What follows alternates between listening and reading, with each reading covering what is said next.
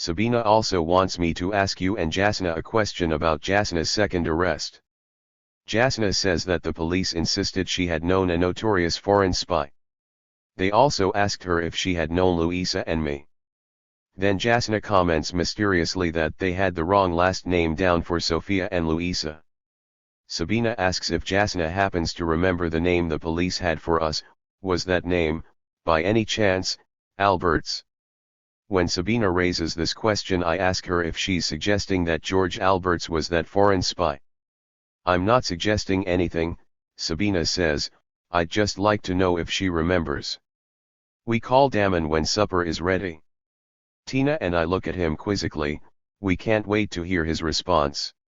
It's the first time Damon has ever eaten at our house, and I can see that Sabina is waiting for the slightest pretext to tear into him.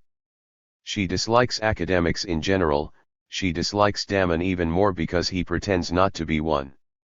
Damon starts eating and his sole comment is, this is very good. What is it? I ask myself if he's going to avoid your letter. I've seen him do that before.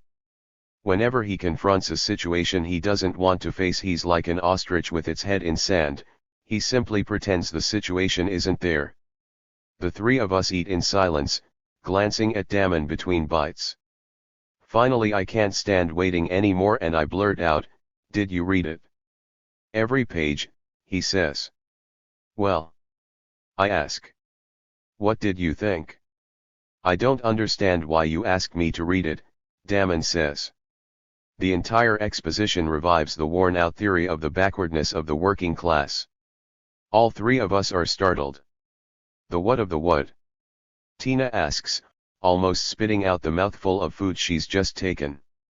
Assuming his pedagogical posture again, Damon explains to Tina, the theory, or so-called theory, of the backwardness of the working class. It's nothing but a rationalization of the prejudices of petty bourgeois writers who don't know a thing about the revolutionary potential of the working class. Before Damon is done speaking, Sabina throws her knife down on her plate, gets up so abruptly she knocks the chair down behind her, and pointing her fork at Damon she shouts, "You're full of shit, Professor." Carrying the fork, she rushes away and slams the door of her room. Damon remains perfectly calm. She obviously agrees with him, he says, and continues eating. Tina, who remains as calm as Damon, asks him, how does that so-called theory apply to those sections of Yarostan's letter? Is anyone else going to wave a fork in my face? Damon asks, but neither of us laughs. If workers were as backward as he describes them, socialism would be impossible. Show me where he says workers are backward. Tina insists. How glad I am that Tina never attended school and therefore never learned to be intimidated by pedagogues who force one to assume what they then proceed to prove. Do you want me to quote the actual lines where he says it? Damon asks, trying to suggest that the passage I typed is full of such lines. How else could you show me what he says? Tina asks. The idea of the workers' backwardness pervades his whole argument, Damon says curtly, as if with that statement he had definitively proved his accusation. He proceeds to shift the conversation to something else. The working class is inherently revolutionary. This is not a matter. Hey. Tina interrupts. Aren't you going to show me where he says the workers are backward? Damon is obviously not used to arguing with a person whose perception hasn't been dulled by formal education, and he proceeds as if he had succeeded in shifting the topic.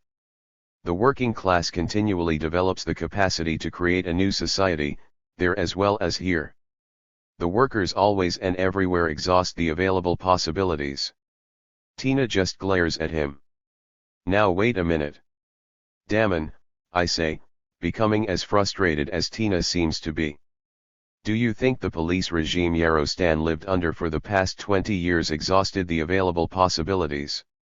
I didn't say that, Damon insists. I said workers create organizations to struggle for whatever seems useful to them. These struggles win for the working class whatever it is objectively possible to win. These victories are never granted without struggle, and they are never tricks to deceive the working class. If you're not saying that police regime was a working class victory, then what in the world are you saying? Tina asks, apparently giving up her attempt to get her earlier question answered. What's wrong with your friend's comments, Damon says, is that he criticizes the role of all types of organizations and leaders in restraining and limiting the revolutionary capacity of workers.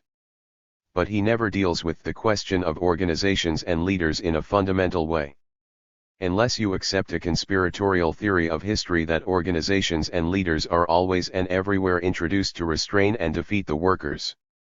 I'm lost, Tina says. At least I think I'm lost. Everything you say sounds like an evasion and seems to have nothing to do with what anyone is saying. I'm lost too, I admit. What's your point? That Yarostan doesn't deal with organizations and leaders in a fundamental way, whereas you do. That's right, he says. His critique of organizations and leaders is totally misplaced. Misplaced? I shout. He's been experiencing the effects of those organizations and their police for the past 20 years. He's not the only one experiencing those effects, so are millions of other people, he says. What in hell does that mean? I ask, starting to shake with frustration. There's no way to talk to him. I begin to wish I had walked out like Sabina instead of trying to communicate with him. Your friend doesn't like real revolutions, Damon says. That comes through every line. He wants a revolution to be pure. But real revolutions are the only ones that take place, and workers' struggles are never pure. Your friend is against all real struggles. You're a real card, Professor. Tina says, unsuccessfully pretending to be amused. Next time you come to dinner, I'm going to fry you a turd fished straight out of the toilet bowl, and if you don't like it, I'll ask, what's the matter with you, Professor? Do you only like food when it's pure? Damon turns to me pretending that he's being persecuted and asks, do I have to listen to that? Without a trace of sympathy for his plight, I tell him, Damon, you don't have to listen to anything except your own inner voices. I'm trying to make the point, he continues, that your friend is like all those petty bourgeois writers who condemn real revolutions because they don't live up to certain standards set up, not by the struggling workers, but by the bourgeois writers. Workers always struggle for whatever is objectively possible, whether or not it's pure, whether or not it lives up to the standards set up by the bourgeois writers. I start to boil. That's an apology for police states if I ever heard one. I shout. Whatever happens to workers is for you a working class victory. If workers are shot and jailed, then that's the only victory that was objectively possible. Whatever happens to workers is all that was objectively possible. You're an apologist for the status quo. Yarostan is no more of a bourgeois writer than I am. Tina shouts. Damon at last shows signs of becoming angry. He turns to me and, pretending to be injured at the very core of his being, he says, Sophie, your last statement is a complete distortion of everything I have ever said, and you know it. You know perfectly well that I'm not talking about counter-revolutions, so don't you dare call me an apologist for counter-revolutions. I'm talking about revolutions that don't live up to the expectations of a middle-class intellectual. You don't know what you're talking about. Tina shouts. You, a full-fledged university professor, are calling someone who spent half his life working in factories a middle-class intellectual. Talk about distortions. How do you dare? That's just plain horseshit. Damon shouts, cutting Tina short and losing his professorial detachment altogether. No factory worker I know could have written anything like this. Wow, shouts Tina. Look who's talking about the backward workers who can't write and have no standards. Do you want to talk seriously, or do you want to have a shouting match? He shouts. If you'd like to have a shouting match, then count me out, because I've got more important things to do and my nerves can't take it. So what if he spent half his life in a factory? So have I. And you sure have capitalized on that fact, I comment sarcastically. What's that got to do with anything? He shouts. That doesn't make me a factory worker any more than it makes him a factory worker or anyone else in this room.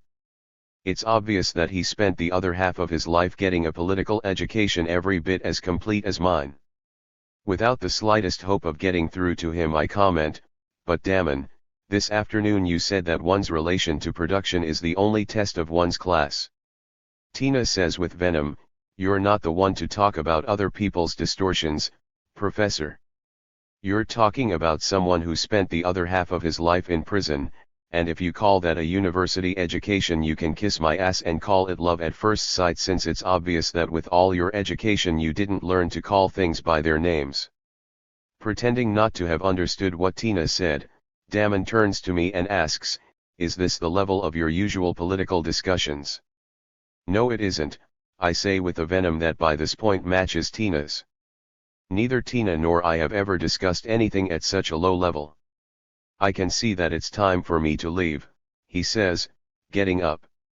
I get up too and continue in the same tone, you've evaded every one of Tina's questions with cheap tricks and sneaky shifts of topic. She asked you how you could call a worker who spent half his life in prison a middle-class intellectual. And not just any prison, but a prison created by the organizations and leaders you defend. Fidgeting with the doorknob, he says, I hate to say this, Sophie, but when it comes to politics you're a complete ignoramus. If you knew anything at all about the working class, you'd know that leaders don't simply impose themselves on the working class. Leaders are products of the working class. If workers are defeated, it's not because of the evil ways of leaders but because the working class isn't able to take control of the means of production.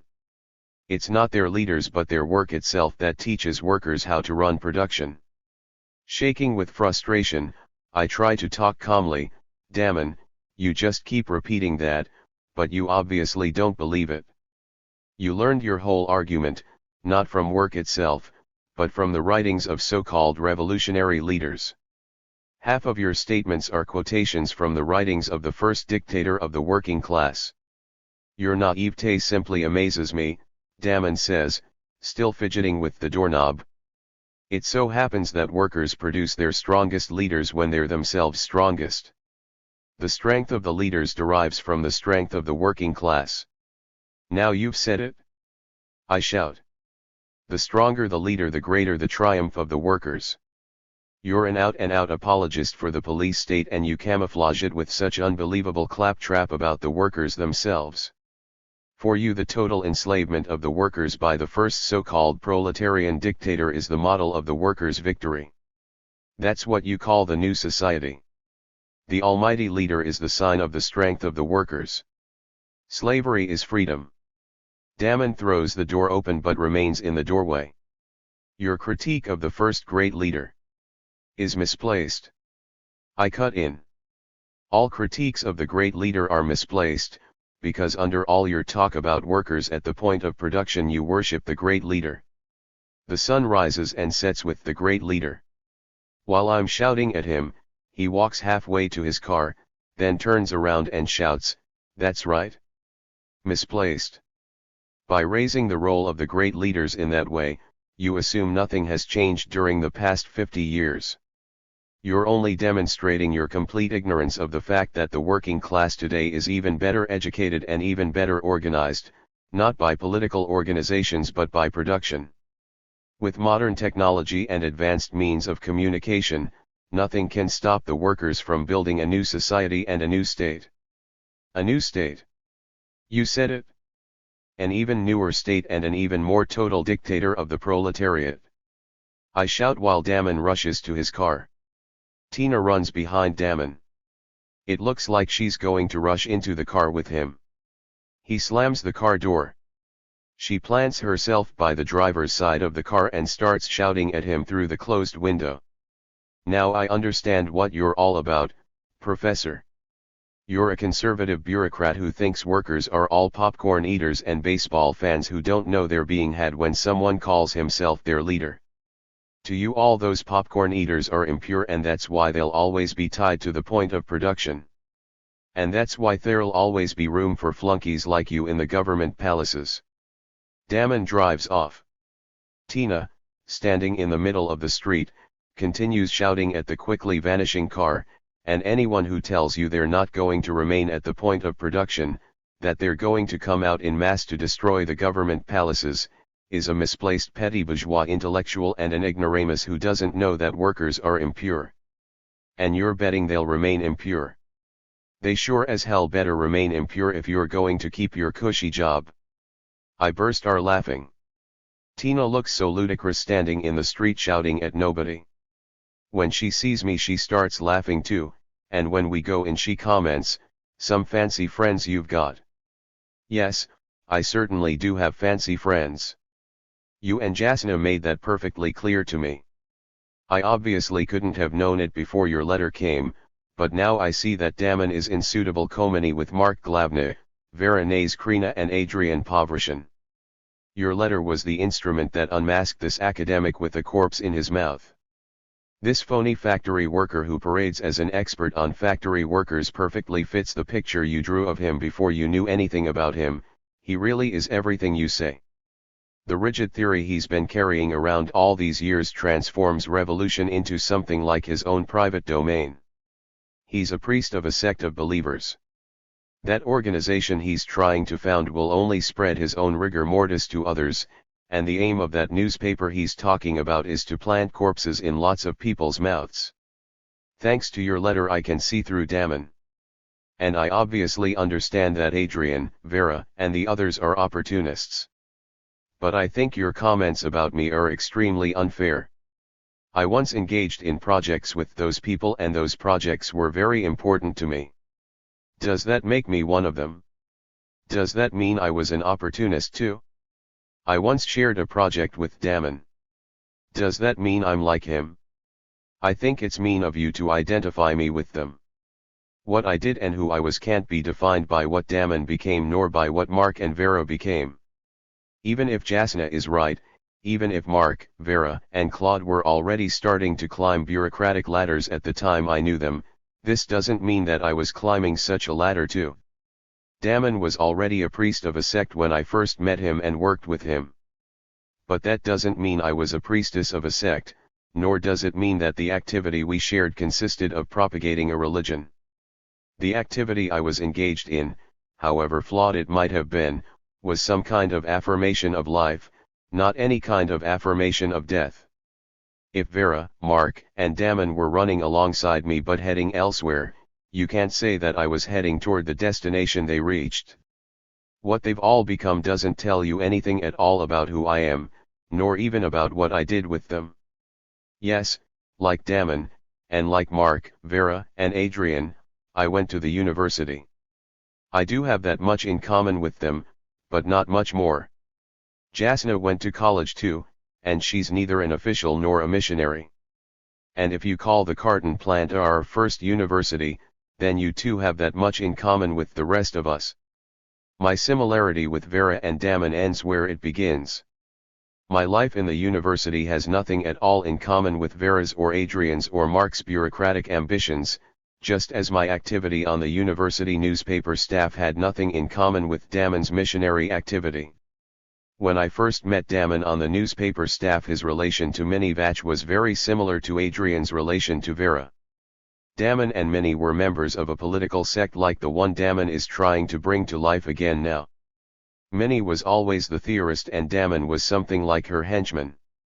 Their organization published a paper but I never read it and consequently I can't tell you how well the self-chosen prophets recognized and recorded the new society while workers remained at the point of production. What I can tell you is that I did not work, and would never have worked, on their organization's newspaper, and that Damon and Minnie did not transform the university newspaper into their organization's organ. In this respect Damon and Minnie were much more decent than their political enemies on the staff, Lem Isel and Rhea Morphin. Lem and Rhea would have liked nothing better than to transform the university newspaper into a propaganda sheet for their organization, and I was as hostile to their attempts to do this as anyone else on the staff. You're probably right in saying that I recognized the repressive aspirations of Lem and Rhea mainly because they expressed them so openly. But you're wrong when you say I glorify their more sophisticated political cousins. If I glorified Minnie and Damon in my last letter, it was because the moments I shared with them on the newspaper staff were among the happiest moments of my life, not because I shared any of their organizational commitments. I really do think you get carried away by your own rhetoric. In my last letter I told you that my friend Alec had to trample publicly on all his past political commitments before Minnie and Damon accepted him as a friend and ally. Admittedly, I didn't make an exhaustive critique of Minnie and Damon, but the little I did say hardly amounted to a glorification. And I certainly didn't glorify anyone else on the staff.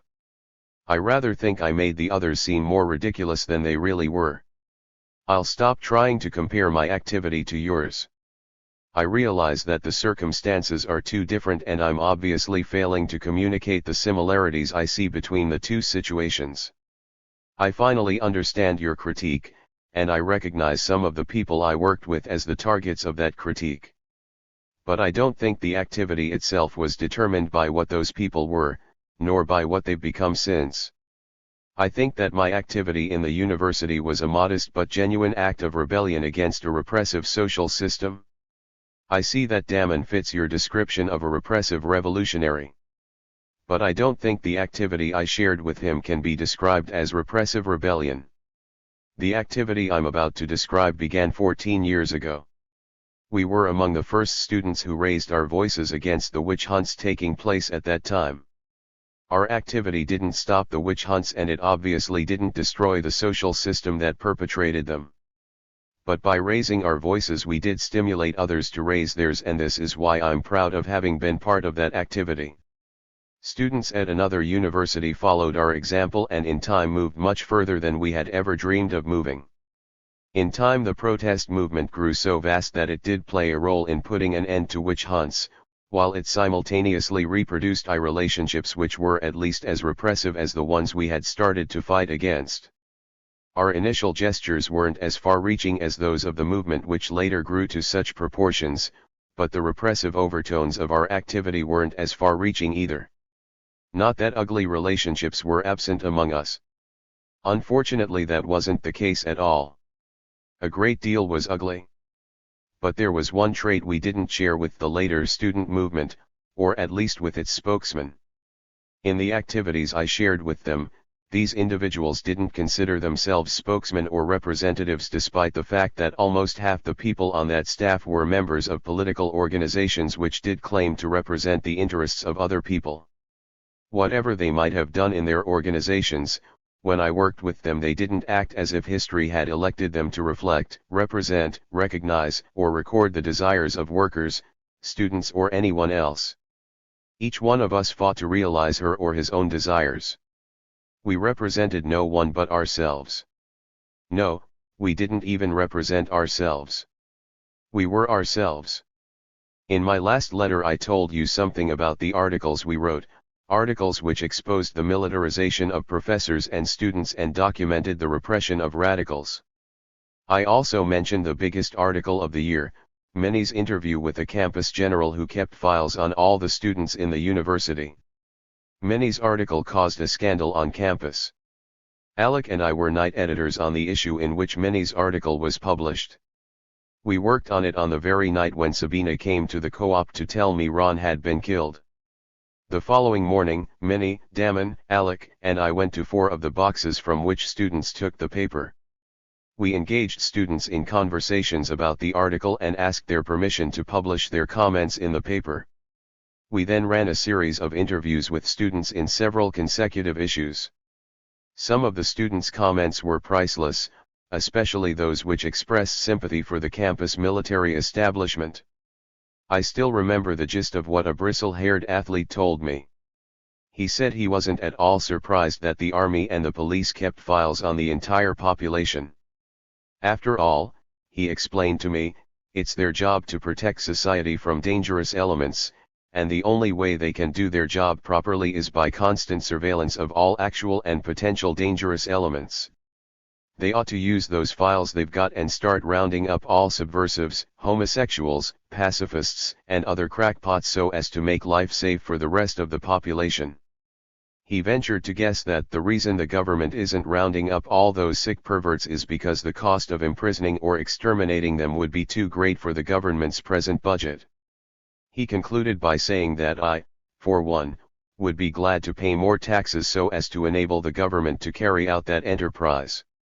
I got several other interviews similar in outlook to this one, but none of them were as rabid. Minnie's interviews were precisely the opposite from mine. She said she couldn't stomach students who sympathized with the military, and she only interviewed those whose comments were hostile to the general's files. One student she interviewed said he wouldn't be able to sleep anymore because every time he heard the police siren at night he'd think the police were coming to arrest him. Others she interviewed spoke at length about the unconstitutionality of the general's files, and one student commented on the general's anti-Semitism. One of the insights the general had gotten from his files was that subversive traits appeared more frequently among Baltic Jews than among any other easily identifiable group.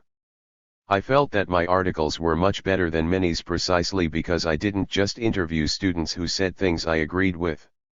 I felt that the students who defended the general exposed him much more effectively than those who attacked him. Besides which, it was such a ball to interview those reactionaries. I did them the favor of making their statements coherent and grammatical. Most of those protectors of civilization and culture, future officials and managers, hadn't ever learned to use their own language. Damon and Alec were terribly disappointing. They didn't contribute a single article. Instead of interviewing students, they had gotten into heated arguments with them, and Alec even got injured in a fight with a student he was supposedly interviewing. Every single one of Minnie's and my articles were published. It was obvious to Hugh that my articles reflected one side of the picture whereas Minnie's reflected the other side, and consequently there was never any question of excluding any article. This series of interviews caused as much of a scandal as Minnie's original interview, and the scandal led directly to the repression of the newspaper staff. Professors and students discussed these articles in their classes, and the city newspapers started to take an interest in the question. But the two city papers were owned by people just like the general who kept the files, and they weren't interested in our exposures of the general's files but in us. They started publishing stories which said the university newspaper had been taken over by a clique of Reds and Pinkos, and that this clique was intent on defaming and destroying the university, the army, and the flag. They quoted some of the most extreme statements of students we had interviewed and said the statements had been parts of editorials which expressed the newspaper staff's policy. I've never known if it was the campaign carried on in the city newspapers, or pressure from the campus military, or the university administration's own embarrassment that set off the repression. It was probably all of these things plus some others I'm not even aware of. Only a few days after Minnie's original article appeared, we got a note from the administration demanding that the editor and managing editor go to the office of the university president immediately, before the preparation of another day's issue. Hugh and Bess rushed to the president's office, and the rest of us continued working on the next day's paper. When Hugh and Bess returned an hour later, all the work stopped.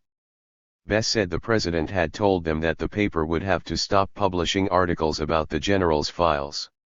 If such articles continued appearing, there would be severe consequences. Hugh said he had objected to being called to the president's office on a matter that is completely within the competence of the elected editor, and that he would disregard the president's threat and continue to edit the paper according to strictly journalistic standards. Every one of us jumped up with relief and congratulated him for his principled stand. But he still wanted a vote of confidence. Since I was elected by the staff, the final decision has to be made by the staff. I feel that these articles are of high quality and of great public interest, and that each article expresses a different side of the problem.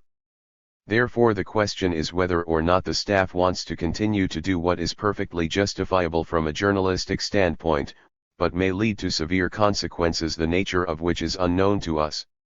None of us could imagine what the severe consequences might be, and no one was particularly worried. Minnie and I still had several more interviews to publish, and the vast majority of the staff voted in favor of publishing them. Lem and Ria abstained from voting. After all our articles were published, we all thought the crisis had blown over, although the city papers continued carrying completely made-up accounts of who we were and what we did. About 2 weeks after my last article appeared, 2 weeks during which there hadn't been anything really interesting in the paper, the university administration struck. Something called a directive was released by the administration to the city press and the student government. We all gathered in the office and read the statement with disbelief. Many started crying. I felt like crying too. Hugh seemed thunderstruck and just paced back and forth. According to this directive, the student newspaper would be given back to the student community at the end of that week. Since the directive came out on a Thursday, this meant we would only put out one more issue. The directive went on to say that after a brief delay, competent journalists selected from among the student body will resume publication of a newspaper that reflects the interests of the student community. This sentence suggested that we were neither competent nor students, but it also suggested something much more ominous. As far as any of us knew, the editors of the university's newspaper had always been elected by the staff, and this was now going to end. The selected journalists would obviously be people appointed by the administration.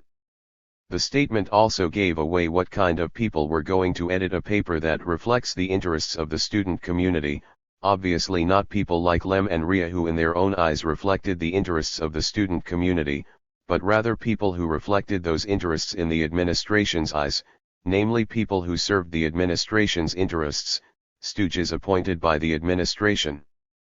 The directive went on to explain the reasons for this action. It said that a self-perpetuating clique of radical agitators has taken over the publication of the student newspaper, thereby endangering the education and well-being of the student body and doing irreparable damage to the university's public image. This statement was not an outright lie. It was authorities' way of stating the truth. Self-perpetuating simply meant that we elected our own editors, as opposed to the new arrangement which introduced an administration-perpetuated clique. But the expression self-perpetuating clique made the electoral arrangement sound so underhanded and manipulative. It was also true that there were proportionally many more radicals on the newspaper staff than there were in the student body as a whole. For all I know, every radical in the university at that time was on the newspaper staff. But it's perfectly obvious why this should have been the case. It was a period when all self-expression was being fiercely repressed. Those few students who refused to be muzzled were by definition radicals, since they were swimming against the stream. These were the only students who tried to express themselves at a time when self-expression was taboo, and where should they have gone if not to the newspaper staff, the only place in the university where self-expression was still possible? The directive also said that the present staff of the paper was not being fired. On the contrary, the staff was being urged to cooperate with the new editorial board to make the paper a representative student newspaper, which is a positive asset to the university community. All of us skipped our classes and spent the day at the office, planning our last issue. I felt as if a major historical event had taken place, as if a world war had just been declared. Hugh suggested that each of us write an editorial expressing our side of the question. He said the bias of the last issue would be more than compensated for by the fact that all the issues from then on would express the other side. I suggested that black borders be placed around every page, expressing the fact that the press had just died at the university. Bess Latch was violently opposed to this.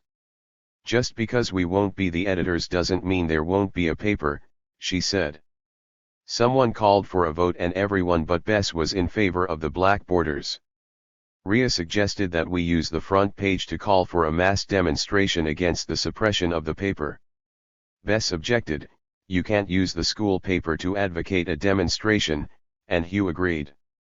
I tried to argue that we were no longer bound by regulations that the university itself had just broken, but only Lem and Ria agreed with me. Suddenly Thurston Ruckshaw's, of all people, made a suggestion that seemed to be similar to Ria's, although Ria didn't think so. Thurston argued that it was perfectly legitimate to announce a coming event, since this was one of the paper's functions. We could announce that on Friday morning the former staff members of the university newspaper were going to march in a funeral procession across campus, carrying the corpse of the university newspaper inside a coffin. That upper-class dandy always did have a sense of humor. I was immediately fired up by the idea. Hugh and Alec were also enthusiastic about it from the start. Many favored some kind of demonstration, but she argued that a funeral would only suggest that we had been defeated and had given up the struggle. For once Lem and Ria agreed with Minnie, Damon obviously did too. The argument about the nature of the demonstration was sidetracked by Bess, who had worked herself up into a hysterical state. We can only express our opinions of the university directive. We can't use this paper to advocate one or another course of action. That's a betrayal of our trust. It's a crime. By calling for such a demonstration, we would be using the paper as our own private organ. But the paper doesn't belong to us. It belongs to all the students. And it won't be dead just because some of us no longer work on it. Thurston defended his idea of announcing the mock funeral by pointing out that by the time it took place, the people taking part in it would no longer be the paper's staff but merely a group of anonymous students. Bess shouted at Thurston, "But we're not anonymous students today. We're the editorial board and staff of the university newspaper, and today you can't transform this paper into an instrument for your own demonstration. Tomorrow you can carry all the coffins you want." Thurston angrily called for a vote. Bess shouted, "It's not in our jurisdiction to vote about university regulations." "It isn't?" Thurston asked. "Watch this." All in favor of Bess's position. No one voted in favor, not even Bess, since she disapproved of the vote. "All in favor of mine." Everyone's hand went up except Bess's. But that was a sneaky maneuver. Thurston hadn't only put an end to Bess's objections, he had also closed the discussion on the nature of the demonstration. We were all aware of this, but no one reopened that discussion. I suppose we all knew that if we spent the day arguing, we wouldn't have time to prepare any kind of demonstration, to write our editorials, or to put out our last paper. And I suppose Minnie and Ria considered Thurston's suggestion better than no demonstration at all. Bess stormed out of the office while Thurston's hastily called vote was taking place. She returned later in the day, but only to submit her editorial. She didn't take part in the work on the last issue. Later in the day, Ria suggested that we run off leaflets announcing the demonstration and that we distribute them to all the student dormitories. I was in favor of doing that. Hugh objected to this type of agitation because the very nature of the demonstration required us to be dignified and responsible. Minnie said we simply didn't have time to do that, and she was right. We worked feverishly. Since everyone was composing an editorial, no one started doing the typing and editing until evening. Hugh did the layout in Bess's absence, and although he was as good at it as she, he wasn't nearly as fast. Late that night, Ria made another suggestion. She said the former staff should start publishing an off-campus paper as soon as possible. Only such an act would clarify the real significance of the black borders and the funeral procession. The official university newspaper would have died, but not the people who had given it life. The contrast between the two publications would make it obvious to all that the press was still alive in our publication, whereas the university paper had become a corpse. I was moved by Ria's suggestion, but no one discussed it. We were simply too busy. We didn't get the paper to the printers until 2 in the morning, we didn't leave the printers until 5, and we had to get up again a few hours later to carry out the demonstration we were announcing. Fortunately, when Thurston had made his suggestion, he hadn't expected the rest of us to do the work of implementing it. Thurston himself worked out the details of his mock funeral after he left the printer at 5 in the morning. One of his father's friends ran a funeral parlor. Thurston went there at 6 in the morning and explained to the undertaker that he needed a coffin as well as several wreaths and bouquets of flowers for a theatrical performance. He drove all the props to campus in a hearse. All of us except Bess gathered at the newspaper office at 8 in the morning, but the copies of the paper hadn't been delivered to their boxes yet because of how late we'd gotten the layout to the printer. The papers didn't arrive until 9, and we spent the hour frustratedly waiting for them, since our funeral would have been incomprehensible without any explanations. Ria, naturally, reminded us that leaflets would have solved this problem. We were all dead tired, but we started out full of enthusiasm. Thurston came dressed in a tuxedo and Hugh wore a black suit and a comical black hat. Damon and Minnie walked in front of the procession giving out copies of the newspaper. Hugh, Thurston, Alec, and Lem carried the coffin, which was covered with flowers. Rhea and I walked behind the coffin with wreaths. We walked, very slowly, in front of all the administrative and academic buildings and in front of all the dormitories. But our initial enthusiasm died. The mock funeral was a big disappointment, even to Thurston. Students would pause briefly, stare at the paper, stare at us, and then continue along their varied paths. The main response was an icy indifference. Some students said things like, "Go back where you came from, and who do you think you're fooling?" Not one student said anything sympathetic.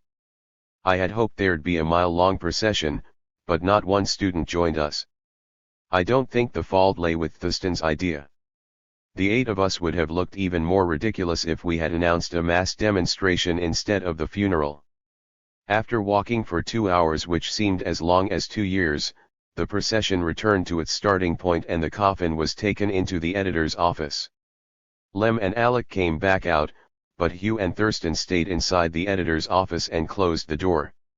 I lay down on the bench. I was exhausted and I felt like crying.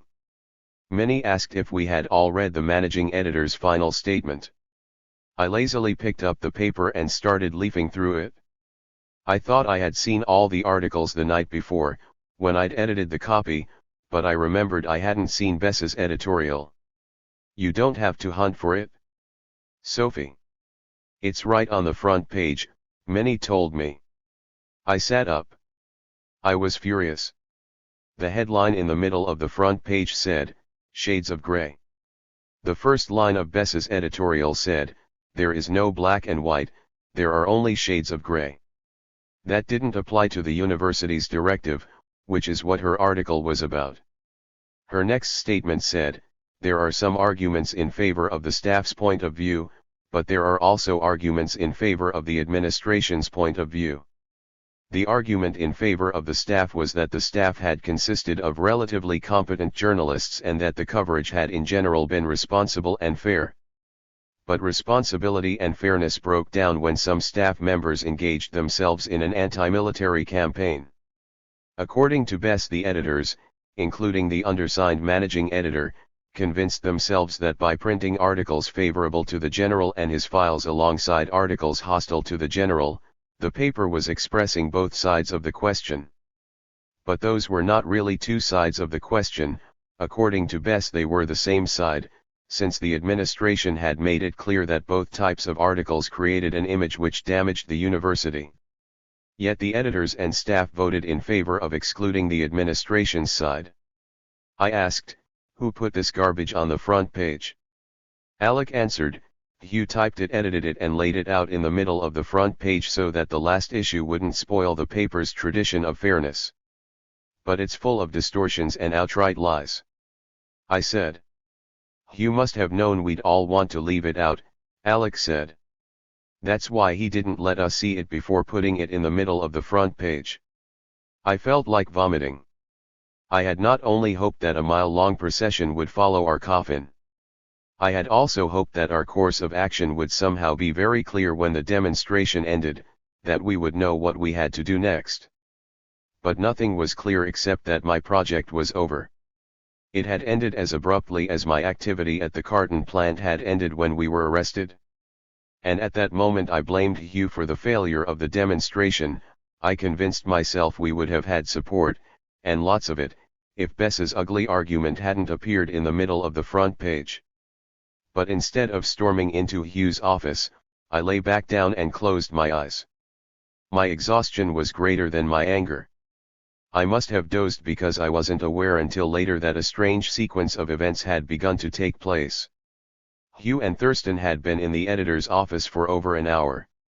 I vaguely knew that at some point Thurston had asked Damon as well as Alec to join them in the office and that sometime later Lem was called in as well.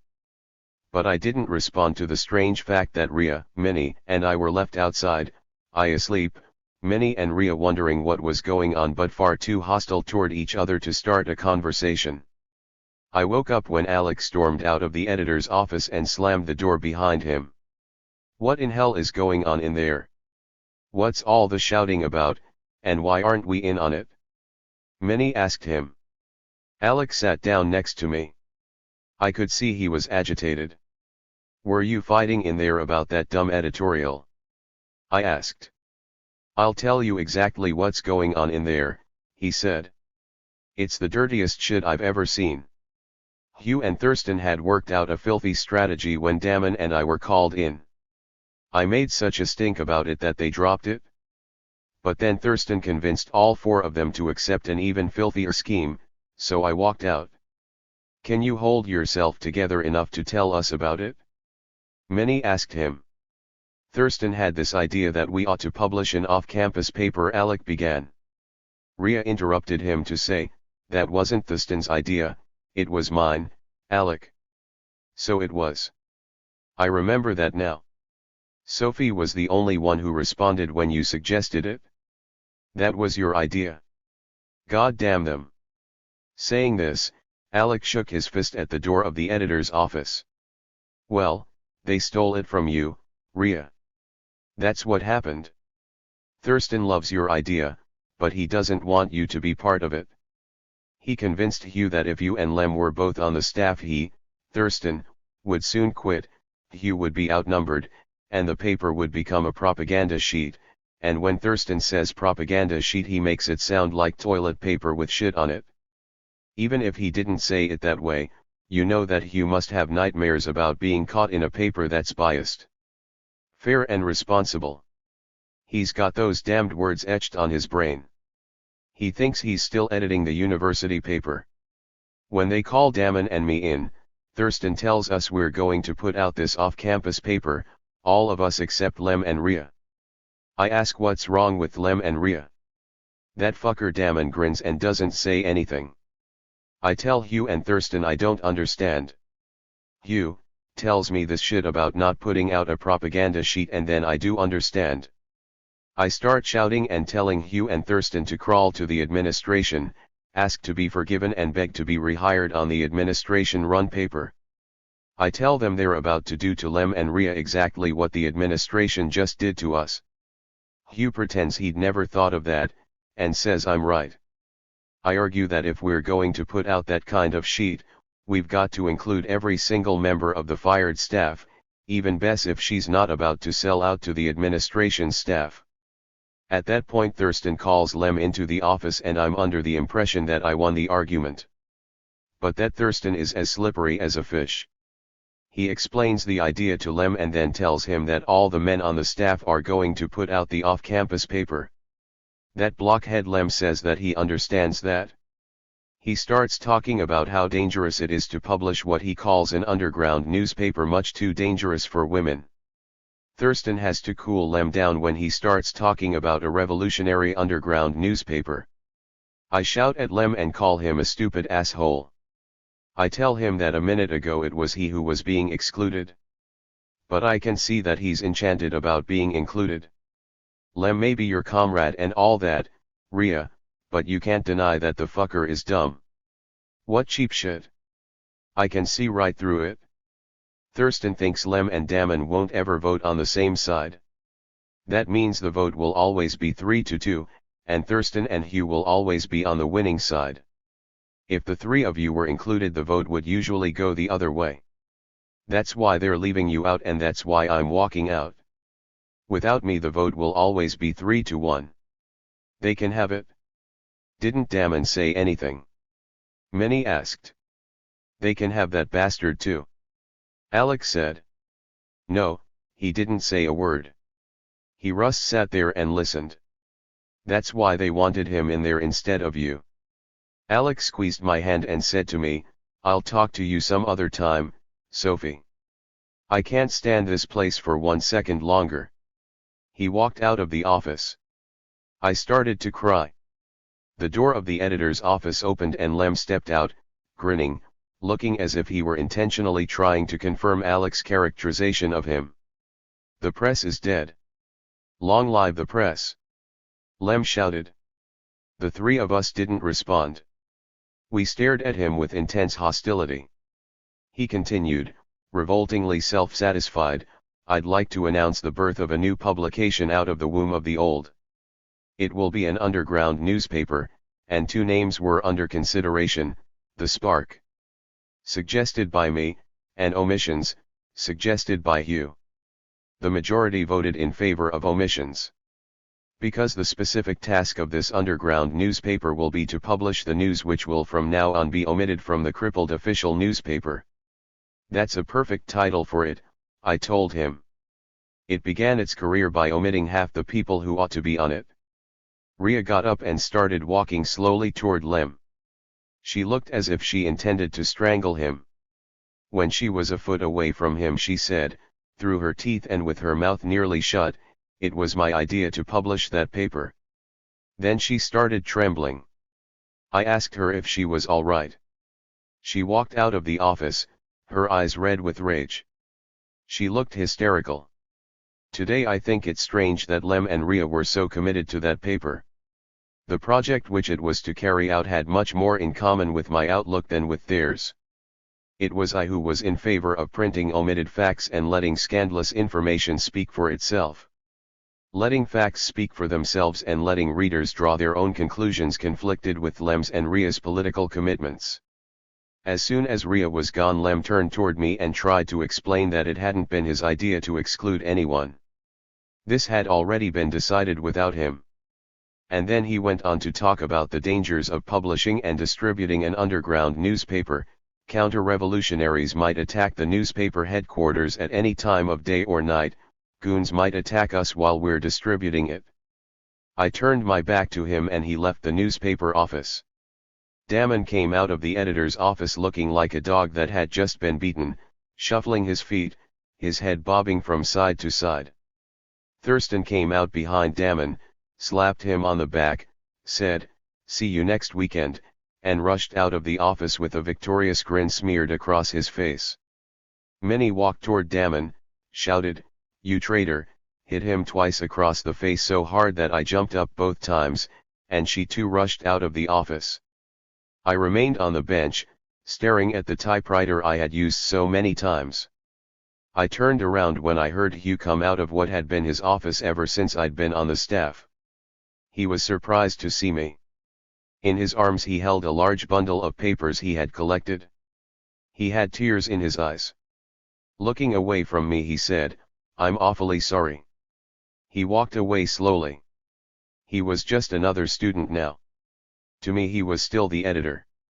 I was alone with the typewriters, the U-shaped desk in the middle of the room, the doors to the editors' and managing editors' offices, the pages tacked to the walls with errors circled in red. I cried. I was going to miss the typewriter, the desk, the walls, and the people with whom I had spent so many hectic days. I hadn't felt so lonely, so excluded since the night I had gone to the beach with Ron and Sabina and had walked home by myself after Ron wrecked his father's car. I started to think they would all miss this office. And then the thought passed through my mind that Alec hadn't told us the truth about the meeting that had just taken place in Hugh's office.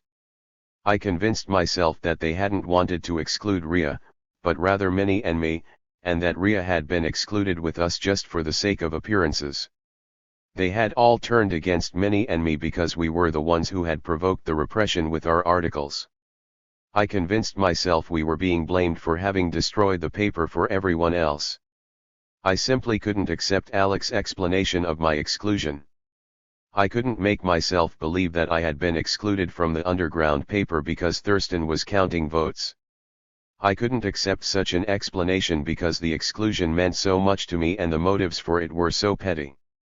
My exclusion from Omissions by my own friends was much more painful to me than my exclusion from the university newspaper by the administration. Not only because the newest exclusion was so personal but because Omissions was a project being launched by the people who were going to engage in it, whereas the university paper was an institution that had existed before any of us had ever joined it. It was not our project. I was hurt because Omissions was precisely the kind of project I had hoped I'd find when I first enrolled in the university. It seemed to me then that this project was identical to the project I had taken part in years earlier, with you and Jasna and the others at the carton plant, when we formulated our own goals and strategies, printed our own posters, distributed them ourselves. I was excluded from the only genuine community I had found here, the second community I had found in my whole life. I now recognize the validity of your critique of my earlier activity. I didn't understand the context in which it took place and I wasn't aware of the motives that animated the people around me. But I don't think you can impute their motives to me. The activity in the carton plant was not a rung of a bureaucratic ladder for me, and unlike Vera and Mark, I haven't risen in any hierarchy. My desire to participate on omissions wasn't motivated by bureaucratic ambitions. I was pained by my exclusion not because it deprived me of opportunities or comforts but because it deprived me of a project, of a community, of genuinely independent activity. I sat in that office and cried because my project with you, Jasna, Vera and Mark was going to remain the only genuine project in which I had taken part. I understand Jasna's narrative. I've even extended it by telling you who Daman was and what he has become. I'm sure I'd be equally disappointed if I learned what the other people on that newspaper staff were doing today. But that's not the point. My point is that the activity I wanted to share with them was not composed of their character traits, any more than the activity at the carton plant was composed of Mark's or Vera's bureaucratic ambitions, and no matter what they've become since then, you can't take away from me what I experienced because what I experienced was my project, not their ambitions. What I don't seem able to convey to you is that what I sought all my life is something that's completely my own. It's a significant project within the context of a community. When I tell you that I learned about the possibility of such a project and such a community during those days I spent with you, I'm merely telling you a fact about myself, a detail of my biography. I'm not telling this to you in order to glorify those specific people nor that specific project. The reason I felt so miserable when I was excluded from the off-campus paper was because I was deprived of something I had learned to want many years earlier. It had nothing to do with Vera's or Mark's titles. It had to do with activity and with human relationships. What I learned to want didn't have to be related to posters or newspapers. After my exclusion from omissions, I became desperate and I leapt from one world of activity to another in search of such a project and such a community. I sought it with Alec within the university itself, and we both got expelled from school. I sought it by trying to correspond with you, and failed to reach you. I sought it in a fictional world that I myself invented, but I never finished my novel. Finally I went to the underworld where Sabina and her mens were living, still seeking the kind of life I had learned to want during those full few days I spent with you 20 years ago. It was dark when I finally dragged myself out of the newspaper office and back to the co-op. I fell asleep as soon as I got to my room and I slept through most of the following day, a Saturday. Alec came shortly after I woke up. We had supper in a small restaurant and then we took a walk around the campus. It was early spring, as it is now. The campus was deserted. We mechanically retraced the path of the previous day's funeral procession. For a long time we just walked silently. Then Alec started to express thoughts that perfectly echoed my own. "It's funny," he said, "I always thought putting out that paper was a lot of hard work and I never thought all of it was such great fun. Sometimes I even wondered if it was worth all that work. But now that it's over I don't think I'll be able to stand it around here." "I know I won't," I said. "I know I'll hate it." We sat down on the steps of the administration building, the very same steps on which the striking students sat a few days ago when Daman lectured to them about the point of production. "Why don't we do something together, just you and I?" Alec asked. "I was just thinking the same thing," I said. "I was thinking about that military professor and his files." "You mean writing more articles about him?" "I'm sick of that," Alec said. "But you didn't write a single one of the articles," I reminded him, laughing. "No, I wasn't thinking of more articles. I was thinking that you and I could sit in on one of his classes and ask him questions about his files." That wasn't really such a daring suggestion.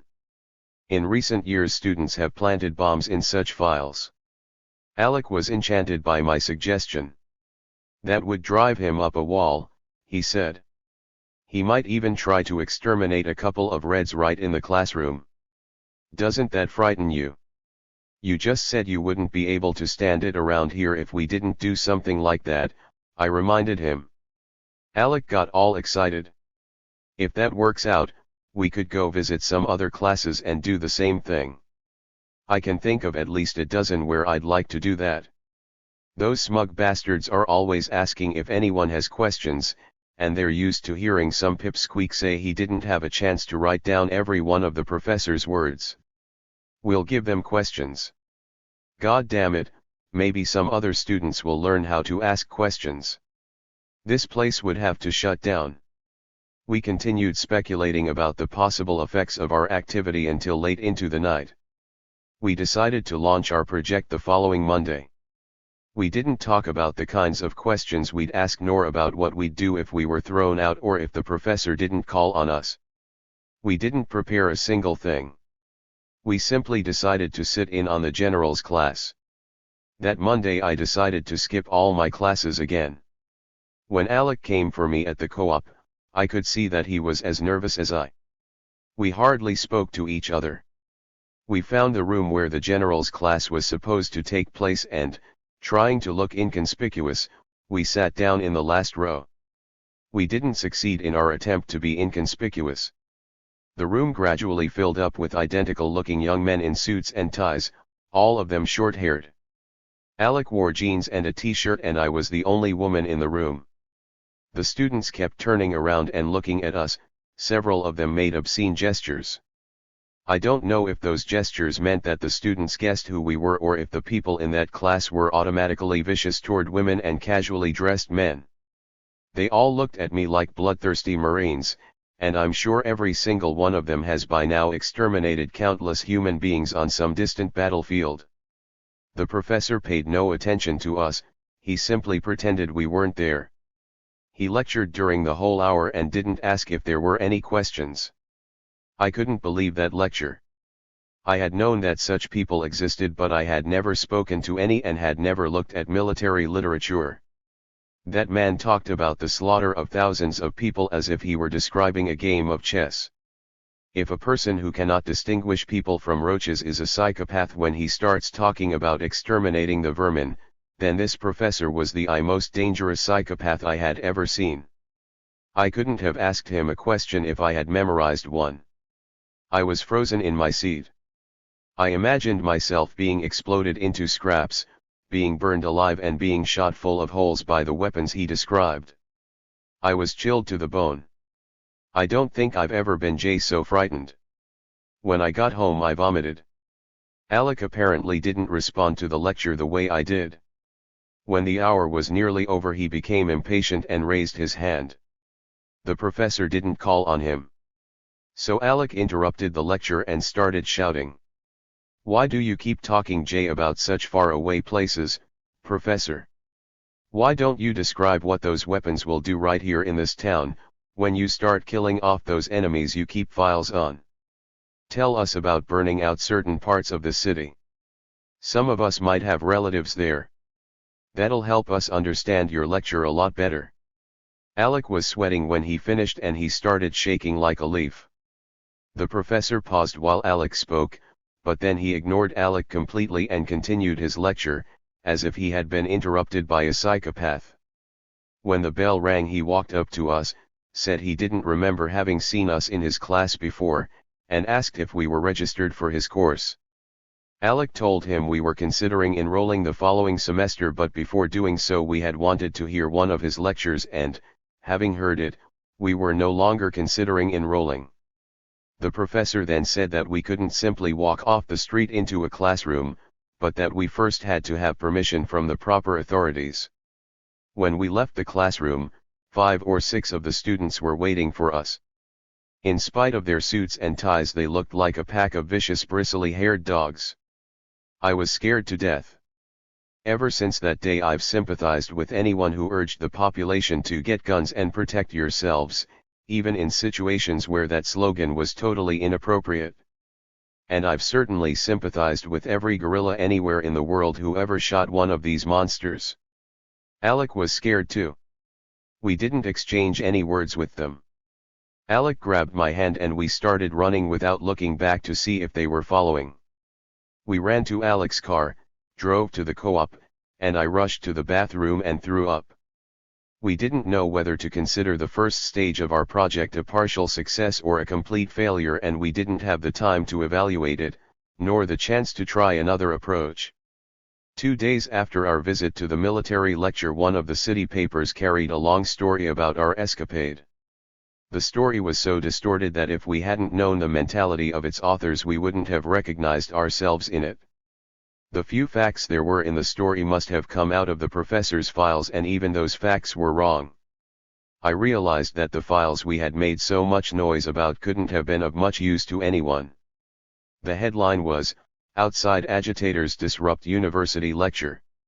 The names of the agitators were Minor Vochek and Sophia Nachalo, namely the authors of the articles that had appeared in the school paper rendered in the city reporters or the professor's spelling. The article described the two agitators as the leaders of the cell that had temporarily taken over the student publication. According to the article, the university had taken vigorous measures to remove from the newspaper staff all communists, homosexuals, fellow travelers, and other outside agitators, and had given the publication back to the student community. However, the article observed critically, the university's measures had not been vigorous enough, because dangerous elements are still being allowed to run rampant in our university, among our sons and daughters, among tomorrow's leaders. The last paragraph stated that Minor Vochek and his consort were obviously no students, but did not explain why this was obvious. Undoubtedly the name they chose for him made this obvious. The article concluded by describing Minor and his consort as dangerous elements who were intent on disfiguring the minds of the entire younger generation and who would stop at nothing in their determined attempt to bring the university to a complete halt. This article was an example of journalism as it was practiced outside the university. We had been fired from the newspaper staff so as to be replaced by people who aspired to this type of journalism. The following morning both Alec and I were served subpoenas by the university administration, or something just like that. A messenger brought both of us notes which told us to appear in the office of the president immediately. Alec came over as soon as he got his notice and we discussed what we would do about it. Our first impulse was to disregard the president's invitation. But on second thought both of us wanted to have a taste of that experience. Neither of us had ever seen the university president or his office, and we were certain that whatever happened, it would not be as terrifying as the moment when we left the general's class and faced a pack of his snarling students. We obviously didn't dress up for the occasion, but I must admit that the president as well as his secretary were very open-minded about that. The secretary told us, "The president will be right with you, please sit down," and indicated that we should install our dirty-looking jeans on the plush chairs in that carpeted room. The president came in, introduced himself, and shook our hands while we remained seated. He asked if we wanted coffee. "Yes, please," we both answered simultaneously. Later on Alec told me he wished he'd thought of asking for breakfast as well. The president himself went out and a few minutes later returned carrying a tray with 2 cups of coffee, a cream pitcher and a sugar bowl. Apparently he wasn't going to join us. "Did you summon us here so as to serve us coffee?" Alec asked. In a very apologetic tone, the president said, "Oh, that note. Yes, it was excessively harsh. We merely wanted to get somewhat better acquainted with you." Then he grinned and added, "I hope you don't mind." "Oh, not at all," I said. "The coffee is very good and the room is nicely decorated. I wouldn't mind coming here every morning." "Yes, well," the president continued, "I should tell you that I understand you young people perfectly. I was quite a gay blade myself during my college days." Alec snickered and the president paused. "However," he then said, "you have to understand that we must face certain realities." Alec and I obviously didn't understand that, if we did we wouldn't have been drinking coffee in the president's office. Realities like the present war hysteria. Alec asked. Is this a university or an army barracks? I understand your point perfectly, the president said. However, there are certain political considerations, and also certain financial ones. The hysterical politicians could fire you and the war profiteering corporations pay your salary, is that what you mean? I asked. My comment irritated the president ever so slightly. He said, I can see that you're both reluctant to face these realities. Then he immediately reverted to his original tone. He didn't want us to think he was an evil man. Your point of view is in many ways justified, I might even say admirable. Unfortunately, I have certain responsibilities and the university has certain responsibilities toward a larger community, and your uncompromising attitude makes it very hard for me, and for the university at large, to carry out these responsibilities. I got angry and said, if you think we're going to compromise our attitudes. Oh, no, he interrupted. Nothing of the sort. I merely wanted to get better acquainted with you. From my point of view this interview has been completely satisfactory. He got up and shook our hands again, saying, I honestly wish you the greatest success in your endeavors. I certainly didn't regret having accepted the president's invitation. I had never before met such a completely unprincipled person, such a perfect politician. The following morning the same messenger who had brought us our invitations brought Alec and me notes informing us that we were being expelled from the university. Neither Alec nor I were terribly upset by our expulsion.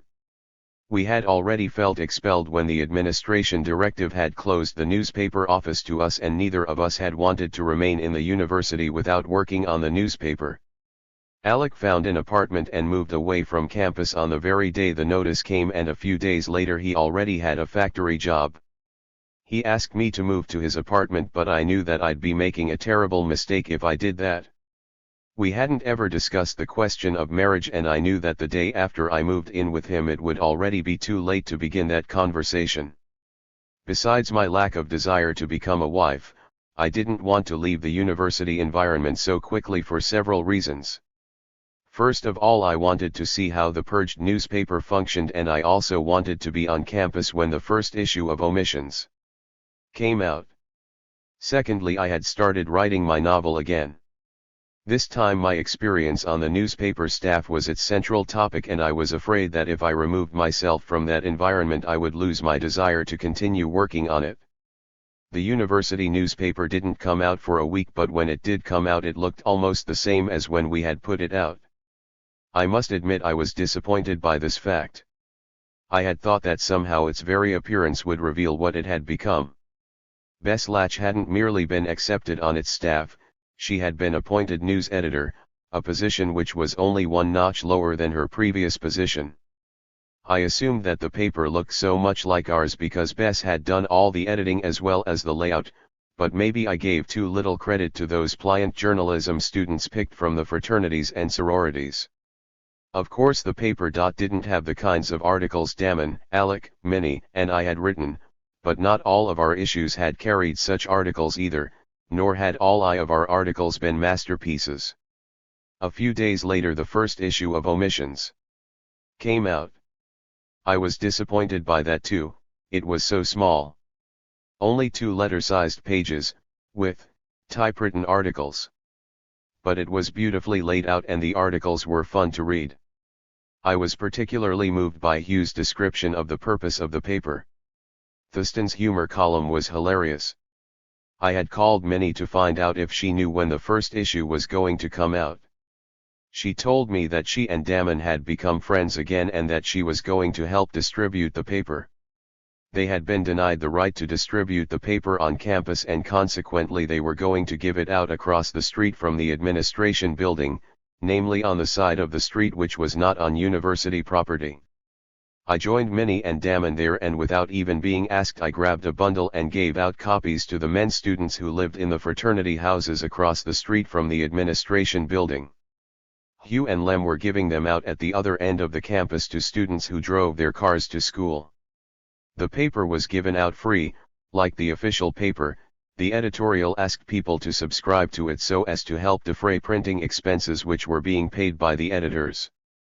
When we ran out of copies, Damon asked me to come to the next staff meeting at Hugh's house.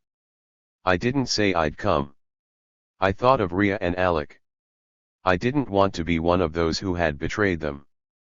But I couldn't stay away. Minnie and Damon came for me on the day when the second issue was to be laid out. When I walked in with them, Thurston and Hugh acted as if they took my presence for granted. I sat and listened while they discussed the materials to be included in the issue. There were no arguments, no cliques, no majorities or minorities, there was no reason for voting. Hugh asked me to write an article, but that was where I drew the line. I was willing to help with the typing and the distribution, but I refused to become one of the editors. I went out with Alec once a week. I told him I was taking part in the distribution of omissions, and gave him a copy whenever it came out. I didn't tell him I was also taking part in the production of the paper. I was ashamed to tell him that. I also felt ashamed at the co-op several times when Rhea saw me go out with Damon and Minnie on our way to Hugh's house. She must have known that I was on my way to work on the off-campus paper originally suggested by her. I took part in the production of the paper, but I continued to be an outsider, not only in my eyes but in theirs as well. After the second issue, all 4 editors as well as Minnie urged me to write articles and take part in the decisions, but I continued to refuse. I just couldn't forget the way the paper had been started, and my failure to participate in those activities didn't let them forget either. They hardly spoke to me. They were afraid I'd take offense at something they said or even at the tone in which they said it. They didn't want me to walk out. The production of that little paper was a lot of hard work, and by the 3rd issue I had become indispensable for the paper's distribution as well. Damon and Lem helped distribute only the first 2 issues. Both had morning classes every day, and Damon had always been a good student. Lem also went back to being a good student, although I can't imagine why, since he then left the university before finishing the school year. And of course the upper-class dandy Thurston never took part in the distribution. He'd as soon have been a peasant guerrilla. Handing out the paper across the street from the university was for Thurston an activity worthy of outside agitators and union organizers, and he was equally hostile to both. The only reason he found himself in our company was that the witch hunt mentality of that time was even interfering with the ability of the ruling class to make jokes about itself, which was all he wanted to do. As a result, Hugh, Minnie, and I were the paper's only distributors. Minnie and I continued to give it out across the street from the administration building, and Hugh continued to distribute it to commuting students on the other side of the campus. How ironic. The argument that had justified our exclusion had been that the distribution of the underground paper would be far too dangerous for the women. I did undergo a terrible experience before the year ended, which I'll describe later, but this experience had not been one of the dangers that had been anticipated when our exclusion had been justified. There were numerous favorable responses to the publication of omissions. Several encouraging letters, some classroom discussions of questions raised by omissions, a certain growth of political awareness on the official newspaper staff which would not have taken place if omissions hadn't been published and if it hadn't maintained such a high level of quality. I'll only describe one of the responses because it's related to events that took place long after the first omissions had been forgotten. Around the middle of the year we learned that a group of students at another university had heard about our series of articles in the school paper, about the directive and about the mock funeral. One of those students was one of the first paying subscribers to omissions. Stimulated by our example, these students launched a similar publication, which they also named Omissions. They were not former editors of the official publication. The official paper of that university had apparently always been as self-repressed as the one here became after the directive. Another difference was that the kinds of articles they carried were not at all like those that appeared in our omissions, but rather like the articles Minnie and I had been publishing in the official paper just before the directive. They were exposures of the militaristic and repressive engagements of professors and academic departments. That group of students didn't disperse at the end of the school year, the way we did. They kept their publication going. Its staff as well as its readers increased. Its name changed several times, new students replaced those who graduated. Several years later the entire editorial board of that publication got themselves elected to the student government. It was the first time within memory that radical students had been so prominent. These students became the first official spokesmen of what became the student movement. I learned all this many years after the demise of the original omissions. When I re-enrolled in college. I'm mentioning all this because I do understand what you mean when you describe our activity in the carton plant or mine on the newspaper staff as a stepping stone toward a political career. That's what it was for Mark Glavna, Veronese, and the group of students I've just described. But the activity was not a stepping stone in and of itself, and I'm not the only one who knows this. Nowadays, when the student movement is vast, several of its politicians are writing the history of their movement. They invariably identify the origin of the present movement with the publication of the first issue of the Omissions. That was published at the other university, which came out several months after our first issue. There's a very good reason why they locate the origin there. That group was a group of politicians, and the historians are politicians writing the history of their likes. They don't mention our activities because we weren't politicians, because we spoke only for ourselves. They know it, I know it, and I think you should know it too. If our activity were ever included in a history, it wouldn't be a history of politicians but a much vaster history of people's attempts to fight against repression on their own, for themselves, without politicians. Our activity had innumerable flaws. Our motives weren't pure and our achievements weren't terribly impressive. But the establishment of political careers was not what motivated us, and that certainly wasn't what we achieved as a result of that activity. Some months before the end of the school year, Lem Isel announced that he would be leaving the Omissions staff as well as the university. He was one of the students selected by his political organization to attend a World Student Conference which was to take place in your part of the world. I had thought Lem had left that organization when he joined the Omissions staff and had fallen out with Ria, but I'd been wrong. To his credit, he hadn't once let his organizational commitment define his relations to the other people on the staff. I reluctantly admitted to myself that Thurston's calculations had not been altogether without substance. If Lem and Ria had both been on that staff, they would have blackmailed each other into implementing the organization's position on every question. Not that their positions would always have been wrong. They would always have been rigid, inflexible. And consequently the discussions wouldn't have had the character of genuine communication but of people shouting at phonograph records that just kept repeating themselves. But even that would have been preferable to the exclusionary course that was taken. Lem's coming trip gave me an idea. I asked him if he'd be willing to deliver letters to all the friends I had known 8 years earlier. I didn't tell him we had all been arrested. I was afraid Lem would suspect there was something wrong with my friends, that they were all stained, as you put it in your second letter. Lem was delighted by the fact that I asked him for a favor. I hadn't asked him to do anything for me since high school.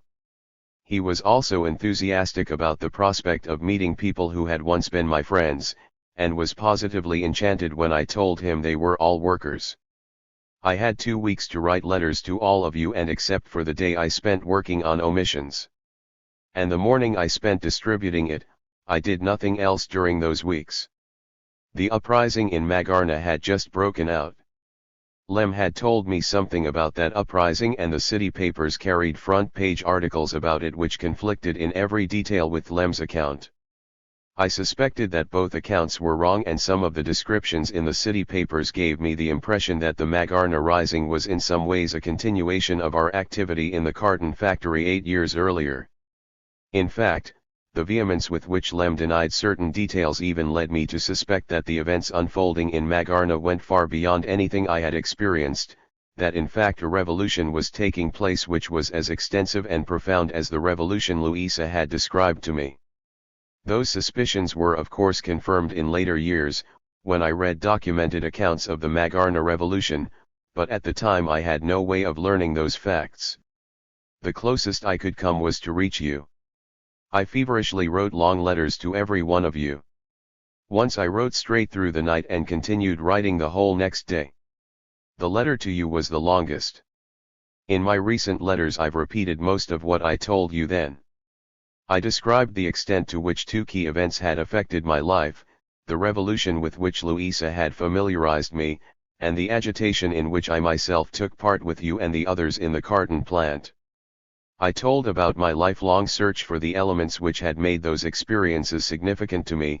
I narrated all I've just finished telling you about my activity on the newspaper staff and the off-campus paper, and I summarized my earlier attempt to compare you to Ron. I was eager to hear about your life and the lives of the others, about your experiences, activities, and projects. I wanted to hear about the rising in Magarna. I was sure those events were giving a new life to the community I had once known. I wanted desperately to be in touch with those of my friends who were closest to it. I wanted to be part of it and part of them. At that time I felt that I was still an integral part of that community. I still thought of myself as one of you. If I had gotten your newest letter and read Jasna's account then, I would have been heartbroken. I imagined all of you were still in the carton plant. I had no way of knowing what dreadfully long prison terms so many of you had served already then. I obviously thought of all of you as I remembered you, as you had been when I had known you. When I wrote those letters, there was nothing I wanted more than to be asked to return, by one and all of you. My letters almost begged for such an invitation. In each letter I described my life since my emigration as the life of a foreigner, the life of an outsider. I described the environment and the population that welcomed me with the slogan "Go back where you come from," and the university in which I had never been anything more than an outside agitator. I also described my exclusion from the single activity I had found here which I would have embraced as my own, the off-campus newspaper. I waited for a letter, a postcard, a word, or a mere sign. I was ready to fly out of here as abruptly as Alec had left the university on the day of our expulsion. But no word came. Even Lem didn't return. When I finally did see Lem again several years later, his account of what happened to him was so unrelated to the letters I had written that I barely listened to what he told me. I was convinced it had nothing to do with me. Poor Lem. Soon after Alec and I were expelled I started my novel again, for the second and last time. How well I understand why Jasna reads long novels whenever she's excluded from the activity of those around her, to live all the possible lives she knows she'll never have a chance to live. I suppose I wrote for similar reasons. Unlike Jasna, I didn't wander through worlds others had created, I wandered through my own, and while wandering I changed it here and there to make it more like the world I would have wanted it to be. I spent almost every day working on it, alone in my room at the co-op. I saw the omissions. People only one day every 2 weeks and at no other time, since the activity that drew us together on that single day, the preparation of the paper, was the very activity that separated us the rest of the time. I saw Alec on weekends.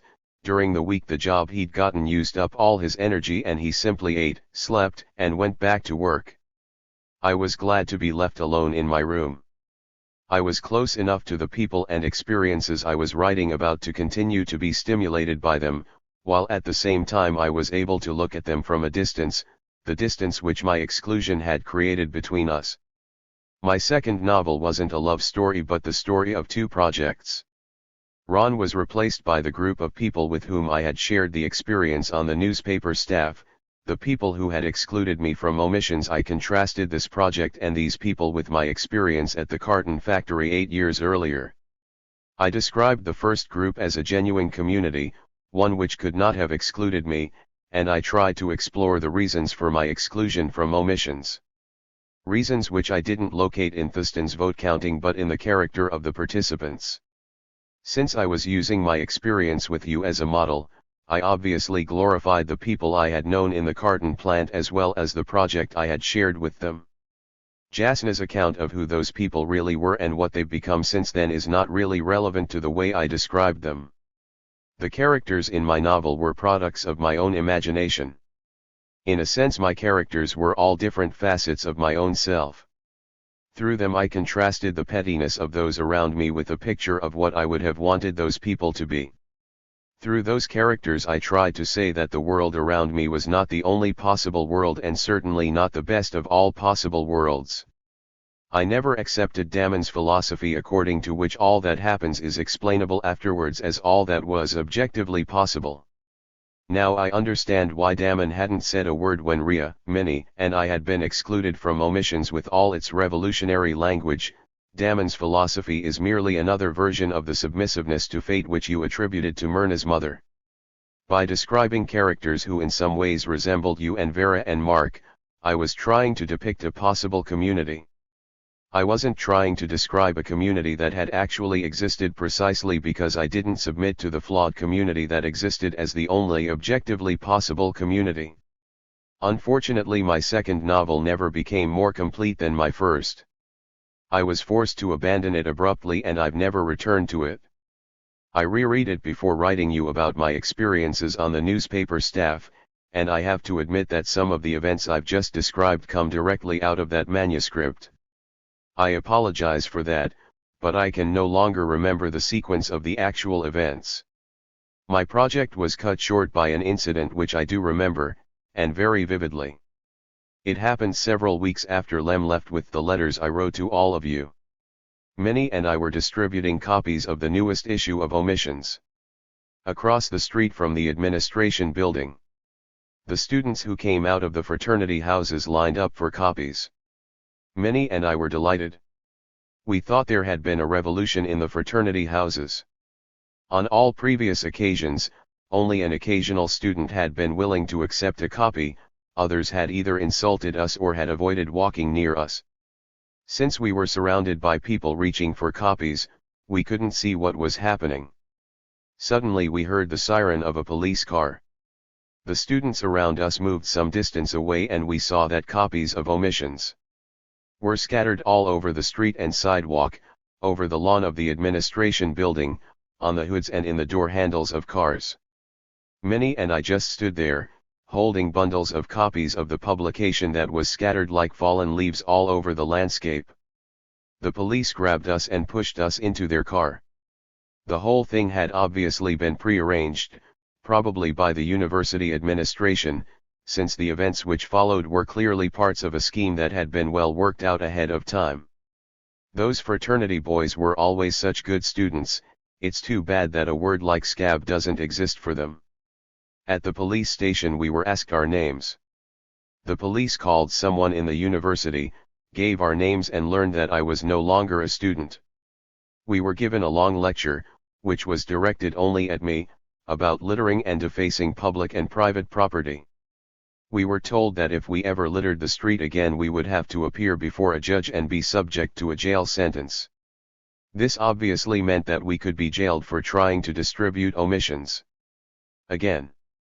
Minnie was called into the university president's office and reprimanded, but she wasn't suspended from school. What happened to me was much worse.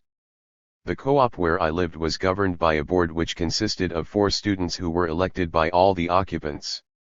2 days after the littering incident, the university administration sent the co-op board a threatening note which said that university-approved housing is intended exclusively for the use of students and not for the general public. The university cannot grant recognition to facilities which are run like hotels or other public accommodations. In other words, if I wasn't evicted from the co-op would lose university recognition. I still haven't learned what university recognition is. I think that without it the co-op would not have been placed on a list of university-approved student housing facilities. But no one was in the co-op because it was university-approved, we were there because it was cheap. The co-op board called for a meeting of all the occupants. No one had ever been evicted from the co-op before. Numerous students went to school 1 semester and worked 1 semester, so that I wasn't the only non-student living there. But as soon as the board members started speaking I knew that the whole business revolved around me. One of the board members said that the loss of university recognition would do irreparable damage to the co-op, and 2 others said that it would do irreparable damage to the careers of all the students in the co-op.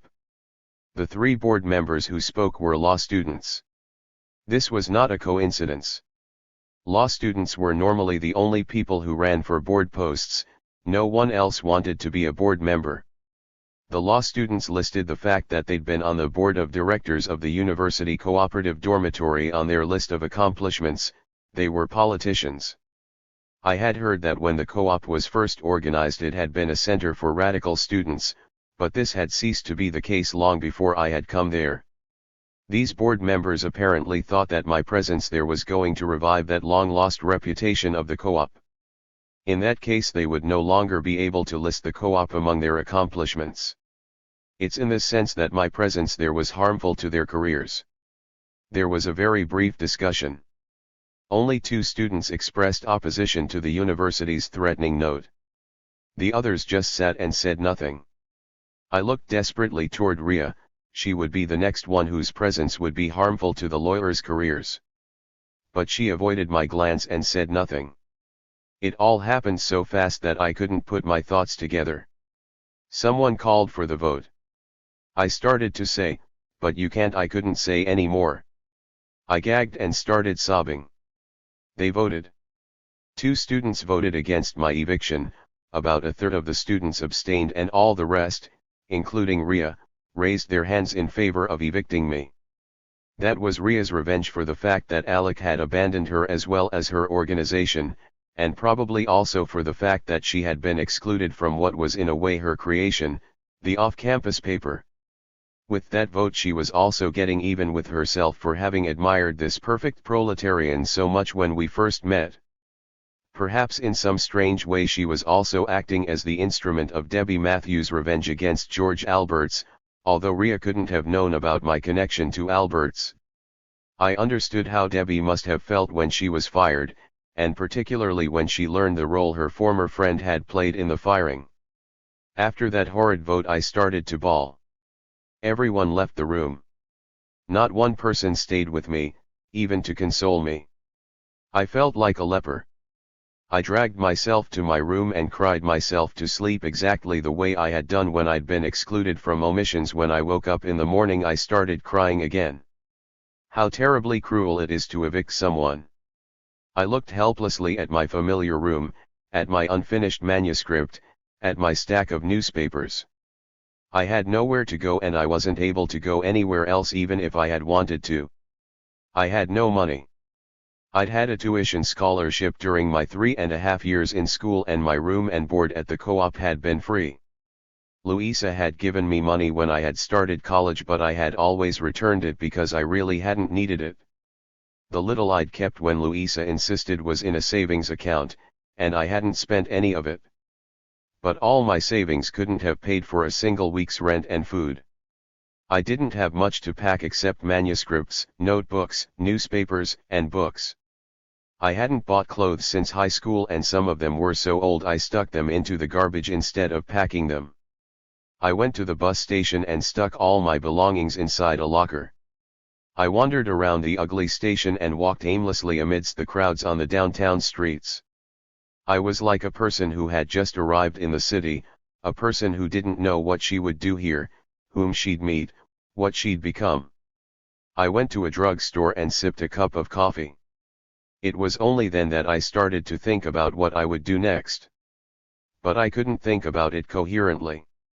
Images kept flying through my mind, images of the disappointing funeral procession, of Alec telling us why we had been excluded from omissions, of Ria's hand raised in favor of my eviction. The most obvious thing would have been to go to Louisa. But I couldn't stand the thought of doing that. I knew I'd spend all my time sitting in my room staring at the walls the way I'd done before I started high school. In that room I wouldn't be able to continue my novel about the university newspaper, and I certainly wouldn't pull out the manuscript of my first novel. And the thought of breaking down and bawling in front of Louisa frightened me. It would create a relationship that hadn't existed between us for as long as I could remember. I would become a helpless and dependent child and she'd become my protective mother. I didn't know if she was able to play that role, but if she did play it, I knew I'd hate her afterwards because I'd be terribly humiliated to have to assert my independence again. I could have gone to Alec. He had already asked me to move in with him. but in the state I was in, that would have been even worse than returning to Louisa. Helpless and completely lost, I would automatically have become his burden and his responsibility. I could imagine him saying, "Just go ahead and cry on my shoulder, Sophie, everything's going to be all right." Soon I'd be his wife, and then his old lady. By then any kind of separation would be extremely painful if not altogether impossible. I decided not even to contact Alec until I had solved my living problems. Of course I could have thought of going to work like any normal person, but I had never worked before and the mere thought of looking for a job made me feel like vomiting. Is this revulsion a trait I share with the people Jasna described, or does it have something to do with the nature of work in this society? Lem would have been delighted to put me up, and I could easily have dispelled any expectations he might have had, but Lem was by then in your part of the world. And I didn't want to seek help from any of the others on the omissions. Staff. My exclusion from the paper was far too similar to my eviction from the co-op. While I was considering and rejecting all these alternatives, the solution was already in the back of my mind. I would turn to Sabina. At that moment it seemed that she was the only person in the world I could turn to.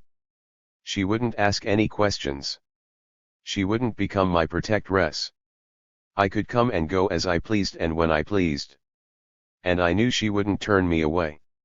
I had no idea where Sabina was. I hadn't seen her for 2 years, since the night she had come to the co-op to tell me Ron had been killed. I didn't even know how to start looking for her. I had a hunch and it turned out to be right. I suspected that she was still together with Ron's friends, or even that she was directly in contact with Debbie Matthews, since that was probably how she had learned of Ron's death. I also remembered that Sabina had once stayed at Debbie's house. Debbie Matthews suddenly became very important to me.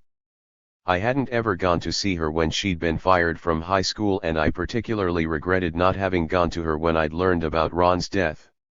I became so convinced that Debbie would know where Sabina was that I returned to the bus station and took my things back out of the locker. It was still morning when I rang the bell at the Matthews house, hugging all my possessions. Debbie opened the door. We had seen each other at Ron's trial but she didn't recognize me. She asked what I wanted. She was drunk. I told her I was Lem Isel's friend and Sabina nachalo's sister, that I had once gone with Ron, and that I was desperately trying to find Sabina. "You're the other Albert's girl," she exclaimed, but she asked me in any way. As soon as I was in the living room I became hysterical. I shouted that I wasn't George Albert's girl, that Albert's had never been either my friend or my father, that I hated him as much as she did. I told her I hated Albert's more than ever at that very moment because Debbie's own friends Lem Isel and Rhea Morphin had done to me exactly what Albert's had done to her. I bawled. I acted out the very scene I hadn't wanted to perform for Louisa. I told her about Lem's role in my exclusion from omissions. And about Rhea's role in my eviction from the co-op. I told her Sabina was the last person I had left in the world and that I had no idea what would happen to me if I didn't find her. Debbie poured me a drink and said almost exactly what I would have expected Alec to say if I'd gone to him. "Take it easy, kid. Everything is going to be all right. There's no reason to have a fit, that won't help any." She left the room to wash and put on a dress. She looked almost sober when she returned. "Come on," she said, "their garage is right down the street. I've never gone there before. Now's as good a time as any." When we left her house she carried most of my packages. I must have been the one who looked drunk. By the time we reached the garage I might as well have been in a foreign land where I knew neither the language nor the customs.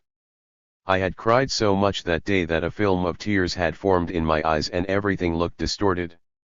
I was like a person walking in her sleep or under hypnosis. Nothing would have surprised me. I had stopped responding to what was happening around me. One of the mechanics ran up to Debbie and asked, "Is something wrong?" Debbie answered, "Not with me. This girl says she's Sabina's sister. She needs a place to stay. So you're Sophie, the mechanic said. Ron never stopped talking about you. I remember seeing you at his trial. I remembered seeing him too. He was Jose. Pointing to the other two mechanics he said, that's Vic Turam over there and this is Ted Nazabu. I remember Ted, I said, trying to smile. He's the car thief Ron told me about. Jose looked embarrassed by my comment. Apparently Debbie didn't know what kind of garage it was. I wanted to apologize but just then a little girl ran up to us. She must have been 6 years old. Jose told Debbie and me, this is Ron's kid. Debbie embraced the little girl and said, she sure doesn't look like him. It was Tina. I hadn't seen her since she'd been a bundle on the couch in George Albert's house. Tina ran into the house and a few minutes later returned with Sabina. As soon as I saw Sabina I ran to her and threw my arms around her.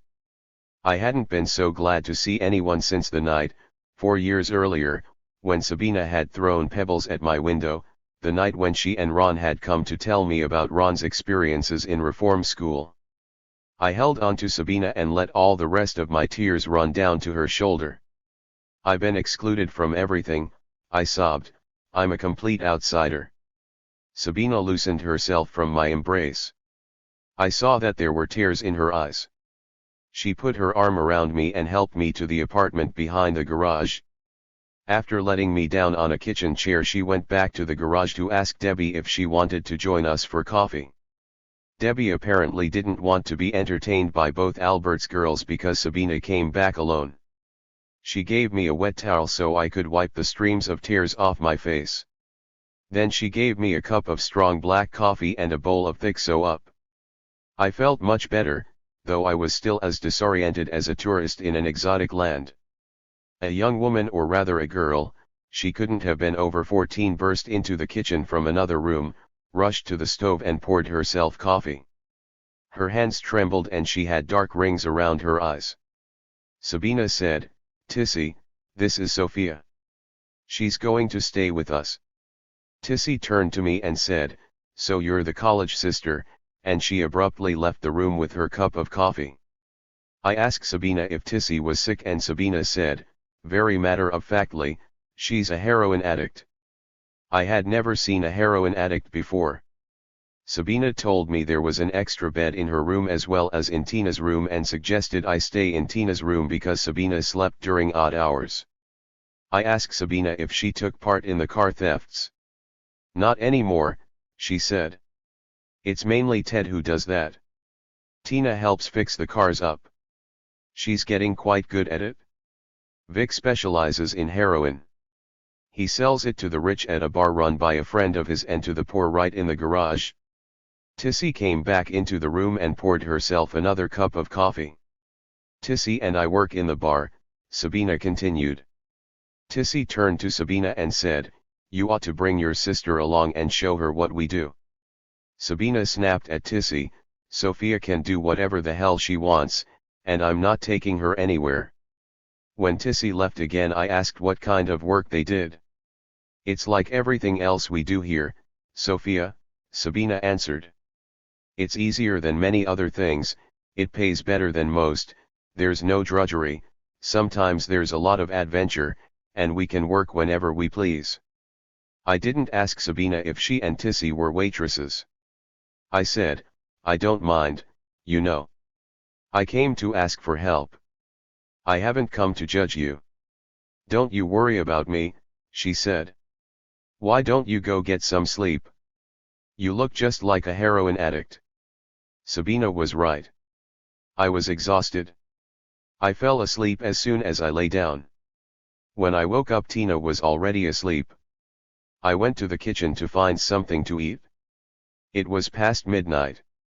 Tissy was sitting at the kitchen table sipping her coffee. You sleep all day, sis, she asked.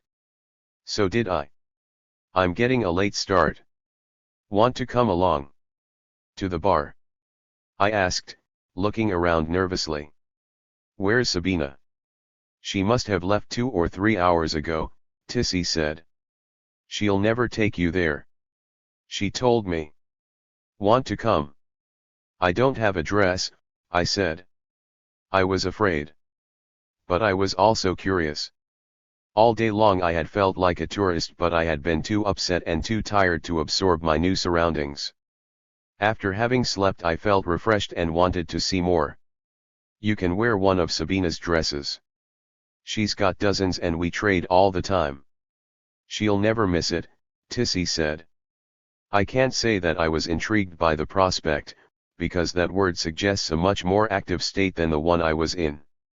I was halfway in a stupor. I think at that moment I would have let anyone take me anywhere. I wanted to see whatever there was to be seen, to take part in everything those around me did. As we left the garage, Tissy told me, "Don't you ever let them know I took you there, neither Sabina nor Jose nor Ted. They'll give me hell." "Won't Sabina see me there?" I asked. Tissy said, "She'll be gone by now. I'm telling you, she'll never know unless you tell her." The only bar I had ever been to before was a bar near campus where Alec had taken me. Students drank beer there, sitting on plastic-covered seats watching television. The bar I entered with Tissy looked like my idea of a nightclub. There were chandeliers, live musicians, and a singer, plush chairs and professional waiters. I had never seen anything so luxurious. Tissy placed me on a stool at one end of the bar. "But what am I supposed to do?" I asked her. "It'll all come to you, sis," she said patronizingly, and walked off to talk to someone. I must have gone into a trance. When I came out of it I found myself inside a chauffeur-driven car. Next to me sat a large, middle-aged man who must have been a city politician or a corporation executive. Absolute chaos swept through my mind. I started to shake with fear. The chauffeur, the man next to me, the noise, the neon signs, the car lights all terrified me. I felt my heart pounding in my stomach and I wanted to vomit. The man must have noticed my agitation. "Something wrong with you?" he asked. I don't think I've ever thought so quickly in a crisis. "Yes," I said. "I forgot my tranquilizer pills. I've got to stop at a drugstore." He had the driver pull over by a drugstore. But then he said, "I need cigarettes anyway." "I'll get your pills." "What kind are they?" "Oh. I have a prescription for them," I said as calmly as I could, "and I'm the only one who can use it." "I'll get your cigarettes." He started reaching for his wallet, but I jumped out of the car before he had a chance to give me the cigarette money. I immediately wished I'd asked what brand he smoked, or had at least waited for the money.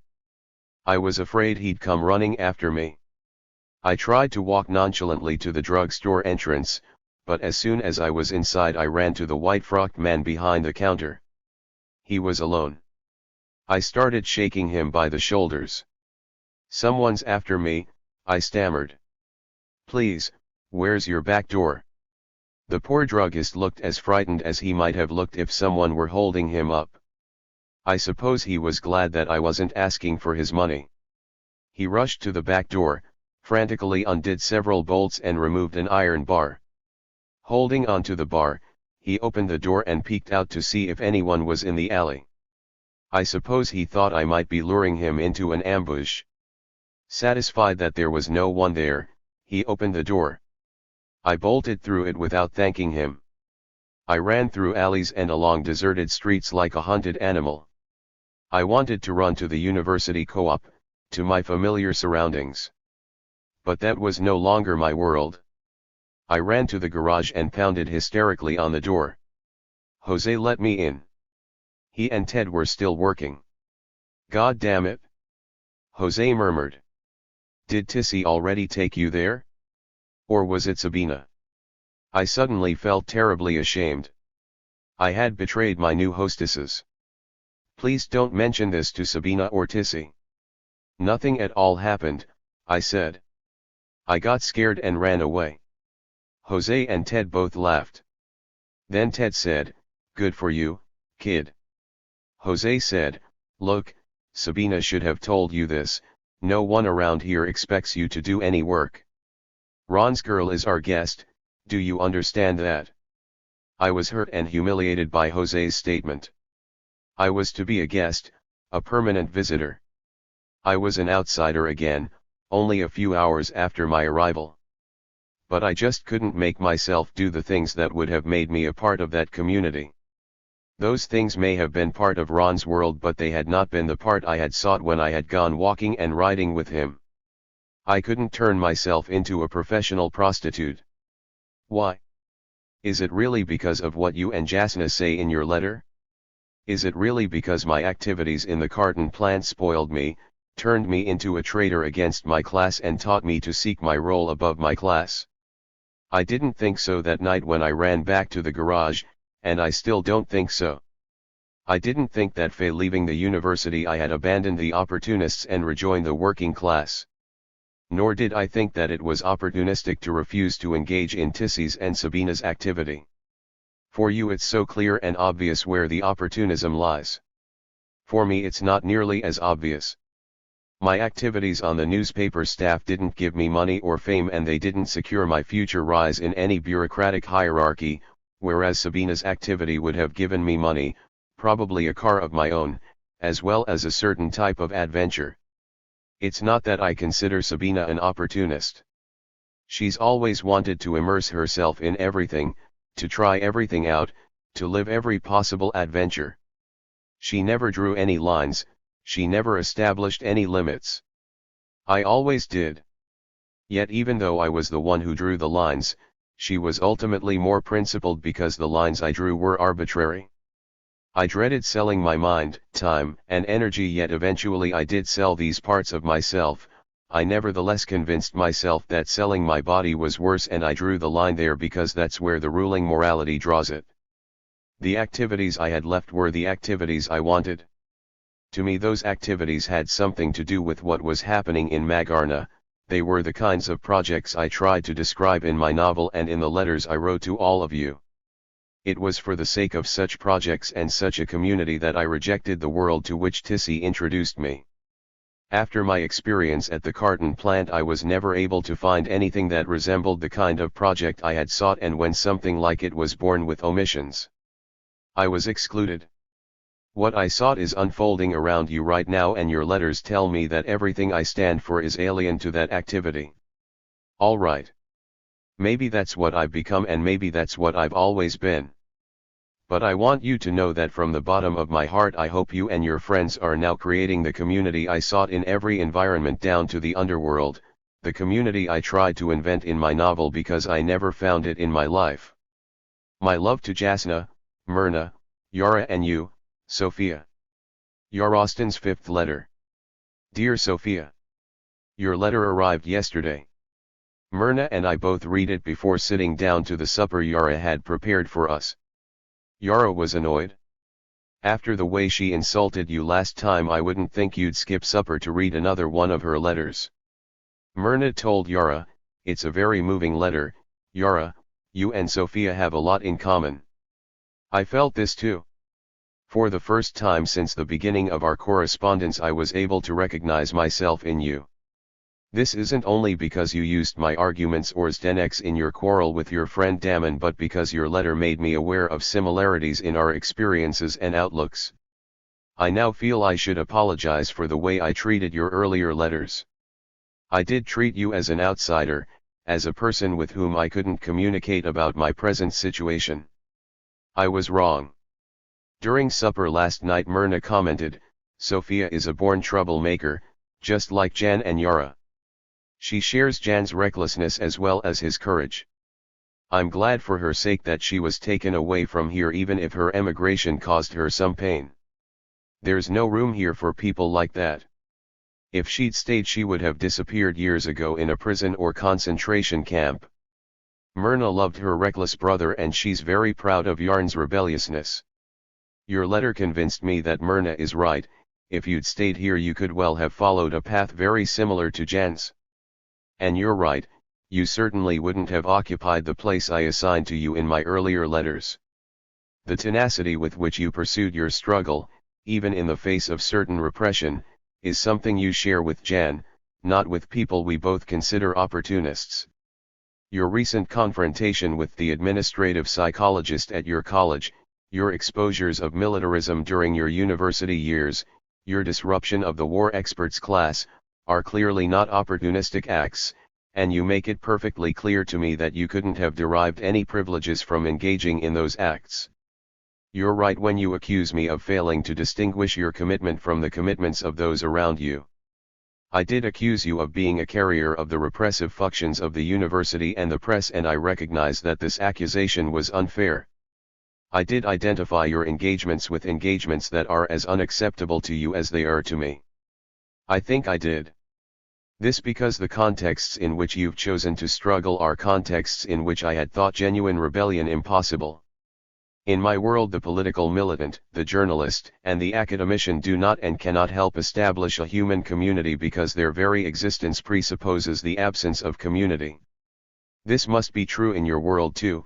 Tina expressed it very colorfully when, standing in the street, she shouted at Damon that his cushy job depended on the passivity of the rest of the population.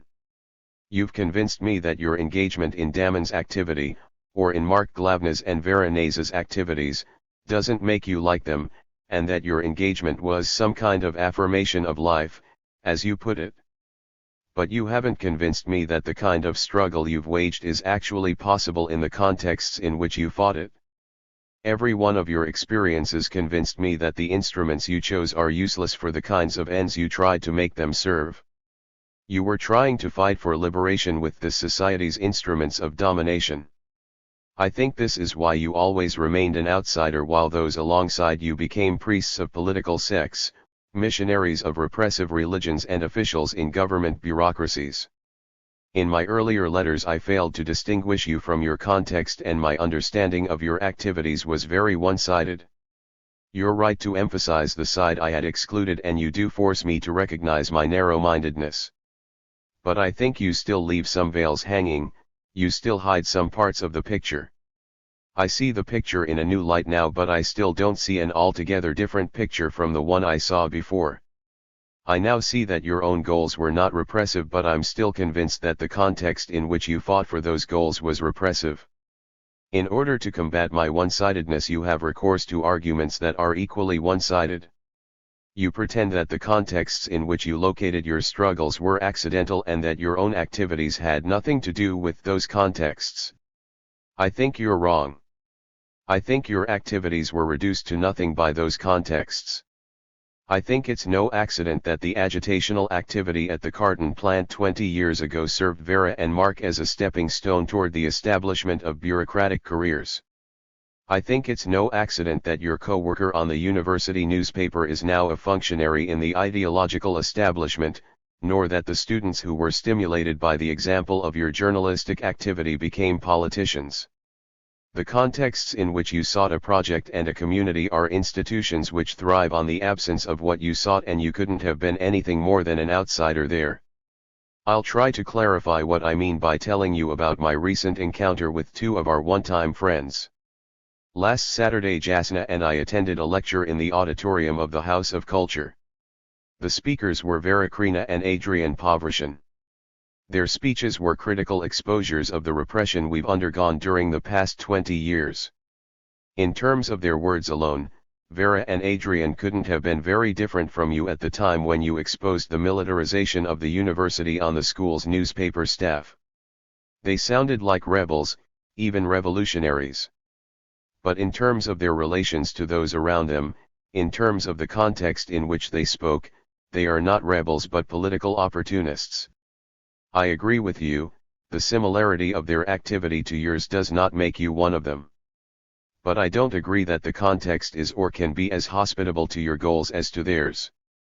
You seem convinced that speakers' platforms, newspapers, and pedagogical institutions can be serviceable to the struggle for freedom. I'm convinced of the opposite. I think such contexts are antithetical to your goals and hostile to your struggle, and by engaging in them you merely strengthen forces whose very existence negates your project and your community. Maybe I'm being unfair again. If so, I hope you'll show me where I'm wrong.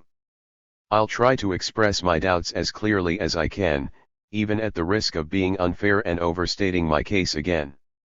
If I do get carried away by my rhetoric once again, I hope you'll understand that it's not because I feel that everything you stand for is alien to me. On the contrary, I'm not addressing my comments to a stranger but to a comrade, and it seems to me that such critical appreciation is not an expression of hostility but is at the very basis of communication and friendship. Last Friday Jasna walked Yara home from school and waited for me to return from work. She told me Vera and Adrian were scheduled to speak the following night and she was quite excited about it. She hadn't seen Adrian since she'd visited him 3 years ago in his empty office in the trade union building. And the last time she saw Vera was 12 years ago, on the day when all three of them were arrested at Jasna's house and accused of having contacts with a foreign spy. I did remember to ask Jasna if she could answer Sabina's question about the last name the police attributed to you and Luisa when they questioned her about her former acquaintances, but Jasna didn't remember the name. I didn't share any of Jasna's enthusiasm about the prospect of seeing Adrian and Vera. In fact, I refused to accompany her to the lecture when she first mentioned it. I told her that if two politicians ever came to the carton plant to lecture to me during work hours, I'd walk off my job, so that I obviously wasn't disposed to go out of my way to hear the politicians. Jasna said she wasn't going because of her interest in political speeches but because these speakers had once been her friends. If my correspondence with you hadn't revived my memories of a distant past, I doubt if I'd still remember that Adrian Povrishin and Vera Krina had once been my friends. But I did remember this bizarre fact and I changed my mind, not so much because I wanted to see or hear Adrian or Vera, but because of you, because they've come to occupy such an important place in your life. The auditorium was almost empty. The audience consisted mainly of young people, probably students, although there may have been a few young workers among them. Vera Krina was introduced first, along with all her titles: Honorable Rector, Honorable Member, Honorable Deputy Minister. There was little applause. She spoke very eloquently about what she called the errors which had been committed here during recent years. She was applauded when she said that these errors and shortcomings had all been brought about by the deformations of our social system. I didn't applaud, since I felt that by linking the errors to the deformations she merely linked two equally empty words. Her concluding speech was a rousing call for what she called action. Vera's words were as out of place in the midst of the present ferment as Damon's lecture was in the midst of the student strike. We must find our way out of this vicious circle where bureaucratic attitudes reinforce passivity and passivity reinforces bureaucratic attitudes. We must create an atmosphere favorable to the growth of initiative. The prohibition and repression of criticism, the stifling of democratic relations, only inhibit the growth of initiative. Such deformations paralyze initiative at all levels and lead to indifference and to the cult of mediocrity. We stand at a historical crossroads. We face a great task. The time to act has come. Let us not be satisfied with half measures. The audience applauded and some people stood up. I felt uneasy. I had of course known that politicians were very busy trying to derive personal profit from the present ferment. But it is one thing to know this and quite another to experience it directly. No one in the audience could doubt Vera's sincerity or determination. She is still a very powerful speaker, much more powerful than most of the politicians I hear on the radio in the carton plant. She's also more courageous than most of the other radical politicians of today. Perhaps she still has some of the traits you admired her for 20 years ago. She's the first politician I've heard in recent months who referred, in one and the same speech, to the stifling of democratic relations, the repression of criticism and the paralysis of initiative. But like all politicians in power, Vera presents all this as errors and deformations, and not as the very nature of the system of which she's an integral part. If the system is only deformed, then it can be cured. However, if this social system is itself the deformity, then it can only be destroyed, root and branch. Vera's remedy follows from her own diagnosis: the system has to be cured. How? We must find. We must create. We stand. Let us, we of course means Vera Krina together with her audience, Vera together with the working population. And how will we cure the system together? Obviously the same way we have always done anything together. We the workers will do our share by remaining at our posts in the factories, while Vera will do her share by remaining at her posts in the offices of the academic and ideological establishments. In other words, we will cure the system together by continuing to reproduce it. And why do we face this great task only now? Why have we suddenly arrived at this historic crossroads when the time to act has come? Because a ferment began at the bottom of this society, and this ferment has spread to such an extent that it threatens to sweep away all the offices that Vera and her comrades occupy. For Vera the time has come to put an end to this ferment. That's the great task she faces. The offices she fought so hard to reach are endangered by the ferment. That's why she sounded so sincere and so determined. She's determined not to lose a single one of her conquests. Her heart may even be set on reaching new heights of bureaucratic power, on profiting from the opportunities created by the ferment itself. The present situation would then indeed be a historic crossroads for Vera Krina. I don't think Vera is an unusually brutal, cynical, or unscrupulous person. I think the brutality is in her social activity, in the offices she occupies. These offices are part of the state apparatus. That apparatus can perform its functions only so long as a passive and submissive population lets itself be expropriated of those functions. For the past few months thousands of people have started to perform functions they had never performed before, functions which had been the exclusive domain of the state. This is especially true in the area of communication, namely the area which contains all of Vera Krina's academic and ideological offices. People have started to communicate with each other directly, they've been forging their own terminologies and infusing them with their own meanings. The ideological establishment and all its means of propaganda are being superseded by human forms of communication. If this process continues, all those offices and instruments will become historical junk, curiosities discarded by a reawakened humanity. Vera's interest in derailing and stopping this ferment is not so much her own personal interest as it is the interest of an ideological establishment struggling to reimpose itself over human beings who are running out from under it. Vera Krina, director and ideological minister, didn't speak as an individual but as an agent of directorship and ideology. Through her these institutions, these abstractions which are nothing but summaries of regularized submission, acquire a voice and a will. Through her these abstractions assert their insatiable hunger, their will to devour every human thought, word, and sound, to digest all forms of human communication and excrete them as ideology.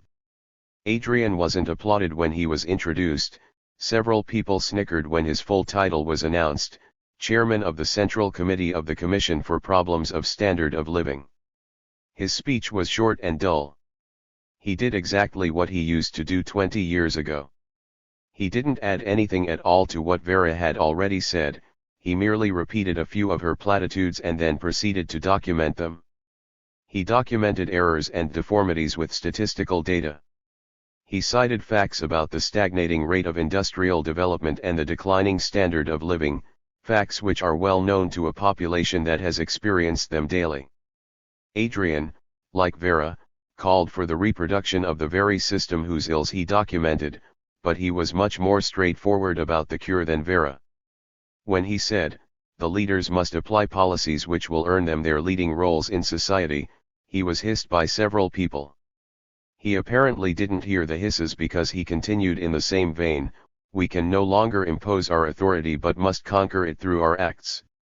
The hisses became so loud that I could barely hear his concluding sentence, which was something like, we can no longer impose our line by commands, but only through our work, only through the truth of our ideals. A few people applauded, over half the audience hissed. He could not have been more pathetic if he'd begged, please let us stay where we are, we promise to be good next time. The rulers apparently think the population is ready to overthrow them. If only the rest of the population had such a high opinion of its own potential. The fact that Adrian was hissed whereas Vera was applauded puzzles me. I'm equally puzzled in the carton plant, where people condemn some of the radio politicians as rotten bureaucrats of the old school while praising other politicians as people who are basically on our side. I'm puzzled because I can't see any essential difference between the politicians who are so different in the eyes of those around me. Either I'm failing to see some very important differences or else those around me are failing to see the similarities. This is related to something I experienced in prison. We often discuss the behavior and character of prison guards, and we classified guards in terms of their degree of brutality. Some guards were vicious, others so-so, a few were fairly decent. But on several occasions I heard a prisoner refer to a guard as a person who was on our side. I could never understand this type of characterization of a prison guard. Or rather, I understood it and considered it absurd. In prison, the absurdity of such an observation is made obvious by the walls, gates, and bars. A person who was not inside a cell, who policed us in the yard, who left the prison every night, was clearly not on our side. The comment was absurd if it was understood literally. But it was much more disturbing if it was not understood literally, because it described something very real about our situation as prisoners. It meant that prisoners have no side, that our fate depended completely on the wills and whims of the guards. We were things, inhuman entities without interests, desires, or potentialities. The closest we could come to regaining our humanity was to have our interests and desires represented among the guards. Saying that a guard was on our side meant that all that remained of our humanity was lodged in the guard. The applause given to politicians like Vera Krina in the present situation is even more disturbing than it would have been in prison. Our survival as human beings in prison did in fact depend on the prison guards, on the presence or absence of our side among the guards. Every attempt to affirm our humanity on our own led directly to severe repression, mutilation, even death. But this isn't the case in the present situation, a situation Vera described as a historic crossroads. For the first time in 20 years, the extent of our development as human beings has not depended on the extent to which our humanity was represented among the prison guards, the ruling politicians. For the first time in 20 years we've begun to take steps to regain our own potentialities and realize our own desires. For the first time in 20 years we haven't been prisoners at the mercy of guards but free human beings discovering our freedom and beginning to forge our own humanity. The applause given to politicians like Vera indicates that many, disturbingly many people are not able to leave the prison in which they've been locked up. It means that many of my contemporaries are unable to accept the reality of their own desires even in the act of realizing them. They are unable to accept themselves as human beings. They've been locked up too long. They can no longer imagine any freedom other than the freedom of the prison guard. They've repressed all desires except those represented among the guards. Even while they take steps to realize their own project, they affirm a politician's project and deny their own. Most of the audience left after Adrian's speech. A group of people gathered around Vera and a smaller group around Adrian. Jasna told me she wanted to talk to Adrian, or at least to shake his hand. She told me she felt sorry for him. I stayed in my seat when she walked up to the circle of people surrounding Adrian. He was very busy grinning and shaking hands. He didn't seem aware that anyone had hissed his speech. The enthusiasts surrounding him probably gave him the impression that everyone in the audience considered him a seer. Most of Adrian's admirers were gone when he noticed Jasna. He shook her hand as if he were pumping water from a well. She must have asked if he remembered me, because both turned to look at me. Adrian's face didn't show the slightest sign of recognition. He immediately turned to the young man next to Jasna and started pumping his hand. Jasna's turn had ended. Jasna walked toward the large group which still surrounded Vera, and waited. I saw Vera look at Jasna several times and then turn to someone else.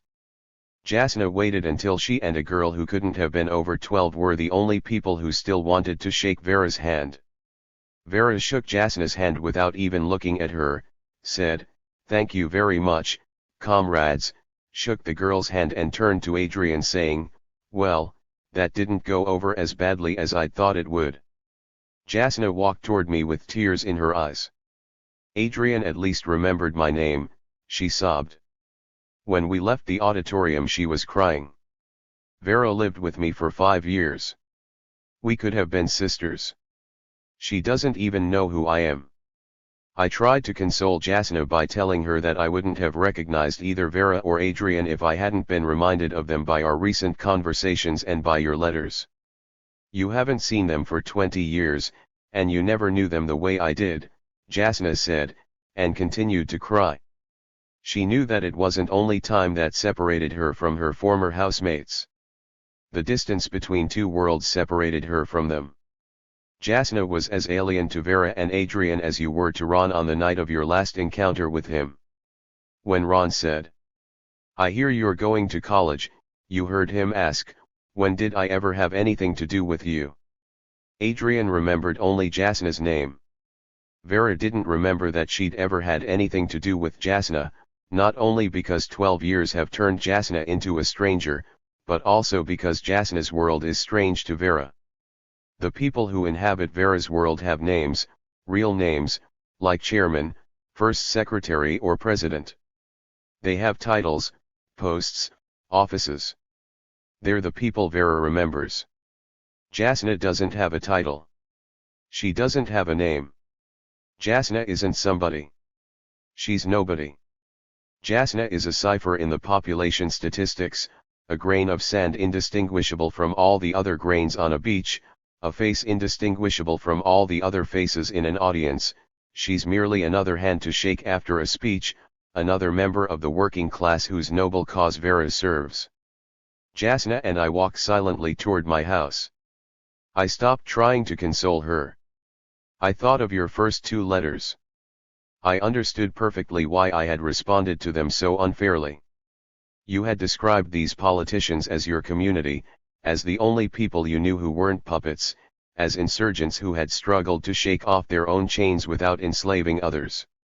I had responded as if you'd told me you had modeled your life on the life of the Roman Emperor Caligula. I hadn't seen Vera or Adrian for 20 years and I had never exerted the type of social power they aspired to. I've never seen Caligula either, nor have I occupied any post comparable to his. But I've experienced some of the effects of the projects of their likes. When you identified yourself with them I thought of you as one of them. I'm now convinced that you're not one of them, that your project has nothing in common with theirs. But the terrain on which you've chosen to struggle for your project is their terrain. Every one of the activities you've described is an activity of politicians and ideologues. This is what led me to respond so unfairly. I couldn't imagine that anything human could grow on that terrain and I still can't. During our walk home I could have tried to cheer Jasna up by telling her she ought to be flattered not to be recognized as a comrade by 2 opportunistic politicians, but I didn't think of this. Yet this is what Myrna must have had in mind when we got home and she saw Jasna's tears. She asked us what had happened. They didn't recognize us, I said. Did you think those people would recognize you? Myrna asked. How important do you think you are? Jasna smiled in response to Myrna's question but protested, I'm as much of a person as they are. Maybe you are in Yarostan's eyes and in my eyes, Myrna said. At my factory there are dozens like me in my section and there's one manager.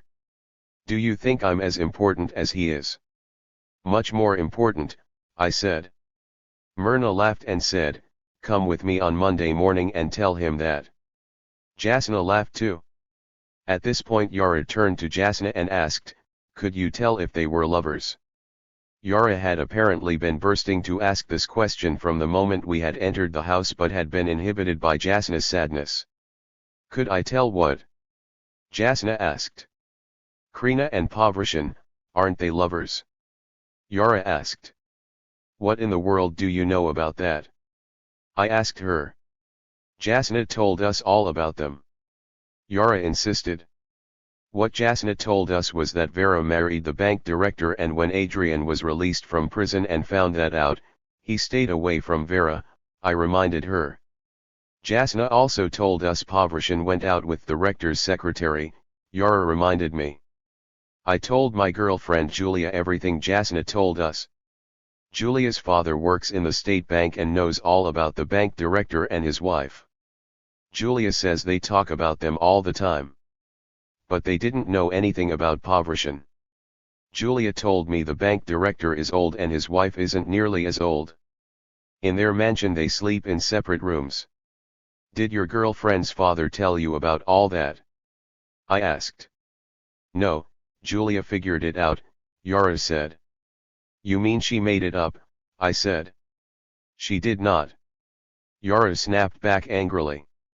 She's not a liar. I said, I'm sorry. I was amazed that you and your friends discussed such things. Why shouldn't we? You do. Yara retorted. Myrna laughed and said, we keep forgetting that you're already 11 years old. I asked Yara to tell us what Julia had figured out.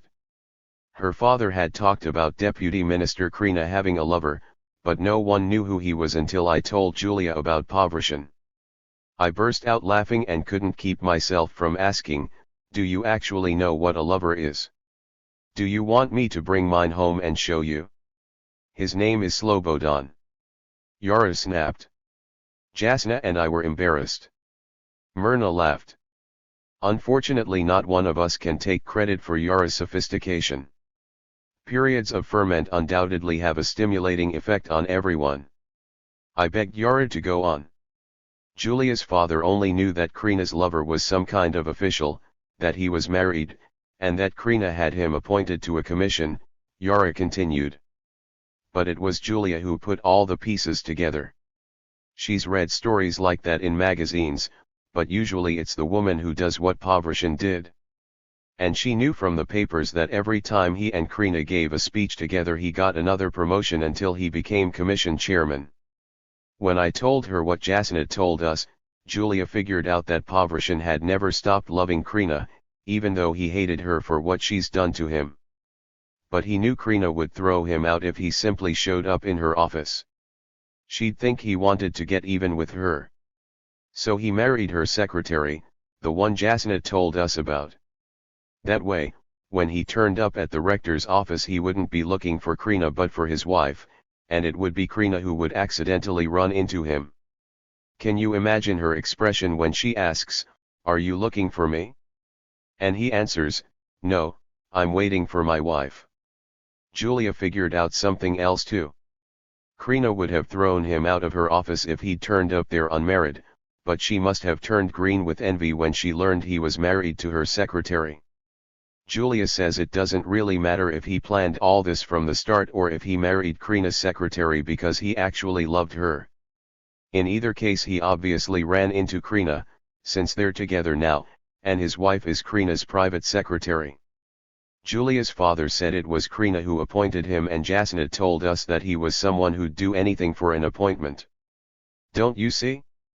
Krina appointed him and then he had to see her about his post, sometimes at night, sometimes even all night.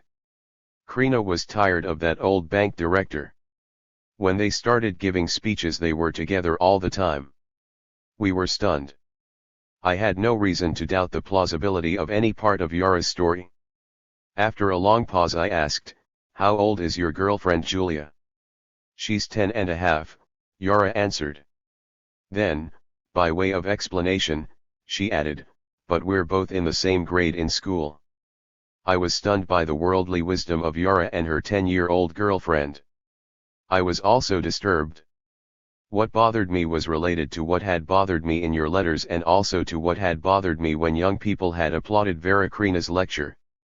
What disturbs me is not Yara's sophistication but her frame of reference. She and her friend have unbelievable insight into the private lives of the ruling bureaucrats. They're familiar with the most intimate details of a world that's completely alien to them.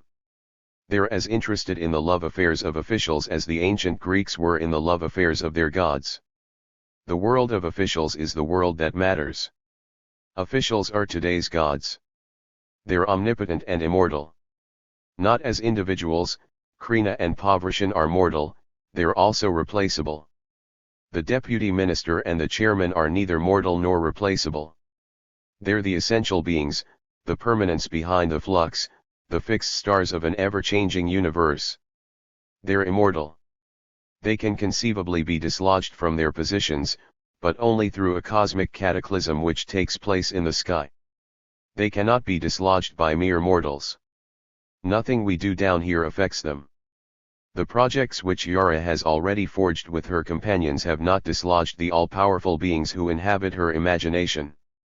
The solidarity, the community, the potentiality she and her likes experienced in their demonstrations are transitory and trivial compared to the love affairs of a deputy minister and a chairman. Yarn's acts may at times be courageous and exciting, but they can never be fascinating, admirable or awesome. Fascination, admiration, and awe are reserved for the acts of the gods. Like those of my fellow workers in the plant who applaud the speeches of certain bureaucrats, Yara is already a fascinated admirer. Like them, she has already experienced in herself a capacity, however modest, to overthrow the ruling relations, and like them she lodges all capacity in the gods. Like them, she has already experienced a glimmer of freedom, yet still she can't imagine any freedom other than the freedom of prison guards. Yara and her friend are our contemporaries, not only because of the sophistication of their perceptions, but also because they're already prisoners of the ruling ideology. Like the students who applauded Verakrina's speech, Yara and her friend remain locked up within this ideology at a time when their own acts are undermining the ideology's social foundations. With half of their being they dig the grave for the expiring corpse of the repressive world, while with the other half they infuse the corpse with new life and carry it through yet another crisis. In one of your earlier letters you and Louisa argued very eloquently that slaves are not responsible for their misery, nor workers for their exploitation, nor the poor for their poverty, nor prisoners for their imprisonment. That's true, but only superficially. Where do masters derive their mastery? From the stars? Where do the rich get their wealth if not from the poor? Where do guards and exploiters derive their power? You and Louisa are right in a very narrow sense. We don't shoot ourselves. They shoot us. But it's we who produce them, it's we who staff their armies, it's we who produce the weapons that kill us. It isn't even true that they shoot us. They only order us shot, and it's we who implement their orders. We butcher ourselves. I'm not suggesting that Yara's imagination has been permanently maimed. If this were so, she wouldn't have been able to engage in the demonstrations in which she's been taking such an active part. All the lively activities taking place around me prove that no one has been permanently maimed. Human beings cannot be permanently transformed into insects or robots. But all the half-revolutions of the past show that human beings are as reluctant to reclaim the totality of their repressed humanity as they are to lose it. I think you illustrate this as much as Yara and my fellow workers in the carton plant. I'm not talking about opportunism now. I finally do recognize that you have nothing in common with Verakrina. I'm talking about an ambiguity you share with people who are genuine rebels. I'm talking about the fact that you've reproduced the official project in the very act of struggling to realize your own, you've reenacted repressive relations in the very act of fighting against them. The world in which you've tried to realize yourself is the world Yara carries in her head. It is the official world, the world of officials. The context in which you've chosen to fight your struggle makes your acts ambiguous, it robs your acts of their intentions and turns them against you. You haven't been uncritical of the environment in which you've sought to realize your projects. In fact, some of your critiques of the academic world are devastating, and they've been very instructive and novel to me because I know so little about it. Yet how am I to understand your critiques if you conclude every one of them by telling me this was the world in which you sought your project and your community? Would you understand someone who gave a lucid analysis of the social function of the police and concluded by telling you he had joined the police in order to struggle against its social function? I won't say that the situation is identical to yours. But there are similarities. The social function of bureaucratized education and communication is not identical to the function of the police, but the two functions are not mutually exclusive and their consequences are terribly similar. A prisoner whose helplessness leads him to seek out guards who are on our side is terribly similar to the worker who thinks a politician is on our side. The prisoner's justification is that the guards are armed. the prisoner's human prospects do in fact reside in the guard. But a worker who thinks his human prospects reside in a politician is deluded. He is imprisoned, not by concrete walls and iron bars, but by delusions implanted in his mind. The schools, the newspapers, the official and unofficial propaganda machines, the proclamations of the rulers and the consciousness-raising campaigns of revolutionaries are the instruments which create these delusions. They are the walls and bars which imprison him. You've told me that in your activities you didn't aim to implant the ruling delusions but to undermine them.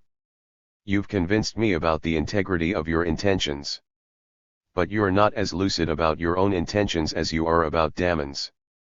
As soon as he began talking about his intention to found a newspaper in which the inherently revolutionary workers would speak for themselves, you spotted the saint, the prophet, the shepherd and guide lurking behind the intentions.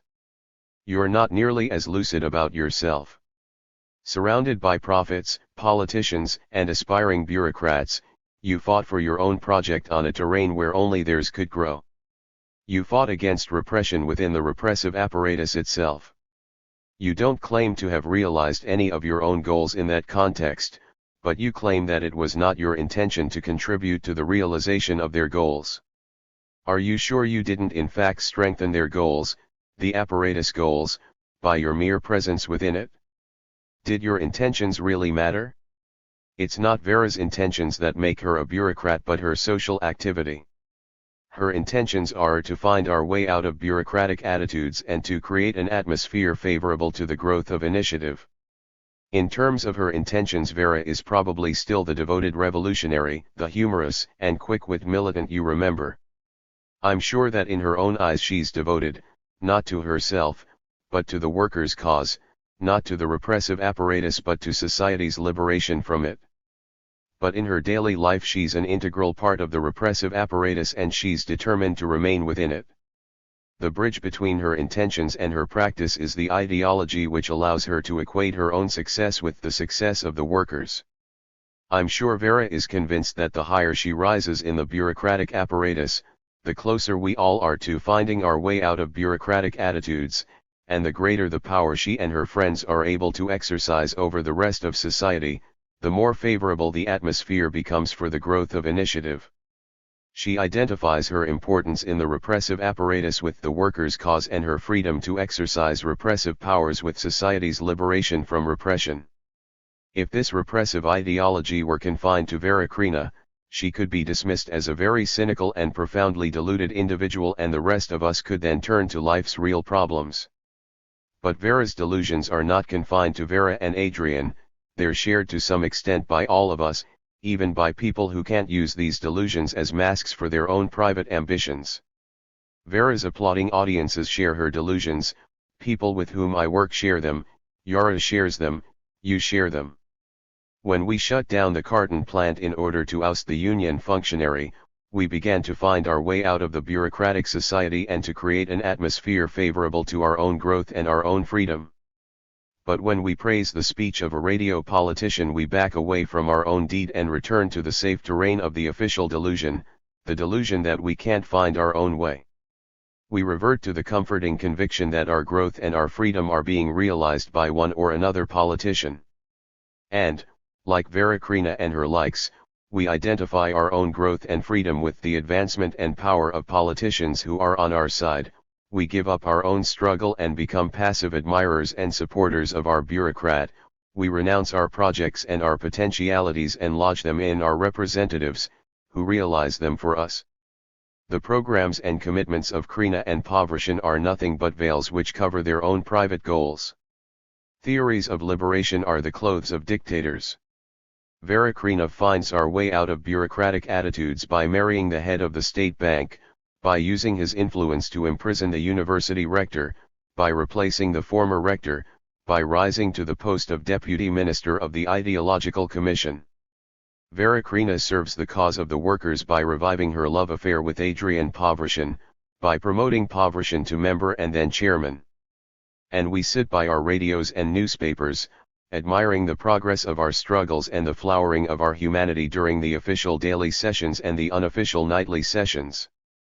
Our projects and our freedom become mere concepts, the reality behind the concepts consists of the love affairs of the deputy minister and the chairman of the Commission for Problems of Standard of Living. Our struggle is played out in the corridors of government palaces and the bedrooms of country houses.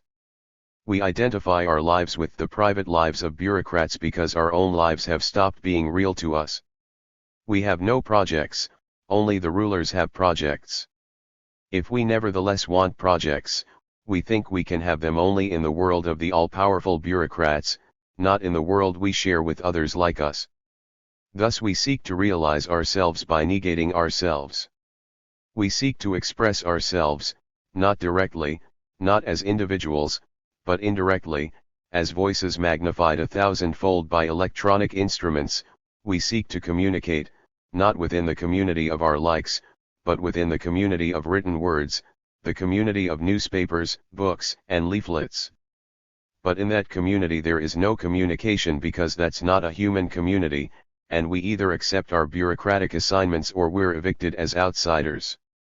I believe you fought bravely in the university and on the newspaper staffs, but I don't believe you took any steps toward the realization of your projects because I don't believe such steps can be taken in that world. From our vantage points in repressive societies, it's as hard to imagine a world without newspapers as it is to imagine a community of free human beings. But if your whole life has been a search for such a community, how could you possibly have thought you'd find it on a newspaper staff? A community of free human beings is first of all a community in which every individual defines reality, and it is on this basis that the community builds its own environment. Journalism can only exist where there are no free human beings, where there is no community. The person who specializes in informing others about the news is a usurper. The newspaper establishes a reality which is common to all but alien to each, a reality expressed by all which is the self-expression of none. By letting the news be defined for us, we allow our definition of reality to be imposed on us from outside ourselves, and we lose our ability to define, express or project ourselves. We lose precisely those faculties that make us communicative and communal animals, the faculties that make us human beings. You treat your exclusion from the university newspaper and from the oppositional newspaper as an exclusion from utopia, and you describe your trip to Sabina's garage as a descent to the underworld. In the newspaper world you saw yourself as a participant, but in Sabina's world you saw yourself as a disoriented tourist.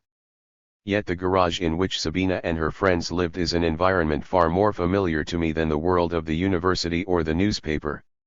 Your descent to Sabina's world is a descent to my world. I recognize the people as well as the activities.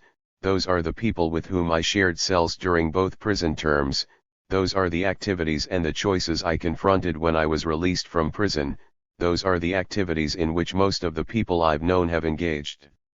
I hope you're beginning to understand why I treated your previous letters as the letters of a stranger. You describe my world as a world which is far stranger, far more exotic to you than your world ever was to me.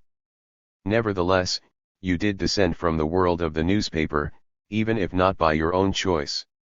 The moments during which you considered your alternatives in the world below the propaganda apparatus must have been very much like the days I spent facing similar alternatives after my first release. As soon as you start moving in an environment very much like my own, I understand you and I admire you. I think Myrna was right when she compared your courage as well as your recklessness to Jan's. You refused to become a protected daughter or a protected wife. You refused to sell your labor for a wage. You left yourself no other choice but to descend yet further, to a place you call the underworld. And once there, you refused to submit to the requirements for survival imposed by that world. You refused to sit inside a display window waiting to be bought. I'm obviously very interested in learning what you did do in the garage operated by Sabina and her friends. When you wrote about your search for genuine friends and for a human community in the world of academics and journalists, I responded with hostility and I didn't understand your search. But when you carry that search into the world of Tissy, Jose, and Sabina, I suddenly understand.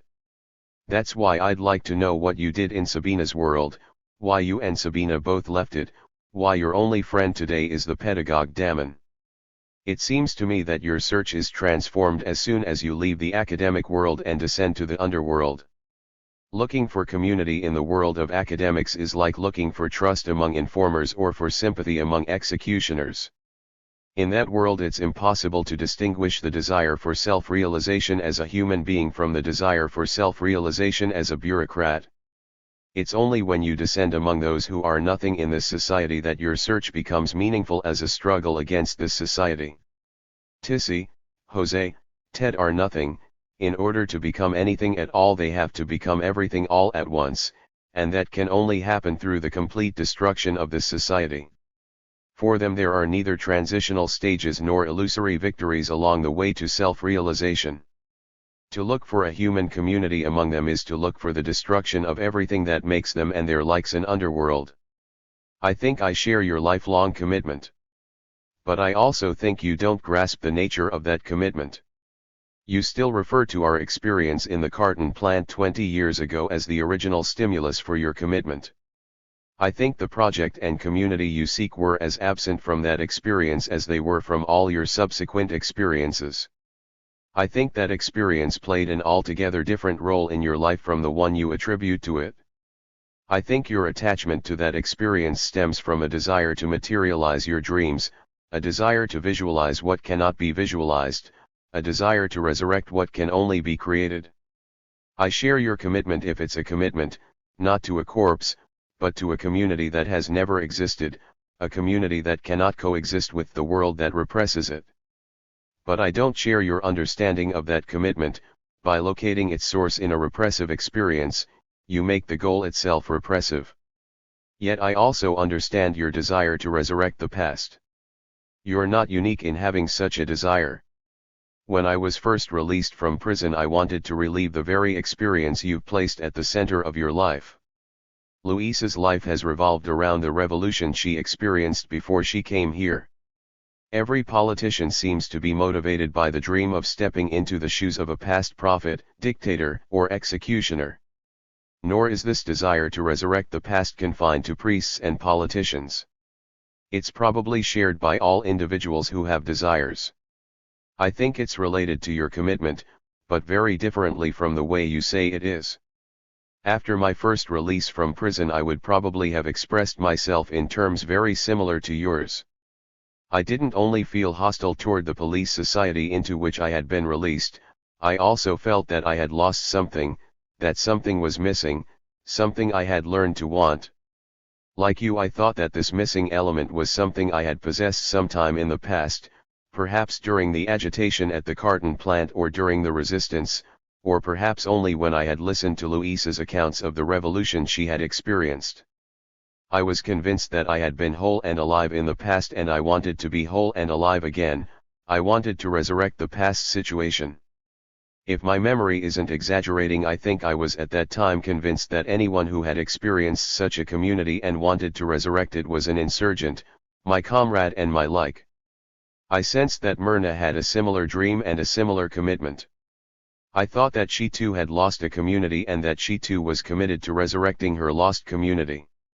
I idealized the village where she spent the first 6 years of her life. I imagined she had lost the rebirth of plant life in springtime, the summer walks in the countryside, the chores as well as the festivals, the wood burning during the long winter. Above all, I thought she had lost a world of human beings, each of whom had recognized the other's humanity. The war and the occupation had driven the sedlaks out of that community. They had tried to resurrect the village environment on the fringes of this bureaucratic city. Myrna seemed awkward and out of place. I interpreted her awkwardness as a form of resistance to the environment to which she'd been brought, as a form of affirmation of the community she'd been forced to abandon. I saw Myrna as a patient but committed insurgent determined not to lose forever the communal relationships she had once experienced. I understood Myrna's life the same way I understood my own, the same way you still understand yours.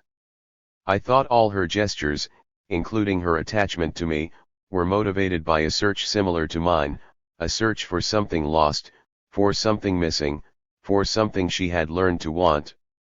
I was as wrong about Myrna as I was about myself. And I'm convinced you're just as wrong about yourself. The community I thought Myrna had lost was a product of my imagination. Her actual village was no more of a community than the neighborhood into which her family settled on the outskirts of the city.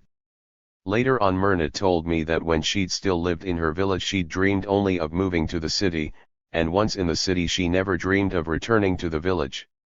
I don't know if a genuine community ever existed in a peasant village. I doubt it. Even if it did, this community disintegrated so long ago that our memories couldn't possibly retain any trace of it.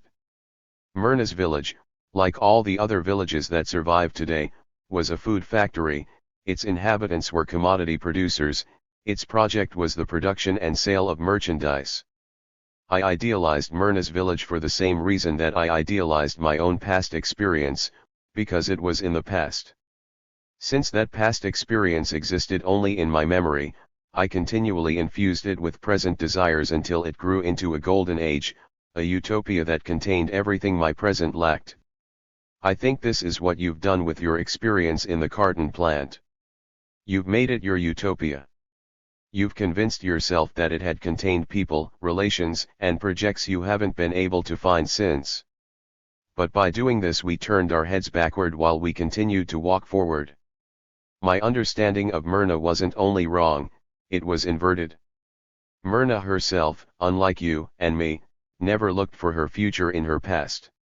She wasn't self-satisfied, like the numerous complacent patriots whom neither you nor I seem to include among our acquaintances.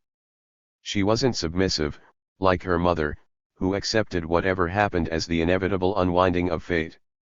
Nor was she an opportunist like those of our friends who waited for a buyer to offer them a future in exchange for their lives. Myrna's life, like yours and mine, was motivated by a search. But it wasn't a search for something she had lost. If something was missing in her urban world, it wasn't something that had existed in her village. Whatever was missing in her present had already been missing in her past. What she felt in the city was not nostalgia for the village but relief at having left it. Near the end of your letter you say that for me it's so clear and obvious where the opportunism lies. I only wish it were clear and obvious. To me it's only clear and obvious that during most of the time I've spent out of prison I've collaborated in the reproduction of the repressive apparatus. To me it's clear and obvious that whatever it was Myrna sought, she has only moved further away from it. It's not so clear where the opportunism lies. We've sold our lives in order to survive. In this respect we don't differ from Vera, Adrian, or Mark Glavna. They were once rebels too, like you and me.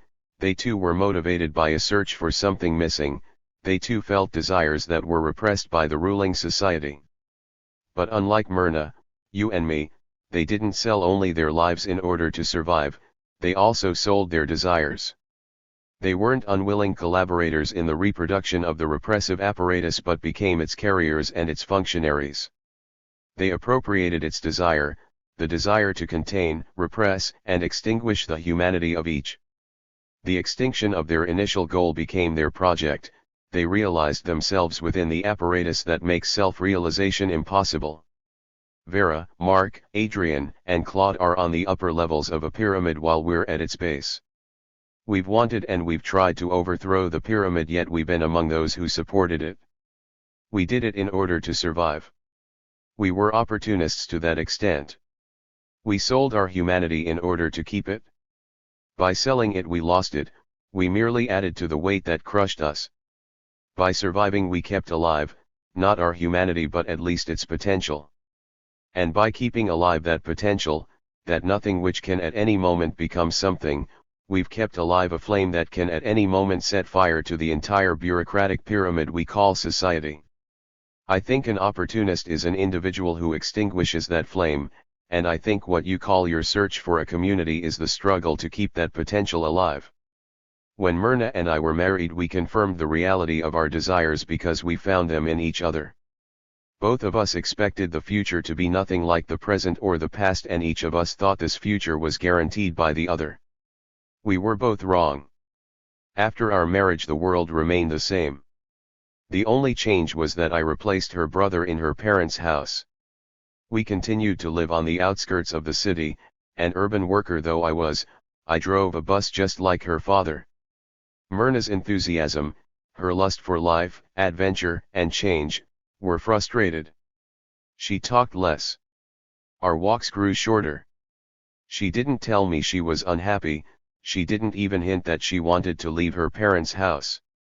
Not that I was observant enough to understand a hint. I was too busy proselytizing, telling her about Luisa's experiences.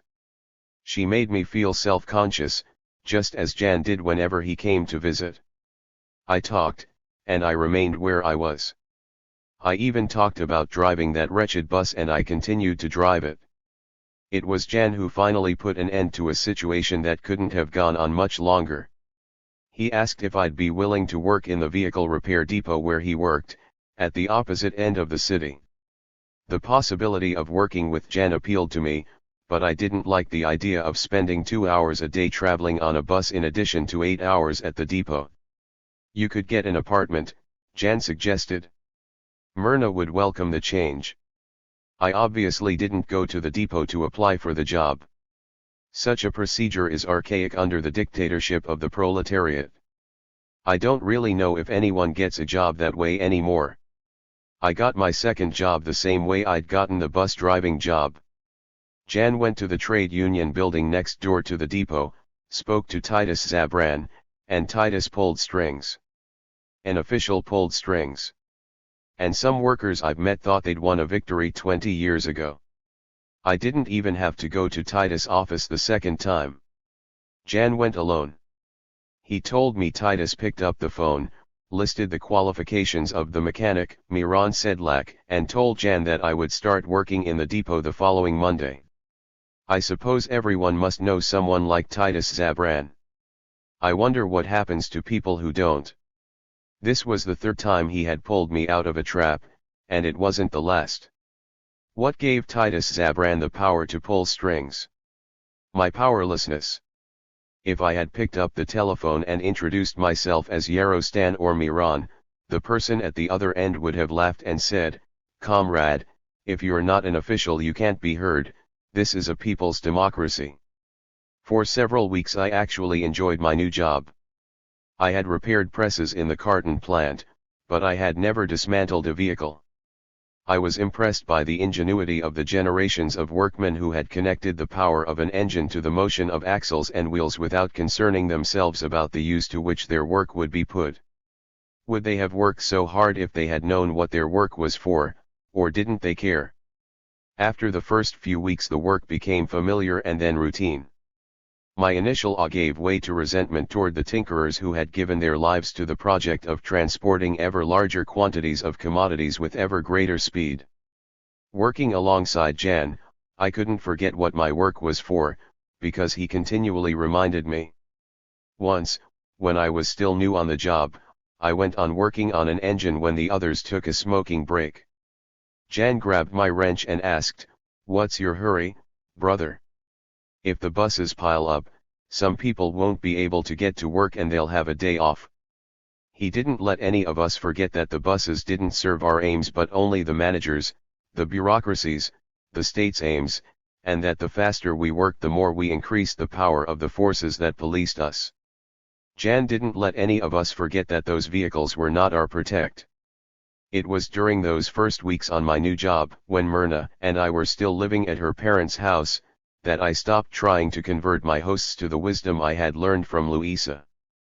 I finally gave up the project I had embraced so enthusiastically when I'd first visited the Sedlaks, the project of going to the people with news about a past experience. It wasn't only Jan's hostility toward my missionary activity that made me give it up but also my own growing hostility towards it. I became ridiculous to myself.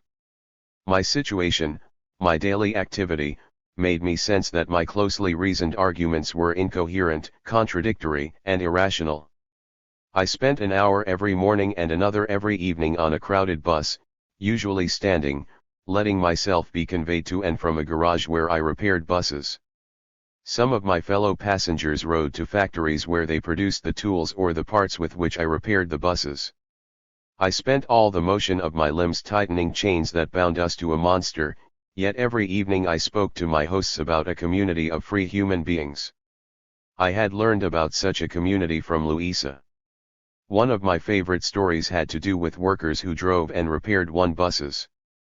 I told it to the Sedlaks as enthusiastically as Louisa had told it me. Bus drivers and bus repairmen like Jan and his father, had once turned against the monster. They had taken over the entire transportation network of their city. Like a schoolboy reciting a memorized lesson, I stressed the fact that shortly after the takeover the buses were again running on schedule, they were again transporting workers to factories and buyers to markets, they were again repaired. The workers themselves were doing without capitalists and managers exactly what they had done with capitalists and managers. In other words, with naive enthusiasm I told my hosts, over and over again, that workers had defeated the monster and yet remained chained to it. My hosts didn't respond, they evidently didn't understand why I was so enthusiastic, and they obviously didn't think that such a victory was worth a drop of a worker's blood. Let your friend Damon call me an intellectual. I was educated and informed by Louisa if by no one else. Because of this education I had to think hard in order to figure out what was perfectly obvious to Jan and his father. Who but workers have ever driven and repaired buses? Who but workers have ever transported other workers to and from factories? If those workers fought on barricades in order to do voluntarily what they'd been forced to do before, then there was something wrong with those workers, or else with Louisa's story. But my hosts were polite. They didn't ask me if I'd be willing to risk my life in order to drive a bus on my own. They'd heard such meaningless jargon before, on the radio. They still had high hopes for me. But I lost my missionary zeal as well as my self-assurance and grew increasingly depressed. Everything I knew was false and everything I did was harmful. On balance it was my activity that bothered me more than my ignorance, because I spent only an hour a day talking compared to the 10 I spent working and traveling. You're perfectly right. Survival or not, there's only one word for that activity. It's prostitution. From morning to night I sold myself, I exchanged my life for a sum of money. What I knew or thought I knew was completely irrelevant. I sold myself when I was a missionary and I continued selling myself after I stopped being a missionary. The only concrete thing I did with my life was to keep some buses running, to contribute to the efficient circulation of commodities and labor power. The hopes Myrna and I had shared vanished like childhood illusions about the adult world. While I became increasingly depressed, Myrna grew more hopeful. Vesna was born shortly before I got my new job, and to Myrna the birth of the child and my job transfer were the first of a series of changes that were going to transform our lives. My job transfer confirmed some of her more extravagant expectations. One day, after I complained bitterly about the social function of my new job, she said, "Don't be such a pessimist, that's only a beginning." A beginning of what? I didn't ask her, but I think I knew. It was the beginning of our journey from the village to an imaginary place where all desires could be fulfilled. In her eyes I had apparently stepped backward into the village when I had become a bus driver like her father. The move to her brother's job was a move out of the village. Jan lived by himself in the city, he didn't grow chickens or potatoes in his own backyard, he was no longer a peasant but a worker. And the fact that I moved at all confirmed her most profound hope, it confirmed that I was able to move. But it was only after I had been on my new job for several weeks, after I asked her if she wanted to move closer to the center of the city, that Myrna expressed any of this. "An apartment in the city," she exclaimed. "If you only knew how long I've dreamed of that and how afraid I've been that I'd never get there. Of course I want an apartment in the city. There's no reason for Vesna to be brought up by my mother when she's already so close to a different kind of life. How badly I've wanted to leave, Yarostan. I hate it here.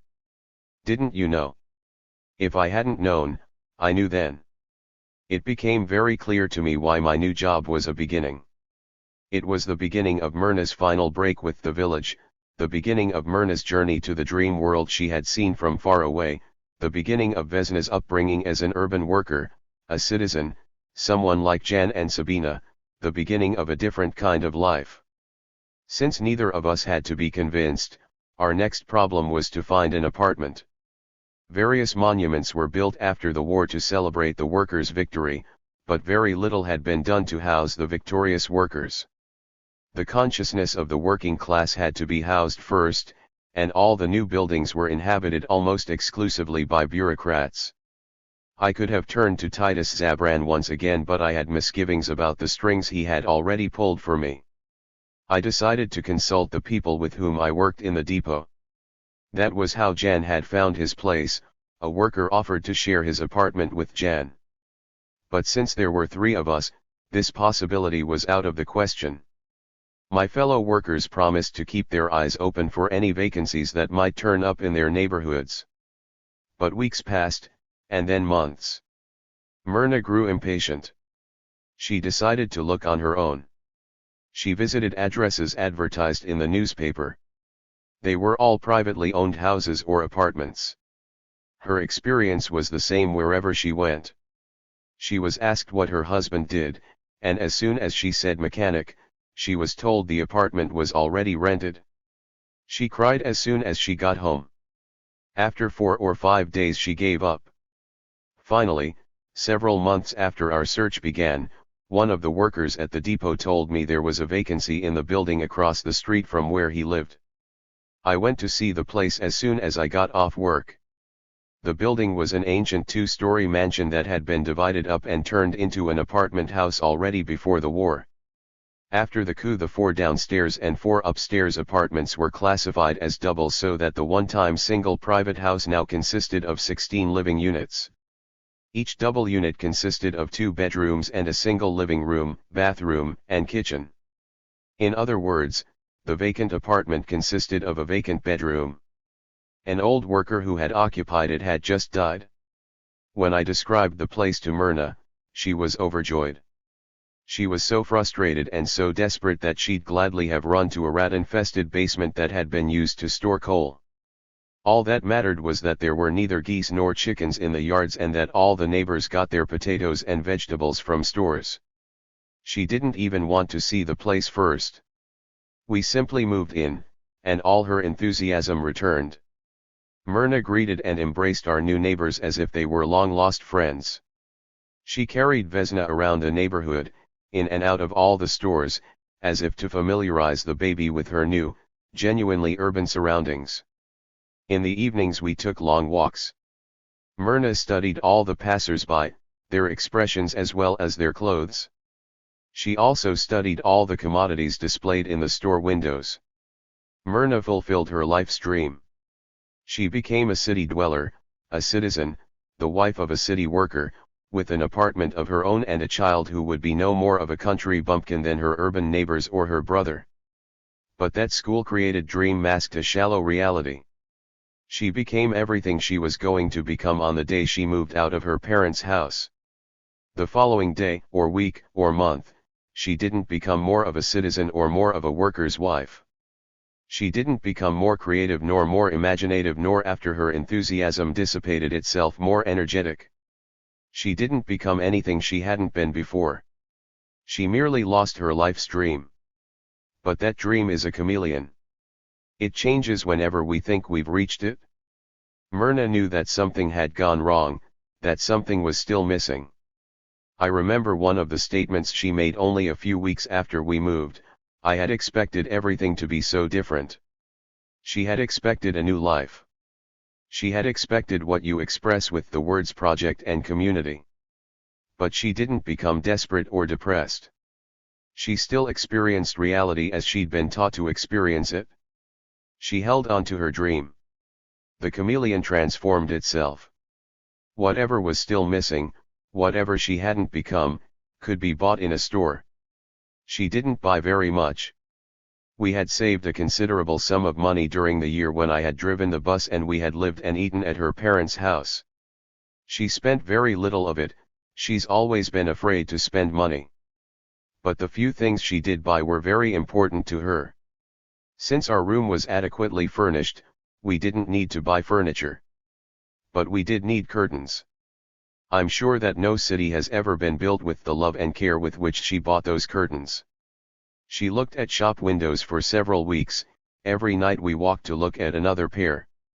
When she finally bought them, she treated them as a second newborn child. After the curtains were hung, she repeated the entire ceremony with a bedspread. Jasna read novels in order to experience in fiction what she'd failed to experience in her life. Myrna bought curtains and a bedspread. The objects replaced her project as well as her community. But like the apartment itself, the objects lost their promise on the day they were acquired. No new life began. Nothing was different. Even the curtains and the bedspread remained new only for a few days. The chameleon changed again. But the more it changed, the more it remained the same. The gap that reappeared every time it was filled, could be refilled continually only to reappear again. If this object failed to satisfy, surely the next object would succeed, or the next job transfer, or the next apartment. The next object was to be the largest of all our objects. It was Vesna's baby carriage, a four-wheeled vehicle complete with bed and canopy, 2 axles, springs, and brakes. It was the only vehicle we ever owned. And it was from that vehicle that I learned the narcotic potency of the manufactured thing. We scrupulously examined every carriage in the city before deciding which one was to be our carriage. We wheeled it to our apartment as if it were made of glass, carefully avoiding every pool of dirty water, raising it gently over every bump. We carried it upstairs to our bedroom, and we continued to keep it in our bedroom, not so much because we were afraid it would be stolen from the hallway, but because we wanted it where we could see it. In other epochs people looked for gods, saints and revelations to confirm their lost humanity. In ours the commodity embodies all the gods, saints and revelations.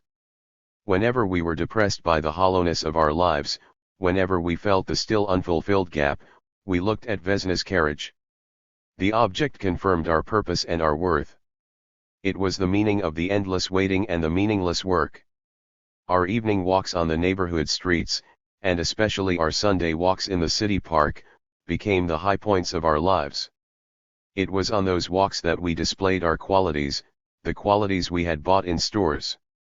As soon as we had the carriage, we needed the clothes that went with it. I bought a suit identical to the suits I had seen in the city park, the suits of young men who accompanied their baby carriages and their wives. Myrna and Vesna each acquired a dress with similar properties. We were now complete. When we promenaded Vesna through the park, we felt ourselves admired the same way we had admired the well-dressed couples with baby carriages. Passers-by looked into the carriage and smiled at Vesna. We were proud of Vesna, proud of our success, proud to be admired. Vesna, Myrna, and I were like all the others in the park, like the admirable others, the members of the working class. We were complete human beings, citizens. Our clothes and Vesna's carriage proved it. At the end of the promenade we removed our attributes and hung them in the closet, always keeping them spotless and uncreased. We set Vesna's carriage in the corner of our room. It was a very pretty carriage. We still have it. But Vesna is no longer with us. Our bliss lasted for 2 seasons. I don't know how long we could have remained intoxicated by our objects if the ground under our feet hadn't shifted, but I suspect the drugs would have lost their power on their own during the 3rd season. In any case, we weren't given a chance to enjoy the full effect of our narcotics. Our frail house of cards collapsed around us. The event that put an end to our blissful stupor was a violent encounter between Jan and the foreman at the depot where we worked. The foreman was the type of person usually described as dumb and ruthless. He was several years younger than we were and had started working at the depot 3 years before Jan was hired. He was immediately recruited as a police informer, and he apparently did this job so well that he was appointed section foreman only a few months after he was hired, and general foreman a few months after that.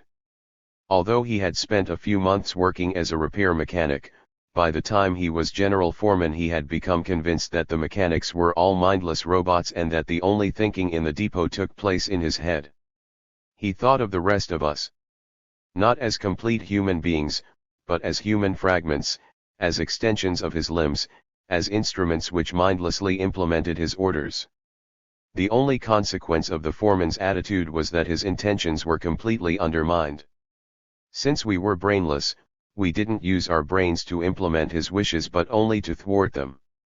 As extensions of his limbs we were worse than lifeless limbs, we were rebellious implements that continually frustrated their user.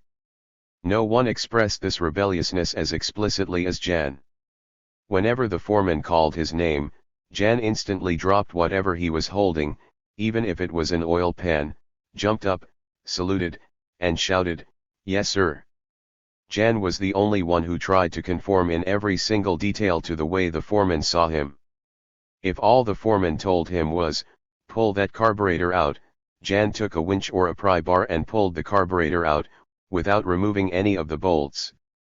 One day Jan was removing a rear wheel to replace a worn bearing. "What the hell are you doing?" "All it needs is grease," the foreman shouted. Jan furiously replaced the wheel and packed it with grease. The bus was towed back to the depot 2 weeks later with a ruined axle and wheel. The rest of us also implemented the foreman's orders to the letter, but none of us were as scrupulous as Jan. If some buses were nevertheless repaired, it was only because the foreman couldn't be everywhere at the same time, and all of us worked with relative efficiency when we weren't carrying out a command. Some weeks after the incident with the broken wheel, the foreman again pulled Jan off the job he was doing and bellowed, "See if there's oil in this engine. And don't let me catch you doing anything to the engine." The foreman had conveniently forgotten that he'd been wrong when he'd kept Jan from replacing the wheel bearing. Jan did exactly what the foreman told him to do, and 2 days later the bus returned with a burned-out engine. The foreman was furious. He ran to Jan and shouted, "I thought I told you to see if there was oil in that engine." Jan dropped his tools and saluted, saying, "Yes sir." "There couldn't have been a drop of oil in it," the foreman shouted. "Yes sir." Tan said again. "You imbecile," the foreman bellowed. "I told you to put oil in. Did you put oil into that engine?" "No sir." Jan answered. The foreman's eyes were red with fury. He leered at the rest of us, ran to get a crowbar and swung it at Jan's head. Jan ducked and was hit lightly on the shoulder. Jan picked up a wrench. The foreman started to swing his crowbar again, but I ran up from behind him and yanked the bar out of his grasp. "You're lying," I told him, holding onto the bar. "I heard what you told Jan to do. You told him to see if there was oil in the engine, and you explicitly told him not to do anything else." "You're crazy," the foreman shouted. "Whoever heard of sending a bus on the road with a dry engine?"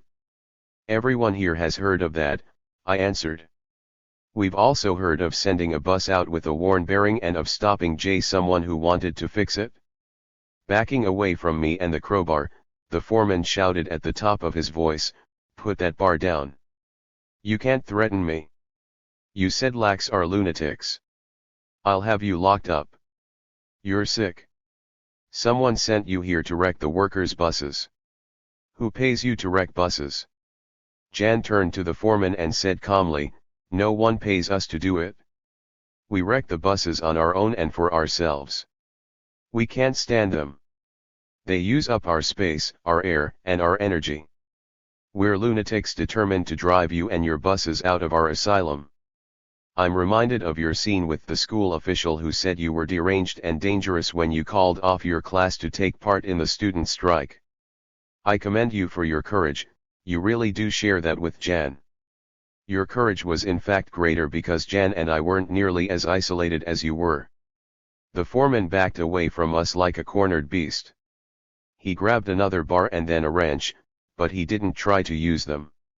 He no longer faced only the two of us.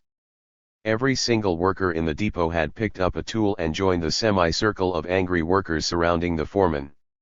Every single person was waiting for the foreman to take the slightest step toward Jan, toward me, toward any other worker.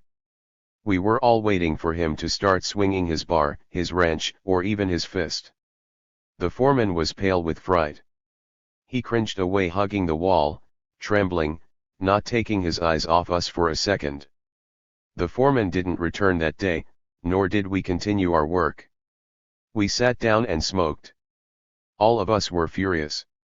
Someone said, "Let him try that just one more time. We'll show him." "What'll we show him?" Jan asked.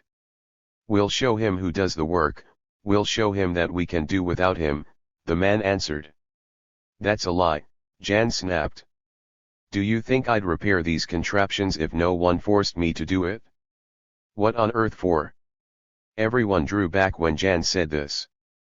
The others probably hadn't ever heard anyone express such an attitude.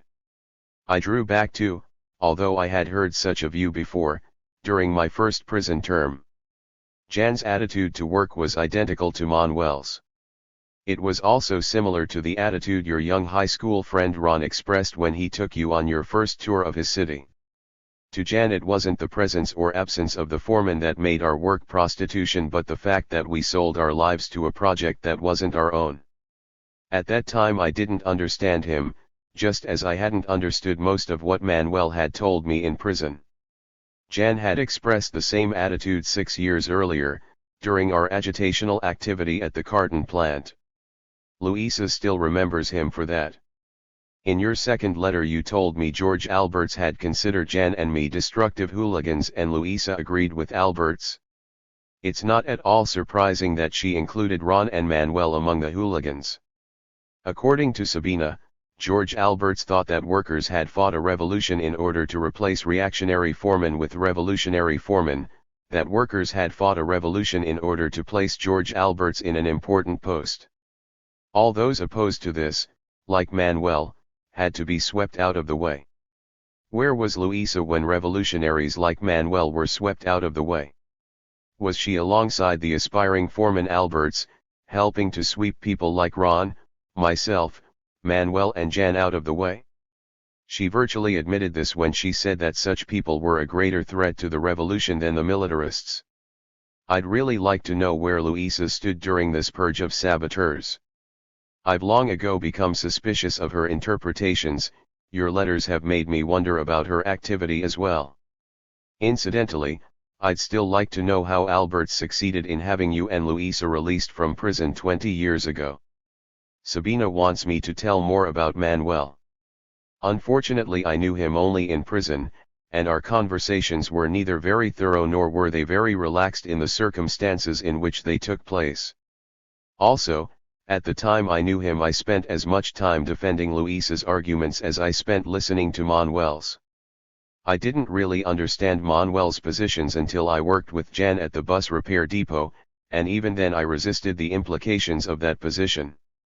Emotionally I agreed with Jan.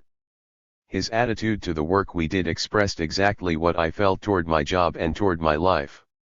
Emotionally I had also agreed with Manuel, and even while defending Luisa's arguments I had known that I would have been among those of Manuel's friends who were jailed and killed as saboteurs. Intellectually I must have held a view similar to the one Sabina expressed in your letter, although I don't remember that I had any intellectual view at all. I only had vague feelings. I suppose that I, like Sabina, thought that buses and factories were useful and that their only dehumanizing characteristic was that they were managed by bureaucrats and policed by armed torturers and murderers. If we could only get rid of those predatory parasites, we would humanize the factories as well as ourselves. Such may have been my view when I drew back in response to Jan's comment after the scene with the foreman, and such may still be Sabina's view today, but this view has nothing in common with Jan's or Manuel's. Manuel had nothing good to say about what Sabina, following Alberts, calls industrialization. Manuel's name for it was capital, and he called the revolutionary politicians who murdered his comrades, capitalists. For Manuel, industrialization was merely another name for humanity's disease. It was a synonym for dehumanization. He called it capital because he didn't see it as a human activity, as a project launched by living individuals for themselves and for each other, but as a process that grew apart from them and against them, as a growth which they fed with their living energy but which they didn't control. He had been with people who had temporarily defeated the forces that repressed them, had shared with them the experience of projecting a world that would be for human beings, and had watched most of those people reimpose on themselves the very forces they had defeated the day before because someone had told them industrialization was for them. He saw workers reshackle themselves to a process over which they had no control because someone convinced them their desire for their own life and their own project constituted sabotage and hooliganism. Manuel and Jan taught me that if we don't destroy the old life, whether we call it capital or progress or industrialization, and if we don't project and begin to create a new life, then we're only going to reenact our slavery on the graves of our fallen comrades, some of us managing and most of us managed, some of us repressing and all of us repressed. When Jan said he wouldn't repair any buses if a foreman didn't force him to, I drew back. I suspected that I wouldn't either, but I refused to draw any conclusions. I knew that on a superficial level Jan's statement was false, since the only time any of us repaired any buses was when the foreman was out of our sight. But Jan meant something more profound, and it was this that I resisted. My resistance to his argument helps me understand why we still produce buses, bureaucrats, and bombs. I resisted because I worried for the buses. I wondered who would repair them and produce them if the revolution I then had in mind ever took place and overthrew all foremen, informers, and influential comrades. I worried for the future of capital. It was only years later that I began to ask myself who had decided that several of us were to spend parts of our lives repairing buses. This certainly wasn't the project of the living individuals engaged in it. None among the living, nor even among those who had lived before, had ever come together and decided that this activity was to be the content of our lives. It was as if we had no choice in the matter, as if we were irremediably condemned to spend our lives at forced labor. The progress of things determined the content of our lives. Things defined us, things dominated us and things consumed us. And when Jan expressed the desire to run out from under them and let them crash, I worried, not for myself or for any of us, but for the things. I wondered how the things would fare when we were no longer under them. I knew we had the ability to communicate, to determine our own individual and collective projects, to launch them together and to enjoy our common creation. I knew that such abilities were inherent to our being, that they were our very essence if we have a specific essence, that they were not aberrations or utopian dreams. I knew this with as much certainty as I know that my heart beats, because I feel it. Yet every day I negated my being, I suppressed it, every day of my life I nursed the thing, I worried for it, I repaired it, cringed under it and died for it. The progress of the thing matters more to us than our development, more than the flowering of our own capacities. It is more important than our lives. If the progress of the thing ever requires us to stop breathing, I wonder if we'll be flexible and accommodating enough to do that for it as well. I drew back from Jan's conclusions, but I couldn't draw back from the experiences that had led Jan to those conclusions. I couldn't draw back from the world I lived in. I couldn't keep myself from experiencing what I still refuse to believe, that the thing didn't exist for me but only for itself, that its well-being coincided with my immiseration, that its progress was built on my stagnation. The day after our confrontation with the foreman I went to work at the usual hour. When I reached the entrance to the depot, two men in street clothes rushed toward me, grabbed me by the arms and dragged me to the back seat of a car. Jan was already there. He laughed when I was placed next to him and shouted, "What's this? Have you ever seen these gentlemen before? Did you ever have anything to do with them?" I'd thought we were having an argument with the foreman, an argument that concerned only us and the foreman. Are these gentlemen the foreman's relatives or his personal bodyguard? We were taken to the police station. I felt frustrated and indignant. It wasn't hard to surmise where the foreman had gone the previous day after he had cringed away from the circle of angry workers surrounding him. Nor was it surprising that going directly to the police would have been the normal reflex for this individual who had started his career as a police informer. What was so frustrating, and so revealing, was that all this took place without any communication among the individuals who were involved. Nothing was discussed, nothing was decided by the workers in the depot. The whole matter was settled by the foreman and the police, by the agents of order, by the agents of an order that doesn't concern those who maintain it because it isn't theirs and doesn't exist for them, they merely undergo it, as their lot. Everything that happened at the police station was predictable except the fact that we weren't sentenced to a new prison term. We were locked into a room with nothing in it. Except a bench. Jan grumbled, "Here we go again." We were both convinced that we were going to spend the next few years, perhaps the rest of our lives, in prison. We sat quietly and waited. Jan stared at the blank wall, his laughter was gone. I started to cry, not because I would miss my walks in the park, wearing my suit and pushing Vesna's carriage, but because that activity suddenly seemed so ludicrous, such a miserable way to use up life's time. I cried because I would miss all that I hadn't done, all the possible lives I had failed to live. I thought of a story I had read about a man who realized only on his deathbed that during all his years in the world he hadn't once lived. We were wrong.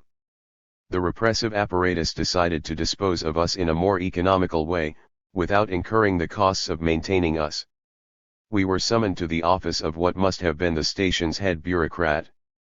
As soon as we were seated, the bureaucrat turned to me and, fumbling with a dossier that must have been mine, asked, "Are you Yarostan Vochek?" "Would you believe me if I told you I wasn't?" I asked. Pointing his forefinger at me, the bureaucrat threatened, "If you parade as Miran Sedlak one more time, you'll be imprisoned for fraud, do you understand that?" Jan and I looked at each other, we were relieved. If "and one more time" meant that we weren't going to be imprisoned this time. We wanted to laugh. The bureaucrat turned to Jan and, with the same threatening tone, said, "You know that you can both get 10 years for insulting and beating the foreman." Jan didn't respond. "You could get another 10 years for instigating a riot inside a workplace, and another for wrecking social means of production. All this on top of your criminal record would land you in prison for life," the bureaucrat said, threateningly but calmly, as if he were explaining a mathematical problem to us. Both of us stared at him. We no longer felt like laughing. He continued, "We're not going to imprison you. We don't run a nursery for wild beasts. Parade under false names one more time, go into or near the bus repair depot for any reason whatever, wreck any more social property, fight with the same or another representative of the working class, and we'll take care of you this time permanently. Do you understand that?"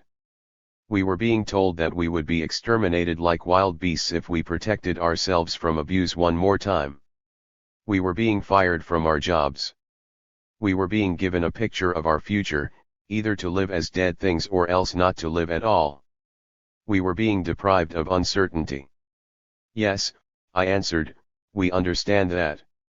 The small amount of conventional happiness Myrna and I had nursed with such loving care disintegrated all around us. We could enjoy the illusory satisfaction offered by the objects only if we served them. As soon as we stopped serving them, we learned that they were not for us but that we were for them. The moment we transgressed the rules of progress and found ourselves alone with our rewards, the objects lost their auras and revealed their essence. They were garbage. I returned to our apartment long before the end of the working day. Myrna started crying before I even told her Jan and I had been arrested. She knew as soon as I walked in that I'd been fired. The previous night I had told her about our encounter with the foreman. Her only comment had been, "What'll become of us?" I had been angered by her comment because I'd interpreted it to mean, "What'll become of the curtains, the bedspread, Vesna's carriage, and our Sunday clothes?" I'd been angered mainly because I had shared exactly the same concern. I had worried for the objects. When I told Myrna what happened at the police station, she started to tremble. Her face took on an expression of undisguised, raw fear. She threw herself at me, sobbing and shaking, and uttered weakly, "They can't, Yarostan, they can't." Myrna saw what I had seen a few hours earlier while waiting with Jan in the room at the police station. She saw how ludicrously poor our lives had become since the day when we'd started pouring them into our objects. We stopped worrying for the objects and started worrying for ourselves. We became aware of our own lives for the first time only when we began to be hounded, when we faced the danger of losing them. That day was a beginning, but not the kind of beginning Myrna had looked forward to. It was the beginning of our persecution. From that day on we were hounded so persistently that we never again had the opportunity to worry about the future of our objects. That day was the beginning of our human lives. We ceased to be objects in a world of objects, we ceased to be things that produced and things that consumed. I began to understand Jan's outlook as well as Manuel's. Only 2 days after Jan and I were briefed by the police bureaucrat, there was a knock at the door. Myrna jumped up as if a cannon had exploded, she backed against the wall, pale with fear. The moment misfortune begins, all news is bad news and every change is likely to be a change for the worse. I let in a man who introduced himself as the president of the neighborhood council. His eyes didn't once stop shifting from side to side. He was as suspicious as a mouse sitting in the middle of a room, ready at any instant to flee back to its hole. He even studied Vesna with apprehension, probably fearing that her paw would fly out and claw his face before he'd had a chance to defend himself or escape. Years later our neighbor, the police informer Mr. Ninovo, reminded me of this council president.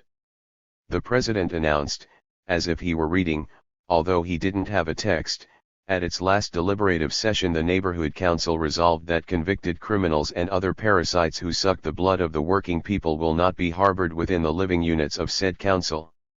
Myrna started to bawl and Vesna joined her. I flung the door wide open, grabbed the president by the back of the collar, and sent him flying out of our apartment with a kick in the rear, so as to justify the need for his vigilance, his suspiciousness, and the constant shifting of his eyes. Myrna became hysterical. She was sure the police would come to arrest me for the last time because of the way I had treated the council president. I tried to calm her by telling her the president's behavior had indicated that he hadn't expected to be treated any other way. But as soon as her fear for my arrest receded, she started worrying about our situation. She convinced herself that the neighborhood council had no right to evict us, since they didn't even live in our building. She talked me into taking our predicament to the neighbors. I agreed with the principle of doing this, but I assured her that our neighbors had no more power to stop our eviction than we did. Right or wrong, the neighborhood council had the police behind them. Even so, I went with Myrna to knock on the doors of our neighbors' apartments. This was a mistake, it only informed us how alone we were. One of the women downstairs opened the door and immediately slammed it in our faces. None of the others let us into their apartments. We were forced to stand in the doorways and explain our situation as if we were dirty beggars asking for food, and as we spoke we heard the doors we just left open slightly. Apparently people wanted to hear our story a second and then a third and even a fourth time, or else they were eavesdropping so as to hear what the others would tell us. When we reached our third or fourth door, the man interrupted us before we were finished and said, "I'm sorry for you, but you really should have told us you were a convicted criminal." The next neighbor interrupted us almost as soon as we began and she made the advice more succinct, "You should have told the council you were convicts." Myrna angrily grabbed the woman by the shoulders and shouted, "You idiot! We're workers just like you. Convicts are people who are inside prisons, and most of them are workers too." The woman was apparently intimidated. She said, "I'm sorry for you," backed away from us and closed her door. We heard the next door close while we walked towards it. We knocked and a man shouted, "I don't talk to criminals." I got furious and, banging on the door with all the strength in my arms, I shouted, "That's because you're a pig, and pigs never talk to human beings." We didn't knock on the remaining 3 or 4 doors. We didn't have the nerve. We were defeated. All of our neighbors were workers, there wasn't a single clerical worker, student, or bureaucratic official in the building. According to your friend Damon, workers are inherently revolutionary. I suppose what he means by that is identical to what our neighborhood council president would mean. Damon doesn't mean all workers, he means those workers who have learned to submit to authority, those workers who would be willing to obey any authority that speaks in their name, those who would be willing to evict and ultimately to maim and kill other workers for the sake of a politician who considers them inherently revolutionary. Damon is a politician or a saint. In his mouth revolutionary means the same thing as blessed and is merely a way to flatter his future followers. Our situation was similar to the one I had faced during the weeks after I had been released from prison. We had no place to go and I had no job. We still had some savings, but now there were 3 of us. We were stained, exactly the way Jews had been stained during the occupation. Only now there was no resistance movement. The dregs of that movement had replaced the previous occupiers. The rest of the movement had been slaughtered during 3 days and nights of senseless butchery. If we found another apartment, we would be hounded out as soon as the police informed our neighbors that we were convicts. I couldn't find a job for the same reason. I didn't even think of looking for one. I knew I'd have the same luck I'd had before. I'm sorry, comrade, but with your record, we can't afford. We went to Jan for help and advice. He was able to remain in the apartment of his former fellow worker, and as a result he was able to communicate our situation to the other workers in the depot. The police had told us to stay away from the depot. They hadn't told Jan to move out of his apartment. I suppose the police had expected Jan to be evicted the same way we were, but Jan's friend, not being a criminal, had managed to reason with his neighbors, convincing them that Jan couldn't be evicted since the apartment wasn't in his name. He was simply a guest. Jan said that he would contact Titus Zabran once again about our getting another job. He'd have to telephone Titus to avoid being arrested, since Titus' office was next door to the J-bus depot. As for our housing problem, Jan looked sadly at Myrna and suggested that we move back to their parents' house, at least until I found another source of income. Myrna swallowed her pride together with her life's dreams and took Jan's advice. We moved back to the fringes of the city, back to the yards with chickens and vegetable gardens, back to the neighborhood which was no longer a village but was not yet part of the city. We packed our curtains, our bedspread, and our Sunday clothes. We wouldn't need them where we were going. Vesna's carriage had to be transported on a truck. We were ashamed of it when it arrived. There were no baby carriages on the unpaved streets where Myrna's parents lived. They weren't built for such streets. We stored the carriage in what had been Jan's room and covered it with an old sheet. Unlike an old trunk after a journey's end, it couldn't be used as a storage box nor as a seat or surface. It had no use at all. It was simply a large mistake. What upset Myrna most of all was the thought that Vesna would grow up in the environment where Myrna had grown up, that Vesna would be brought up by Myrna's religious mother, and that Vesna's whole life would consist of experiences like the one we had just undergone. I argued that there was no reason to project our misfortune into the child's life, but ultimately it was Myrna who turned out to be right. When we told Myrna's father what we had undergone, he nodded with approval for what Jan and I had done. He said, "You can't teach mules to fly," referring to those who had evicted us. His conclusion was as fatalistic as his wife's. That's how it is. What matters is that you're alive and well. Worse things have happened. In other words, a healthy horse can still be made serviceable, only a lame horse is good for nothing. In his view, our adventure was nothing more than a temporary setback comparable at worst to a healthy and vigorous peasant's loss of a year's crop. Next year was another year, and if we stayed alive and well we'd surely emerge with a better crop, perhaps even coming out as far ahead as we'd fallen behind. He was still convinced that I would go far, perhaps to a bureaucratic office, perhaps even to the university. But he noticed that I talked less and sometimes not at all. He suspected that something had gone wrong. One evening during dinner he asked me, half jokingly, "What's the matter with you, boy? Have you lost your politics? This is no time to lose that type of talent." Myrna's mother didn't share Sedlak's high opinion of me. She had seen me as an omen, an evil omen, since the day when I first came to her house. I didn't learn this until several years later, because she didn't say anything at all at the time. She saw me as hell's messenger, sent from afar to bring destruction, misery, and death to the entire family. Everything I had done until then confirmed this suspicion, or rather the certainty, since she didn't once show that she doubted the truth of her initial impression. The newest episode showed her that I had already started to carry out my destructive assignment. By taking part in Jan's fight with the foreman, and especially by calling myself Miran Sedlak, I had caused Jan to get into far more trouble than he'd have gotten into by himself. It's possible that this was when she linked me to Jan's first arrest, since a few years later she was going to blame me for everything that had happened to Jan, and she knew that Jan and I had been arrested together 6 years earlier at the carton plant. Finally, by getting myself evicted, I was starting to bring pain and humiliation into Myrna's life and even into little Vesna's life. I didn't know these details at the time, but I sensed her intense hostility toward me, a hostility that couldn't be pacified with a kindly gesture, a pleasant word or a smile. Myrna and I helped with the housework, read a little, took care of Vesna and waited. There was snow on the ground and we rarely left the house. In any case, Myrna no longer had inclinations to take walks in that familiar neighborhood.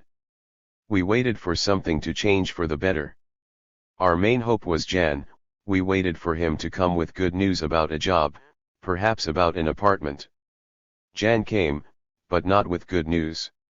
He had telephoned Titus Zabran. Titus knew about our firing.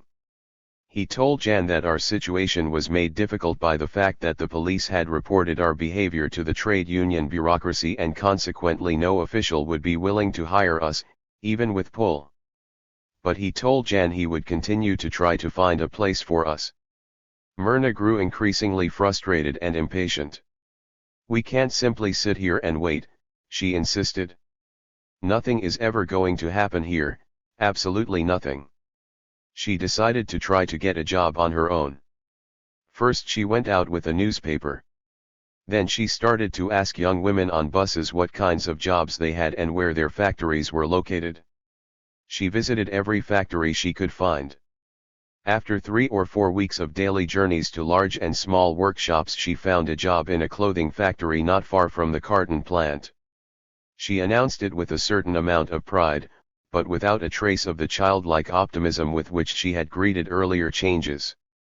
Already before she started to work, her passion and her pride were mixed with a certain resignation, a certain helplessness in the face of an indifferent, arbitrary and cruel environment. She became increasingly silent, increasingly patient, her life's dreams continued receding. Myrna became a member of the working class, but not on her own terms. She became a wage worker, a citizen of capital. She described her job with one word: drudgery. In the clothing factory she learned boredom, the endless repetition of the same motions, the gloomy foreknowledge that the following day, week, and year would be the same as all the yesterdays. Her daily activity enriched humanity only in clothes. It consumed Myrna, swallowed all her projects, extinguished her hopes. By becoming a member of the working class she annihilated the possibility to become a member of a human community. She gave away the time and energy necessary for the creation of that community. The resignation Myrna expressed the first day she worked in the clothing factory was the resignation of a person whose life is no longer one's own, of a beast of burden. About a month after Myrna started working, Jan learned about a job for him and me. Titus Zabran had actually gone to Jan's apartment to tell him about the job. A steel plant in a small town about 100 kilometers from the city was short of unskilled laborers. There were not enough workers in the town or the surrounding villages to supply the needed labor force, and city workers were either unwilling to move or unwilling to travel such a great distance twice a day. Consequently, the plant officials were willing to overlook our prison past as well as our employment records. Titus suggested that Jan and I accept the job, assuring him that such emergency situations were the best we could expect under the circumstances and that the next emergency might not pay as high a wage as the steel plant. Myrna refused to hear of our traveling 100 kilometers away. I argued that we apparently had no other choice. Jan suggested that we postpone making our decision until he learned more about the job.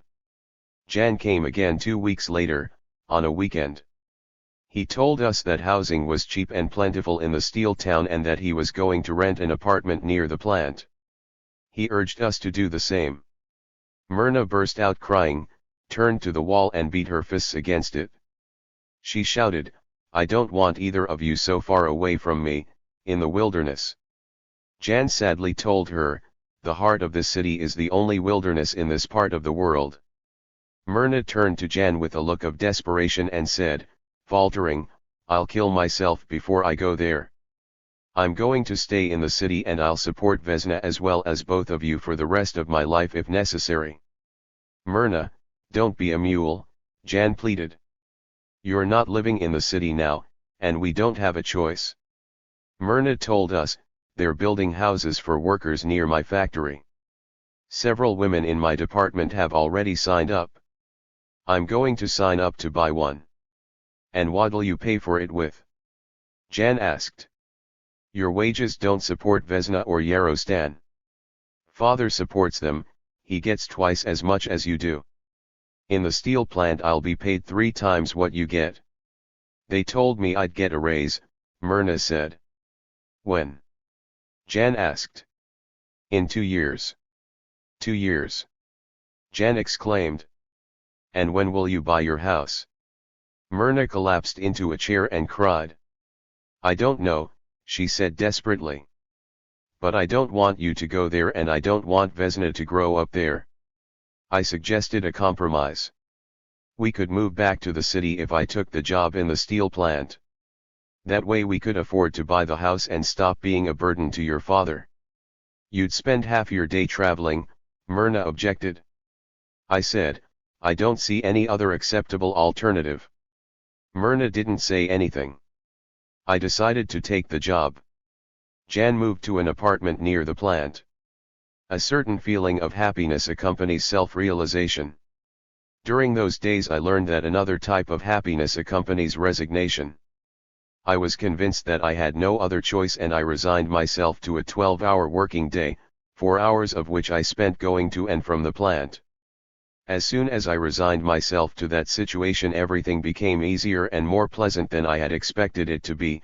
I experienced lesser pains as pleasures. The work was hard. It consisted of shoveling scraps of hot metal onto a moving conveyor belt.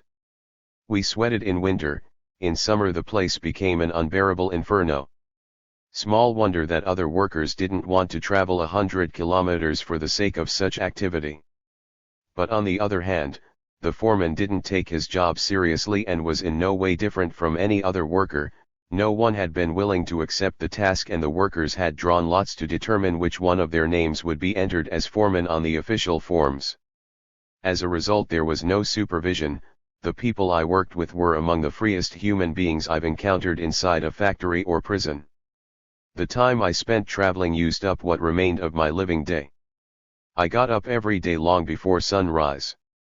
I rode a tram and a bus to the train station and then spent nearly an hour and a half on the train. I returned home long after sunset, dirty and exhausted. I bathed, ate, and collapsed into bed 6 days a week. I degenerated as a being with specific capacities, with the power to create. I stagnated. Whatever potentialities I had were stunted. Please mention this to Sabina. What she calls industrialization is impossible without steel. That process is not our project, it's not for us, it thrives only by destroying us. However, since I was resigned, even the discomfort of spending so many hours a day traveling contained a pleasure. I took books with me and read on the train every morning, philosophy, history, science, as well as several novels. I was fascinated. I even came to look forward to my train ride to work. On my way back home at night I was usually too tired to read. As soon as I started working I insisted that Myrna quit her job. I argued that since my wages were 3 times hers, we could easily support ourselves and also move on what I earned, so there was no reason for both of us to turn ourselves into oxen. But Myrna was adamant. If she quit her job she wouldn't be able to buy the house she'd signed up for, since those houses were earmarked for workers in her plant. That would mean we'd have to rent another apartment and would again be subject to victimization by the bureaucrats who administered them. She also insisted that she'd never be fired from her job as a troublemaker, whereas there was no telling how long I'd keep my job. Myrna was determined not to let anything like our eviction happen again, and she was equally determined to move out of her mother's house and into the housing complex near her factory. I asked who would replace her mother as Vesna's nurse when both of us were working, but learned that the planners had already removed this obstacle to the unfettered development of the productive forces. The children were going to spend a day in a nursery while their parents reproduced capital. Myrna's application was accepted, the house was built, and we moved in. It's the house in which I'm writing this letter. Myrna still works in the clothing factory a few blocks from here. Today there are blocks of similar houses, the streets are paved, there are street lights and sidewalks, and a bus stops half a block from our house. When we moved here there were neither blocks nor streets nor lights. It was late spring. Our house and two of its neighbors stood in a pool of mud with trails consisting of narrow, slippery planks of wood. Our baby carriage was as useless here as it had been at the Sedlak's house. The house was built for workers, which meant that it was built shoddily. The roof began to leak during our first heavy rainfall. During my second prison term, Myrna had to have the entire roof replaced. The plaster on the walls and ceilings has cracked and left large fissures. The foundation was set in mud and one side of the house has been sinking ever since we moved in. Everything in the house stands at an angle. We got used to that. In fact, we got used to everything, the jobs, the mud, the nursery. What mattered to Myrna was that there were no chickens and no gardens. Eventually there were small front lawns, only grass grew on them, and we didn't even plant our own grass, that was done for us by the builders, we only mowed it. What mattered was that we finally had our house in the city and no one could evict us from it. We were happy in our new house. It was the happiness of permanent exiles, of survivors from a shipwreck or a war. It was the happiness of wage workers resigned to their lot, the kind of happiness that comes with resignation. We had shed almost everything, our dreams, our projects, our unrealized potentialities and our unused abilities. Consequently, we embraced what little we had retained with all the joy that was in us. We threw ourselves into the project of fixing our little house with the same enthusiasm with which we might have joined human beings building a new world. I wasn't able to do much during the week, but every Sunday I became a master carpenter and painter. Myrna worked every night and did most of the building and decorating. We built our own bed and tables, and for chairs we use backless stools. In time we again had enough money to buy what we needed, but the main thing we bought was a sofa. Wood as well as paint were plentiful while the housing complex was being built, since the quantities we needed were always available in the scrap piles. We left all our earlier purchases packed away. Myrna made all the curtains and bedding as well as all our clothes. We spent our money only on food and saved the rest. Myrna insisted on saving money for the same reason that she had insisted on buying the house. She didn't want to be dependent on a world she couldn't trust, she didn't want to be at the mercy of a merciless bureaucracy ever again. Myrna, Vesna, and I had lived in our house for a year when I started to hear rumors about a vast uprising breaking out in Magarna. I say rumors because every account I heard contradicted the previous one. The press organized a systematic campaign to create ignorance and confusion. I don't know what I would have thought of you if I had received the letter you sent me at that time, describing your newspaper activity as your life's project and reporters as your community. The newspaper's systematic falsification of the acts of the Magarna workers convinced me that the press was an instrument of domination and couldn't be anything else. You commented on the press's falsification of the Magarna events, but you suggested this was due to the bias of the reporters or owners and not to the very nature of the instrument. I think you fail to grasp something about the press, probably because you were so deeply involved with it. You fail to understand that instruments of domination and destruction can't be used for anything else. Surely it's obvious to you that a bomb doesn't become a benevolent instrument if it's controlled by a benevolent person. A newspaper destroys communication as certainly as a bomb destroys life, and this was plainly visible during the Magarna Rising. The people who reported the Magarna events were not like the people engaged in the events, just as they were not like Jan or Myrna or her parents or me. They were different, not because of their views or their biases, but because of their activity. These differences didn't reside in the personal benevolence or malevolence of the reporters but in the instrument they served. Gross, unbridgeable chasms separated two groups of people engaged in mutually antagonistic activities. The workers of Magarna were desperately trying to cease to be what they were, to free themselves from the routine that had repressed them, while the reporters made no effort to cease to be what they were but on the contrary threw themselves passionately into their special routine. The Magarna workers were desperately trying to communicate directly with each other and with their likes elsewhere, while the reporters were spreading their reportages between like and like, interpreting each to the other, portraying each to the other through a glass that didn't reflect the experiences of the individual on either side but only the reporters. The workers were struggling for lives which were not interpreted, defined, mediated, or represented, while the newspapers could only interpret, define, mediate and represent because that's their essential purpose, their nature. Locked into the world of representations, the reporters couldn't see a struggle against representations as anything other than a struggle between one representation and another. I'm not even mentioning the fact that almost all the reporters were actual agents of the state, officials who earned their livelihood by falsifying workers' struggles. Newspapers can't coexist with or serve human beings fighting to abolish reportage and create communication, they're based on the impossibility of community. This was what I was learning about newspapers 12 years ago when you were writing me about your newspaper articles. I didn't see your letter, I can't guess if I would have been angry or pleased. I know I wouldn't have been pleased by your high regard for our activity at the carton plant 8 years earlier, nor by your enthusiasm for the press. But I think one aspect of your letter would have pleased me very much. Your letter was an attempt at direct communication between two individuals separated by impenetrable political and geographical barriers, an instance of the communication the Magarna workers were desperately struggling to create. Maybe it was this characteristic of your letter that antagonized the authorities. Maybe their fear of direct communication across their frontiers is far greater than our trust in it. Maybe the ultimate concern of the state is to keep such communication from taking place. That's the central purpose of the fences and the walls, the censors and the paid liars.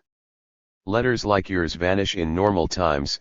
It would have been a miracle if such a letter had reached its destination in a time of crisis.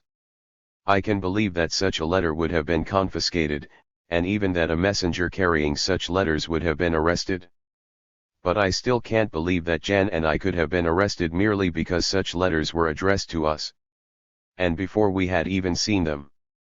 This possibility would be slightly more plausible if we hadn't been doing anything at the time, if I had remained in the stupor of resignation, if I had continued to channel all my energy and enthusiasm into Sunday afternoon repairing and decorating of the interior of this house.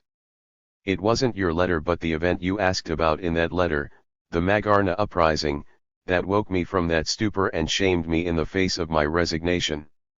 When I heard the first rumors of a widespread rising I paid no attention to them. It's not that I thought they weren't true.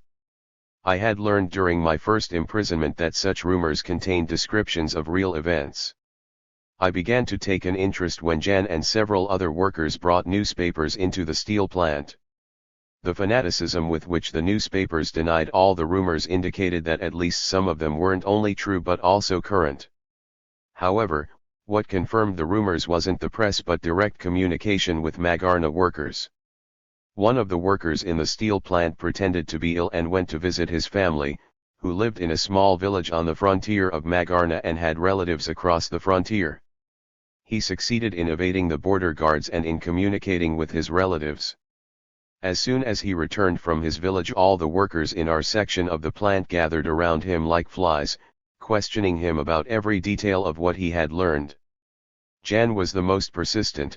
He simply couldn't stop asking questions and he repeatedly asked the same questions. He couldn't believe what he heard.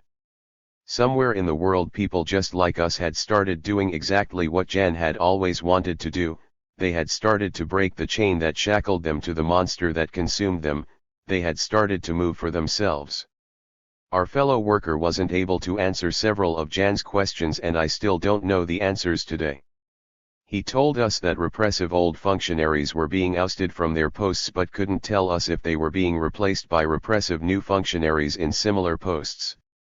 He told us workers' councils were being formed in factories and workshops, but couldn't tell us about the extent to which politicians and their organizations were behind the councils.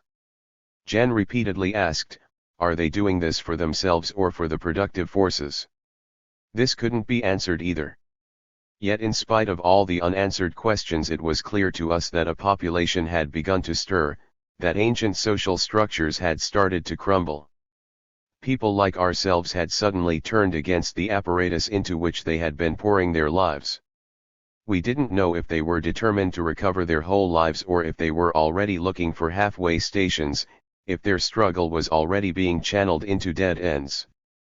But wherever their struggle ended, we were convinced that it had begun as a struggle against the entire social apparatus that had shaped individuals into tools that served its ends. Wherever they were eventually channeled, it was clear that the workers of Magarna had stopped being workers, and by that act had already made the impossible possible. They had already created the field in which jobs could give way to projects and production to creation. I don't think I could have answered any of your questions. I didn't know any more about the Magarna struggle than you did. Our fellow worker's visit to his family was the only direct information we had. My nearness to Magarna was counteracted by a more total suppression of information. I was convinced, as you were, that a revolution had broken out, a revolution as extensive and profound as the one Louisa had experienced. It was during those events that I began to question Louisa's interpretation of her experience and to contrast it with Manuel's accounts. It was then that I began to understand Manuel's as well as Jan's arguments. It became clear to me that if there were workers in Magarna whose job had been to shovel scraps of burning hot metal onto a conveyor belt, those workers couldn't possibly be motivated by the desire to shovel the same burning scraps onto the same conveyor belt on their own. We didn't need strikes, barricades or bloodshed for that. We were already doing that on our own. This was clear not only to Jan and me but to everyone I worked with. This was also clear to Myrna, despite the fact that the supervision as well as the noise at her clothing factory made communication impossible, despite the fact that after work she didn't talk to anyone but ran directly to the nursery to pick up Vesna. "Officials we've never seen before walk up and down the aisles," she told me. "And they're so nervous, so afraid, they act as if at any instant we were going to walk off with the machinery and the clothing. If we only had the nerve." Discussion of the Magarna events was almost impossible at Myrna's factory, as it was in most other factories and workshops. But it wasn't impossible at the plant where Jan and I worked, certainly not in our section. There were no aisles in which police agents could walk up and down, and the heat in which we worked didn't motivate any officials to take an interest in our conversations. I've already mentioned that our foreman was a foreman only on paper, and consequently we weren't supervised. I'm also convinced there were no police agents among us. The authorities had a hard enough time finding people willing to do the shoveling. We were unsupervised, but we were also completely isolated from all the other workers in the steel plant. From the moment we entered our section of the plant to the moment we left, we hardly saw anyone who didn't work in our section. This didn't prevent several of my fellow workers from trying to communicate with others. The communication took place after work hours in the restaurants and bars, on the street corners and in the park of the steel town. It was direct, face-to-face communication. It didn't take place through a newspaper like the one your friend Damon described, a workers' newspaper. The very existence of such a newspaper would have replaced and ultimately suppressed the type of communication that took place. One individual exchanged views and feelings with another. Before long everyone in the steel plant, perhaps everyone in the town, felt what the Magarna workers must have felt on the eve of their revolution, the desire as well as the ability to throw off their chains. In spite of the deafening noise and the unbearable heat, My workplace turned into a discussion club. Every day someone had heard more rumors that had slipped across the border. Every day the press confirmed the rumors with its fanatical denials and distortions. We discussed the implications and prospects of every act, we discussed our own possibilities and prospects. And we knew that similar discussions were taking place elsewhere in the plant, if only because fewer and fewer wagons of metal passed through our section. The entire town could have been located in Magarna. It responded to events in Magarna as if they were taking place inside the steel plant. Unfortunately, I didn't take part in the all-night discussions that took place after work in the restaurants and bars. I would have had to catch a train that left 3 hours later and thus eliminate the small amount of time I spent with Myrna and Vesna. But Jan's accounts of those meetings and discussions made me feel that I had taken part in them. Whenever 2 or more people met, they exchanged, not greetings, but news from Magarna. Before long all were shouting, each outdoing the other in denouncing the lies fabricated by the press. Although formal meetings were banned, steel workers who met informally in bars and restaurants talked about writing letters to the newspapers, about passing resolutions criticizing the press, about sending delegations to the newspaper offices, and even about going on strike for the sake of honest information about the revolution in Magarna. I was enthusiastic about all the suggestions and proposals, but my enthusiasm was dampened by Jan's misgivings. Jan was enthusiastic too, but only about the fact that the human beings around us had come to life and started to stir. He considered the agitation around the press a wasteful expenditure of energy that couldn't find other outlets. Jan stated his misgivings to others whenever the occasion arose, but he did so quietly, without insistence, without a politician's rhetoric or a missionary's self-righteousness. He was convinced that what was clear to him would sooner or later become clear to everyone. It did become clear to me and perhaps to many others that our agitation for an honest press was grounded in an illusion, and that this activity was a substitute for the real activity we were unwilling or unable to launch. What became perfectly obvious to me is illustrated by your experience on the university's newspaper staff. Your activity was the type of honest journalism we were agitating for. But when you practiced this honest journalism, authority immediately suppressed the newspaper. You claim that this suppression was caused by the spinelessness of the university administrators. You're wrong. Your newspaper was suppressed because it had stopped carrying out its function. The newspaper is an instrument by which the ruling minority shapes the conceptions of the majority. Honest journalism is not its function but its mask. Those in power may at times tolerate honest journalism, but only if they consider it harmless. Your own experience proves this. Authority had only to place its signature on a directive and your honest journalism vanished. Your attitude to this is as ridiculous as the idea that a general's brain can be a warmonger while his mouth and his other organs are pacifists. The newspaper is an organ of the rulers, it serves those in power, or else it is nothing, it doesn't exist. That's why our agitation for an honest press was a waste of time. I'm not talking about honest reporters. We heard about honest reporters after they were fired. Resolutions were passed and sent to newspapers, letters were written, there were several brief work stoppages at the plant. But I sensed a general feeling of frustration. We seemed to be in constant motion, but we remained where we'd been before. The newspapers obviously didn't publish our letters or resolutions, nor did they give the slightest indication that similar activity was taking place elsewhere. But the newspapers weren't the cause of our inability to communicate with our likes elsewhere, they were merely a symptom of that inability. What made direct communication with our likes impossible was the absence of community, the fact that intermediaries stood between ourselves and our likes. We didn't know how to bypass the intermediaries nor how to extend our hands to those who stood on the other side. That's why we turned to the intermediaries themselves for help, asking them to reflect accurately what our brothers were saying and doing, asking them to communicate our words and our gestures to our brothers. But the intermediaries, the professional interpreters and ideological specialists, could communicate and reflect only their own words and gestures, they could display only the insights derived from their own mode of living. We thought we had nowhere else to turn, and we convinced ourselves that if only the intermediaries reflected a portion of the truth about the Magarna workers' struggle, and if only they communicated our desire to take part in that struggle, then workers elsewhere would begin to rise as well.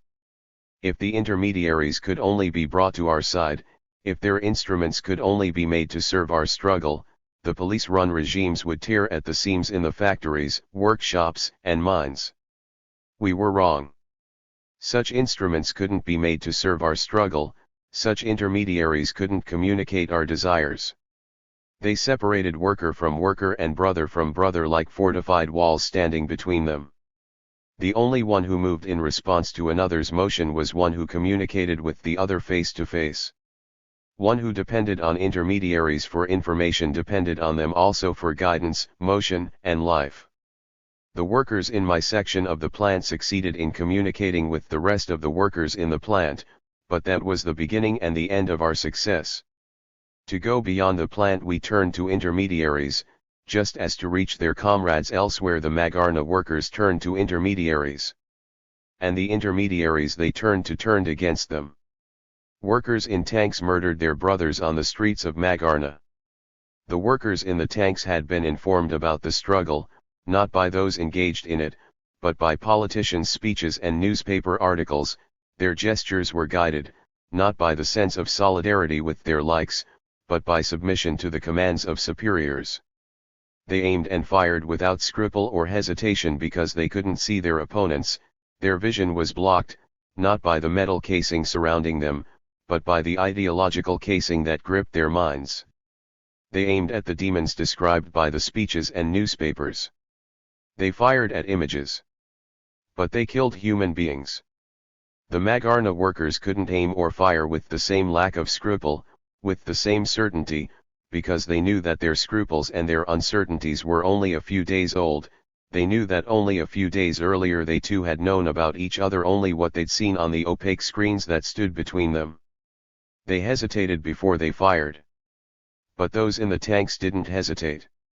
For a moment our stupor and our resignation gave way to hope, to the anticipation of a life where large projects are possible, where dreams can be realized in the company of vibrant, imaginative, and sympathetic human beings.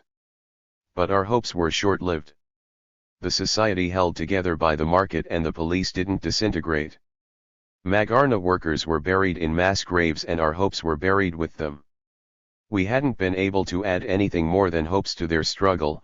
Our gestures had remained confined within boundaries we hadn't created, boundaries we hadn't been able to cross. Something like your journalistic project had been all we had reached for during a moment when a universe of possibilities wasn't very far from our grasp. We called for good intermediaries instead of creating conditions in which no intermediaries could thrive. We called for an honest press instead of forging our own communication as our first step toward the creation of our own community. The people of Magarna had started to struggle for such a community. They were isolated and defeated. They were isolated from us and from those like us who remained fascinated by all or part of the glitter of the monarch's world. We were isolated too, but we weren't defeated. We hadn't even begun to struggle. Yarostan. Sophia's fifth letter. Dear Yarostan. Your letter was beautiful. I wish I had joined you at the time of the Magarna uprising instead of having Lem take you my silly letters. I have a little bit more in common with you now than I did when I last wrote you. I've just come out of jail.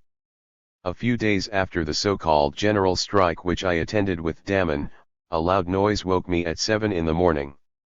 At first I thought it was thunder, a storm was raging outside. Then I heard it again, a loud, insistent knocking. I ran to the door in a stupor and opened it. 2 huge uniformed policemen stood in front of me, both grasping the handles of the guns in their holsters. Mrs. Nachalo, one of them asked. Miss Nachalo. Which one? There are 3 of us here. My first thought was that something horrible had happened to Tina, who is no longer with us. Miss Sophia Nachalo. That's me, I said. You're under arrest. Me? Why? That's for the court to determine. Anything you say now may be used as evidence against you. Come with us. Can't I get dressed? I asked. Don't take all day. Would you mind waiting for me outside? I asked. Not this time, miss. We'll wait right here. Step on it. Could you at least keep your voice down? You'll wake everyone up, I whispered. Just make it snappy, miss, or you'll have to come in the clothes you're wearing. I took my time dressing and tiptoed out of my room so as not to wake Sabina. They were sitting when I came out. They both rushed out of the house after me. O.K. Let's go. I started to turn back in, asking, can I at least leave a note for my sister? You've taken enough of our time, miss. You can call her from the station. A third policeman was sitting in their car listening to the radio while waiting for his colleagues to escort me out of the Ram. I'd forgotten my umbrella, but I didn't ask for another favor. I got drenched. You've been charged with assault and battery, I was told in a cold, matter-of-fact manner. It didn't seem to occur to any of them that the charge was ridiculous for a person of my stature. What had they thought when they saw me open the door in my pajamas and barefooted, that I might slug two enormous protectors of law and order? They'd kept their hands on their guns just in case. Maybe they thought I was wiry. Is my victim dying of the injuries I inflicted? I asked, trying to imitate their cold matter-of-fact tone. All of them, including the driver, turned to look at me. One of them mumbled something more about the court determining the extent of the injuries and about the possibility that my words might turn up as my accusers. They and I were silent for the rest of the trip. I asked for the phone as soon as I got to the station. Everyone I asked was very cordial. I was told I could use the phone right away, as soon as I was interviewed and searched. But after I was interviewed once, I was interviewed again. And after I was searched one time, I was searched a second time and then a third. I won't bore you with the details, you must be familiar with them. Police stations all over the world must have more in common with each other than with the neighborhoods in which they're located. It must have been noon before I got to use a phone. I rang and rang, but there was no answer. Of all days to decide to go out before lunch, Sabina had chosen this one. I was escorted to a room full of women sitting on benches. I was furious at myself. How stupid I had been not to wake Sabina. In my early morning stupor I had thought my arrest was so trivial compared to the event that had taken place 2 days earlier, Tina's departure, that I had even whispered and tiptoed so as not to disturb Sabina's sleep with my silly tragedy. I could at least have written her a note during the time I was alone in my room dressing. How dumb. I felt so frustrated I bit my lip until it bled. My anger gradually shifted to the sneaky psychology professor who was responsible for my arrest. I have to give him credit for one thing, he certainly is a psyche manipulator. He had grinned when I'd slapped him in response to his intimidating insults. I had interpreted his grin as a sign of masochistic enjoyment. But I'm not a psychologist. His grin was the grimace of the victor. His insult strategy had succeeded beyond his wildest dreams. He had provoked the criminal to enact the crime. He's no masochist. He's a sadist, an ordinary bastard, an agent provocateur for the police. I didn't regret slapping him. In fact, I wished I had done something which deserved the description assault and battery. I wished I had given that morning's policemen some reason to keep their hands on their guns. I wished they had in fact told me that my victim was in a critical condition because of the wounds I had inflicted. Various colorful and ingenious forms of assault and battery drifted through my mind, none of which would ever be within my reach, none of which I'd ever be able to carry through. And while I pondered my total inability to torture my torturer, the cracks on the blank wall across from me formed themselves into a smug face with a stupid grin whispering at me through its teeth, "Everyone can see that nothing is going to stop you, Miss Nachalo. You're a dangerous person, you should be undergoing treatment in a hospital, Miss Nachalo." Toward evening we were moved from the room with the benches to a similar room with cots but no blankets. I had been there, or in an identical room, once before. When trays of food were brought in I realized I hadn't been given any lunch, but I didn't feel the urge to complain. After supper I asked to use the phone, but the guard told me I could phone in the morning. She turned off the lights and shut the door. I thought we were locked in for the night. I was wrong.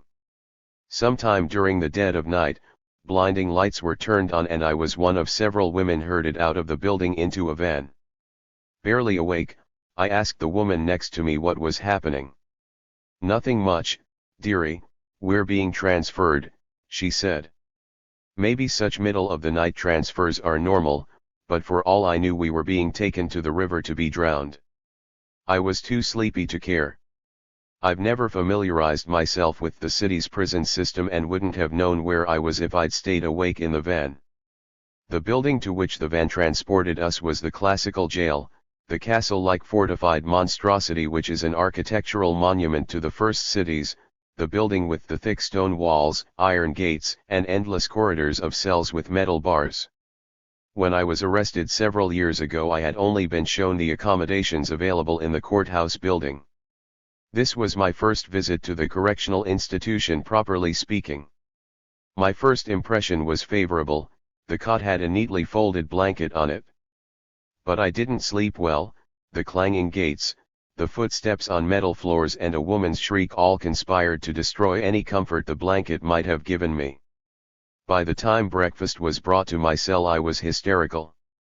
I dropped the tray to the floor and shouted my demand to use the telephone. Eventually 2 guards escorted me out of my cell into a waiting room where I was subjected to a medical examination. When that was over they escorted me back to my cell. I screamed about my rights and threatened to sue the prison authorities. In this I was somewhat hypocritical. I knew I had a right to use the telephone, but during all my years as a troublemaker I had never familiarized myself with any of the other rights I might have. I'm not apologizing for my ignorance. I know that prisoners' rights are little more than documents shifted to and fro by legislators and reformers. The physical setup alone precludes a prisoner's having any rights, or as you put it so aptly, the prisoner's rights reside in the humanity of the jailer. Shortly after my examination one of the guards returned and explained that I couldn't telephone just then because I would soon be up for trial. She seemed convinced that her explanation was perfectly logical. But it failed to pacify me. I continued to shout about my rights. She returned again, intensely annoyed, and at last accompanied me to a telephone. I cursed Sabina for not being home to answer my call. I cursed Tina for having walked out on us just before my arrest. I cursed Damon. He never leaves his house before noon, but that morning he was out. Maybe he and Sabina were out together. Out of sheer desperation I tried Louisa although I knew she was at work. The guard triumphantly escorted me back to my cell.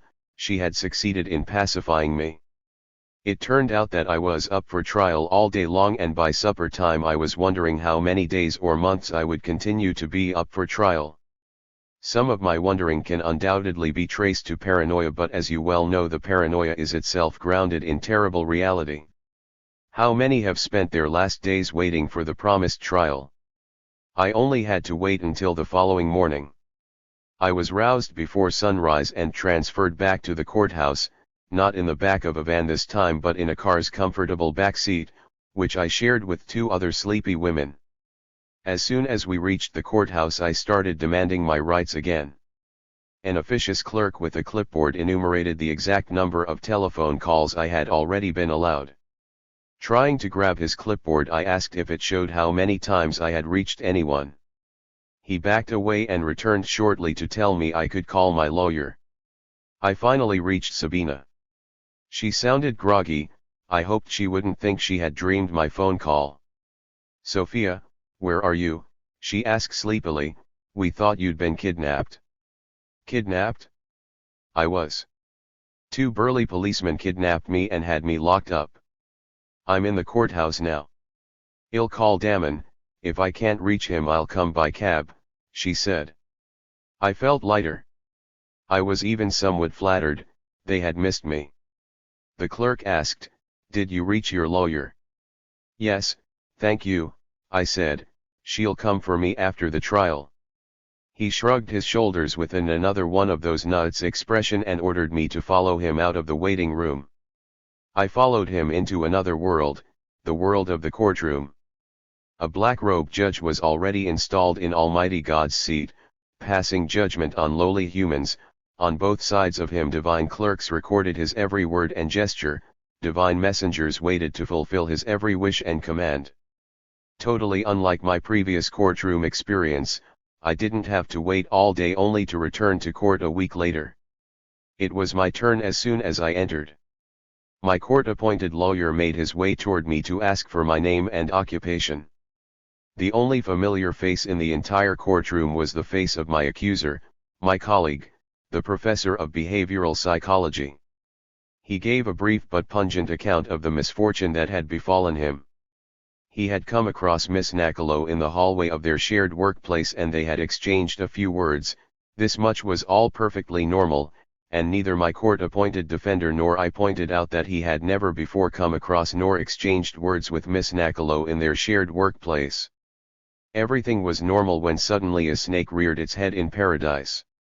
Totally unprovoked by any concrete physical deed on his or anyone else's part, Miss Nachalo started to inflict physical blows on his innocent person. My presentation didn't match his either in eloquence or in penetrating behavioral insight. I said he had insulted me and I had slapped his face as hard as I could.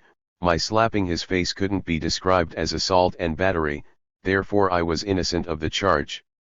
I repeated my statement 3 times, once for my defense, once for my prosecution and again for the judge. In the judge's view, it was not within my competence to define the nature of my deed, but within his. Since I confessed to a deed which he classified as assault and battery, he found me guilty, fined me, and my trial ended. I saw my accuser's face grimace with dissatisfaction when the judge announced the fine. It was a trivial sum. I paid my fine and rushed out of the courtroom. I pranced up and down the hall clutching my purse in my left hand, my right hand ready to swing. I vaguely hoped to give my community college colleague a chance to come across Miss Nachalo in a different hallway. Concluding for the second time that he wasn't a masochist, I abandoned my hope and left the courthouse. A familiar car was parked across the street, empty and locked.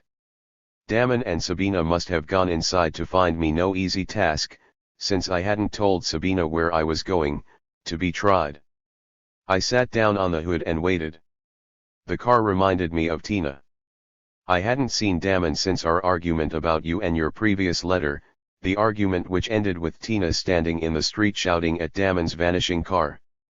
I thought of her comment, "Some fancy friends you've got," as I sat on the hood of my fancy friend's car. A few days after that argument, Tina had left Sabina and me and my fancy friends. I was intensely upset by Tina's departure. Not because it was totally unexpected. Sudden departures are in my own best style. Nor because I had ever thought Tina would remain by my side until the end of my days. On the contrary, I've often thought Sabina and I cramped Tina's development in our own peculiarly insidious ways. What upset me about Tina's departure originates in experiences that took place 11 years ago in that garage I described so briefly in my last letter. 2 days before my arrest, Tina failed to leave for work in the morning. I assumed she was taking sick leave and thought the better of her for it. She had been excessively conscientious about her job. But just before lunch she pulled what must have been all her things out of her room. Sabina asked, "Are you moving into the living room?" "I'm leaving," Tina announced. "You could have avoided all questions by leaving at night," Sabina said. "I don't have anything to hide," Tina retorted. "Are you leaving town or just this house?" Sabina asked. "Just this house." "And your job?" I asked. "In about a week they'll figure out that I'm not coming anymore and they'll hire someone else," Tina answered. "Good for you," Sabina said. "Do you mind my questions?" "Yes I do, Sabina," Tina said sadly, "because you'll mind my answers. I know that the only way you'd ever go to a university building would be with a stick of dynamite in your hand. Maybe I'll feel that way too, but if I do, I'd like it to be for my own reasons. You've been crutches, both of you, and thanks to you I haven't learned to walk on my own. At least not very well. Some kids occupied a university building and inside it they're forming something they call a commune. I'd like to figure out how I feel about that by being part of it. But Tina, I protested, surely you're not taking all your things to a building occupied by its students, do you expect this commune to last? Tina didn't smile. I'm taking my things to Ted's. I jumped. To Ted Nazabu's house. Yes, to Ted's, she repeated, he'll be here in 5 minutes. Couldn't you leave them here? I asked, this is as much your house as anyone else's. It's not a question of leaving my things, Sophia, and I mind your questions too. I don't know what you've always had against Ted and I no longer care. I'm not just leaving my things there. I'm moving. I'm going to live in the commune and I'll be staying at Ted's. At Ted Nazabu's? I asked again, stupidly. I was on the verge of tears. Yes, Sophia, at Ted's. Do you have wax in your ears? Look at the scene you're making. Do you really want me to tell you why I'm leaving? I loved you, both of you. But I've come to hate you. I feel like you're a prisoner. The university, Ted. What else is taboo? Oh, I know it's not taboo to you. You have your reasons. But your reasons aren't good enough for me. They don't grow out of my own life. I do things for Sabina's reasons and I do others for Sophia's, but I never do anything for my own reasons. I don't even know what my own reasons are. And that's all I want right now. To discover my own reasons. To become me, Tina, a human entity, someone who's neither Sophia nor Sabina. I'll wait for Ted in the street. It's getting stuffy in here. Tears rushed to my eyes and I ran to my bedroom while Tina turned around to go outside. I heard Sabina help Tina carry her things out. Heard their shouts of goodbye. Then the front door slammed shut and Sabina burst into my room shouting, "Shame on you, Sophia." I was ashamed only of my uncontrolled crying. "You're not bothered in the least, are you, Sabina?" I asked, no longer crying. I was bothered by the fact that she spent so many years with us. It's about time she asserted her independence. And you of all people presume. I don't presume anything, I interrupted. You know perfectly well that we've always agreed about that. One and only one thing bothers me. Namely Ted Nazabu. I shouted. I was angered by Sabina's mock innocence. Sophia. She's her own person. Sabina responded indignantly. You're using Ted to mask your possessiveness. Somewhere along the way you've acquired a mother complex. That's ridiculous, Sabina. I shouted. You know perfectly well what I'm talking about, and I'm amazed that it still doesn't bother you. Still? Sabina asked, acting puzzled. Have you forgotten that I spent several months in that house behind the garage? I became familiar with everything that happened there. I shouted.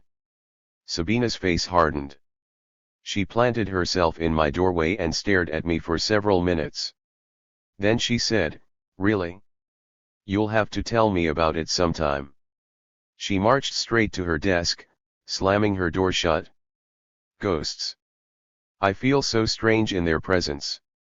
For all these years I prided myself for the open relations Sabina, Tina, and I maintained with each other. Everything was always in the open. None of us ever had anything to hide. Suddenly a ghost walks out of the closet where we'd locked it for good and it mocks our hypocrisy with its hideous laughter.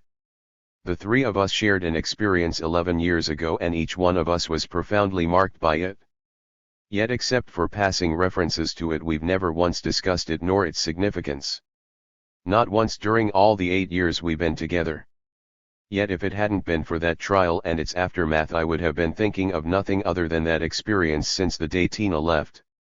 I continued thinking about it as soon as the trial ended, sitting on the hood of Damon's car waiting for him and Sabina to emerge from the courthouse. I can't even force myself to go on telling you about my trial before telling you what I experienced behind the garage 11 years ago. I had suppressed every memory of those events for so many years. Yet for the past few days the suppressed memories have been coming up like vomit. I don't know anything about the supposed connection between remembering and eating, but I do know that as soon as Tina mentioned Ted, as soon as one element of that repressed experience came up, all the other elements came up behind it. I apologize for having flown so far away from the subject with which I started this letter. Tina's decision to live with Ted is far more important to me than that fancy job I had at the community college.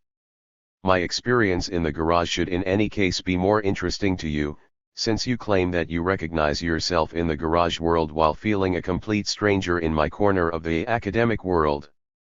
I wonder if you'll still recognize yourself when I'm through. The only similarity between your experiences during the Magarna uprising and my experiences in the garage is that they both began at the same time. But I'll let you be the judge of the similarities and the differences. You've scolded me enough for my comparisons and contrasts. Asterisk asterisk asterisk. I learned about the prostitution during my first night at the garage. But that was only the beginning of my education. I was a slow learner. During the middle of my first lesson I got scared and ran away.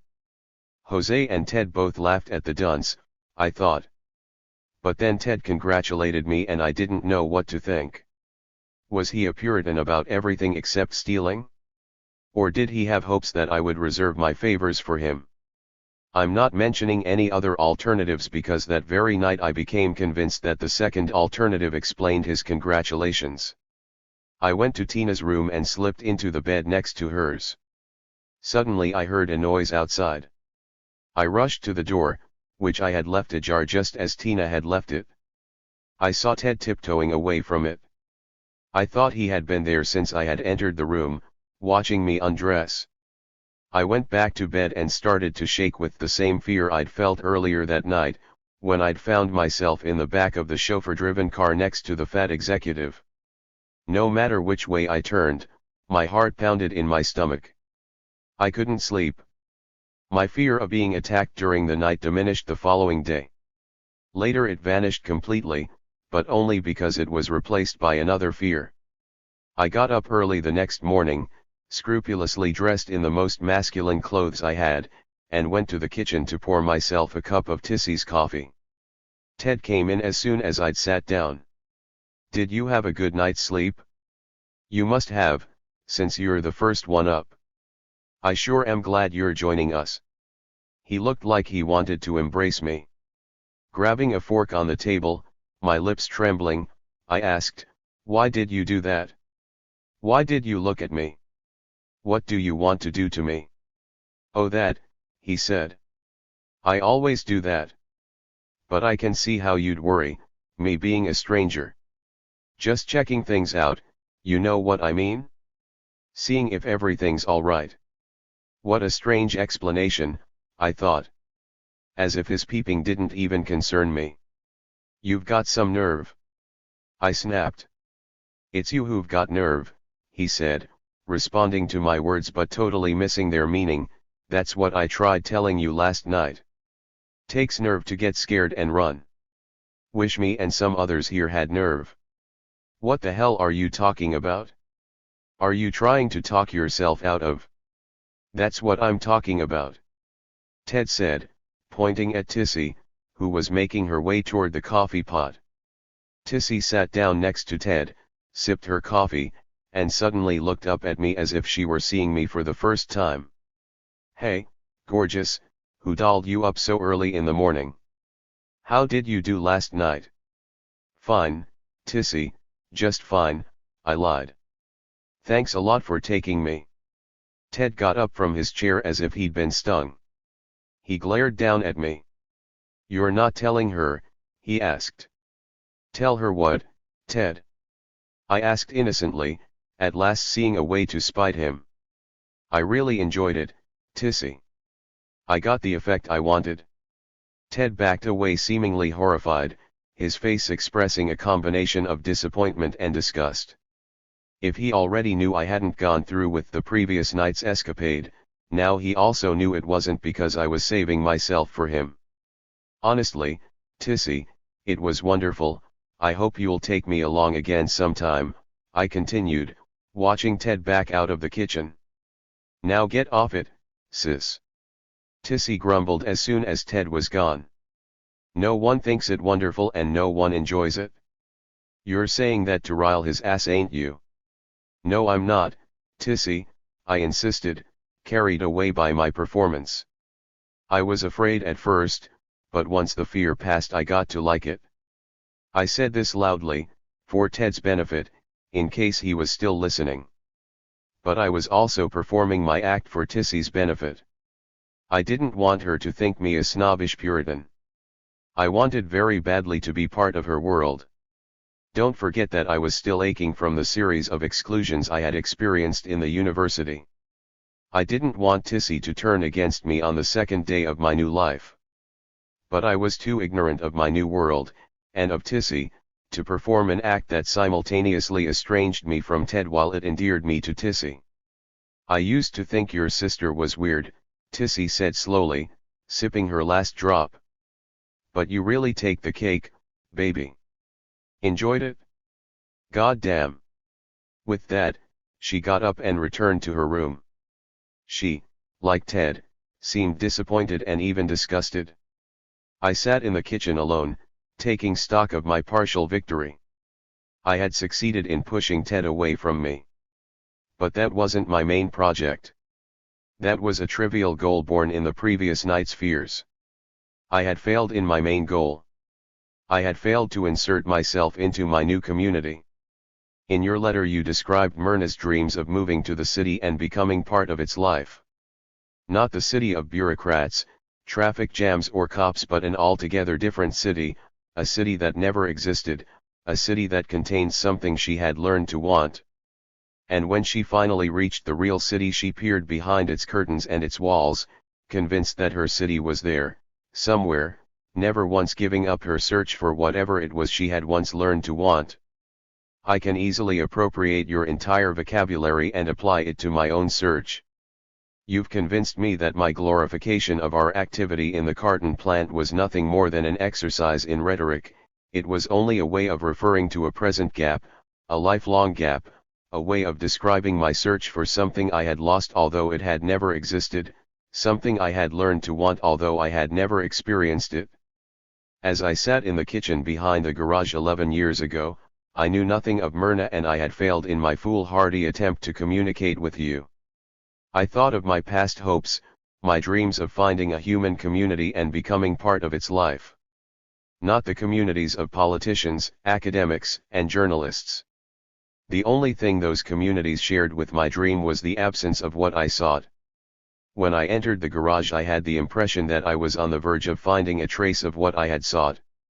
This, I thought, is at least something different, something I had never experienced before. And that world did in fact contain elements of what I had sought so desperately elsewhere. That's why I held on despite a long train of shocks and disillusionments. That's why I wanted so badly to be accepted by Tissy and to be like her. I wanted to be a prostitute and a heroin addict for exactly the same reason that Myrna wanted to be a citizen, an urban worker. In your letter you say, your descent to Sabina's world is a descent to my world. That was what I felt during those first days. That was why I felt ashamed for having run away from Sabina's and Tissy's nightly activity. That was why I tried so awkwardly to lie to Tissy, to convince her I wasn't an alien in her world. Yet instead of winning Tissy's sympathy and friendship I had only roused her suspicion. I sat in the kitchen feeling miserable. That kitchen behind the garage was like a snack bar in a bus station. Busy people continually ran in and out while I sat waiting for a bus that never came. I recognized my next visitor as Victor Ram, the mechanic I had seen in the garage when I'd first arrived with Debbie Matthews. He ate his breakfast in silence, never once taking his eyes off me, never once saying a word. Tina came in next. She asked if I'd really known her father, and what was he like. I told her she didn't look the slightest bit like him and immediately regretted making that pointless observation, It certainly didn't encourage Tina to pursue the conversation further. She finished her breakfast in silence and left without a word. Tina was followed by a person I hadn't met yet. "You're the sister," he said, ascertaining a fact. The way he said it shamed me further. He might as well have said, "You're the nun." I asked who he was. "Seth," he answered. I later learned he was a heroin dealer, but he always remained undefined for me. Shadowy and hostile. I didn't like him any better than he seemed to like me. After Seth left there was a lull. It was noon before Sabina and Jose joined me in the kitchen. I assumed they had gotten up together and came from the same room. I soon learned I was mistaken. Jose greeted me so jovially that he jarred me out of my pensive mood. "Is Ron's girl brooding? It's too early in the day for that." Then he turned to Sabina and added, referring indirectly to my previous night's embarrassment, "We ought to spend some time showing the sister the sunny side of life, right Sabina? Letting her brood when she's just arrived, that's not right, Sabina, that's not showing proper respects to our founder." I thought I heard a note of hostility. My impression was confirmed as soon as Sabina spoke. "Take her on a tour, Jose," she said. "You're the son of the underworld. Light everything up for her. I won't cloud her vision. I'm leaving." I reached across the table for Sabina's hand and pleaded, "I have to talk to you, Sabina, a long talk." Sabina pulled her hand away as if mine were diseased. I was amazed and hurt. She finished sipping her coffee and said curtly, "Sure, Sophia, but I've got to run now. I have a free hour between 3 and 4 this afternoon." She got up and left like a businessman with important appointments. "Your sister is a very busy woman," Jose said, explaining the obvious. Then he added, with the same hostility I had noticed before, "She don't have time to brood." Suddenly he reached for my hand, held it in his and said, laughing, "But we're not all like that. Come on, I'll show you around." Jose gave me a complete tour of the accommodations behind the garage. I was struck by how clean and well arranged everything was. And how expensive. When I'd first seen the building from the outside it had looked run down. The garage through which I'd entered had seemed dirtier and messy than most garages I'd seen. But when Jose escorted me through the hall from one room to the next, I realized for the first time that the garage was literally a front, a facade. I'd been impressed by the nightclub to which Tissy had taken me, but I'd been too preoccupied by my fears to look around the house. The walls and ceilings were all paneled, and at frequent intervals paintings were set into the wall panels, as were most of the cupboards. The floors were all covered by heavy rugs. The basement contained a laundry room, a marvelously equipped and very clean workshop, and a recreation room which, Jose said, hadn't ever been completed because no one used it. He told me the second floor consisted of lofts and an experiment room, and that if I wanted to see them I'd have to go up with their users, Ted, Sabina, and Tina. My head was swimming. I wasn't able to take it all in. What struck me almost as much as the luxury was the fact that each person slept in a separate room, although there were twin beds or a double bed in every bedroom. I asked Jose awkwardly, "Aren't there any couples?" "Couples?" he asked, visibly annoyed. "Sure there are couples. Lots of them. There's hardly anything else." Without even trying to interpret his answer I asked, "You and Sabina?" "Not on your life," he said angrily. "You never got to know your sister, did you? This is her room, mine's over there. We were never a couple and never will be. Any more questions?" "I'm sorry," I said, not knowing just what I was sorry about. Jose's anger vanished and he smiled. "Nothing to be sorry about. I'm the one that's sorry. I wanted to show you the work in the garage next. But I was too confused and too tired to continue the tour." "How about tomorrow?" I asked. "I had a terrible night last night." I liked Jose. I wanted to go on and tell him about my fears, about Ted, but I held myself back. "Sure," he said, I hope you don't have any more terrible nights. I fell on my bed in Tina's room as soon as I reached it. I woke up, like the previous night, at midnight. Tina was sound asleep. I had missed my afternoon appointment with Sabina. I had also missed all my meals. I crept to the kitchen and literally looted the refrigerator. When I was finally satisfied, I sat down and waited for Tissy, but realized that she must have gone to work on time. When I heard the heavy garage door closing, I turned out the kitchen light, rushed back to Tina's room, left the door ajar and slipped back to bed with my clothes still on. I listened to Ted and Jose walk to their rooms. After a long silence, I heard someone tiptoeing toward my room. I kept my eyes glued to the door and saw Ted creep through the opening. For an instant he just stood there and stared, then he backed out of the room. I started shaking again. I hadn't only failed to communicate with Tissy, I had also failed to communicate anything to Ted. I lay awake all night. When Tina got up in the morning, I pretended to be asleep and fell asleep until noon. When I reached the kitchen, I found Sabina pouring Tissy a cup of coffee. Tissy didn't even notice me. "Sabina," I said. "I know," Sabina said. "Let's go to my room." As soon as we reached her room, she said, "Wait for me just for a minute, would you? I have to make some phone calls." Just like a businessman. Anger and resentment filled my every pore as I paced back and forth like a caged animal. I was determined to have it all out with Sabina. I pounced as soon as she returned. "Sabina, why did you pull your hand away from me as if I were a leper? What am I to you?" I went on pacing. Sabina closed her door and then just stood and stared at me. Suddenly she burst out laughing. "I've never seen you like this, Sophia. You're marvelous. Running around in a circle, filled with righteous fury, frustrated out of your wits, you look just like a circus clown." Sabina threw her arms around me and pressed me, tightly. I collapsed in her arms. My anger melted away. I forgot what I'd resented. I felt at home. "I love your house, Sabina," I whispered. Sabina said, "I'm glad you do." Then she kissed me on my lips.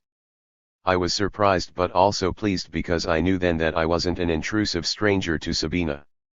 She asked, "Do you mind?"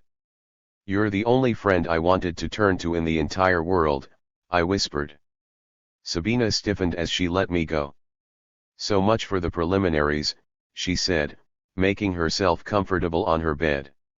"Let's talk, about anything and everything. As long as you want. No time limits. No secrets." "Sabina, I'm frightened," I whispered, sitting down next to her. "You, a nachalo, frightened?" she asked in a mocking tone. "Is someone after you?" I knew she meant someone outside, but I answered, "Yes, it's Ted." "Oh, get off it, Sophia," she shouted, angrily hurling a pillow across the room. She seemed disappointed, even disgusted, as Tissy and Ted had seemed the previous morning when I'd announced I'd enjoyed my first experience as a prostitute. "Are you serious?" she continued. "We haven't been together for years. We've both lived whole lives since we've last talked to each other. And all you tell me is that Ted is after you. Are you sure you don't mean Seth?" I was in a panic. I wanted to apologize. I didn't want Sabina to turn against me. I shook my head. "I could understand your being afraid of Seth," she said. "He might shoot you or stab you. Or even Vic. But not Ted. What happened to you? Sophia. What have you become?" I was deathly afraid Sabina was going to add, "Coward. You're just like your mother." I felt the tears rushing toward my eyes. But for once in my life I caught myself before breaking down crying. I bit my lip, stiffened up and looked right into Sabina's eyes. "Why did you pull your hand away yesterday?" "I'm schizoid," she said. "What are you?" "I'm only joking," I said, trying hard to smile. I was just trying to devise an original way to start. I'll try again.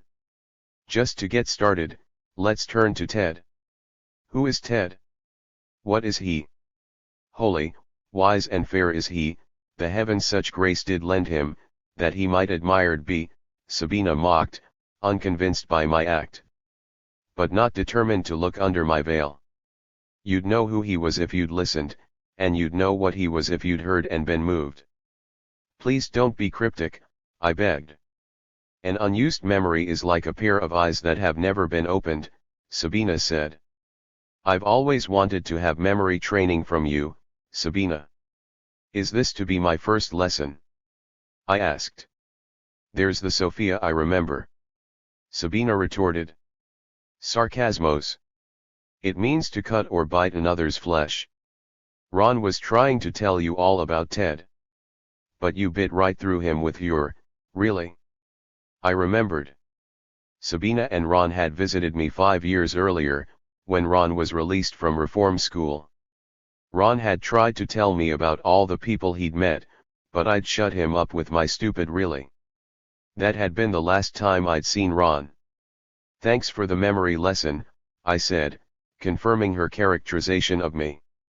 Ted is Ron's reform school philosopher. Not philosopher, Sabina corrected. Scientist, engineer, artist, acrobat. One of the best minds of our time. He can pick the lock of any brand new car and drive away with it in less than a minute, I added. If I'd remembered last night I would have known it wouldn't do me any good to lock my door. But to compensate for that, I could at least have consoled myself with the thought that he was Ron's friend and one of the best minds of our time. Is he at least nice? Sabina kicked me and laughed, saying, but you haven't changed at all. You're just like my mother. I interrupted. Sabina stopped laughing. I wasn't going to say that again, Sophia, it's too mean. Besides, if you ever compare me to my so-called father, I'll kill you. In the flesh or just with words, the way I bite? I asked. Don't worry, I don't know enough about either of you to hazard such a comparison. And I'd asked you about Ted. Is he nice? She repeated. You'd probably know that now if you'd curbed your sarcasm 5 years ago. No, that's not true, since then you probably wouldn't have gotten along with Ron and consequently wouldn't have met Ted then either. Ron admired your sarcasm. Did he like me for my sarcasm? I asked. Not altogether, Sabina answered. He only liked your sarcasm when it was aimed at other people. How badly he wanted you along when they stole Tom Matthews' brand new car. Your sarcastic comments would have put the crowning touch on that event. Ron missed your comments, the event was incomplete without them. He never got over your absence, he had staged it all for you and you never saw it. I don't know what you're talking about, I said. You do and you don't, Sabina said cryptically. It was your sarcasm that was missed, yet it was that very sarcasm that kept you away. Did Ron like you for your sarcasm? Do I? I do like you, Sophia. And you've always been sarcastic. Close enough? I'm only guessing, I never asked Ron precisely that question. Is Ted nice? You'd know if you'd watched Ted break into Matthew's car and if you'd finished Matthews off with your biting comment. Ron thought he was nice. Ted was the first person he looked up when we left you after your really. Is Ted really everything Ron thought he was? I asked, immediately regretting the presence of that silly word, since Sabina caught it right away. Is he really? She mocked with a sarcasm far superior to mine. Believe me, Sophia, everything. Engineer, he'll slip into your room in a flash without a key. Scientist, before you can shout for help, he'll turn your flesh to liquid and carry you off in a vial. Artist, he'll pour you out in his loft as a marble statue, life-size and a perfect likeness. Acrobat. Sarcasmos my ass, Sabina. I interrupted. You love my sarcasm. Do you want to know why? Don't you think I know? Did you think we were considered sisters because we looked alike? We both burst out laughing. Sabina and I became friends for the first time in our lives. If Ted is everything Ron thought he was, why don't you like him? I asked. I don't remember your being that observant, Sabina said. In fact, I don't like him, though this is the first time I've been aware of my dislike. It's not because of anything he is, did, or said, but because I know he despises me. It's normal to dislike someone who despises you, isn't it? Ask him sometime when you're reconciled with him. Tell him you're afraid of me. He won't laugh at you or call you a coward. He'll drown you with friendship and shower you with a barrel full of sympathy. He might even ask you to kill me. I was horrified. I reached instinctively for her hand and asked, Sabina. Why? Sabina raised my hand to her throat and asked, would you do it? Of course. Like this. I said, pressing her neck lightly and kissing her cheek. Sabina smiled. It was precisely at this moment that Tissy burst into the room. I'd thought such coincidences took place only in novels.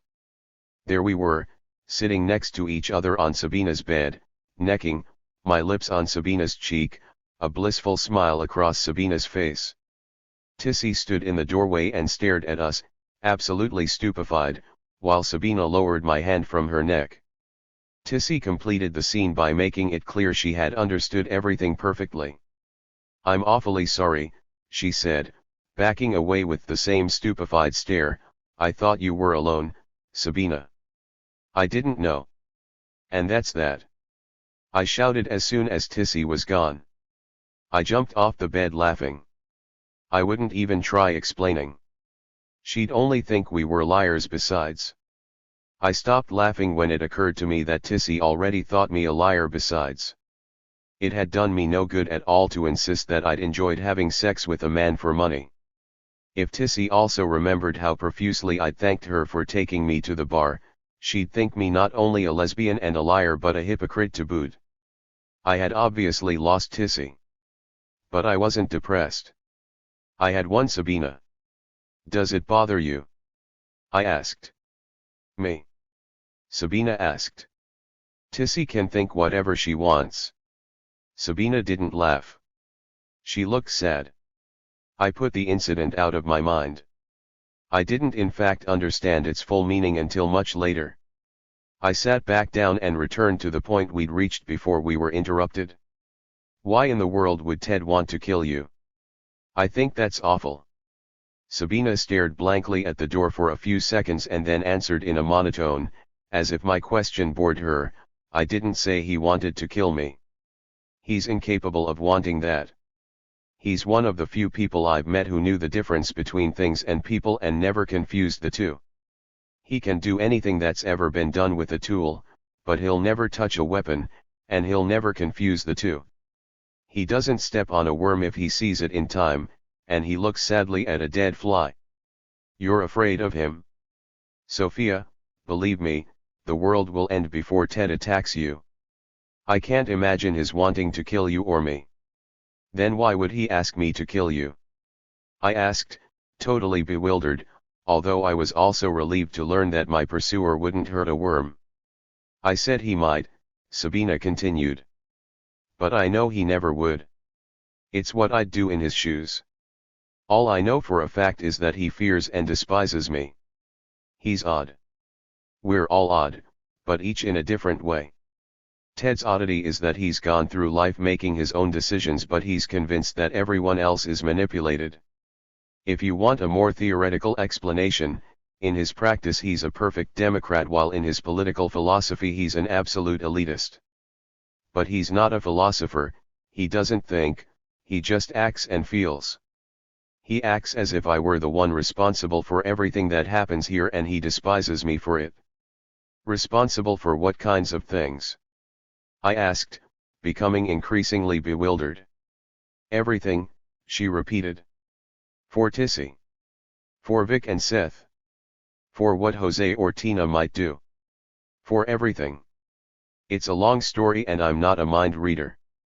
I'm just guessing. He's of a piece all right, perfectly consistent.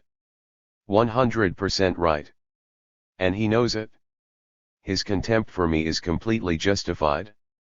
Would you mind explaining? I begged. I'm confused. I don't guarantee to clarify anything, Sabina said. The garage was Ted's and Ron's idea.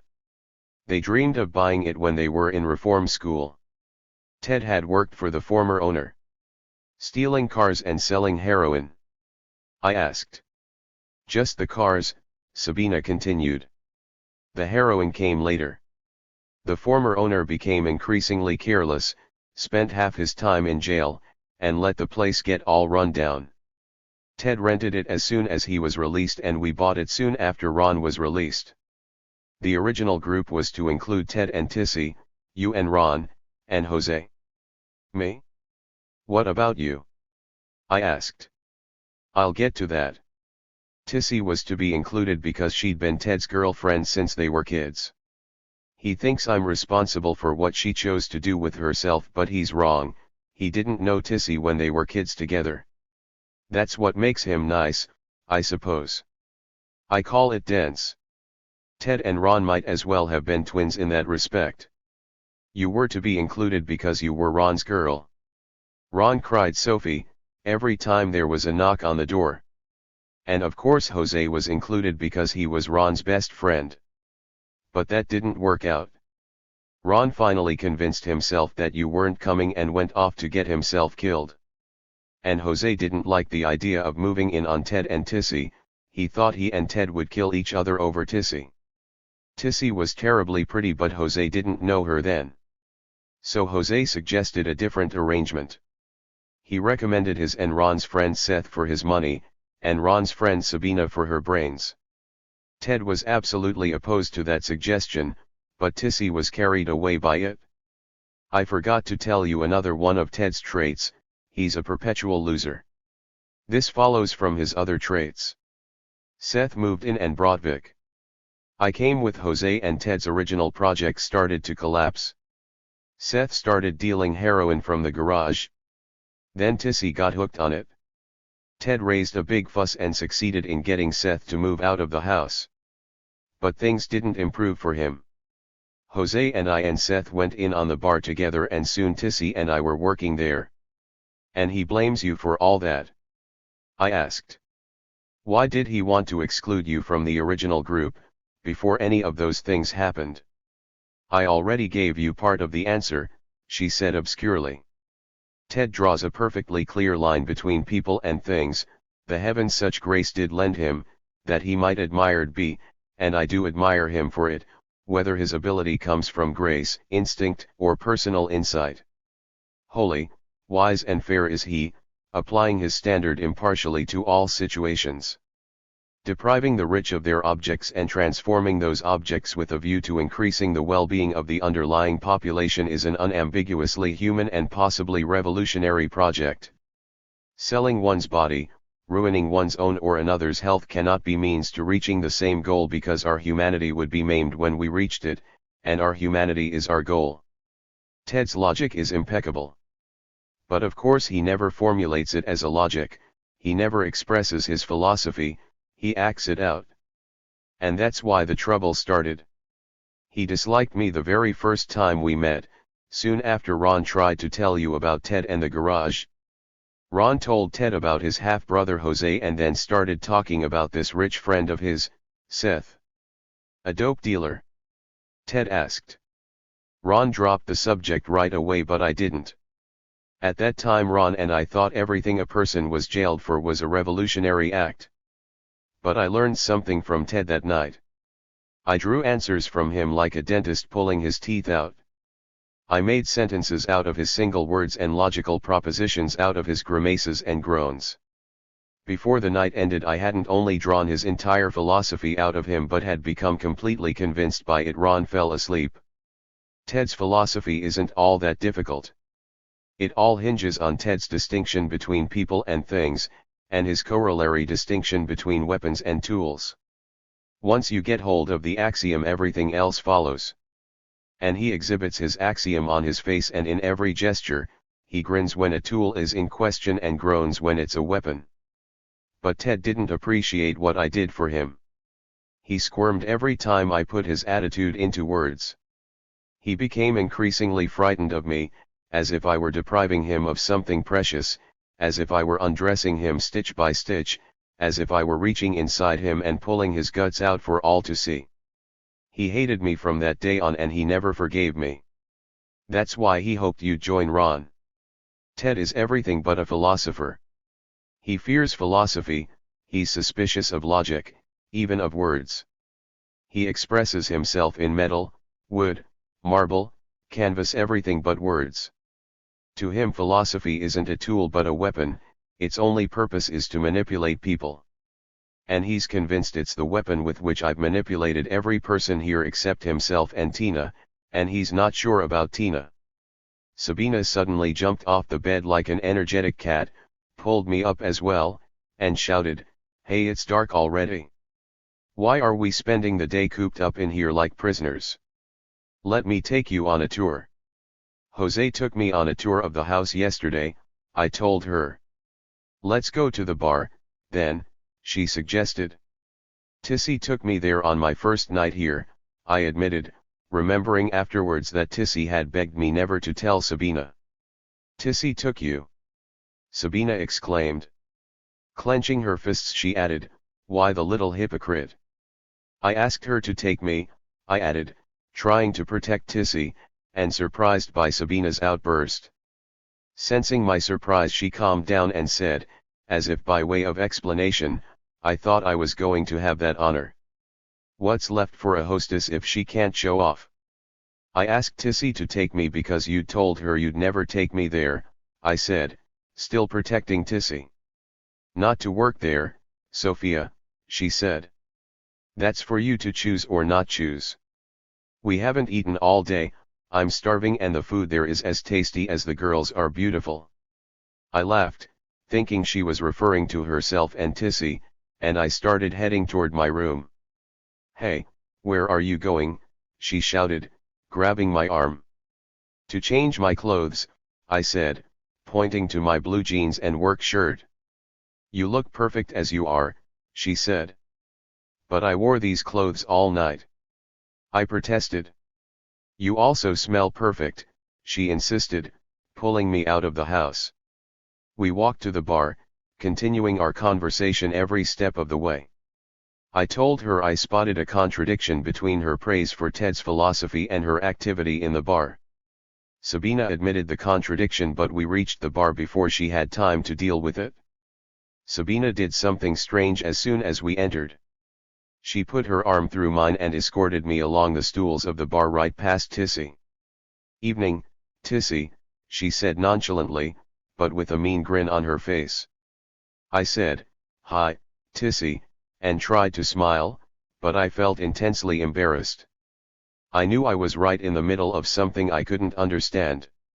Sabina exchanged greetings with some of the other girls, and I noticed that they were indeed pretty, and all very tastefully dressed. I was surprised. My notions of how prostitutes looked and dressed had come from newspapers and novels. When I saw them in the flesh, I felt like a homely clod among them, Sabina's country sister, maybe even her aunt. As we walked across the floor toward a table, a frighteningly large man grabbed Sabina's arm and said, "Hey, Sabina baby. Thought you weren't coming tonight." Sabina jerked herself out of his grasp so quickly that I thought she'd sent an electric shock through him, and she hissed at him through her teeth, "Don't lay your hands on me, bozo. I'm busy tonight." "Gee, Sabina, how's a guy to know that?" the huge man asked, backing away from us. As soon as we reached a table in a dark corner of the enormous room, Sabina asked me, "Are you shocked?" Before I could answer, a waiter came, greeted Sabina and bowed to me. "The works," Sabina told him. "I've got a very special guest tonight." "Shocked?" I asked. I was confused, flattered, distressed, pleased. I felt dense, ignorant, and lost. But I wasn't shocked. Why should I be shocked? You've told me what you do. And I've seen this place already. "You're being evasive," she said. "Do you disapprove? Do you disapprove of my being sarcastic?" I asked. The waiter brought us the best drink I'd ever tasted and I started sipping. Good answer, she said, but then pushed on, what were you saying about the contradiction between Ted's philosophy and my practice? She's really all brain, I thought. But I changed my mind immediately when I remembered several of the day's events that led to a very different conclusion. I tried to concentrate my thoughts, or rather to find out what they were. The band was playing a familiar tune and I listened and started to hum. I couldn't keep up with Sabina. Finally I admitted, I'm completely lost. I don't understand you, Sabina. I don't understand Ted, although I'm less afraid of him now. And I don't see how I fit into it all. Sabina reached for my hand and said, looking straight into my eyes, there's nothing to understand, Sophia, and nothing to fit into. It's your life to do with as you will. There's no structure. Nothing is banned. Everything is allowed. No holds are barred. What's everything? I asked hesitantly. Letting go of my hand, she said, my life, my desires, my capacities, those are my axioms. And this? I asked, my glance sweeping across the bar, the sex-crazed men, the prostitutes. A person freely creates her own life, but in circumstances not of her own choosing, she answered. I've heard that before, but I don't see how it applies, I said. All this, as you call it, is part of the circumstances not of my own choosing, she answered. Just then the waiter arrived with the works. I had never in my life eaten so much delicious food. The meal was indeed as tasty as the place was lush. We continued our conversation all through the meal, and I grew increasingly giddy from the wine. That sounds terribly cynical, I said with my mouth full. It is. Sabina admitted. But I'm not being cynical. The cynicism is part of the world I was born into, the world I'm trying to get out of. I'm not sure I understand, I said, and then probed further, the fullest development of my life, my projects, my capacities. Desires, she added. Yes, all of it, I granted, I think I understand that. But She interrupted again, with which organ do you understand that? I was stunned. Organ? What do you mean? I know some people who understand that but only in their sexual organ. We both know people who understand it only in their political organ, people who understand everything you'd want to know about life, capacities, and desires, who accept themselves as slaves, who've never lived in their lives, who've stunted all their capacities, who've annihilated their desires. Her anger grew as she spoke. And their collective name is Louisa Nachalo, I ventured. I didn't name any names, she shouted. Anyway, she's not the only one. You must have met dozens if not hundreds of them during your years in the university. Life, desires, capacities, they've reduced them all to words, words which they carry around in their political organs. And they're the ones who impose life on everyone else. They don't know what life is because they've never lived and they're intent on generalizing their own condition for the sake of the word, for the primacy of the political organ. What about the means, Sabina, the tools? I asked. I was getting dizzy from the wine and I had a hard time formulating my question. Earlier you said you could get maimed by the tools you used, or was it weapons? We come maimed. Sabina exclaimed. The question is whether or not we're able to heal. Not abstractly but here and now. Look around you. Look closely at the waiters, the band members, the prostitutes. None of them are people born with golden spoons in their mouths. They're down and outs, every last one of them. They re the underclass. All of them came here off the streets or out of jail. They were already dope pushers, prostitutes, hustlers and pimps. That's part of the circumstances they didn't choose. They came maimed. And they're starting to heal. In what way? I asked. Did you look at that ape who grabbed me earlier? She asked. He's part of the apparatus that does the maiming. He's one of the biggest crooks in the city. He's an official in one of the international corporations. When he snaps his fingers, people all over the world respond like caged rats responding to an experimenter's stimulus. See the girl he's with at the bar? She used to be lower than the lowest rat in his cages. She was the slave of every two-bit pimp on her street, and if she'd wound up in the garbage dump no one would have missed her. And look at her now. She's on her 9th or 10th drink and probably on her 5th dessert, and he's ordering another round. The price of food and drinks here is over 100 times the cost. And you know what? She'll go to the John after a while, slip out the back and go home. Eventually he'll turn to someone else and start all over again. He's Mr. International. But here it's we who snap our fingers and he who jumps. One of us always goes in the end, but first we soak him to the limit. And everything we get out of him stays right here, it's all ours. This is anti-imperialism in practice, Sophia. This is class war. And we're winning. We all have expensive hobbies now, and some of us have more than hobbies. All the way from sex to crafts, painting, and playing with the sciences. I'll show you sometime. We're all expanding, discovering ourselves. We're starting to live and we want to live more. If we're ever going to destroy what maims us, it'll be because we've started to live. Those who love life will be the ones who'll push the fucker into the sea. Look toward the door. See that weasel who just came in? He's the local police chief. Look at him putting his hand on that girl's ass. Watch what happens now.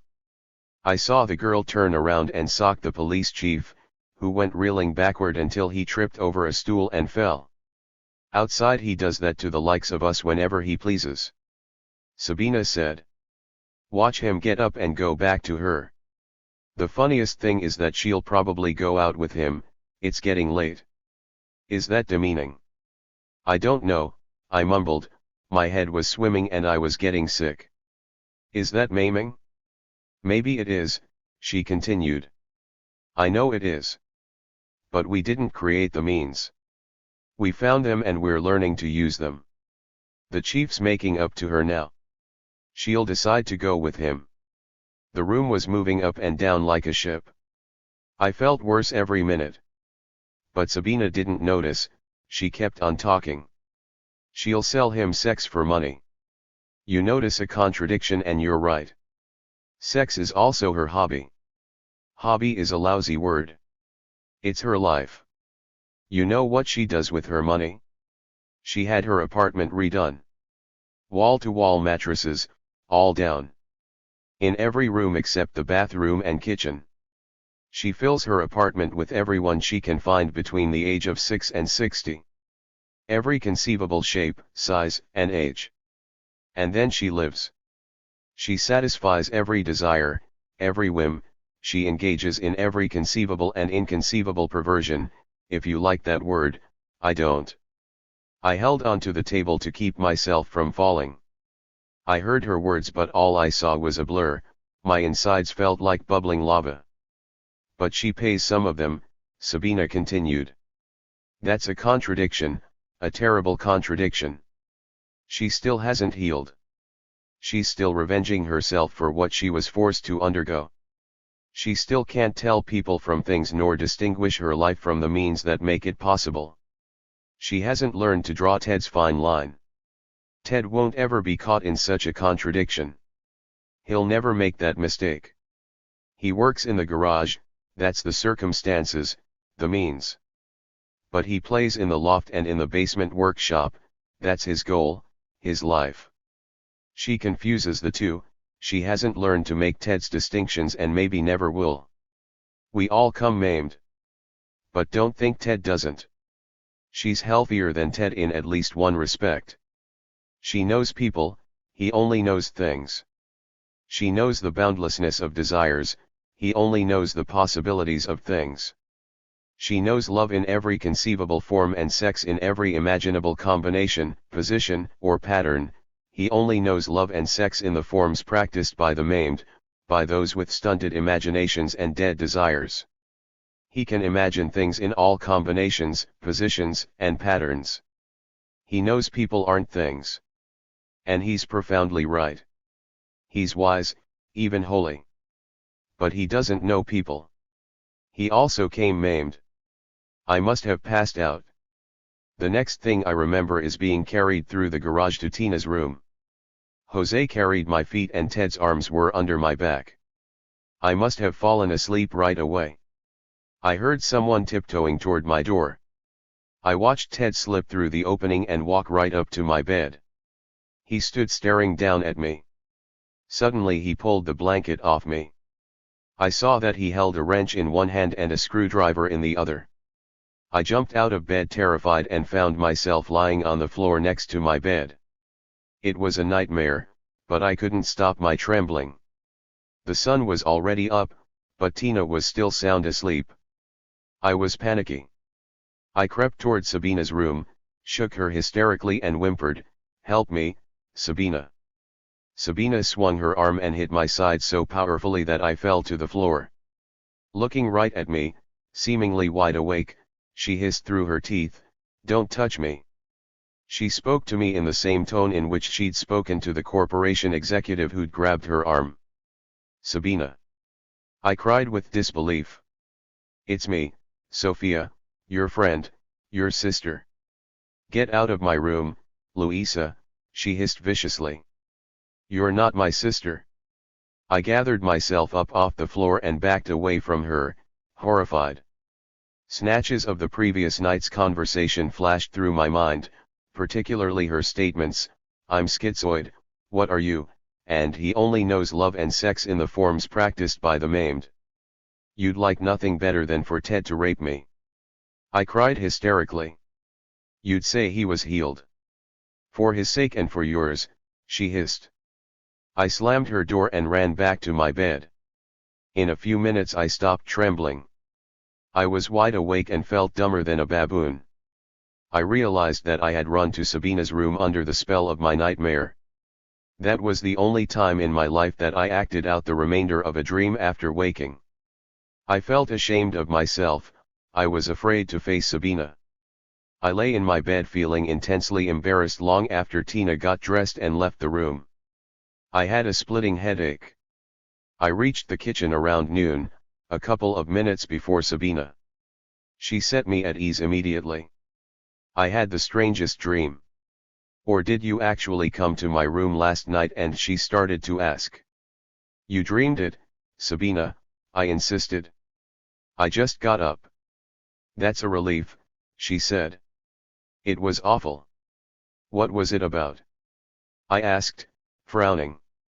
"Do you really want to hear about it?" she asked. "I'd rather not," I said. "But I would like to ask you one question." "Want me to call off my day's projects?" she asked, smiling and friendly, sisterly again, but surely unconvinced that last night's visit had been a dream. "No, please, not even one." "It's only a bitty question," I insisted, trying hard to smile. "What's my name?" Of course she knew then that I'd lied. How sad she suddenly looked. But she's so crazy and such a ham that I couldn't possibly nurse my resentment against her. She walked around the table, kneeled to me and placed her contrite head in my lap. Lifting her head I begged, "Please look at me, Sabina, and tell me who I am. And please don't kneel. Pray, do not mock me," she quoted. "I am a very foolish fond young maid. A score and upward, not an hour more nor less, and, to deal plainly, I fear I am not in my perfect mind. Methinks I should know you. You are a spirit, I know. Yet I feel this pinprick. Oh, do not laugh at me, for as I am a woman, I think this lady to be my sister Sophia. If you have poison for me, I will drink it. You have some cause." "No cause," I whispered, smiling through my tears. "Now get up. You have a busy day." Ruthless and contrite, icy and warm, monarch, enemy and sister, I couldn't hold on to my resentment against any of the 4 or 10 or 100 Sabinas. Nor could I make her activities the model for mine. Probably because I, too, came maimed. You describe your trip to Sabina's garage as a descent to the underworld, you said. And that's exactly what it was, and remained, no matter how familiar it might seem to you. I remained a disoriented tourist, a visitor from another world. It didn't even occur to me to ask Sabina to take me along on her day's business rounds. Did she go out to look for more beautiful girls for the bar? Was it her turn with the international executive? Or was she going to her friend's wall-to-wall down mattress to satisfy every desire, every whim, every conceivable and inconceivable perversion? I admit I was curious. But I wasn't curious enough to go along, or even to ask. And Sabina didn't make the slightest effort to influence my choice. She let me know that I could have her friendship if I wanted it, and whenever I wanted it. But that was all. I was my own person and she didn't impose herself. Ted wasn't the only person in that house who was perfectly consistent. Sabina wouldn't have interfered if I'd spent every day in bed, started taking heroin, or floated down the river. She'd have stopped me from setting fire to myself only if she'd thought the flame would burn the house. It became perfectly clear to me she wouldn't raise a finger to keep Ted away from my bed until he actually injured me. There was no structure, Sabina had told me. How true this was. Everything was allowed, no holds were barred. I could have joined anyone, or taken up with anyone, at any time of day or night. Or I could have indulged some fancy of my own. If it had been expensive, Sabina would have paid for it. If I'd wanted to pay for it myself, she would have showed me how. There were no limits to what I could choose. But I couldn't choose. I realized that I had never made a real decision before. I'm sorry if the sequel disappoints you, I didn't make one then either, and I haven't made one since. I don't know how. I came maimed. Unable to lean on Sabina, I tried to lean on Tissy, though, not for long. She obviously wasn't as well disposed toward me as she had been the first day. She sat across from me, ate a meager lunch drowned by an enormous quantity of coffee, and made small talk. When I asked if she'd ever take me to the bar again, she became indignant and announced, "You don't look like Sabina's sister." I guessed that Tissy wasn't only ascertaining the fact that Sabina and I didn't look alike. Since she already knew me to be a liar, she was letting me know she'd had no trouble at all figuring out who and what I really was. I was obviously Sabina's man parading as her sister. I couldn't have explained anything, I had advised Sabina not even to try. Tissy spoke to me again slightly later, she was suddenly a lot friendlier. "If you'd ever like to have a shot," she said, "just let me know. Seth will be glad to give you as many as you need." Need was the word I latched onto. As many as I need. So much for leaning on Tissy, I thought. How helpful. She was certainly willing enough to help me with my choices. She certainly wasn't above imposing herself on another. I should really have thanked her. Instead I said, "No thank you," trying very hard to reciprocate her earlier hostility. I apparently succeeded. She kept her distance for several weeks. But I hadn't gotten a step closer to making a decision, to choosing the shape of myself in the world. I really should explain my hostile no thank you, since nowadays it might be attributed to prudishness. Radicals who are Tina's age today might think me maimed in that respect as well. That explanation would be false because my generation of radicals explicitly ranged narcotics among the weapons of the oppressor. The anti-utopia I grew up with was a brave new world of nodding imbeciles kept in line by tranquilizers and kept happy and pacified by narcotics. I simply can't stomach those of Tina's peers who today consider the imbecilic nod of an addict the supreme revolutionary act. Not that Tina shares that idiocy, in this respect as in many others she might as well belong to Sabina's and my generation. My no thank you was an expression, not of prudishness, but of genuine hostility. My hostility wasn't personal, it wasn't aimed against Tissy, but only against the offered drug. I made no effort to impose myself on Tissy, to convert her to my attitude.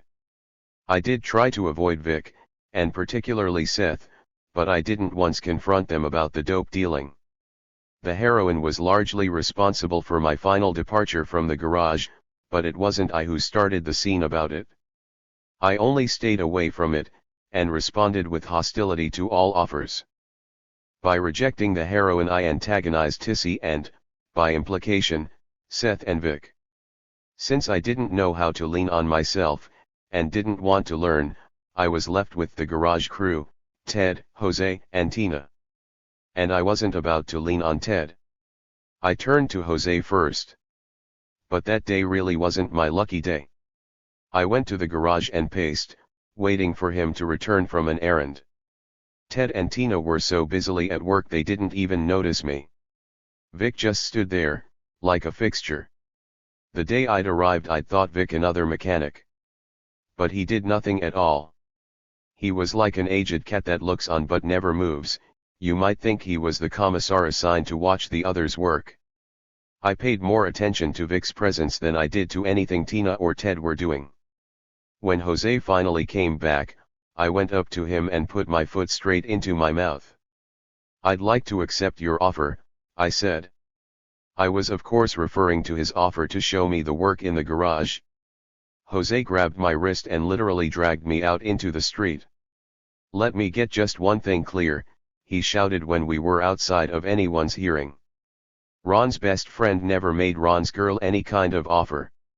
"Oh no, what have I done now?" I thought. "But you said yesterday I started." "You don't understand," he shouted. "I never made you an offer." "I'm sorry," I said, trying to look sorry but wanting to laugh. "I didn't mean that kind of offer. You said you'd show me." He cut me off again. "I've got to explain something to you," he said insistently. "I used to dream about you long before I met you. I thought about that big guy wanting a broad badly enough to go and kill himself because of her. I thought that's not something you'll find every day. I thought I'd really like to meet up with her. I thought, wow, that must really be some piece of ass. I'm sorry, I don't mean that. I mean some dame." He told me you were sensitive about the names we give to broads, chicks, you know. "Try women," I suggested. "That's what it says on shithouses." "Is that better?" he asked. "You're a little bit like him," I said. I liked him. A lot. "I'd never kill myself over a girl, a woman," he said. "Why do you keep repeating that?" I asked. I had no idea what any of it meant, but I didn't care. He did remind me of Ron. Because that's what made me think I wouldn't want to meet her. That's when I remembered she left him when he needed her most. She left him when he was just about ready to take off and do some big things on his own, with her and for her. And that's when I thought that a girl who'd done that to him wasn't for me. And then, almost 4 years later, she comes walking right into the garage as if nothing ever happened. And she lets me take her on a tour of the house. Something funny must have happened inside me. I must have gone back to my first thoughts. I must have thought, wow, she really is some woman. And it must be when those thoughts were in my head that something I said might have sounded like an offer. But you've got to understand that whatever I said, I didn't mean it, because those first thoughts aren't the thoughts I have now. You'd better understand that I'm not about to make Ron's girl any kind of offer. I understand, I lied, I didn't understand anything. What can I do to make up for what you blame me for? Just stay out of my sight, he answered. Because you really are some piece of ass. I finished his sentence with the words he'd have preferred, and added coquettishly, and you'd better understand that Ron's girl isn't going to accept any kind of offer. I ran back through the garage to the now empty kitchen. I wasn't hungry and ate from habit. I then took a long walk along streets where there were lots of people. I thought that with more of the same luck I might successfully antagonize a complete stranger. But I didn't meet anyone and turned in before Tina did. I had a long, marvelously restful sleep, without interruptions, fears, or nightmares. It was only on the following day that my active life in the garage began. Tina was already gone when I woke up. I re-examined my situation as I sipped my breakfast coffee. I had knocked down every one of my potential props except one, 7-year-old Tina. And rather than face up to Sabina's challenge, I went to the garage looking for Tina. I squatted next to her and silently watched her work. She seemed annoyed by my presence. "Would you mind showing me how you do things here?" I asked, begging. "Ted'll show you, he's much better at it than I am," he showed everyone, she said innocently.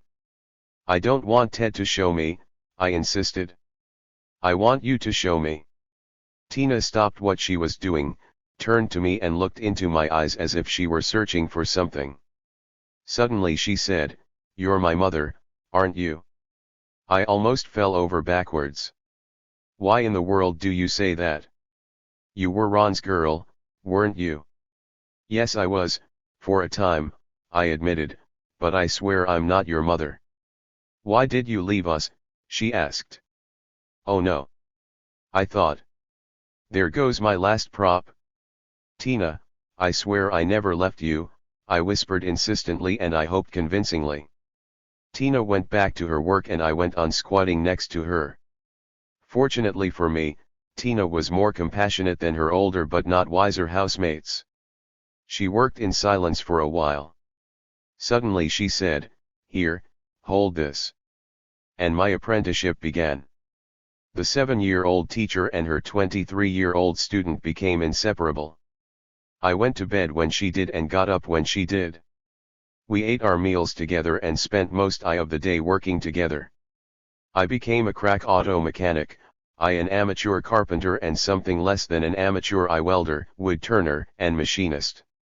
Tina knew what to do with every tool in the garage and she could operate every machine in the downstairs workshop. Let no one tell me about the virtues of specialization, the lifelong training required by each trade, or the helplessness of children. Tina taught me infinitely more than the uses of the tools or the operations possible on each machine. She taught me what human beings might be if.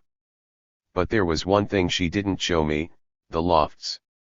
She assured me I could have a loft of my own if I decided to paint or sculpt, and then I could visit the other painters and sculptors to study their materials and techniques.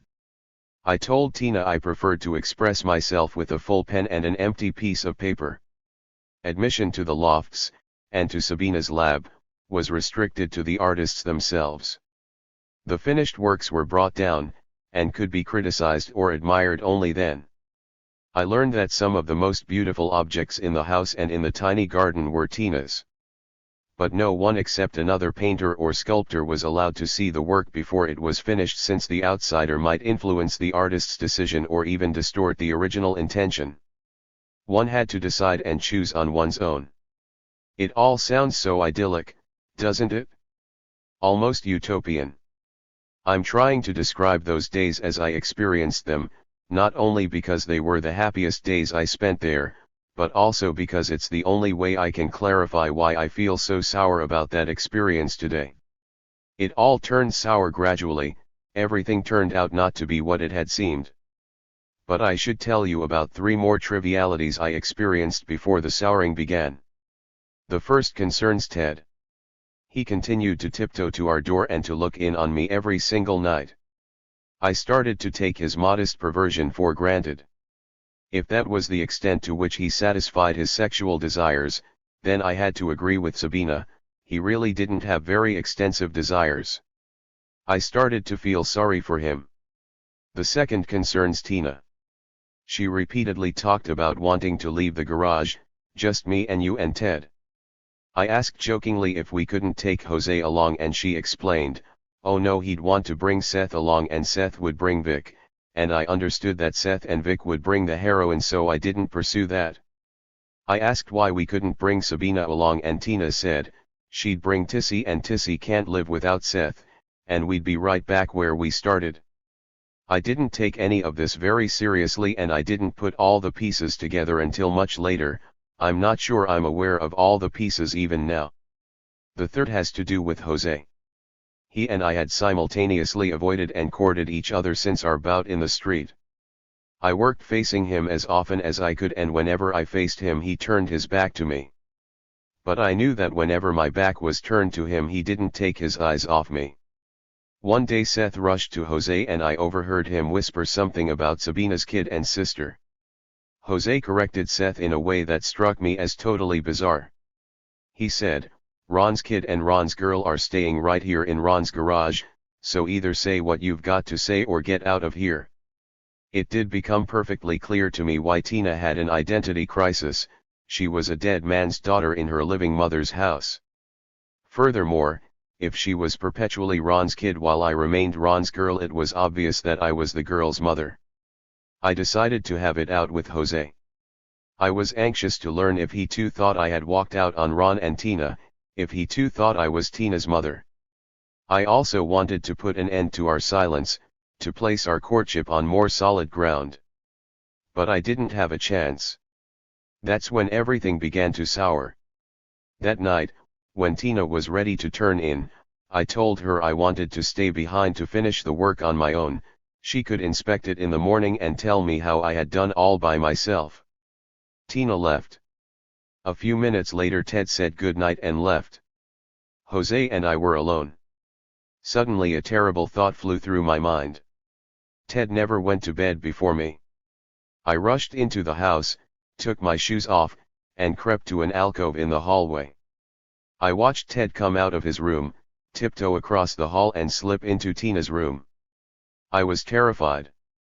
A few seconds later he came out and returned to his own room. I ran to Tina's room. As soon as I reached my bed I started trembling again. I broke out in a cold sweat. I realized that Ted came to our room every night, not to look at me, but to look at Tina. I stupidly thought I ought to tell Sabina. The following day I went to the kitchen at noon, when she usually got up. I waited for her impatiently. When she came in I told her, "I have something really urgent to tell you." As soon as Sabina looked at me I realized I hadn't chosen the best day to reveal my discovery to her. She looked at me but saw Luisa. "If it's about Ted again, save it, I'm busy," she said. "It's not about me and Ted. It's about Tina and Ted," I said insistently. "You'll have to tell me about it sometime," she said, and yawned.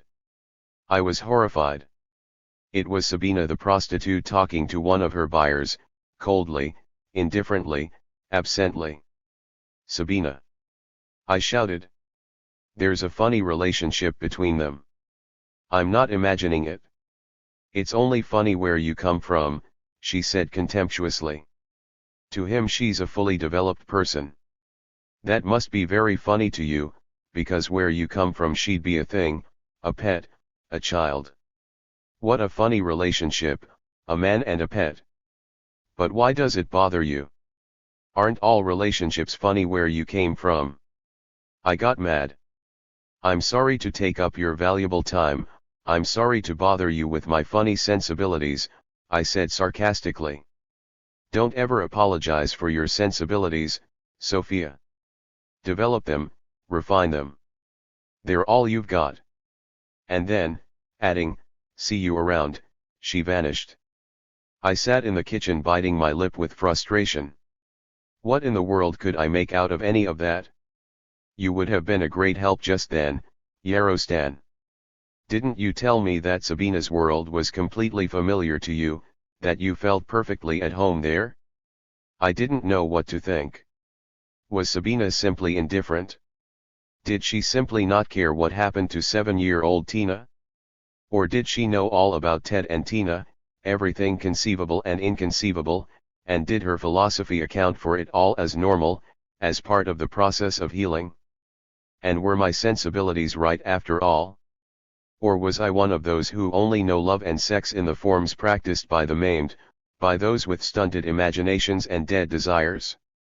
And even if my sensibilities were right, was I right to want to impose them on the other people in the house? Who was I, after all? In terms of experience and in almost every other way as well, I was the youngest person in the house, the only real child there. I was Tina's apprentice. I wasn't her guardian but her charge. She was my teacher and my model. It was she who defined my day's activities, not I hers. It was I who turned to Tina to ask, what should I do next? That relationship was funny too, where I came from. That afternoon I rejoined Tina in the workshop, as her apprentice. Outwardly everything remained the same. But inwardly I was transformed. I stopped my flirtation with Jose and forgot the urgent questions I'd wanted to ask him. I turned all my attention to Ted. I accompanied Tina when she went to tell Ted she was stuck with a problem and asked for his advice. They discussed the problem like two explorers setting out into uncharted territory. They were the adults. I was the child. They obviously knew what they were doing. I was completely lost. I became obsessed with the desire to take a trip, if only a brief trip, out of Sabina's world and its funny relationships. I longed to see how it all looked from outside, from where I came from. I hadn't called Alec or any of my university friends since the day I'd been evicted from the co-op 3 weeks earlier.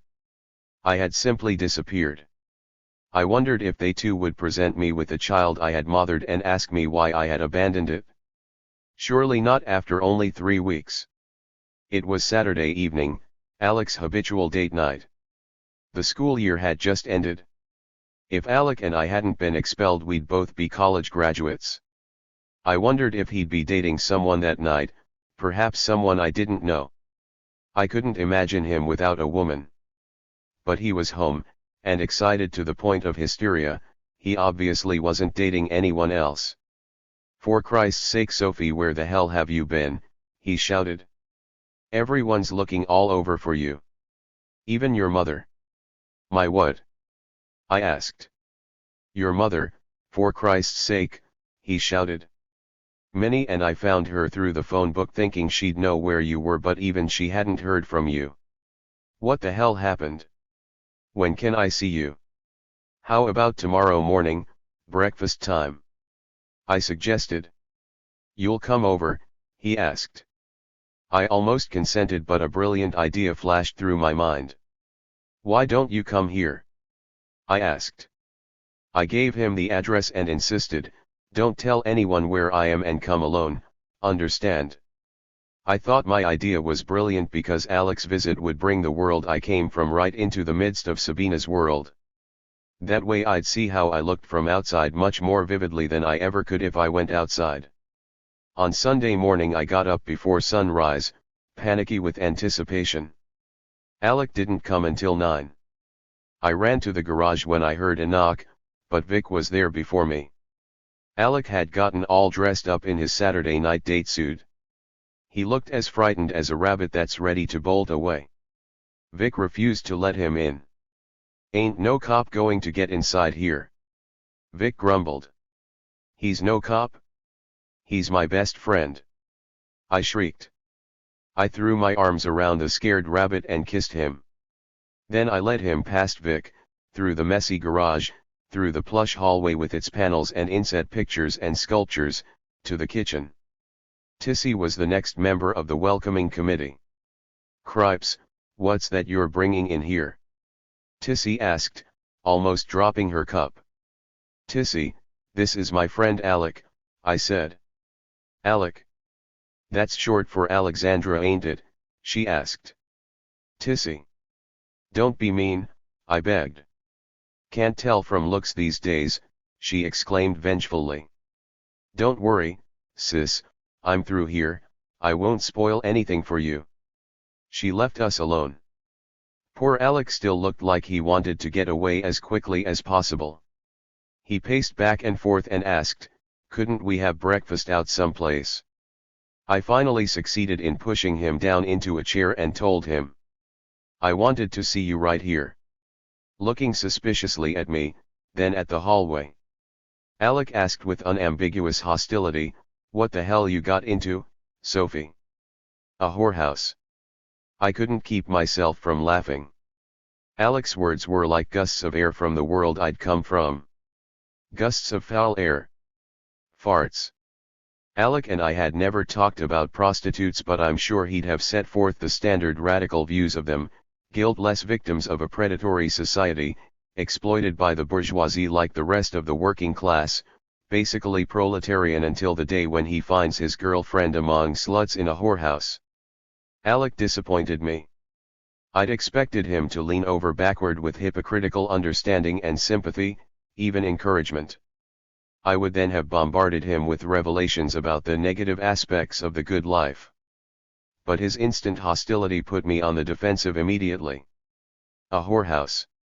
I asked. I thought you knew I was evicted from the whorehouse. Or didn't you know my colleagues at the co-op were all for sale to anyone willing to buy them, the city, the state, any corporate bureaucracy, any academic bureaucracy, law firms, rich husbands, even cops. I get the point, Sophie, he said contritely. I didn't mean to come on like that. But ever since you told me to be hush-hush about where you were, and what with that guy stopping me at the door, I thought. You thought I'd become a prostitute, I cut in. I didn't say that, he insisted. But you thought it, I said. Get off it, Sophie, he begged. You can't read my mind and I can't read yours, so tell me what you've been doing and I'll stop trying. You told that guy I was your best friend, but you sure don't act like you believe that. All right, comrade, you asked for it, I announced, proceeding defensively every step of the way. I've gone back to the working class, which is where I started, where I found my first love. And where I've never been. Only I never expected you to throw that in my face, he exclaimed. I'm answering your question, I said calmly. I'm an apprentice mechanic, carpenter, and welder. In a few days I start out as apprentice machinist and later on as electrician, plumber. I'll get off it, Sophie, he said, annoyed. I know you can't be all those things. What's the big secret you're keeping from me?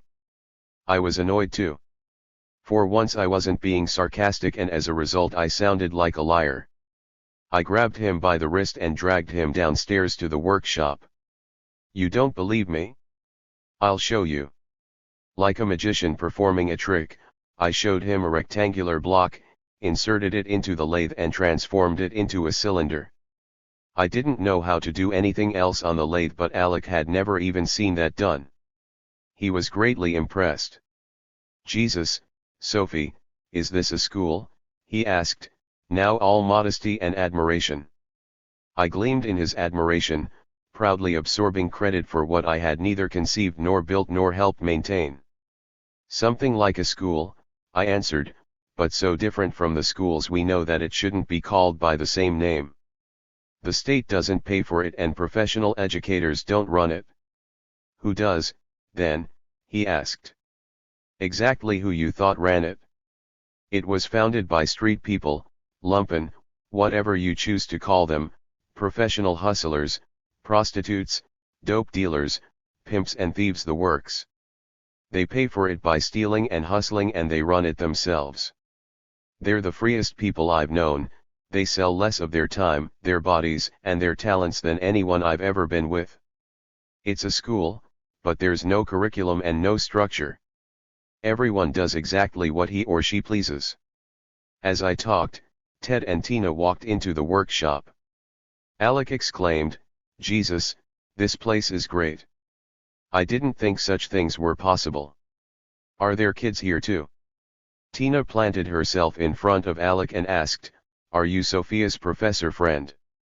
Suddenly Ted faced Alec and asked, what's great here, mister? The heroin? The prostitution? Heroin? Alec asked, backing away from Ted.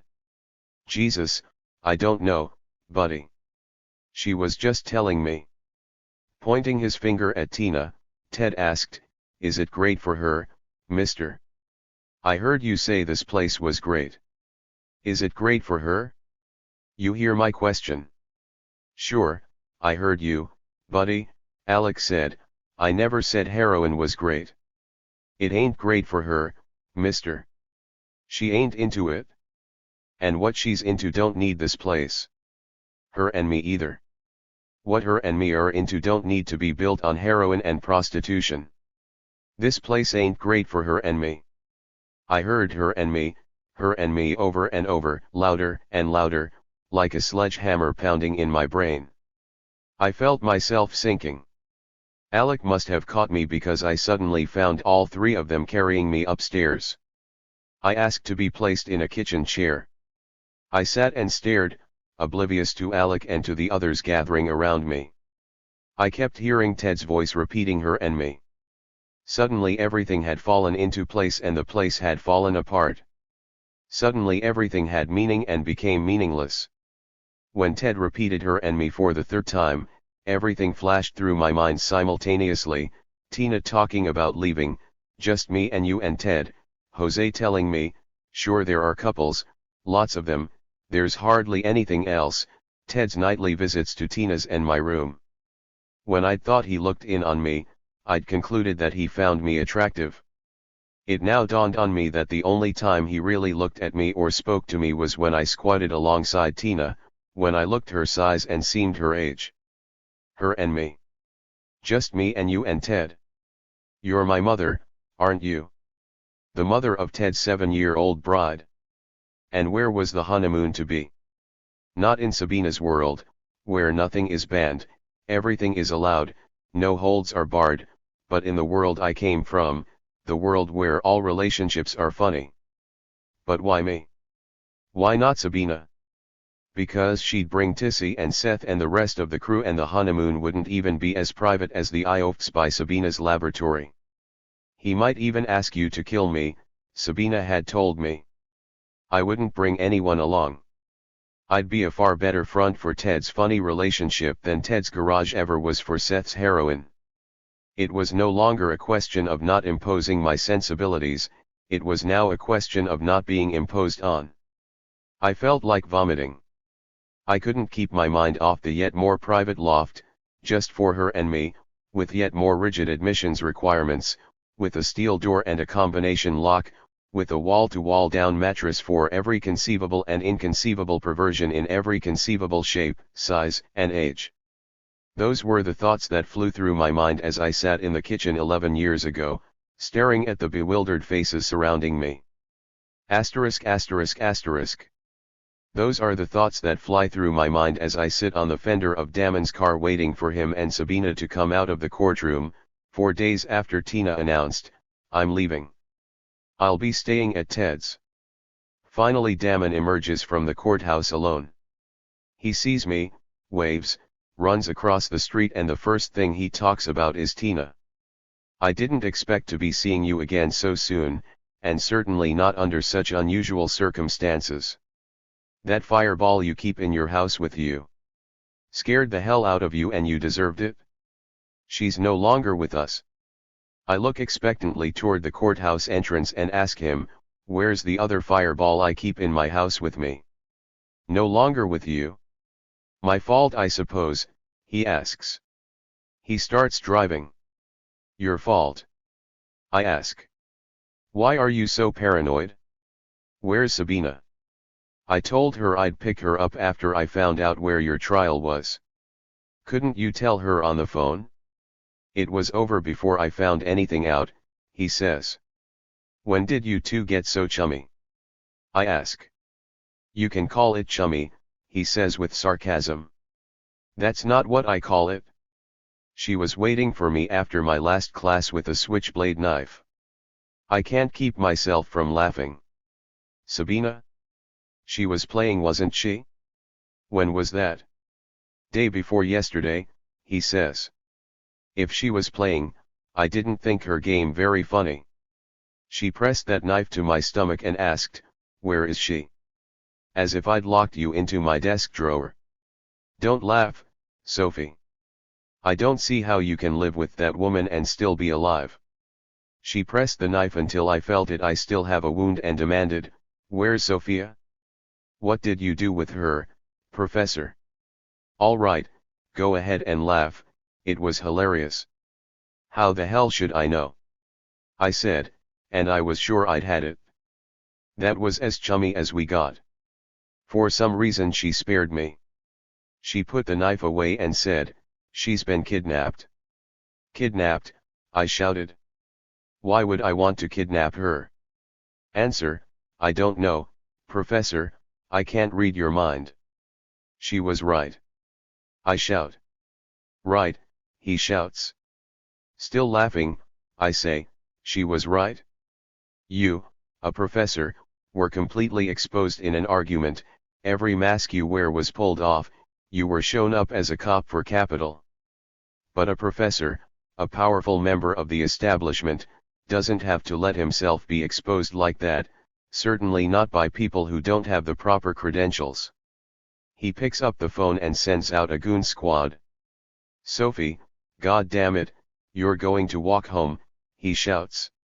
"Only she had the wrong professor," I continue. "But she was right. I exposed a professor in an argument and he sent out the goon squad." He says, bristling with frustration. "I just found out they had you in there for assault and battery." "I also slapped him," I admit. "Oh, you slapped him," he says self-righteously. "Yes, oh, I slapped him." I shout. "Just like I wanted to slap you when you said Yarostan's years in prison were equivalent to a university education. That would have justified calling the goon squad, wouldn't it?" He says again, turning onto my street. "What's I ask. "What happened after Sabina put her knife away?" I obviously became concerned. "Whatever you say about professors, the entire genus. I didn't think you ever made such sweeping generalizations," he says, parking the car in front of my house. "I usually don't, but Sabina does." "So what happened next?" I ask impatiently. "She had me drive her to your mother's. Then she had me drive all over town looking for someone else. At one point I suggested calling the police. She screamed, 'If you call the police, I know,' I said, 'I'll get knifed.' But you have to admit I was right at least about that. It would sure have saved a lot of gas." "I'm grateful for all your trouble," I tell him. "Would you like to come in?" "No thank you," he says emphatically. "My life is too precious to me." "Then tell me one more thing. What do you know about that commune some students got going?" I ask. "Nothing much," he says. "Some wild new cultural radicals have got it into their heads that they can make a revolution without the working class, inside a university building." "Thanks again, Damon," I say, climbing out of his car. "But none of my students are involved in that," he adds, boasting. "Because they're the working class," I shout. He shouts back, "That's right, they're the working class. Goodbye, Sophie. Give my regards to the knife thrower. And send my greetings to the fire eater." He drives off. I walk up to the door and knock lightly. No response. I pull out my key and let myself in. Still no Sabina. I walk to her room. She's sound asleep. It's not noon yet. I go up to her quietly and kiss her. She sits up abruptly and stares at me. I whisper, "If you were so worried about me that you went out looking for me with a knife, why did you go back to sleep?" "What did you expect me to do?" she asks, hugging me. "March in front of the courtroom carrying a sign and shouting 'Free Sophia'? You couldn't have looked funnier than when you poked Damon with a knife," I say, starting to laugh again. "Did he come in with you?" she asks. "Oh no, if he ever sees you again he'll run as fast as he can." Both of us burst out laughing. Sabina gets up and starts dressing. "What made you think I was kidnapped?" I ask. "Look around the living room and tell me what you'd have thought," she answers. I run into the living room and look around for the first time since my arrest. The rug is decorated by enormous footprints of dry mud. Under the pillow on the couch there's a smashed record, and in front of the couch there's a mess, a shattered lamp and a spilled ashtray next to the tipped coffee table. I try to explain the evidence to Sabina. It was pouring out when they came for me and they probably walked around the house before they came in. One of the oafs crushed the record because I'd left the pillow over it, the other one bumped into the coffee table on his way out. It was sunny and dry when I got up, but never mind, you sure would write lousy detective stories, Sabina shouts from her room. It's perfectly obvious, isn't it? 2 giants crawled in through your window in the middle of the night. I know there were 2 because I measured the footprints, there were 2 different sizes. They gagged you and started carrying you out through the front door. You put up a good fight in the living room, but they knocked you out cold, threw you into a sack and carried you away. You mean you measured their footprints but you didn't go into my room? I ask. My pajamas were under my pillow and my bed was made up. Some detective you'd make. I obviously didn't sit around here playing detective, she shouts. I went out to find you. But why Damon? I ask.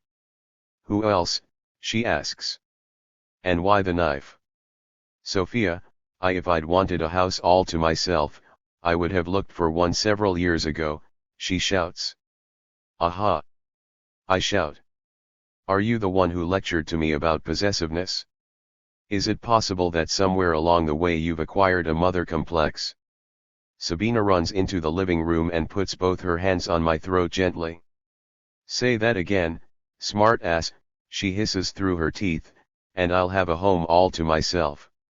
I'll admit only one thing, she says, removing her hands and turning away from me, as if ashamed. I was sorry I lectured to you when you weren't here anymore. You were wrong about Tina and I was furious. But I wasn't furious enough to want you beaten and carried away. That's why the knife. Losing both of you so suddenly didn't give me time to adopt a detached, speculative attitude. But what business did you have with the police? And why didn't you tell me about it beforehand? What about your job? Come on, let's have breakfast. There are 2 letters for you in there. We go to the kitchen, I'm glad to be home. I open your letter first and start reading it while eating, handing Sabina each page I finish.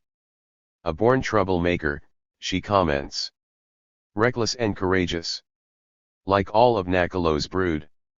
Suddenly she says, hey, troublemaker, it's a beautiful day, how about spending the afternoon in the park? It really is a beautiful spring day, one of the first cloudless and warm days this year. We catch a bus near our house and ride to a bridge that leads to an enormous island park. On the bus I tell Sabina why I was arrested, tried, and fined. She laughs at every detail and obviously doesn't respond with "Oh, you slapped him." On the contrary, she's sorry about the fact that my slaps could hardly be more than gentle pats on the professor's cheeks. I don't know how well you remember Sabina. She still looks like a gypsy whatever she wears, and she's still smaller than I am, but over the years she's learned every conceivable technique of self-defense, and she always was terribly strong. I suspect she could easily have committed assault and battery against both of the cops who arrested me if they hadn't had guns. The behavioral psychologist would have smarted for a long time from Sabina's slaps, and then he'd really have been disappointed by the smallness of the fine. We get off the bus and she runs across the bridge, I walk across, and I'm exhausted by the time I reach the bench where she waits for me. We've gone mountain climbing several times, but I'll strike that out. I've digressed enough already, and this is my 3rd day on this letter. We walk to an isolated spot by the river and lie down on the grass, sunning ourselves while reading your letter. We spend the rest of the afternoon watching the birds and the passing boats and discussing your letter. Before telling you about that discussion, I'd like to tell you about the 2nd letter that was waiting for me, so that I can at least finish telling you what happened to my teaching job. I haven't forgotten that I've left you dangling right in the middle of my experience in the garage. I'm sorry. 10 things can happen in an instant and 10 thoughts can fly simultaneously through your mind, but you can only tell about one thing or one idea at a time, and that fact alone falsifies what really happened and how I really felt. The 2nd letter that was waiting for me is from the administration of the community college. It's almost identical to notes Alec and I received years ago from the president of the university. The main difference is that this note came by mail instead of being delivered by special courier. It only contains one line: please report to the office of the dean at 9 a.m. Friday. How quickly that note came. The assault and battery trial and my interview with the dean must have been planned at the same time and by the same people. I show the note to Sabina and she responds by giving me advice. Next time you want to slap someone, clench your fist not like that. Fold your thumb on the outside, like this. She shows me. I arrive at the dean's office on Friday morning half an hour late. I usually get up at 9. Since I knew, more or less, what was going to happen, I thought I was making enough of a concession by setting my alarm for 8:45. The interview with the dean isn't nearly as congenial as my earlier interview with the president. The first difference is that the dean is nervous and rude, not at all the smooth politician the president was. It's through this dean that I got the job. He makes public displays of his liberalism and is a great friend of Damon's whenever they're both visible to others. Damon had recommended me to him. The second difference is that there's a hostile presence in the room, the behaviorist. And lest I forget, no coffee is served, although the hour would warrant it. Sophia, the dean starts out. I must confess that I am at once surprised and disappointed. So? I ask, shrugging my shoulders. This proceeding is highly irregular, he says, fidgeting with some papers on his desk. Please come to the point, I say, I really don't have all day. Lifting some of the papers, he says, I have a report here. I grab the report out of his hands and the psychologist starts running toward me. Am I not allowed to read a report about me? I ask, clutching the papers. The liberal dean shoves his arm in the psychologist's path and says, surely Sophia is entitled to read the report. But it's the only copy, the behaviorist shouts with amazing psychological insight. The dean keeps his arm between the predator and his prey and assures me, you may study the report if you wish. Liberalism, authority granting its victims the right to live a minute longer. Turning my back to the frustrated behaviorist, but listening attentively for every move he might make, I leaf through the report.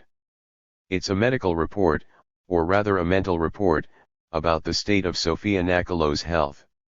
And it concludes that the subject is urgently in need of care, unbalanced, with strong symptoms of psychosis, disposed to acts of extreme violence, and not only unfit to teach but socially dangerous as well. In short, a witch. I announce. Pardon me, the dean asks. The accuser, the judge, and the executioner are all one and the same person. How does that fit into your political philosophy? I ask the liberal dean. Of course you are entitled, he starts. Oh, am I? I ask with mock enthusiasm. In that case I'd like my own defense attorney, expenses to be paid by the institution, I'd like a trial by jury, and I'd like the right to examine my jury to make sure my accusers aren't sitting in judgment over me. The liberal dean is really nervous now and his free hand fidgets with everything on his desk. You're entitled, yes, of course a review board will have to be appointed surely. While the dean fishes for words, I fish for the lighter in my purse. I'm grateful for the noise the dean makes, both with his mouth and his hands, and also for the numerous disappointments with which he threatens to frustrate the behaviorist. All four corners of the report are on fire before either of them smell what's happening to the only copy. The trial is over. She's a witch. Burn her. I shout as I throw the report on the dean's paper-laden desk. Before leaving I start laughing. The laughter is the crowning touch, it must really sound demonic to them. Neither of them moves to put out the fire on the dean's desk before I leave the room. That afternoon Damon calls. His friend the dean told him everything. Gee, I just heard. I didn't think you'd lose your job, Sophie. That's terrible. I'll be right over. The hypocrite. He talks about working class revolutions from morning to night. But losing an academic job is terrible. That's serious. The job is the only thing in life that really matters. He refused to come into the house after such a trivial event as my arrest. But now he rushes over. Sabina had laughed until she'd ached when I'd told her I'd burned part of the dean's office as well as the only copy of the document that proved me to be a maniac. Damon doesn't laugh. He fidgets, like the dean. His hands mechanically leaf through the stack of paper on the coffee table. They're the pages of your letter. Do you really think you helped your case by doing that, Sophie? In every conceivable way, I answer. I've regained all the self-respect I lost when I accepted that job. I've regained my time. I didn't demean myself, and I was so proud of myself when I walked out of that room that I felt 3 feet taller. This is a serious matter, Sophie, and I'm not joking, he says. Neither am I. For you it's not a serious matter to kiss the dean's ass. It is for me. I shout. You won't easily find another job like that, he says, threatening never to recommend me again. I won't ever look for another job like that, I assure him. You can keep them all yourself. Still fidgeting with your letter but never once looking at two, he asks, is this a novel you're working on? No, I tell him, it's another letter from my friend Yarostan. He drops your letter as if it, too, had been burning. Well, I guess I'd better be shoving along, he announces.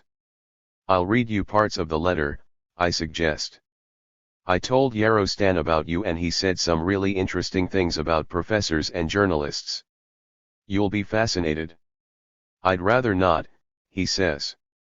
The idea of the workers' backwardness pervades his whole argument. He doesn't understand that the working class is inherently. Sabina cuts Damon short. Until now she'd stayed out of the conversation in deference to me. With Tina gone, the circle of my friends is diminishing. But now she leaps in front of Damon and snaps her fingers in his face. Are you alive, Professor, or are you some type of robot? I'd better be shoving along, Damon repeats uneasily. You said that before too, Sabina reminds him, blocking his path. I've always wondered how you professors manage to say the same thing with the same tone year after year. Now I know. You've got a phonograph installed in your throat. Open your mouth and let me see, Professor. I've never seen a phonograph that could fit into a man's throat. But what happens to you? How does it feel? Don't you feel frustrated when you hear someone ask you one thing and your throat answers something else? Sophia told you Yarostan had things to say about professors and journalists, not about backward workers. Does the academic phonograph kit include earplugs? They must be absolutely perfect plugs. Let me see your ear. What about your eyes, Professor? Can you see us standing here? Or is your vision plugged up too? Damon looks uneasily at the door, then at Sabina and me. I suggest, here's the phone, you could call the police. Sabina steps out of his way. Damon glares at me and then bolts through the door. You wrote that the political militant, the journalist, and the academician couldn't help establish a human community because their very existence presupposed the absence of community. I don't disagree. Damon is all three in one, and he's all the proof I need. I also agree with what you say about the context Damon moves in. It's a desert and nothing human can grow there. But I'm not sure all this applies to the people I met on the university newspaper staff 15 years ago. I'm not even sure it applies to Damon as he was then. You seem to assume that once people have chosen their context, they've chosen it once and for all, they can't get out of it, they can't change. You certainly make your argument convincing by citing the case of Veronese and of Adrian Povrishin. Once they chose their starting point, they seem to have gotten on an express train which didn't stop until it reached its final destination. The people with whom I spent over 3 years on the newspaper staff didn't exhibit such demonic consistency. If I had tried to guess then where all those people would end up, I would have missed every single time.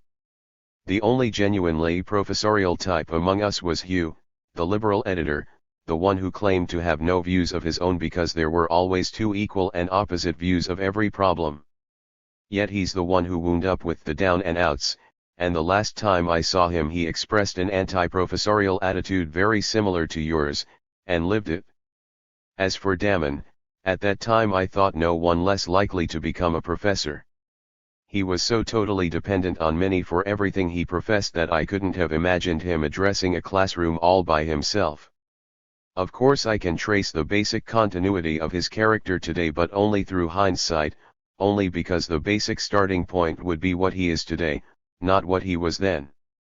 I could do that just as easily if he were a bank clerk today, or a street cleaner. With the endpoint as the basis, we can trace the origin of anything back to the beginning of time. Surely that's not all your argument boils down to. I moved to tears when I read your description of the role of journalists in the Magarna uprising, spreading their reportages between like and like, interpreting each to the other, portraying each to the other through a glass that didn't reflect the experience of the individual on the other side but only the reporters. That's horrifying, I agree. And that's what I was at that time, a reporter. That was my context, my world. But when I think about what you're telling me, I can't help rebelling. It all makes so much sense when you refer to your past experience. But does it make any sense at all when you apply it to mine? Are you really sure I would have been a reporter if I'd been in your world at the time of that uprising? Are you really sure you'd have been miles away from the university newspaper if you'd been in mine? Those are senseless questions, but it's you who raise them. You tell me, it's only when you descend among those who are nothing in this society that your search becomes meaningful as a struggle against this society. Until then my search was a search for a corpse. I come alive only on the day when I move into the house behind the garage. And of course that's where you would have been all along. You say so. The garage in which Sabina and her friends lived is an environment far more familiar to me than the world of the university or the newspaper. Your descent is a descent to my world. Those are the activities I confronted, the people I've known. Yet you describe my world as exotic. Exotic, that's the exact word for it. That's exactly how I experienced it. Just like a tourist. I kept my distance. I didn't become involved until I was threatened personally, even physically. You're right about my detachment. You know perfectly well that my social origins weren't responsible for it. Was my experience in the carton plant responsible for that detachment? Or my 3 years in the university? Was I really so determined by my starting point, whenever I reached it, that I couldn't have made myself someone like Tissy? Was it really my search for a corpse that made the people in Sabina's world exotic to me? Are you really so sure the house behind the garage wouldn't have been exotic to you every bit as exotic as it was to me and Alec? I'm not asking rhetorical questions. I'm asking questions I couldn't answer for myself then and can't answer for you now. In many ways I did find in the garage something that was profoundly meaningful as a struggle against this society. If I hadn't found that there, I wouldn't have stayed as long as I did. I would have walked out with Alec the day I figured out what TED was. I didn't only stay there. I didn't ever decide to leave. In the end I was carried out. I did find the experience meaningful, more meaningful than all the other experiences of my life lumped together. Yet once I left I suppressed every detail of that experience from my memory, and I went on suppressing them for 10 years. I haven't given one thought to Ted, Tissy, or Seth until only a few days ago, when Tina announced she was moving in with Ted. If all those events were so meaningful to me, why did I repress every trace of them so thoroughly?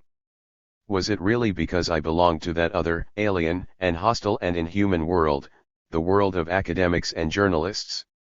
I don't think so, but I'll let you be the judge. Since Tissy's world is already familiar to you, I have no reason to spare you any of the details, do I? Since my experience was so meaningful, I have no reason to be ashamed of any of it, nor to continue repressing it. But I wonder if you'll be able to tell me just what is so familiar to you about my experience and just what it all meant. That's the one detail I still can't provide. Asterisk asterisk asterisk. I wanted very much to run out of that kitchen with Alec 11 years ago, to move in with him, to get away from that world where nothing is banned, no holds are barred for her and me, the world of wall-to-wall mattresses for every conceivable shape, size, and age. But I sat at the kitchen table, surrounded by faces I failed to recognize, until Alec's voice roused me. "What's the matter with Sophie?" he was asking Ted. "Is she on heroin? Is that what you're trying to tell me, buddy?" Ted backed away from Alec and I jumped out of my chair at Ted, determined not to let him repeat her and me one more time. "Get out of this room," I hissed, "get out of my sight. You're disgusting." For an instant Ted froze where he stood and glared at me, his face expressing bewilderment more than anger. Then he turned around and slowly walked out of the room. As soon as Ted was gone, Tina ran up to me, bawling, and started to beat my chest and my stomach with her powerful fists until I cried out from pain. She asked, "What's the matter with you? Why do you hate Ted so much? What did he ever do to you?" I could see the same question on Tissy's face and also on Jose's. I sank back into my chair, rested my head on the table, between my arms, and cried. Tina walked out of the room sobbing. Tissy stomped out. Jose stayed but said nothing. Alec stroked my hair as if to comfort me. I pushed his hand away.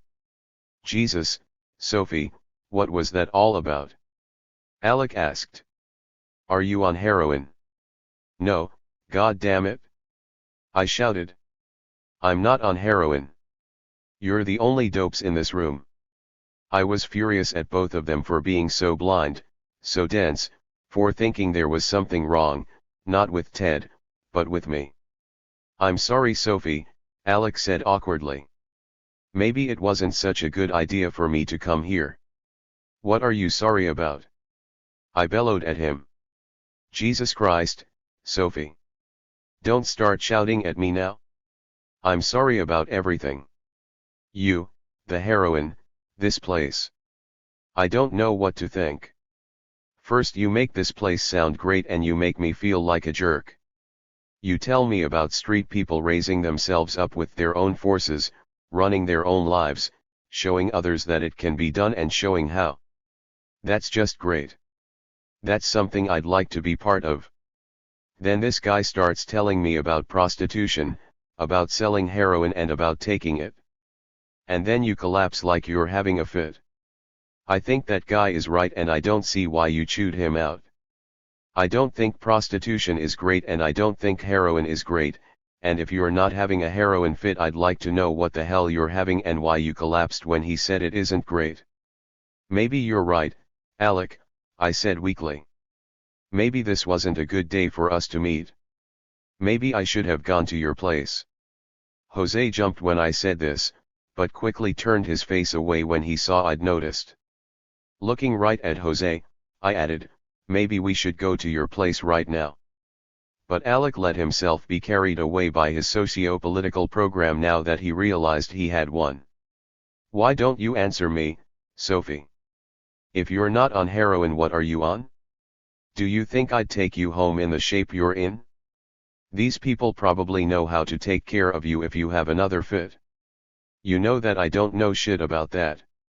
I don't even know any doctors. Why don't you go home then?" I suggested. "Why did you do it, Sophie?" he continued. "Was it because they threw you out of that co-op? Why bother yourself about that? You yourself admit it was nothing but a whorehouse, an establishment whorehouse. Was it because they kept you off that omissions rag? It wouldn't be the first time you did something like this. I remember that time you had some resentment against Ria or Lem and you took it out on them by getting a date with that idiot Rakshas. That was some novel way to spite somebody to go to a military dance with a playboy from the suburbs. And that time it worked. Lem and Ria dropped their golden apple as if they'd bitten into a worm. But what are you doing now? Is this your way to spite that omissions crew? Don't you know omissions is all over and done with, that it's absolutely dead, part of the forgotten past? I called them when I couldn't find you, every one of them except Rakshas. They've all graduated and they're all into other stuff now. Not a one of them talked about starting up that paper again. You're not making any point, don't you see that?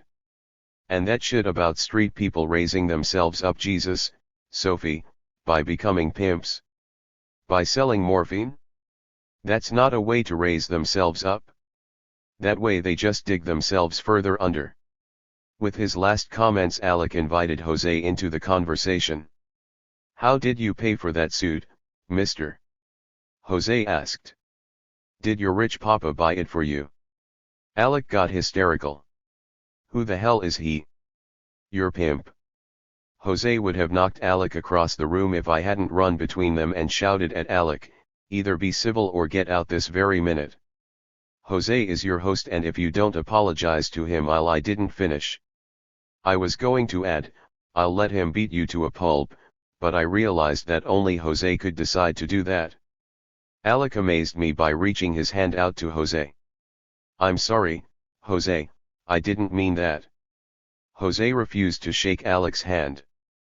Alec added, still holding out his hand, you struck a sensitive spot. I hated my old man.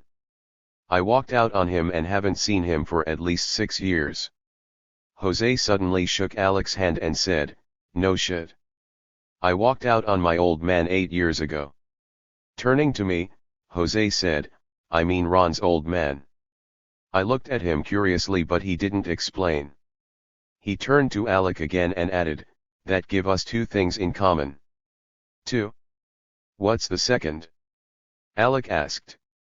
Sophie, Jose answered. Sophie. I thought. So I was no longer Ron's girl. I blushed until my cheeks burned but said nothing. Of course Alec took that up. Christ, Sophie, you mean you, and this Jose you mean you too. I hurriedly cut him short. He's my host and that's all. Alec. Understand? No, he insisted. I don't understand. A little earlier you were asking me to be your host. Fortunately Sabina walked into the kitchen just then and I didn't have to deal simultaneously with Alec's outburst of jealousy and Jose's sudden confession. What's this? Sabina asked, studying Alec in his suit, the circus. He's my friend Alec. Alec, my sister Sabina, I said. This is your sister? Are you serious? I mean, I never knew you had a sister, Alec said, literally ravaging Sabina with his eyes. Sophia is your friend, is she? Sabina asked him. Yes, he answered, completely off guard. She's my best friend. How about Tissy? Is she your friend too? Sabina asked. I don't understand what you mean. Alec said. Anything in a skirt is your friend, isn't that so, Mr. Alec? Sabina asked. Jose started to laugh but stopped as soon as Sabina turned to him and whispered, oh, you're an altogether different type of fish, aren't you? Alec turned to me with a helpless expression. He'd already forgotten his recent jealousy. Grateful to him at least for that, I said to Sabina. But he's all right in spite of that. Alec stuck his arm out to shake Sabina's hand, saying, Sophie and her friends here have been telling me about your establishment, your house. Sabina turned her back to him and walked to the stove. Suddenly she faced him, coquettishly pulled her skirt above her knee, and said, you obviously like them short, thin but not skinny, preferably with pitch black hair. They're the most expensive types. How much can you pay? Alec stared at her with disbelief. Suddenly he made up his mind, turned to me and started shouting, Jesus, Sophie, what the hell were you telling me about being a carpenter and a mechanic? Your sister? Do you take me for a complete jerk? Jesus Christ, why did you have to go and get into this? Pimps, prostitutes, and dope addicts. Why? Jose tensed up again, but Sabina was far ahead of him. How do you spend your time, Reverend Alec? I work in a factory like thousands of others. Alec shouted proudly. Not thousands, Reverend, millions, she corrected. That's an ultra-respectable way to spend your time, since millions do that. We spend our time discussing our own projects and carrying them out. Why do you do that to your time, Reverend? I'll get off it, Alec pleaded. To earn my living, that's why. In other words, you sell yourself. Sabina asked. What the hell do you do? Alec asked. How often do you work in a factory, Reverend? She pursued him relentlessly. 6 days a week, like most everyone else, he answered reluctantly. Day, or night, she asked. I said 6 days. Prostitute. Sabina shouted. What are you calling me? Alec asked, dumbfounded. Prostitute. Sabina responded. You sell yourself during 6 of your 7 living days. Do you think any of us does that? I sell myself for half an hour, and at night? All I lose is a little of my sleep. I don't sell 1 second of my living day. Prostitute. You sell all there is to you, every living day, 6 days a week, during your living day. You sell yourself and you sleep.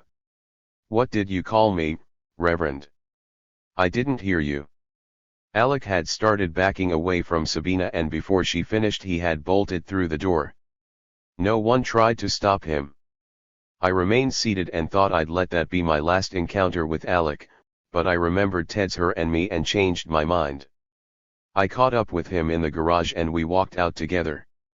I can't deal with it, Sophie, he said as soon as we were in the street. I thought I was radical and open-minded, but I can't take any of this in. It doesn't seem right to me. Although she makes it all sound right. And I can't tell you why it doesn't seem right. Maybe she's got me all figured out, she sure looked right through me. You looked pretty hard yourself, I reminded him. Ah, come on, he said, smiling a little. She sure saw that right away. Is she really your sister? Sure sounds like it when she runs her mouth. But I can't take it in. Like she says, I talk about exploitation and revolution, and when the time comes to do something every goddamn morning I baa like a sheep. He paused, took my hand in his, and asked, You're not really a heroin addict, are you, Sophie? Nor a prostitute? I'd like to see you again. Alec, I told him, letting him kiss me. I'd like to believe it, he whispered. Well, I hope you're able to. I shouted sarcastically, pulling myself away from him and starting to return to the garage. What should I tell your mother? He asked. Tell her I'll call her. No. Tell her I'm a dope addict. Tell her I'm a slut in a whorehouse. Tell her to go to hell. I shouted, running back to the garage. How much do I owe you? He yelled back. He had the last word. I ran through the garage, past Ted and Tina, straight to my bed. Alec's visit resolved absolutely nothing for me. I'd hoped his outside perspective would at least give me a clue as to how I might respond to Ted, to Sabina's no holds are barred, to Tina. But he'd come with nothing but hackneyed and insulting prejudices, petty jealousy, and his perennial skirt chasing. I stayed away from Tina because I couldn't bear the thought of facing Ted, even in the workshops. For a week I got up every morning, right after Tina left the room, and went for all-day lonely walks. I avoided Sabina as much as I could because, like Alec, I wasn't able to take it all in. I also stayed away from Jose. The cryptic confession he'd made during his argument with Alec excited me immensely, but it also frightened me. When I thought of him, the idea that everything is allowed, no holds are barred, made my heart flutter wildly. One day I even visited Debbie Matthews. She was drunk and our brief conversation wasn't very satisfactory. But it was then that I learned about poor Lem Isel's fate. The international conference he'd attended had ended 6 months earlier and he still hadn't returned. In the meantime, the Magarna uprising had been suppressed by the tanks you described. Of course I knew then that the letter I'd sent you probably hadn't reached its destination. By the end of the week I was absolutely bored. I decided not to let Ted empty my life of its content. I had enjoyed my brief apprenticeship with Tina immensely. She was a marvelous teacher and I'd loved being able to do all those different things that had always seemed so impossible to me. I resolved to regain Tina's friendship. My first attempt led to a disaster. It was exactly a week after Alex's visit. I'd gone to bed before Tina all week long. That night I stayed awake and waited for her. As soon as she turned out the light and slipped into bed, I said, "I'm sorry about what I did, Tina." I heard her breathe faster but she didn't say anything. "Do you hate me?" I asked. "Why do you hate Ted?" she asked. I lay silently, not knowing what to say. Then I asked, "Doesn't he ever touch you, hurt you?" "Who told you that?" she asked, seeming astonished. "Ted could never hurt anyone." "Sure he touched me. He used to kiss me every night went to bed before you came." I fidgeted with my blanket. "I'm sorry I came," I said. "I know I should leave. But I have nowhere to go." Silence. Suddenly Tina sat up in her bed and whispered, "Sophia? Are you asleep?" "No, I'm not." "I don't hate you," she announced. I leaped out of my bed and sat down on hers. "Friends?" I asked, reaching for her hand. Tina turned her face toward mine and asked sadly, "Sophia, would you kiss me the way Ted used to?" "Where did he kiss you?" I asked nervously. "Here," she said, pointing to her lips. I couldn't but I didn't have to. I was blinded by the room lights. Ted stood by the door with his hand on the switch. "You!" I shrieked hysterically. "Get out of here!" Jose and Tissy came running into the room and both looked bewildered when they saw me sitting on Tina's bed, holding her hand. Ted asked insinuatingly, "Is there something the matter with your bed, Sophie?" "Get out of here!" I repeated, getting off Tina's bed and into mine. "I don't owe you any explanations." Then Tina said to Ted, "I'd have called you if she'd hurt me." "She wasn't hurting me. I asked her to kiss me goodnight, like you used to." Jose and Tissy backed slowly out of the room. But Ted stayed, still trembling, glaring at me with terror and hatred in his eyes. Then he turned around and walked back to his room. Tina got up to turn the light out.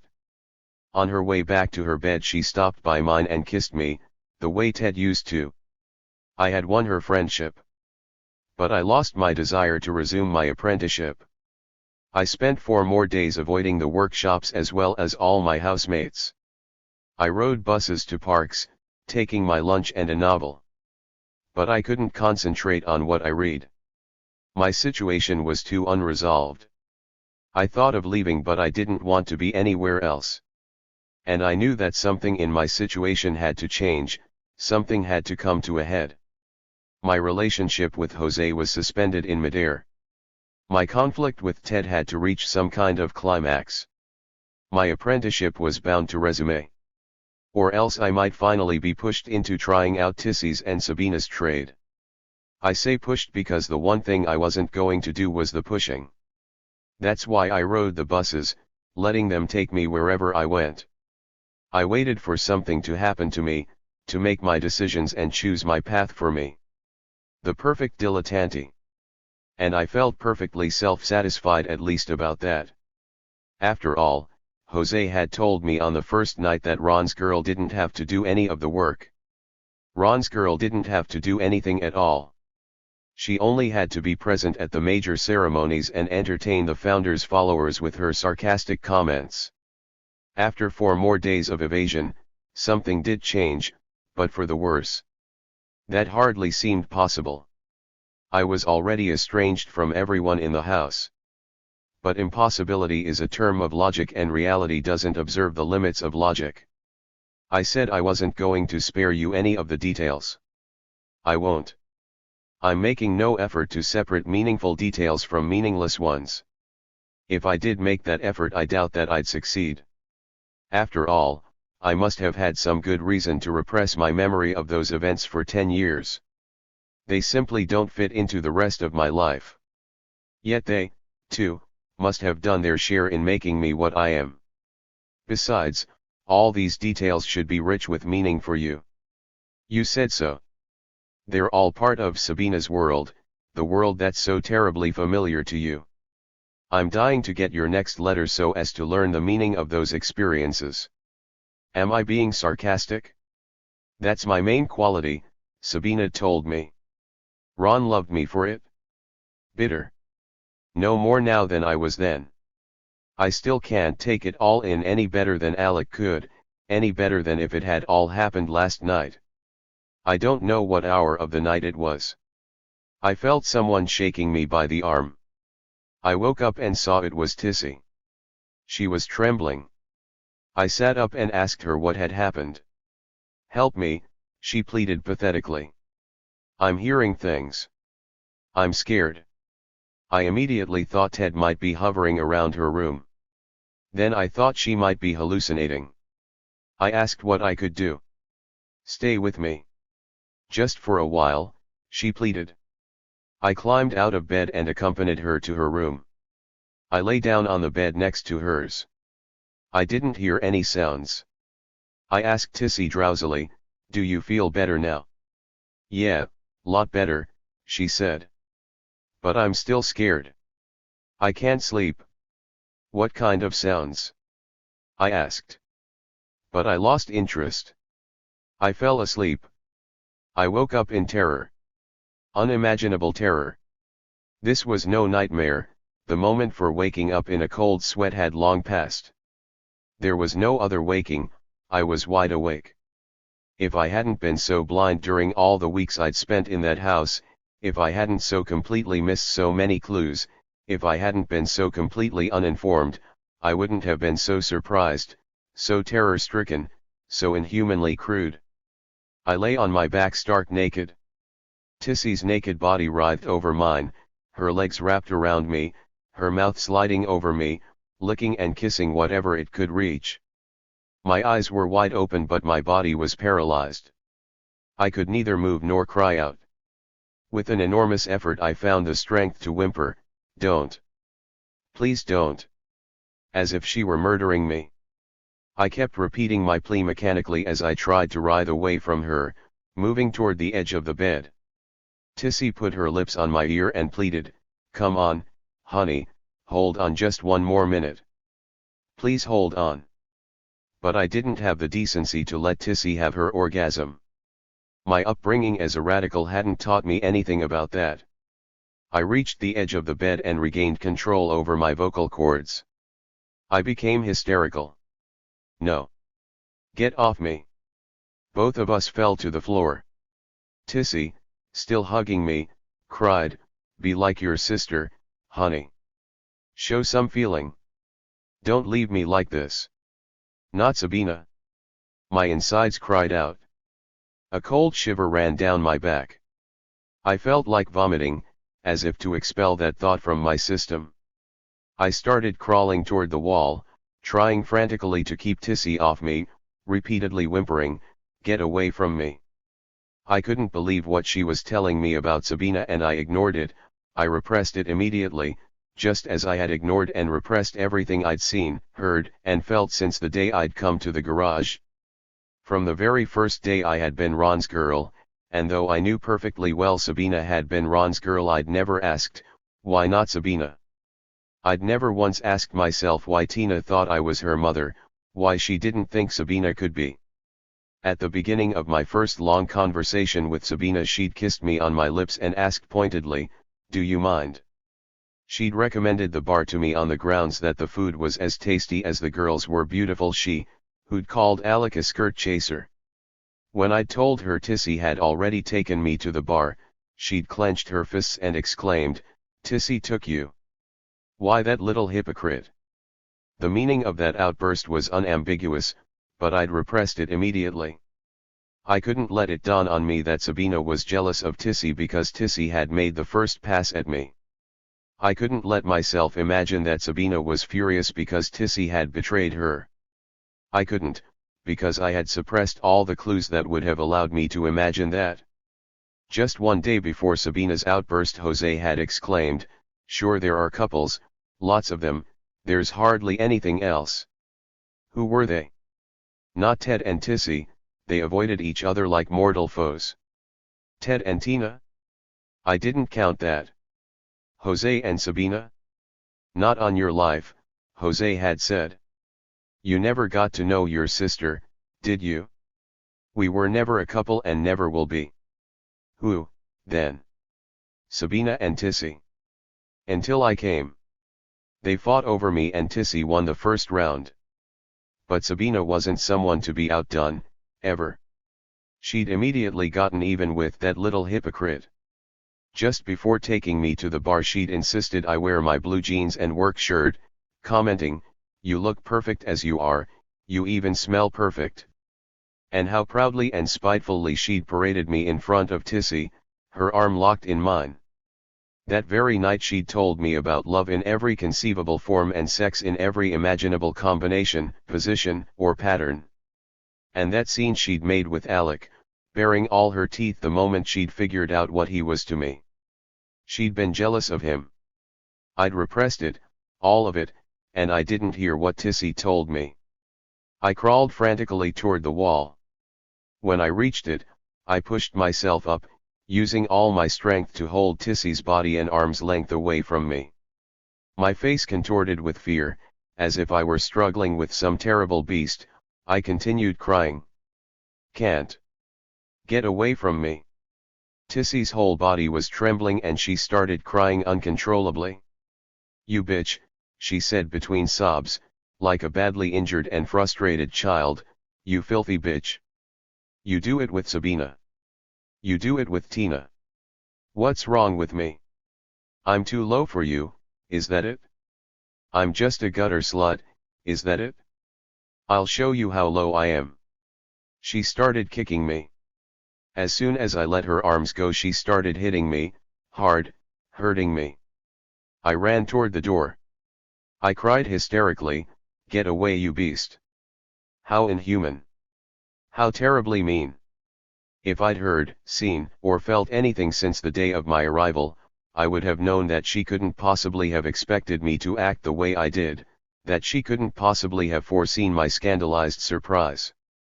She'd been so obviously disgusted the morning I told her I'd enjoyed sex with a man. She'd gotten her first clue as to who I must really be when she'd seen me on Sabina's bed, my lips on Sabina's cheek. "I didn't know," she'd said. And now she knew. How had Tissy felt when Sabina had escorted me past her with a spiteful, victorious grin, and her vengeful, "Evening, Tissy." It was Tissy who was betrayed by her lover and I was the instrument of that betrayal. She'd hated me for that. How indignantly she'd said, "You don't look like Sabina's sister." I was obviously her lover, her old flame. And my more recent flame's nickname must obviously have been short for Alexandra. Betrayed and alone, what could she have felt when she saw me doing it with Tina? Why was I doing it with Sabina, with Alexandra, with Tina, but not with Tissy? Why was she being left out? What was wrong with her? How could I possibly have been so surprised? How could I have been such a monster as to cry, "Get away, you beast"? I was altogether hysterical, on the verge of falling apart. I couldn't take any more. But more took place that night, infinitely more. I fell off a precipice into an abyss. I lost all control over myself and fell to pieces. Yet it was precisely when I reached the bottom of the abyss that I regained control over myself and held myself together, on my own, if only for an instant, for the first time since I'd come to the garage. Hurting from Tissy's kicks and blows, I lunged at her, pushed her away from me and ran out of her room, leaving her writhing on the floor, bawling. I ran straight to my room and was about to slip into my bed when I froze. What I saw, what I felt, it was impossible. It simply couldn't be true. Ted was inside my bed in Tina's room. "Not you!" I shrieked. His eyes were wide open and looked terror-stricken, exactly as mine must have looked when I'd found Tissy on top of me. My hands flew at his eyes, pulling frantically to remove the arms with which he quickly protected them, scratching his face with my fingernails. Out! I shrieked. Out! I felt his blood on my hands and continued struggling to reach his face. Tina sat up, paralyzed with terror. Suddenly she leaped on Ted's bed and tried to pull my hands away from Ted's face. "Don't, Sophia," she pleaded. "Don't. You're killing him. Stop it. Get away, Tina," I shrieked. "Don't protect him." I was absolutely wild. But Tina wouldn't let go. She clung to my wrists and kept pushing my arms away from him. I was like a trapped beast, lunging at my prey but tearing myself in my attempt to reach him. She hung on me like a dead weight, her face frozen in a grimace of unbelieving horror, her jaw moving soundlessly, incapable of articulating her plea. I ran out of the room like an injured animal, dragging Tina with me. As soon as we reached the hall, she released my wrists and rushed back to Ted's bedside. I flew across the hall to Jose's room. I was beside myself with rage and frustration. I switched on his light, flung myself on his bed and shook him with all my strength. Jose literally leaped out of my grasp across the room, shouting, "Holy shit!" I was still stark naked, but that fact didn't once cross my mind. I jumped after Jose and started tugging him out of his room. "He's raping her. Help me. He's raping her." Jose looked totally bewildered as I pulled him by the arm across the hall to Tina's room. The light was on. Ted lay on my bed, staring at me, the blood from the scratch on his cheek staining my pillow. Tina kneeled alongside the bed, bawling, wiping Ted's wound with a corner of my sheet. I went completely out of my mind. I started to push Jose toward the bed and screeched, "Kill him! Kill him! Get him out of here!" Jose drew his own conclusions from the scene and once again exclaimed, "Holy shit!" Then he turned around, his face a grimace of disgust and contempt, and slapped my face so hard that I went reeling to the floor. He then grabbed my arm and dragged me out of Tina's room. His voice filled with revulsion, he hissed at me, "You pervert! What did you ever have to do with Ron? And all those years I spent thinking you must have been some piece of ass. You sure as hell are. If I catch you molesting that kid just one more time, I'll send your ass flying so far." "No!" I shrieked, prostrate on my chest, my teeth biting into the rug. "You're crazy. You're all crazy." Jose left me lying there, exactly as I had left Tissy. "Help me!" I shrieked. "Go sleep in Ted's room and shut your trap," Jose shouted. That was the bottom of the abyss. I lay naked in the hallway, clawing the rug with my fingernails, biting it with my teeth. I've never fallen so low. Yet it was precisely at that point, the lowest point, that I came to myself. For the first time in weeks I stopped worrying about Tina, and Ted vanished completely from my mind. I literally became indifferent to their relationship with each other, and I remained indifferent until the end of my stay in that house and for 10 years after that. For the first time in weeks, maybe in my whole life, I started to concentrate exclusively on myself. I was the pervert. I was the rapist, the child molester. Only 4 days earlier Jose had seen me on Tina's bed, holding her hand, while Tina had explained, "I'd have called you if she'd hurt me." Jose had caught me in the act. I couldn't be Ron's girl nor any man's. Suddenly I knew exactly what I had to do. I rose to my feet, spat the dirt and carpet wool out of my mouth, and held my head up proudly, defiantly. I was determined not to let myself be thrown naked into the garbage dump and pushed into the river with the city's trash. The pieces all came together. I had perfect control over myself. The nightmare was over. It was my second waking. I walked straight to Jose's room and threw his door open. I felt as strong as an ox and as determined as a locomotive. No one and nothing was going to stop me from showing Jose once and for all that everything he'd thought about me for the past 4 days was as wrong could be. In a single move I pulled off his blanket, tore off his underclothes and threw myself at him. He shouted, "What the hell," and started to move away, but I wrapped myself around his body and hissed, "You're staying right where you are, mister. You're not going to call me those names and get away with it? I'll show you what a piece of ass Ron's girl was. I'll show you who it is you're calling a child molester. I'll make you eat those words until you throw them up." I clung to him with all my might until he stopped trying to move away. Then I started caressing him, crawling all over him, kissing and licking and biting him everywhere. When he came, I didn't let him pause for a second but kept right on going. I didn't even let myself pause when I came. "There's only one person in this whole house that I ever wanted to molest," I told him, "and that person has a prick and is not a little girl." He came again, and still I didn't let up. "I wanted you since the day you took me on the tour," I said, "and I wanted you badly, the way only a woman who loves men can want a man.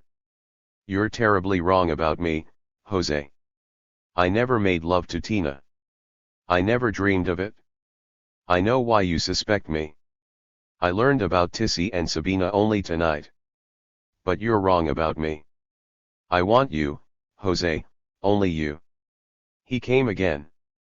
At last he begged me, "Please, Sophie, no more. I can't," and fell asleep exhausted. Only then did I stop. I lay back proudly. I had won. The sun was starting to come up. As I lay on the pillow I shared with Jose, I heard Sabina walk through the hall to her room. I realized why Tissy had chosen that night.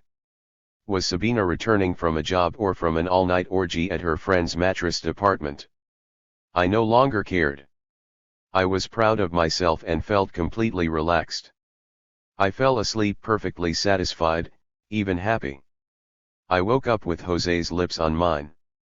He was sitting by me, all dressed. It must have been noon. "You really are some woman," he whispered. "Jose's woman?" I asked. He asked, "What was all that about last night?" I told him, without a trace of my former anger, everything I knew about Ted and Tina. The only comment he made was a defense of Ted. If it wasn't for Ted, the kid would be on heroin right now and probably going out every night too. "You don't believe me?"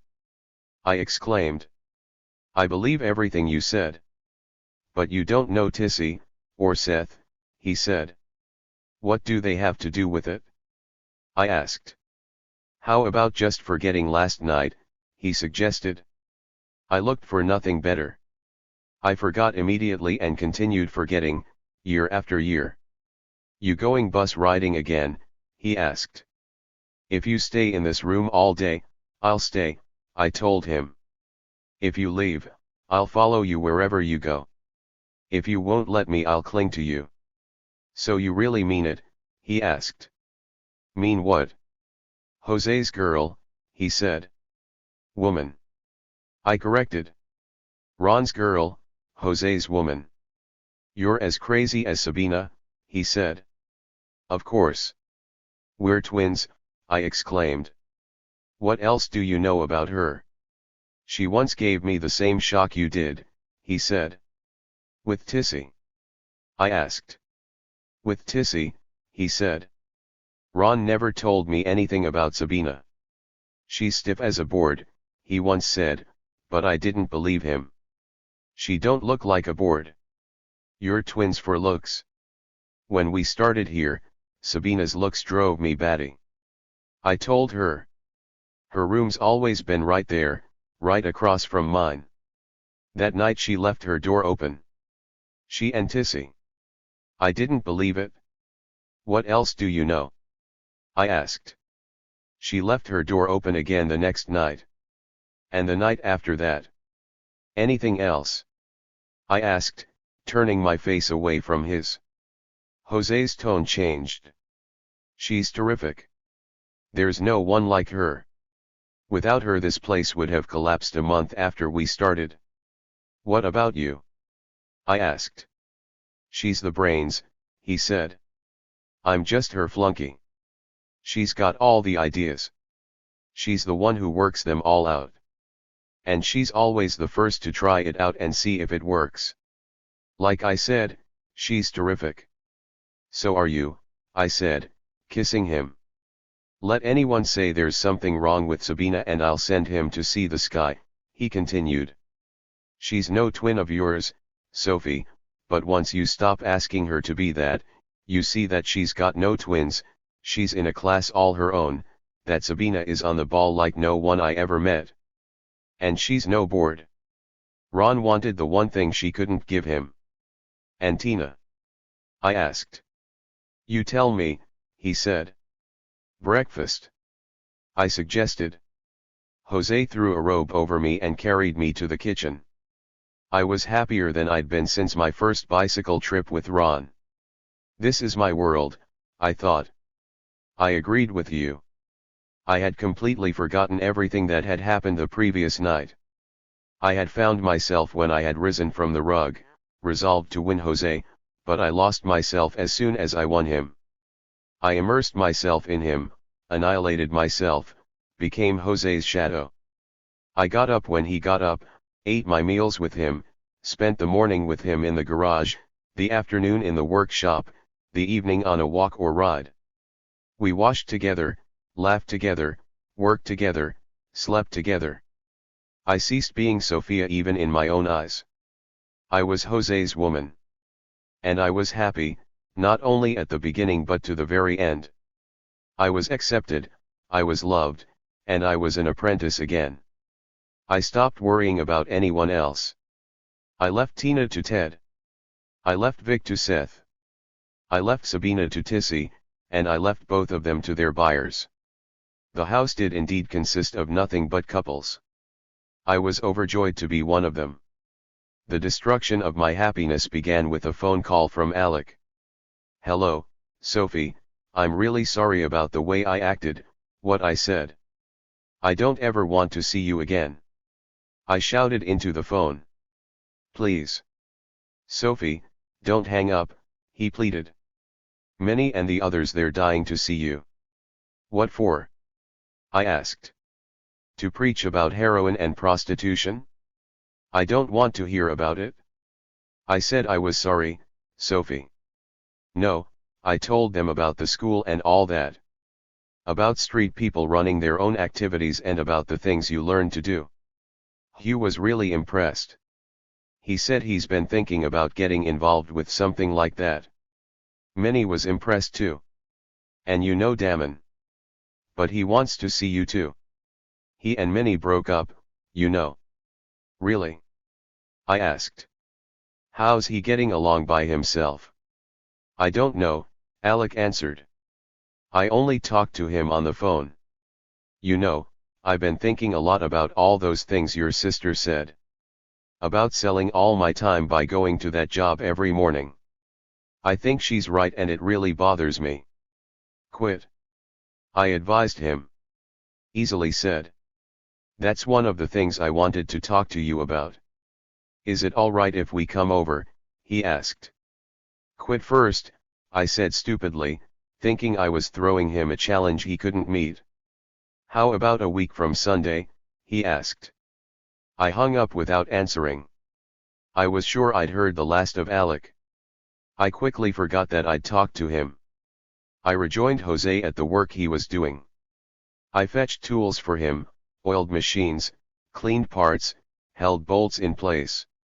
I was Jose's woman. My newspaper staff friends were the last people in the world I wanted to see.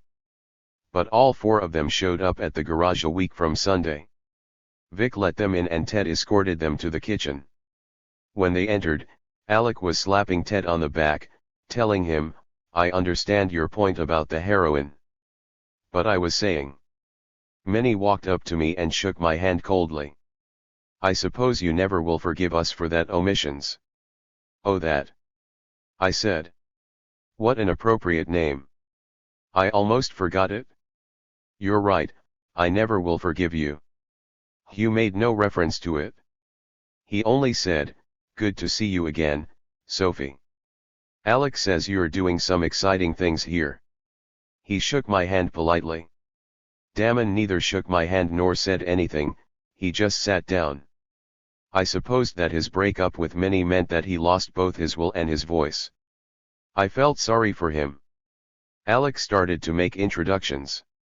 This is Ted. The girl is Tina. There's also Tissy and Sabina, but I guess they're not up yet. And over there Ron, is it? I flew across the room toward Alec shouting, Ron? What kind of a joke is that? Who the hell told you about Ron? Your mother, Alec answered contritely. Your mother? Jose asked. Sabina told me years ago she was dead. I just talked to her a week ago. Alec insisted. She's still waiting for your phone call. What else did you tell her? I asked. Christ, I don't know, I mentioned your sister, he admitted. My sister? You ran to her to tell her about I started. Jesus, Sophie, you didn't want me telling her what you told me to tell her, he asked desperately. Tina and Ted had been cluttering the table with bread, cheeses, and beer, and at this point they invited all of us, hosts and guests, to join them at lunch. I lost interest in Alec and sat down next to Jose. Everyone started eating. Many broke the silence. I understand you run a school here. A school? Jose exclaimed. We run a school. I've never once been to school, ever. Tina contributed. But that's what Alec told me. Many insisted. Was he misinformed? Alec looked helplessly at me, but I ignored him, so he ventured out on his own. I said it was sort of a school, Minnie. But it's not called a school. People learn things here, but it's not structured. What I mean is, at least that's how I understand it. Just then Sabina and Tissy came in together. Alec looked relieved, but only for a second. Well, well. The Reverend. Sabina said with mock enthusiasm. Don't let me interrupt you, Reverend. Your sermon is fascinating. Then, imitating Alec's inflection, what I mean is, at least that's how I understand it, simply fascinating. May I also suggest, you know, I was about to say, from my point of view, on the other hand, if you see what I mean? Please do go on, Reverend. Alec sulked. I wasn't saying anything much. And I'm not a reverend anymore. I handed in my resignation over a week ago, and yesterday was my last day at work. I smiled at Alec. He'd taken up my challenge after all. So you've left the millions of citizens behind and joined the criminals? Sabina exclaimed. Alec was visibly disappointed by the meager congratulations he received for his courageous act, and he sulked in silence. Minnie took the opportunity to resume her quest. She turned to Sabina and said, maybe you'd be so kind as to answer my questions. Sabina looked Minnie up and down, smiled, and asked, do you happen to be employed by the police department? Minnie glanced at me for help that I wasn't about to provide, and she continued on her own, I understand that you're all indigenous to the inner city, so-called street people. And you, being abroad from the suburbs, would like to know how it feels to be screwed in the inner city, Sabina butted in. Minnie turned to Tissy next and demanded indignantly, is it possible to talk to any of you? Who the hell are you? Tissy fired back. What the fuck do you want to know so badly? Jose asked. Minnie whispered something to Hugh, and Hugh turned to Jose. Alec gave us an interesting account of your establishment, your house. We found many of the features admirable. But we would like to clarify certain points. What points? Jose asked, the hostility mounting in his voice. We were puzzled by the question of the financing, Hugh continued. You the judge? Jose asked. Excuse me, the what? Hugh asked. Are you the judge? Jose asked again, emphasizing each word. Are we on trial? When the hell were we arrested? At this point Damon spoke for the first time. Well, I guess we'd better be shoving along. Hugh got up and shook my hand politely again, and again said, it was good to see you, Sophie. Minnie got up and leered at Alec. Gee, Alec, You said these people were friendly. I've seen friendlier people. They're convinced we're all cops. Even Sophie acts as if she'd never known us. The way out is that way, shouted Jose, pointing. Ted and Tina accompanied them out, 3 of them. Alec remained seated at the kitchen table. Tissy burped at Alexandra and went back to her room. Alec turned to Sabina, pleading and contrite, his eyes focused on her hands. I wanted to apologize for the way I looked at you last time. I know that can be insulting. I wanted to tell you I quit my job because of all those things you told me. You were right. I was a wage slave, a coward. What I wanted to ask was, is there anything I might be able to do around here? Sabina was stunned. You? A professor? Jose nudged me to see if I was ready to return to the workshop. I was.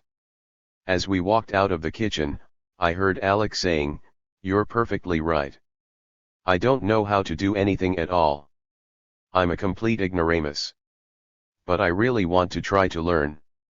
If I could start as a mechanic."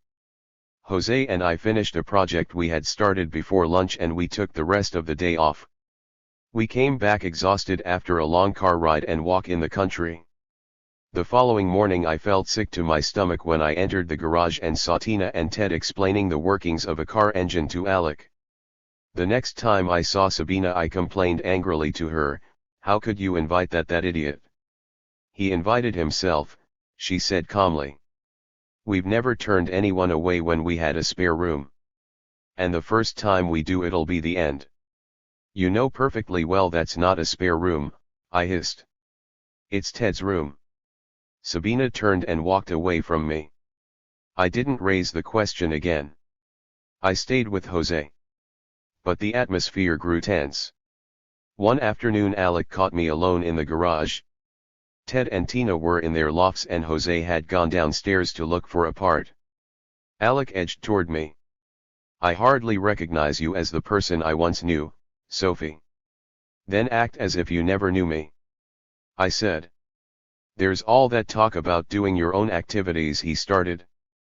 "Why did you stay here? What do you want?" I asked. "I want to be close to you, if you really want to know," he said.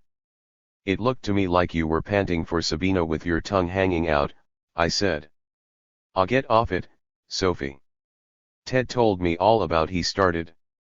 "So that leaves only me, doesn't it?" We followed Ria into the party and we followed Sophie out. We followed Sabina down to a sewer and who do we run into if not Sophie? "But it's too late, Alec, it's way too late for anything like that." "What does that mean?" he asked. "I'm Jose's woman," I said proudly. "Nah, Sophie, Jesus Christ, that's not you, that's not anyone I ever knew," he said, and I heard him. I was stung. "You're not that guy's woman. You're his rug, his cigarette lighter, his messenger, his pet. Christ, Ted's been telling me about the dope and the whorehouse, and that's bad enough. But that's nothing compared to what's been happening to you. I don't know what happens to people on heroin, but it can't be any worse than what you've got. You've lost your whole personality. You're that guy's dog." I ran from Alec and headed for the workshop, to be near Jose. He noticed my tears and asked if anything had happened. "He told me he was only staying here because of me," I said. "He's jealous of you." "I don't blame him," Jose said. "Jose," I cried. "Please make him leave." "I can't do that, Sophie," he said. "The guy says he's got no place to go, and we've got space. Can't just tell him to leave. If he wanted to start his own garage we could help him like we did last year with that one kid." "Jose," I pleaded. "I was so happy until he came." "So was I, Sophie," he said. "I mean, I still am happy. I don't see that he should ruin anything. He's not a bad guy, you know. If you're through with him, tell him. If you're not, well, you're your own person is what Sabina always says." "Jose," I said, crying. Remember when you said Sabina was terrific? That there was no one else like her? Well, there's no one else like you, I bawled. You're more terrific than she is. I fell into Jose's powerful arms and he held me and pressed me as if I were his rug, his cigarette lighter, his pet. And that's all I was. I couldn't stop bawling because I knew Alec was right. I had one more encounter with Alec before everything caved in. It was on a Wednesday morning. One morning each week, on a Wednesday, Jose had an errand on which I didn't accompany him. He asked me not to, and I didn't pry. I didn't learn a great deal about Jose during my stay with him, nor he about me. We never asked, there were too many things we didn't want to talk about. I didn't pry into his few secrets and he didn't once ask me what Alec had been to me during my university days. On all previous Wednesday mornings I had stayed in our room, or gone for a walk, waiting for Jose to return from his secret errand. But that morning I went into the garage. I had decided to settle the question of Alec on my own. The three of them, Alec, Ted, and Tina, were working by themselves, each on a different project. I walked right up to Alec. He stopped what he was doing and stared at me. His face looked sad, but I was determined. "Why don't you leave this place, mister?" I told him firmly. "You don't belong here. You're not like us." Tina and Ted both stopped working and looked at me, waiting. "Jesus, what did I do now?" Alec asked, hanging his head. "You're still here. That's what you did now," I snapped. Tina butted in with a barely audible, "Sophia, you've got no right. Stay out of this and mind your own boyfriend, Tina," I snapped. "You're the one who has no right." Tina started to sob. "Sophie, listen to me," Alec said slowly. "It's you who've got to leave this place. You're the one that doesn't belong here. Don't you see what's happening? You're sick, don't you see that? You just watch who you're calling sick, mister," I snapped. "Have you ever looked at yourself? You're disgusting. We're here for life. Why are you here? For a broad? You don't know what life is, mister, because broads are all you've got on your brain. To spend week after week crawling on the floor and greasing up your arms just on the chance that she'll come to you, that's what I call sick, mister. Real sick. I'm going to leave soon, Sophie," he announced, his anger mounting. "But not before trying to make you see what you're turning yourself into. I know for a fact that you don't know shit about what happens here. I've watched you. Whenever anything comes up, you stick your head up your ass. You hide out inside that boyfriend of yours, or husband or father or whatever the hell he is to you. Well, I picked up a few clues and you're going to hear them, like them or not. Ted can bear me out. Who do you think pays for the great school of yours and that great love affair? You don't think it's the piddling we do around here, do you? Allow me to straighten you out before I leave. It's your sisters and Tissy's whoring that pays for that expensive house and all the food and the 3 cars and all that expensive shit that's displayed in every room. And your boyfriend's pimping. That's right, that's the name for it. Pimping. But with all they take in they can't pay for all of it, what with Sabina having her own expensive hobbies and Tissy her heroin. And this piddling around with all the newest machinery doesn't even pay for its own costs. This garage stopped supporting itself before you ever came here. Ted stopped stealing when it dawned on him he was supporting a narcotics depot. For a while he just took the cars apart. But he didn't want other people working for him either, so he helped them set up their own garage. Nothing comes in here anymore except the junk they can't get rid of at the other garage. What do you think pays for all this shit? Just Seth's heroin. And Seth is figuring out that he doesn't want to carry all that ballast. Yeah, ballast. Deadweight. All he wants is his boyfriend Vic. He needs Ted as a front and he needs your friend part-time, for the contacts. but he doesn't need you or me or the kid or 99 out of every 100 machines here, and he's getting ready to dump all that. What'll you do when he starts dumping? You tell me, Sophie. Learn to steal cars? You can't even steal cigarettes from supermarkets. Get a job.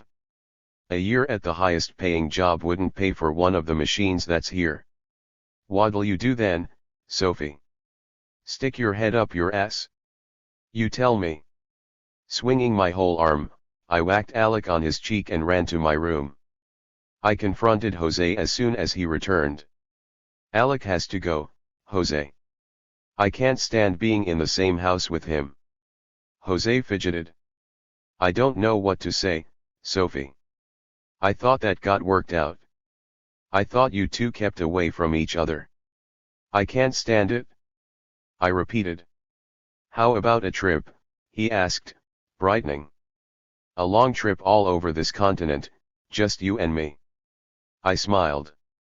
Just Jose and his woman. Then I asked, who'd pay for it? You know Sabina would help us out, he said without hesitating. Jose, I said, I don't want to go on Sabina's money. We don't have much of our own, he said. I want to go on my own money. I can get at least as much as Sabina does, and maybe more.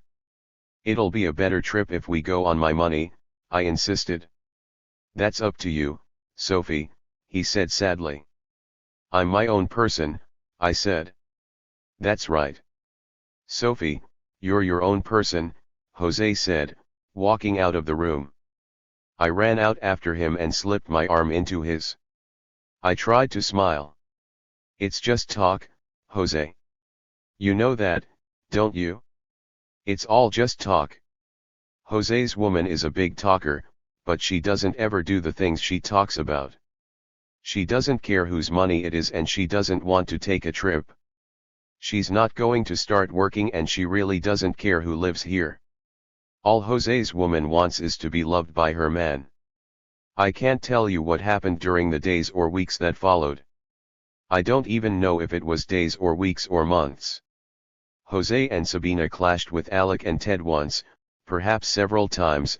I think one of them hit the other, but I don't remember. I don't think this is an instance of repressed memory. I think I didn't register anything at the time. There was nothing to repress. All I remember is eating with Jose, working with him, sleeping with him, loving him, and being loved by him. The first event I remember took place on my last day in the garage. It must have been a Sunday morning. I was working. There was a terrible amount of noise. I was vaguely aware that Minnie, Hugh and Damon were in the garage. Everyone I knew was in the garage. All of them seemed to be talking at the same time. I didn't know how long they'd been there. Minnie was shouting about the desire for money and the desire for power over underlings. Sabina was shouting about moralizing high school teachers who dreamed of being dictators. I ignored them and turned the grinder on to sharpen my chisel. Jose put his hands on my shoulders and said, "Your friends came to visit you too, Sophie, not just Alec." "They're not my friends, Jose," I said calmly. "Make them leave." "They're not your friends either." I heard Alec whisper to Minnie, "You see what I mean?" I went on grinding until I was done. Minnie continued her argument with Sabina. My moralizing, as you call it, never had that effect on a human being. Look at her. It's awful. Did you know what she was like before she came here? She was the liveliest intellect in the university. Alec swears you don't keep her on drugs, but I don't believe it. How else could you have gotten her into the state she's in? Shame on you. Your own sister. And what have you done to your own intellect? You've chained it, to serve your boundless lust. How can you justify your crimes? You say you're part of a process of change, and it sounds so good because everyone wants that. But a change for the better, not for the worse. Why do you leave that question out? I know why. That world-changing process you claim to be part of is nothing but your own deranged ambition. You'd like to change the world all right into an empire of lesbians. Sabina lunged at Minnie and pinned her back against the wall, but Minnie continued, "You're nothing but a depraved, ruthless businessman, a millionaire aiming for billions, a lousy imperialist. You'll stampede over anything that stands in your way and destroy it. You'll turn your own sister into a mechanical doll, a grinning vegetable." Sabina whacked Minnie with her fist and Minnie slid slowly to the floor, holding her cheek in both hands, whimpering. Sabina took hold of Minnie's shoulders, raised her up and held her pinned against the wall. "Now you listen to me, sister," she said with contempt. "I'm no sister of yours," Minnie exclaimed, controlling her sobs. "That's what I always thought," Sabina said. "The first time I saw you I knew you were a cop. How decent of you to admit it. A plain, simple cop, ruining no one's life, just keeping people happy. I'll tell you what's wrong with Sophia. She spent too many years being policed by cops, like you. Missionaries, professors, policemen. You're the ones who took care of that lively intellect. You're the ones who chained it to your filthy uses. You might as well have pulled it out of her. You wound it so tightly around those so-called projects that aren't even your own that she lost all control over it." I stared at Sabina's back, spellbound, fascinated by every sound she made, horrified. "By the time she came here," Sabina continued, "she didn't know who or what she was, she had no mind of her own, she couldn't choose, she couldn't decide. Don't give us credit for that. You get all that credit.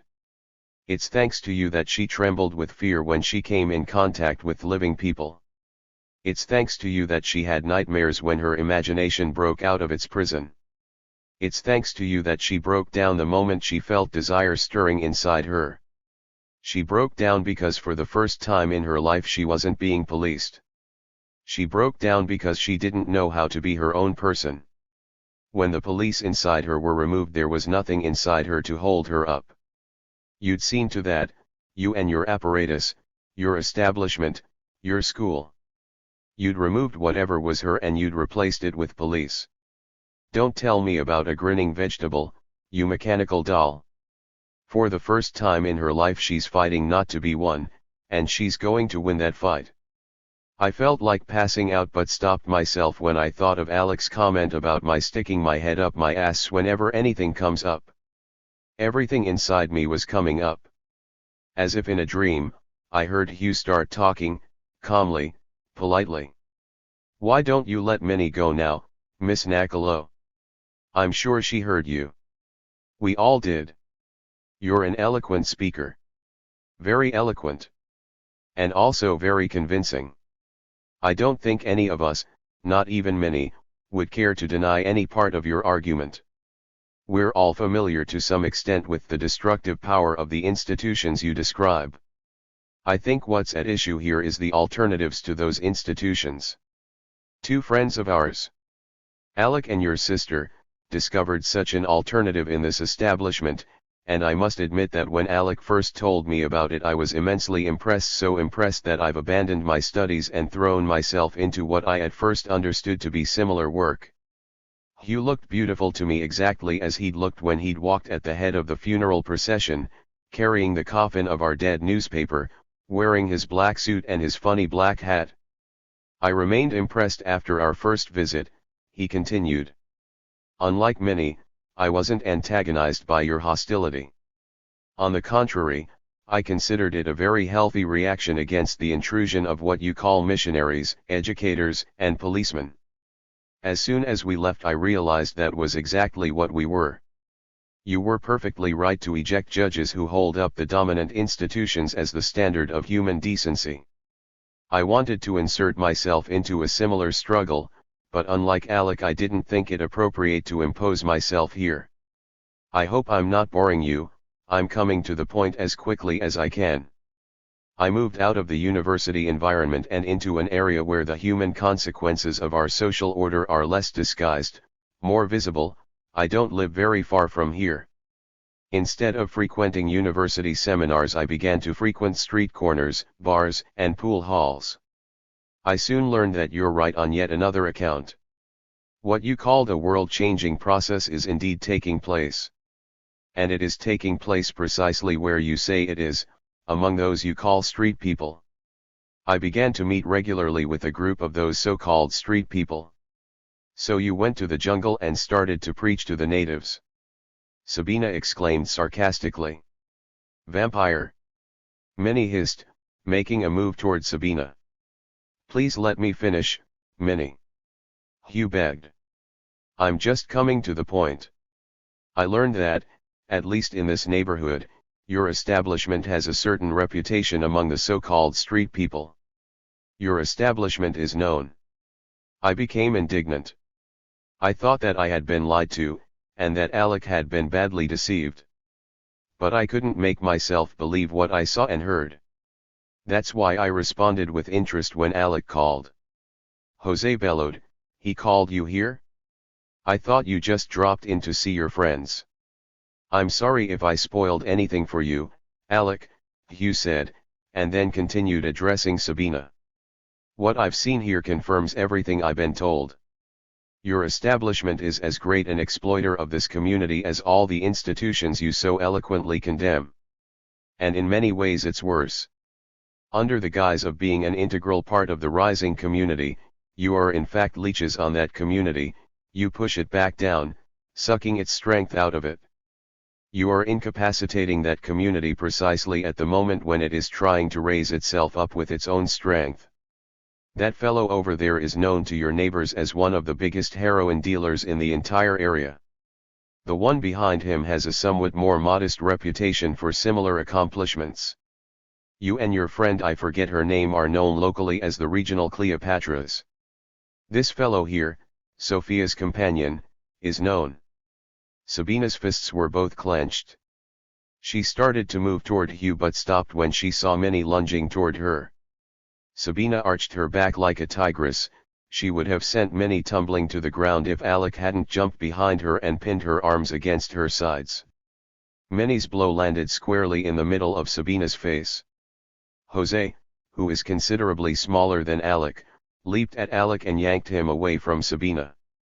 Alec screamed at Jose, "That's right, pimp, you protect her. That's what she's got you here for. Protection. You're her henchman, her time server, her parasite. For protection and for fattening her pigs so she can sell them for a good price." Jose's blow sent Alec reeling across the room. "There's only been one parasite here, pretty boy," Jose shouted to Alec, "and that's been you.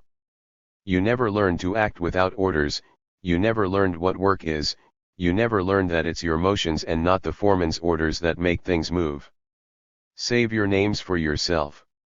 While Jose spoke, Damon was moving toward him, and Hugh took a step toward Alec, who lay on the ground near Seth. Both stopped abruptly. Seth stepped over Alec and pointed a gun at Hugh. Vic, behind Seth, pointed another at Damon. I screamed. "Not Hugh," I shouted, running across the room until my body touched the barrel of Seth's gun. "Shoot me. Not Hugh. He never did any harm to anyone." Seth pushed me to the floor. "You," he ordered, aiming his gun at Hugh again and pointing his other hand at Alec, "pick him up and get him out of here. Quick.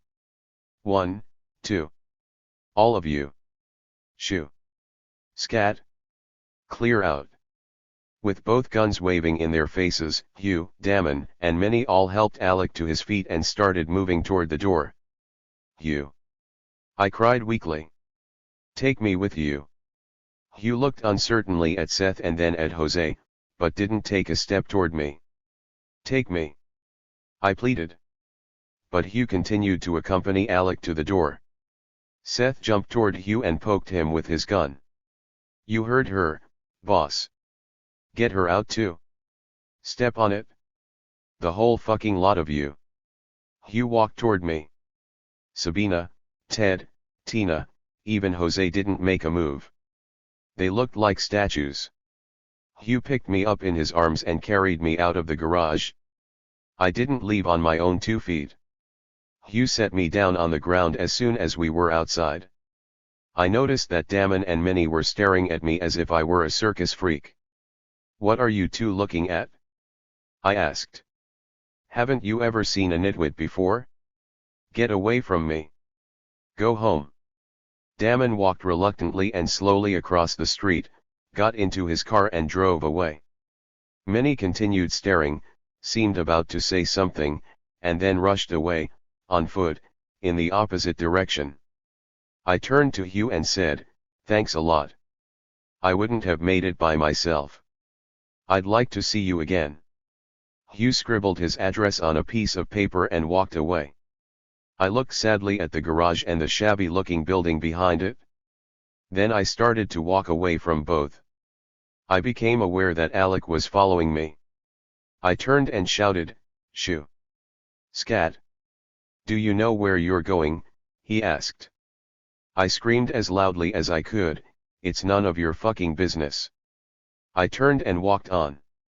He was still behind me, though not as close as before. I tried to get rid of him for the second time. "Leave me alone, stupid asshole.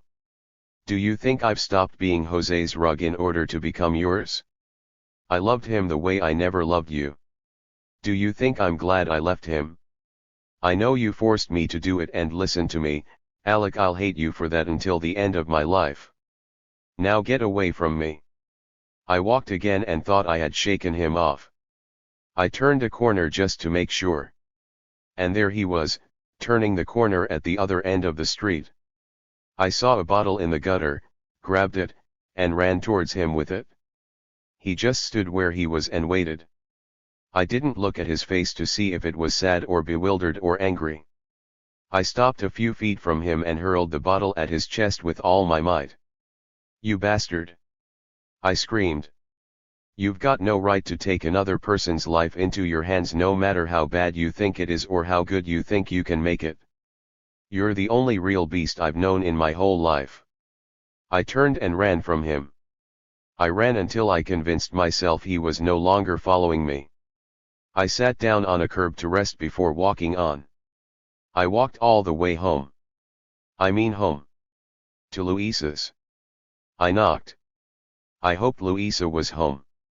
Over all the years when I hadn't once visited, I had always carried my key in my purse. But just then my purse was far away, in Jose's room. I would have let myself in through a window if she hadn't been home. I had, after all, become a criminal. Louisa opened the door and beamed. At least she seemed to find me recognizable enough. I embraced her with gratitude for that. "Well, what a surprise," she shouted. "Have room for me?" I asked. "The whole house," she exclaimed. "I'll try to pay my way," I said. "Are you crazy?" she asked. "It's your house as much as mine. And I've got more than twice as much food and money as I need." "Yes, I am crazy," I answered. "Do you mind?" "I only mind you're asking if I mind," she answered. "Same job?" I asked. "Unfortunately," she answered. Disappointed? I didn't answer. "Boyfriends?" I asked. "Not this minute," she said. "Can I go up to my room now and talk to you later?" I asked. "You can go wherever you please and you don't have to talk to me," she answered. But before letting me go, she threw her arms around me and kissed me. She had never done that for as long as I could remember. I ran up to my room, closed the door and sat down on my familiar bed. I stared at the walls. They hadn't changed, they needed to be repainted. I felt lost exactly as I'd felt once before, 10 years earlier, when we first arrived. I didn't know where I was or why, and I didn't know what to do with myself in this big city. But one thing was different. I knew someone, besides Louisa. There was one person in the city I wanted to be with. And do you know why, Yarostan? You're going to ridicule me again. Because he reminded me of you. Didn't you recognize yourself at all when I described him? I'm talking about you. I thought about what he'd said a while earlier and how beautifully he'd said it. You're incapacitating the community precisely at the moment when it is trying to raise itself up with its own strength. Compare that to this, from your newest letter: if we don't destroy the old life, if we don't project and begin to create a new life, then we're only going to reenact our slavery on the graves of our fallen comrades. Down to the correctness, and even the shyness. I had understood Hugh. What he stood for had been familiar to me, I had experienced it before. I looked forward to seeing him again, I remembered him as I'd known him on the newspaper staff. And I forgot everything that happened after I left the university until I saw him again. Forgot it, repressed it, stored it away. That wasn't familiar to me.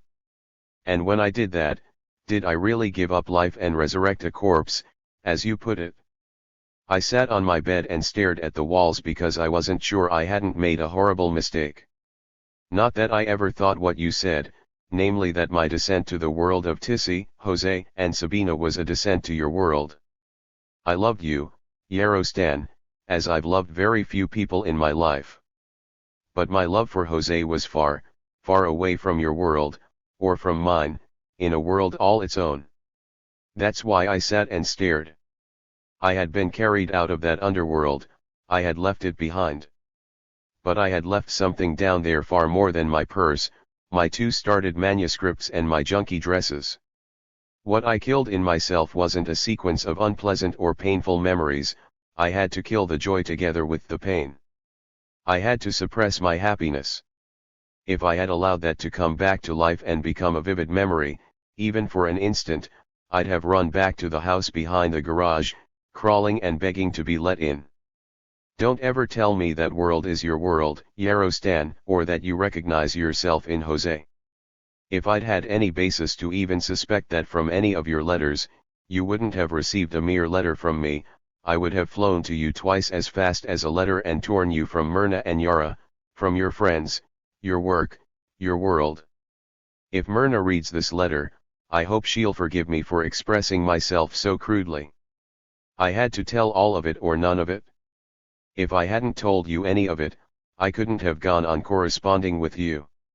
I couldn't bear your telling me how familiar that world of experience was to you precisely at the moment when Tina reminded me just how familiar it was to me. It was so familiar that when I emerged from it I was ready to start all over again from a point I had reached 10 years earlier. Yes, I erased it so forcefully that all the 10 years that preceded it temporarily went down with it. All that remained was Hugh, and Hugh was someone I had known before I ever came here in a carton factory. I hope none of you have your heads crammed with hackneyed notions about mental illness. There was no such thing in my life. I'm ill when an organ or a limb doesn't function. There was nothing at all wrong with my limbs or organs. Fortunately, there were no psychologists or mind doctors anywhere near me trying to heal what no one in the world has a right meddling with, my own life. And in this respect Louisa was a perfect gem.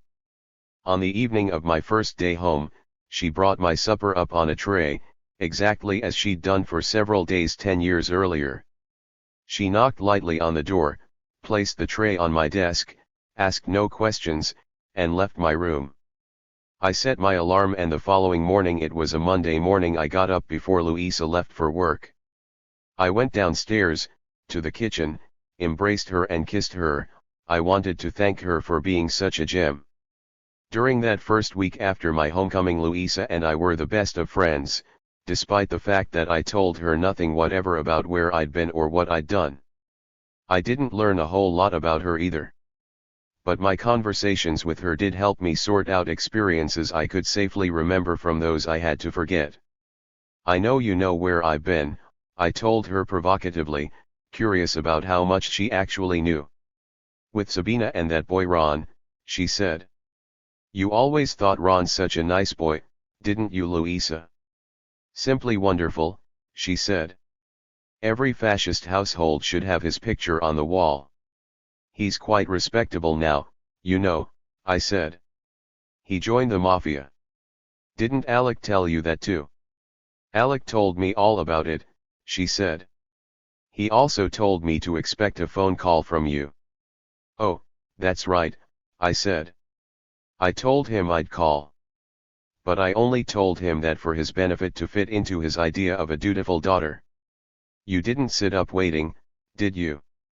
I did think you'd call, Louisa said sadly. Come off that, Louisa. When did you become so sentimental? I asked. Did you really expect to hear my voice say, hello, mother? This is your daughter, I'm over at Ron's and Sabina's. I'm sure Alec would have called his mother, Louisa said. If she'd been alive he certainly would have. I exclaimed. But if his mother expected such things from him, do you think he'd ever have moved back to her house? If she expected that, I'd have urged him to stay as far away from her as possible, she exclaimed. Both of us laughed. But when Louisa stopped laughing, she looked sad. Were you worried about me? I asked. They were worried. They wanted to call the police, she said. I'm glad you stopped them, I said. Who were they? Alec and his girlfriend, she said. Alec and who? I asked. I think her name is Minnie, she said. Minnie isn't Alec's girlfriend, I said. At least, I don't think she is. Really? She asked. They came together the first time. The first time? I asked. You mean they both came again? After my experience with Ron, I had kept my home and my friends' worlds apart and I was disappointed by my lack of success. Only Alec, she answered. He's a very nice person. He's what I'd call a fascist. I snapped. How can you praise Ron to the sky and yet say that Alec? She started. I don't want to hear about Alec. I snapped. Tell me about your friends. I used to visit an old revolutionary exile every week, a kind, well-read, generous man, she said. What happened? You broke up? I asked, too offhandedly. He died, a year ago, she said sadly. Poor Louisa, I thought, she's so completely alone, with nothing in her life but her job. I realized just how lonely she was toward the end of that week. I had decided to go visit Hugh. Louisa came home while I was eating supper. I think it was Friday night. I'm going out tonight, I said. With Ron again, she asked. Yes, with Ron, I said. Suddenly she started crying. What's wrong? I asked. Does Ron upset you that much? No, it has nothing to do with you, she said. Something at your job? I asked. Nothing ever happens at my job, she bawled. Our lives get eaten up for no reason. I'm no good to anyone, Sophia. No one needs me. I vaguely remember telling you about this scene before. I'll try not to repeat myself. I tried to console her, but didn't really know what to say. I suggested she start dating one or several of the men she knew at work, whether or not they were married. They're all hateful, she said. Why don't you invite your friends over? All right, I said, and then added sarcastically, pointlessly, I'll bring Ron home. She said, it's your house, Sophia. And your life. But if you ever bring him in here again, be sure I don't know about it. I mean your nice friends, Minnie and Alec and the others they mentioned. Invite them yourself. I snapped. Here are their phone numbers. It's your house and your life. But if you ever bring them in here, be sure I don't know about it. I left her sobbing. I resented her hostility toward my dead Ron, but I felt sorry for her at the same time. She was so starved for friendship, for affection, for love, and I had absolutely nothing to give her. I took a bus to Hugh's neighborhood, my former neighborhood, and found his apartment. I rang, knocked, waited, but no one came.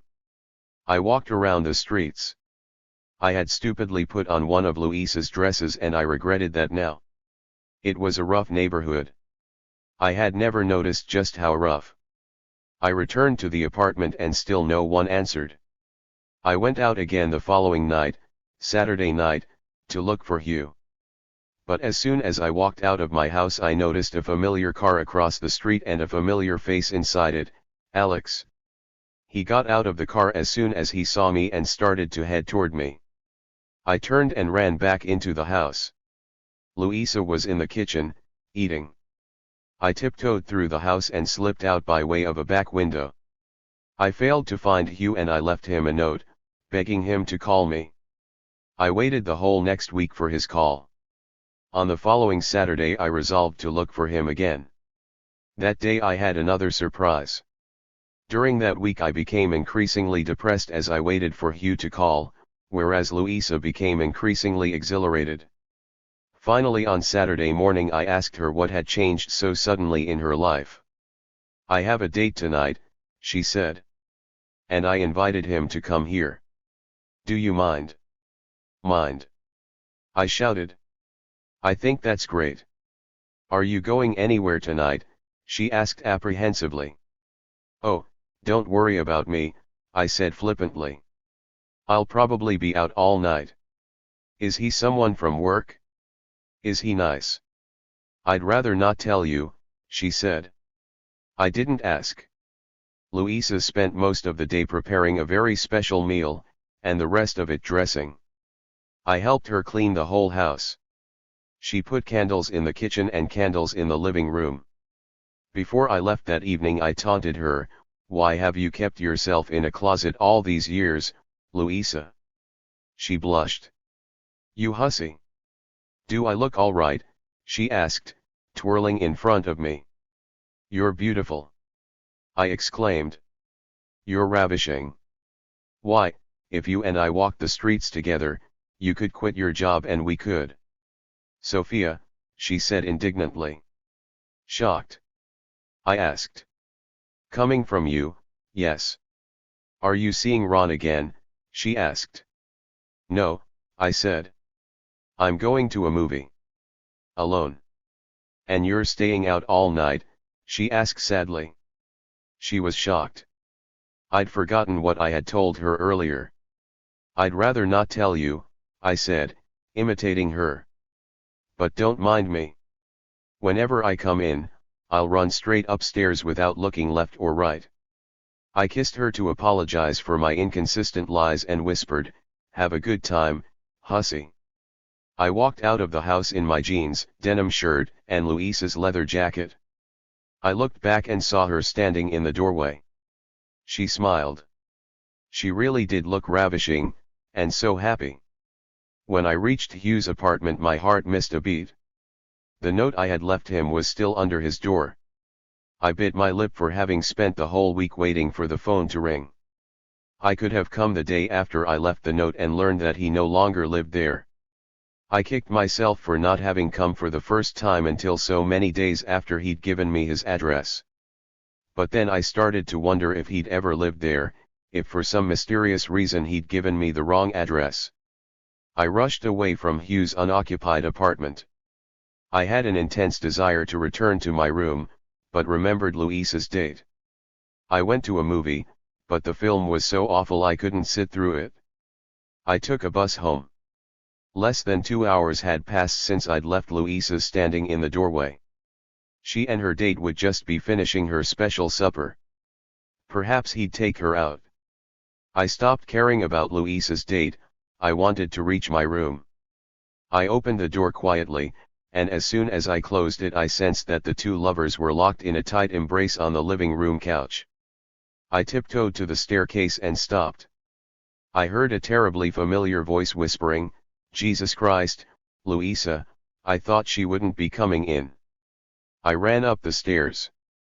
Luisa ran to the staircase and pleaded, "I'm sorry, Sophia, I wasn't expecting you so soon." I heard Alex say weakly, "Hi, Sophie. I told you don't mind me." I shouted as I slammed my door. I sat on my bed trembling, blinded by rage. So that was her date. That unspeakably unscrupulous bastard.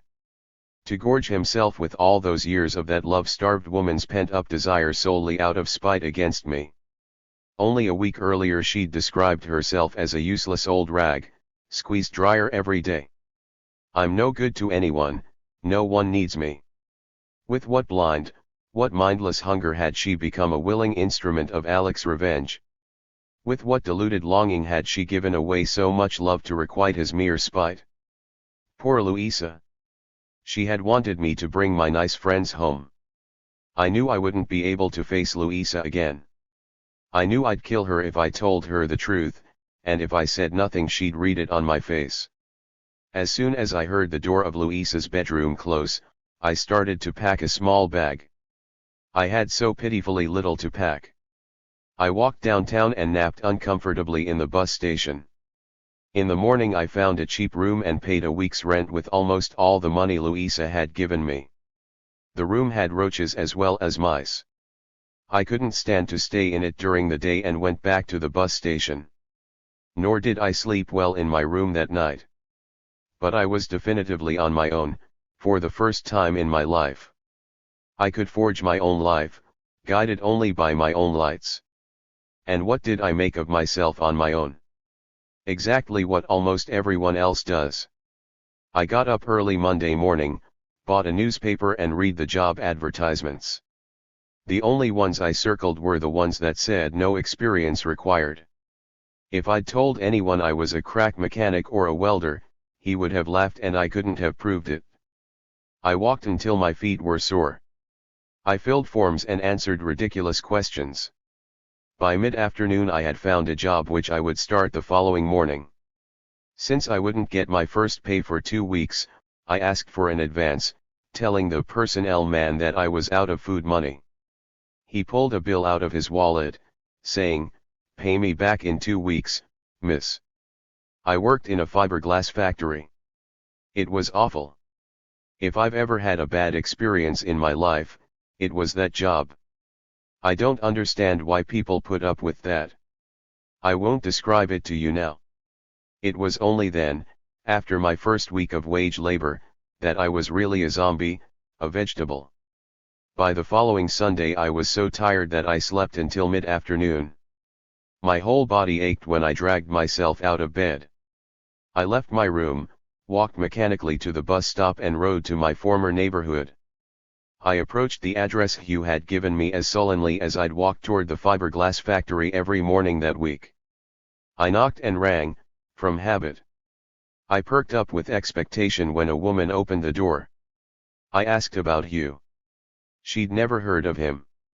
I dragged myself along every street in the area, every street but one. I studied the names listed on every apartment house, the names on all mailboxes and on the doors of small houses.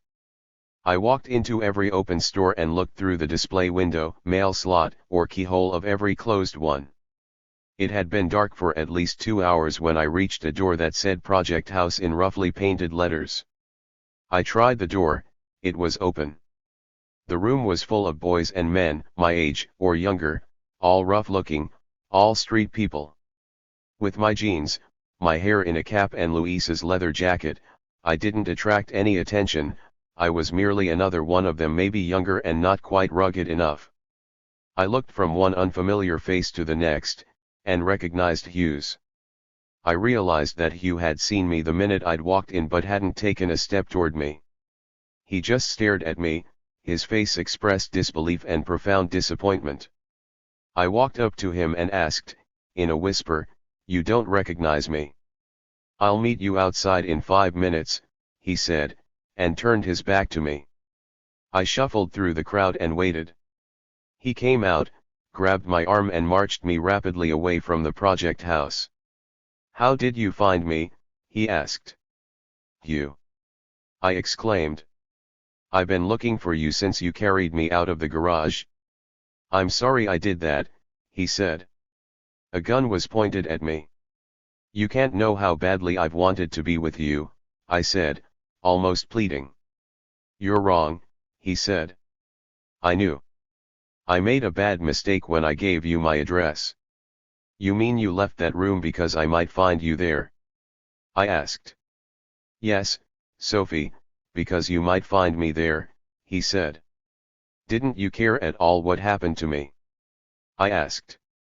"Yes," he said slowly. I cared very much what happened to a person I had known, a person I had disliked, distrusted, and feared, if you must know the truth. Why? I asked. Perhaps Alec could explain that to you, he said. I should add that I also admired you at times, with that grudging admiration we sometimes have for something we cannot understand, something we fear. I don't believe you're why, Sophie. You cannot possibly be so naive, so blind. First Lem, then Thurston, then Alec kissed the ground you walked on. And you have the nerve to ask me why I feared you. Do you want my honest critique of that fine theatrical performance to which you subjected us, pretending to grovel and crawl in front of your Jose for the benefit of your entire train of admirers? I'm only glad that Thurston and Lem were unable to attend for their sake. I cared, Sophie, at a distance, just as I admired you at a distance. It was you who drove me out of my wits when I was about to start graduate school, you and your sister and her world-changing project. I longed to be where you were, yet far removed from you. Finally I was driven to join you, but only in spirit. I couldn't do what Alec did to himself. The closest I wanted to get to you was to throw myself into your type of engagement, your project. I found it here, and as soon as I found it I learned that you and your establishment were indeed part of it, of its foulness. What I found here is simple, unsophisticated people who are discovering what it is to be human. They're discovering it on their own, without seers. I interrupted to ask, what are you doing here then? I'm discovering it with them, Sophie. I'm discovering what it means to be in a society but not of it, what it means to be insulted, excluded, maltreated, and injured. I'm discovering what it means to be a stray dog with human characteristics. And I'm discovering that everything I've learned is as useless to them as it is to me. These are people who are becoming themselves, Sophie, on their own. It's a process in which neither you nor I can help them, a process to which we cannot contribute, a process we can only harm. They can only help themselves and each other, they cannot be helped from outside. I'm not here in order to guide, to help, to contribute, or to interfere or meddle in any way. There's no room here for those who are able to give but not to receive. I'm only here to learn. You don't know me, Hugh, I said. That's all I want. You, Sophie, he said, you don't know who you are or what you want. I've known you to be sincere once, perhaps twice. Always quick-witted, at times even brilliant. Brave, even heroic. A rare companion. But please believe me when I tell you I don't need you, Sophie. My new friends don't need you. What you carry inside you, what surrounds you, whether you intend it or not, is all the rot we've started to shed. I turned away from him and walked to the bus stop. I didn't shout, nor tremble, nor cry. But my heart was broken. Yarostan, I hope you won't think I'm being flippant when I tell you I experienced that bus ride as a second ocean voyage away from you. I came ever so close to what I had always sought, human beings discovering themselves and each other, deriving from each other the will to found the world anew.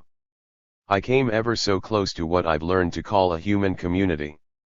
And I was inexplicably hurled out of it, down to a limbo of interminable days in a fiberglass factory and comfortless nights in a rodent-infested room. What I came so close to, Yarostan, was not the bureaucratic world of Minister Vera, Secretary Adrian, and Representative Mark. It was you, Yarostan. Your world. At least the world I've dreamed of building alongside you and alongside living humanity. That was what I recognized. What I found so familiar in Hugh's engagement, in his project house. But that dream had gotten buried so deep inside me, no, not a corpse, Yarostan, but a live desire, an urgent yearning. It had fallen so far below the surface that Hugh couldn't see it. He only saw the rot that had encrusted itself over it during the intervening 10 years. It's my 6th long day on this letter and I still haven't told you everything I wanted to. If I go on, it'll be forever before I hear from you again, and I don't want to wait that long to learn what else is happening where you are, and what else you experienced after the uprising in Magarna. I haven't told you about the conversation Sabina and I had as we read your letter in the park. I'll have to tell you next time. Because I've confessed so much already, I can't keep myself from repeating one of my confessions. I love you, Yarostan. I'll never stop loving you. If I've loved Louisa less than she deserved, it's because I've never forgiven her for taking me with her on that ocean voyage to this desert. But I'm not flying to you. I'm staying here. Not because I'm afraid I'd bring all my rot, I don't believe I carry only rot. But because I love you too, Myrna, for everything you've been to him. And I love you, Yara, for being what you are, and you too, Jasna, for being exactly what you've been. Your, Sophia. Yarostan's 6th letter. Dear Sophia. Your honest and moving letter embarrasses and shames me. I'm ashamed because I haven't been as open in my letters to you. I'm embarrassed by your declarations of your love for me. I can't honestly tell you that I feel or ever felt a similar emotion toward you. I failed to make this clear to you at the very beginning of our correspondence, at a time when I was nothing more to you than a one-time friend you hadn't seen in 20 years, a stranger to whom you hadn't yet bared the secrets of your life. My only excuse is that I'm not in the habit of expressing my emotions with words. My life's experiences haven't been fertile ground for the development of such an ability. I realize that by trying to be honest and complete at such a late hour I'll be inflicting pain which I could have spared you if I had made the attempt sooner, but I'm afraid that if I remained silent I would ultimately inflict far greater pain. By vomiting up the repressed experiences of your life, as you so vividly put it, you set off a similar process in me, in Jasna and in Myrna, not only by your example but even more by what you brought up. We didn't respond to your letter with our minds but with our stomachs, with everything that's inside us. After reading your previous letter, Myrna had expressed admiration for you, comparing your rebelliousness and courage to her brothers. Her attitude toward you has changed drastically since I last wrote you, not so much because of what you've written as because of what we've undergone during the past 2 weeks.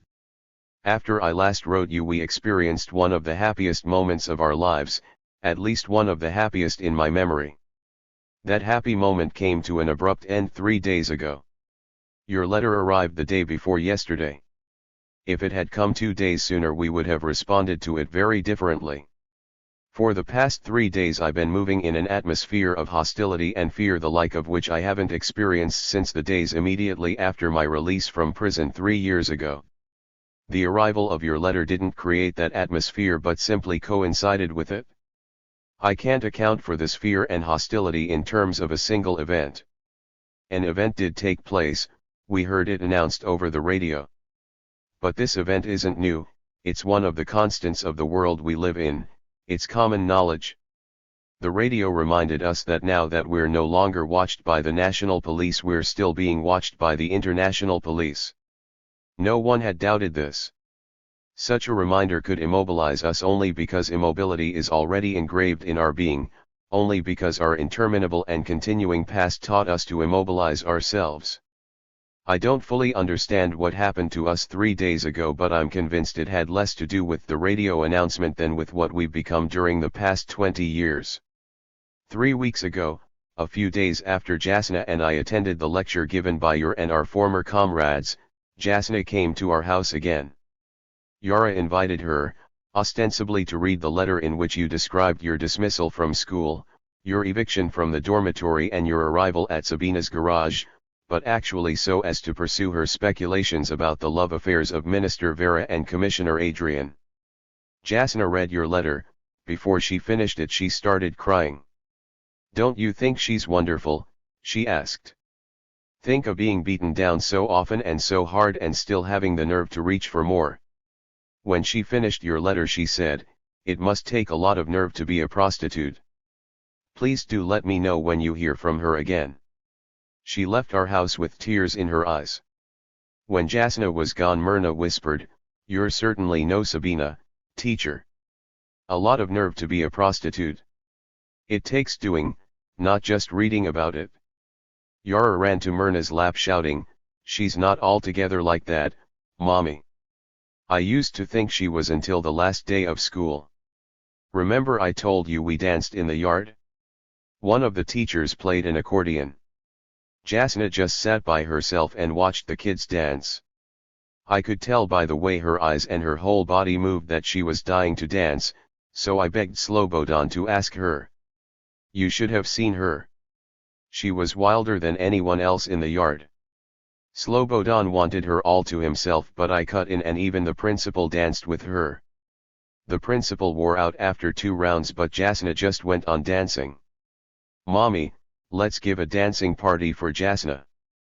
Don't be silly, Yara, Myrna said crossly. But you just said, it takes doing. Dancing is doing. Poor Jasna is always so sad, and she was so happy when she danced. No one would dance with Jasna here. I'll bring Slobodan, he'll dance with her, Yara insisted. I'll bring Julia's phonograph and records, and Julia and I will both dance with Jasna.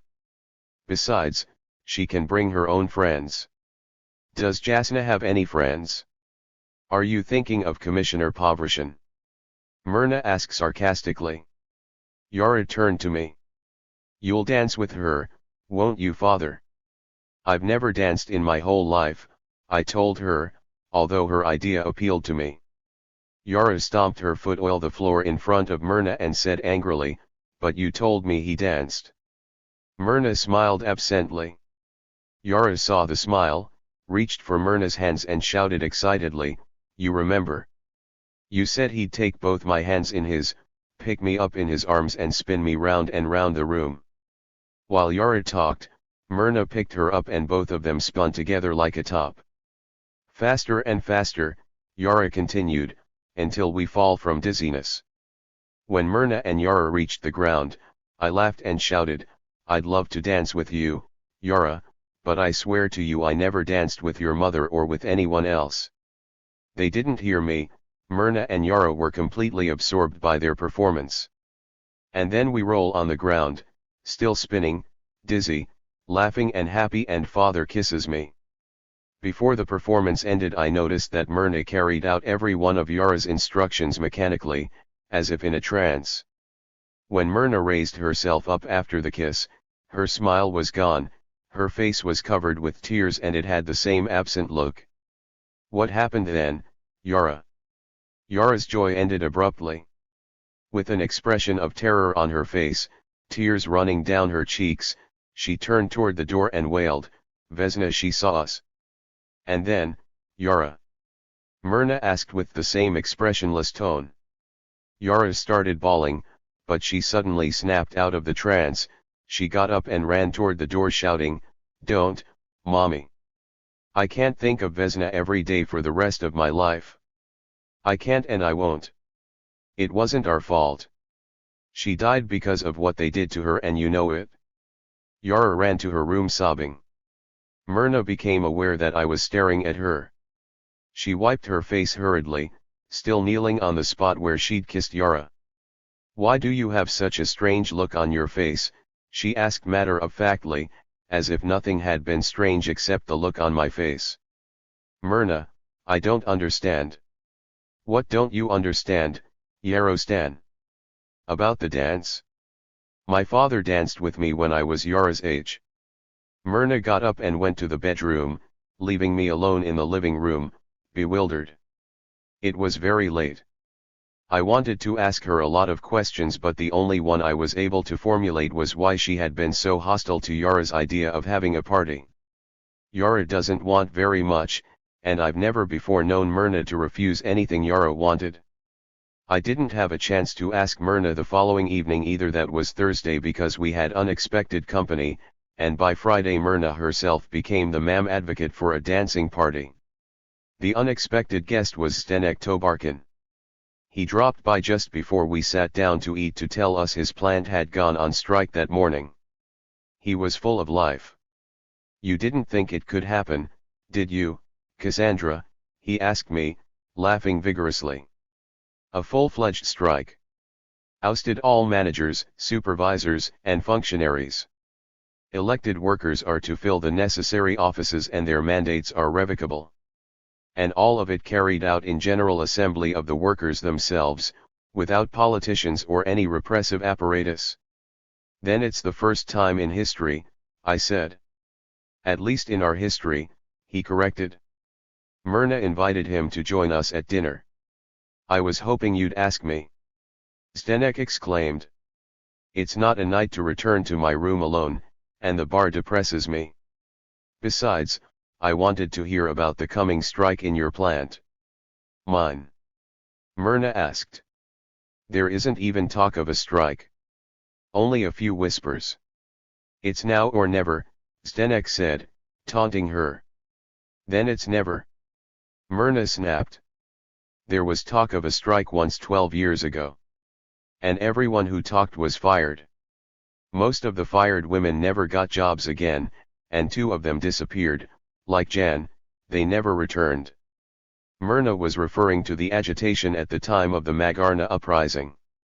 She had been very excited when Jan, Titus, and I had discussed the uprising at our house a few days before Jan and I were arrested. But apparently she hadn't done any agitating at her plant, since she wasn't fired. None of the people working there now can forget that, she continued. And then, looking at Yara, she added, we're going to think of that every day for the rest of our lives. Times change, Myrna, Zdenek said. And even if they don't, even if Cassandra is always right, you can't lock yourself up today because someone else is going to lock you up tomorrow. Can't I? Myrna asked defiantly. Yara and I set the table and the 4 of us started eating. All right, you're doing it, Zdenek said, I know you can do it. It's what we've all been doing. We've repressed ourselves to avoid being repressed. What sense is there in that?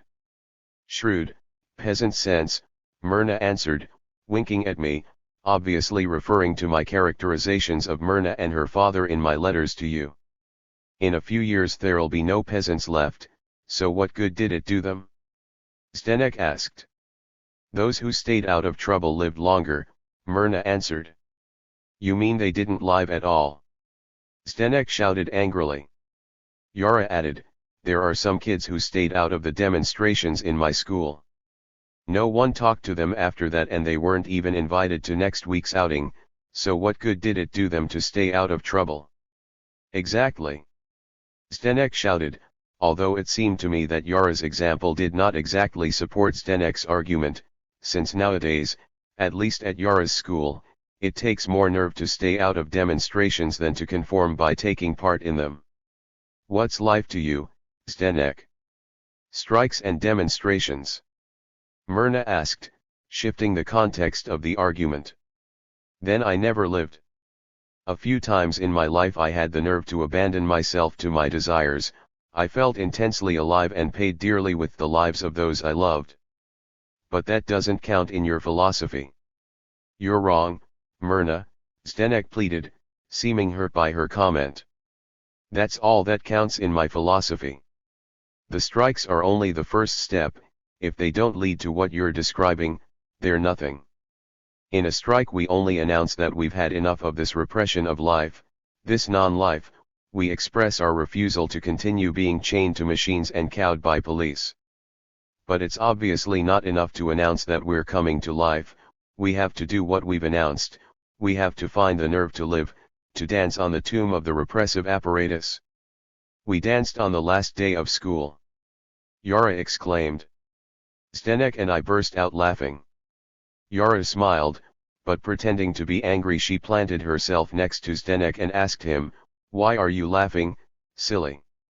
Wasn't that what you meant?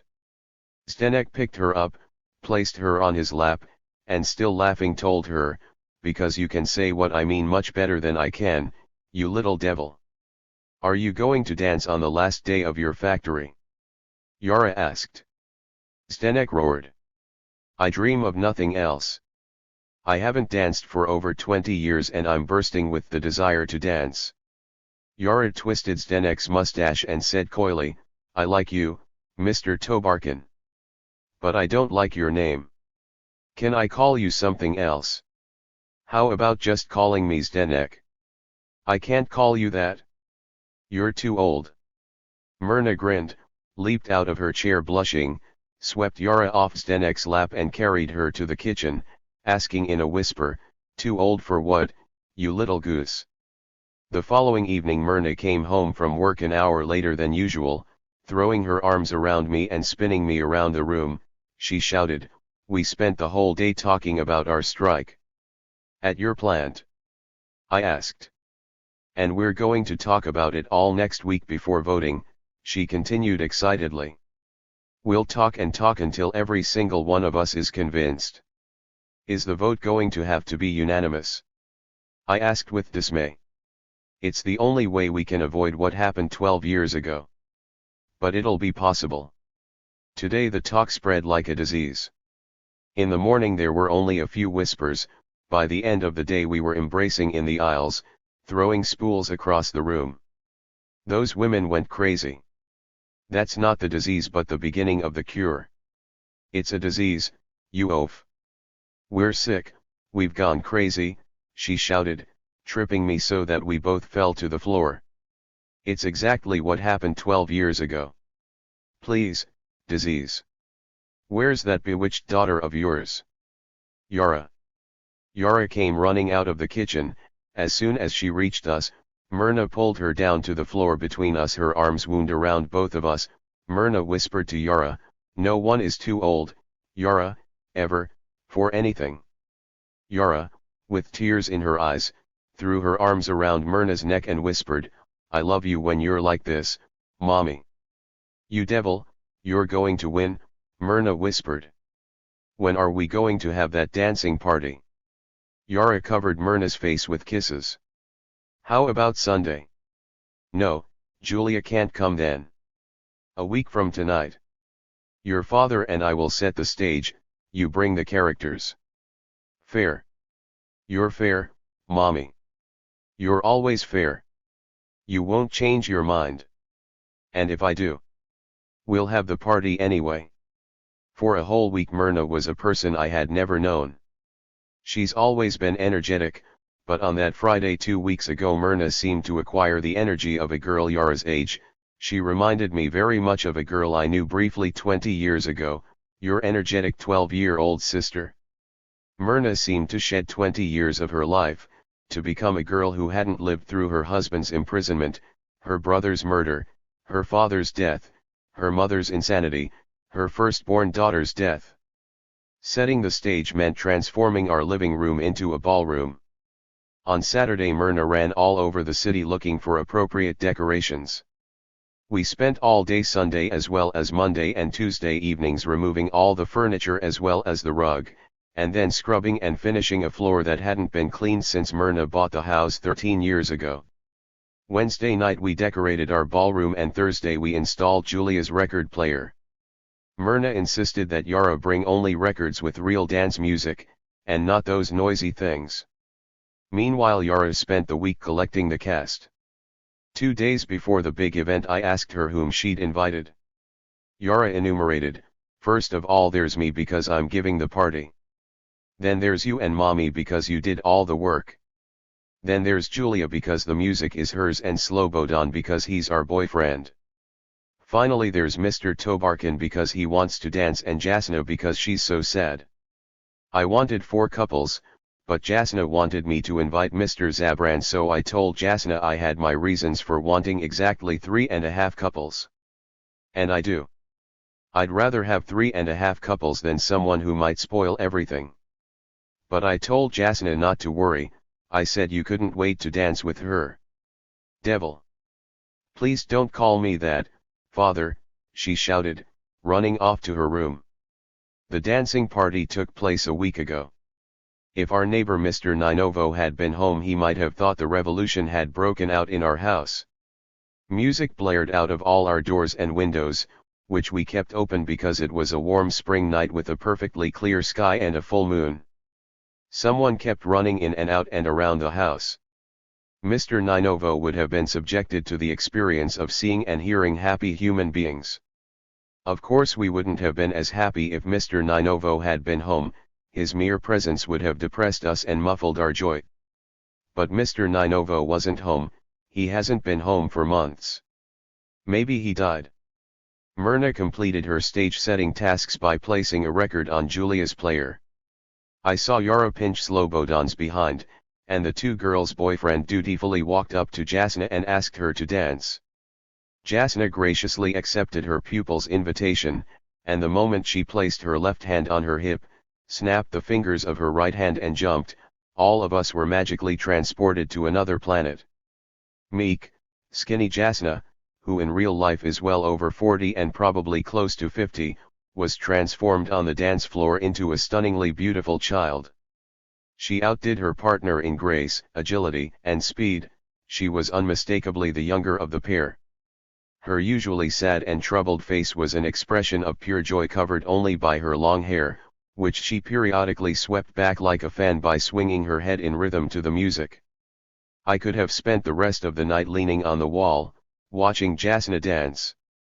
But it was Yara's party, and Yara wasn't about to let me do as I wished. She must have pinched Julia's behind because as soon as the first record ended, Julia was standing in front of me with both hands stretched out, asking me to dance. I'm very flattered, I told Julia, but I'll have to take some lessons first.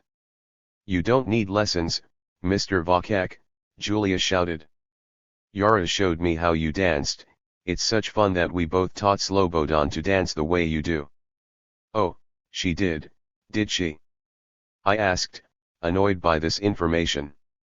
Looking angrily at Myrna I shouted, well, I'll have you know that I was under a magician's spell when I showed Yara that dance. Myrna laughed, threw me a kiss, and looked for another record. I felt Yara at my side, pulling my arm. When I bent down she bit my ear and whispered, come on, father, don't be such a coward. The music started playing. All right, Cinderella, I said firmly, bracing myself against the wall. So you'd like to do the dance I showed my daughter? Very well. I stuck out my arms and Julia pulled me away from the wall. We were in the middle of the dance floor, everyone's eyes were on us. Julia jumped up and down. Suddenly I got into the spirit of the thing. I actually danced for the first time in my life. I bent down, picked up Julia, and started turning around with her. She hollered. The record Myrna had picked out was very fast, so I spun faster and faster. Unfortunately I got dizzy much faster than Myrna had on the day she had first showed me my dance. I hit my head against the wall and dropped Julia to the floor. In dismay I rushed away from the wall thinking Julia might be hurt, but I couldn't see her, or rather, I saw any number of Julias spinning all over the floor. One of them found my hand, pulled it to her lips, and shouted, hey, Mr. Vochek, don't forget the end of the dance. I had in fact forgotten. As I bent down, I fell right on top of what must have been the one real Julia, kissed her 10-and-a-half-year-old lips, raised myself up proudly and staggered to a corner of the room. From my corner I heard my appreciative audience fill the room with laughter. As soon as my performance ended, Julia and Slobodan walked out of the house hand in hand, undoubtedly in order to determine whether she or I had won the bout. Myrna busily hunted for another record while Yara planted herself in front of Zdenek. Oh, I can't dance the way your father can, Zdenek said shyly. I shouted, come on, Zdenek, don't be such a coward. Yara pulled him to the center of the dance floor saying, I don't want everyone to dance the same way. Zdenek and Yara danced, or rather Yara danced around Zdenek, who did not become transformed into a boy on the dance floor. He retained his nearly 60 years. Suddenly Myrna started chuckling. Hey Zdenek, you're wonderful, she shouted with glee. You dance just like a peasant I loved once, you even look like him. I wasn't as impressed as Myrna. Zdenek looked like he was dancing only so long as I kept my eyes above his waist. As soon as I looked at his feet I noticed they barely budged, one of his knees bent occasionally. As soon as Jasna burst out laughing I realized Myrna's compliment was a joke. Even so, Zdenek turned to Myrna and bowed majestically. Thank you, I'm very flattered. Don't be, I said, she means her father. As soon as I said that, Yara stopped dancing, looked up at Zdenek's face and shouted, "You do look just like him. Stay right there. Don't move." Yara ran out of the room and returned with a photograph of Myrna's father. "Look," she shouted to Zdenek. "You look just like him." Zdenek seemed unconvinced. "Well," he said, "he does have a mustache." Jasna and I laughed. Myrna blushed. "That's what I can call you," Yara announced victoriously. "Mustache?" Zdenek asked. "No, silly. Grandfather? Won't your real grandfather be jealous? He died when I was a year old." All were silent while the record completed its melody. Yara left the room with the photograph of her grandfather. Julia and Slobodan returned. Myrna started a new record, walked towards Zdenek and asked coyly, "Would you dance with me, grandfather? Do I look like your grandfather too?" Zdenek asked with dismay. "That's no longer so flattering." "My father, then." "Yara's grandfather, my father." "And the peasant you loved once?" he asked. Myrna blushed, then bowed as majestically to Zdenek as he had to her and started to dance around him. I was again transported out of this world. The woman on the dance floor was the peasant girl I had fallen in love with 14 years ago, but she was more, infinitely more. I've loved Myrna for 14 years, only 6 of which I've spent with her. But the woman dancing with Zdenek was someone I had never known, someone whose existence had never been possible, someone who burst into life fully grown after more than 2 decades of repressed growth.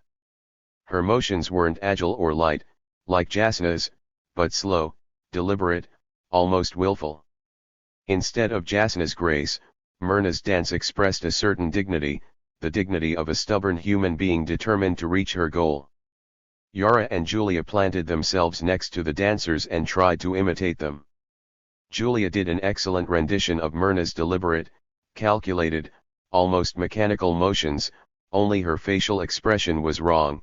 Julia smiled, Myrna's face was somber, distant. Yara couldn't stop laughing while she imitated Zdenek's motionless dance. Her friend Slobodan changed the record and remained standing by the player. He looked terribly bored. My reveries ended when I saw Jasna's hands reaching for mine.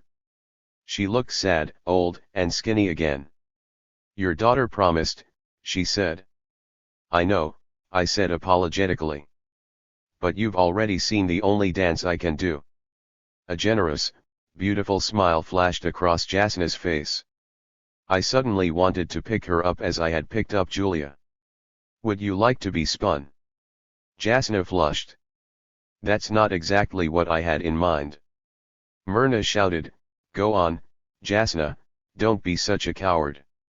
She and Zdenek danced straight out of the house, followed by Jasna and Yara. Jasna pulled me to the center of the floor. "I'll give you that lesson you wanted.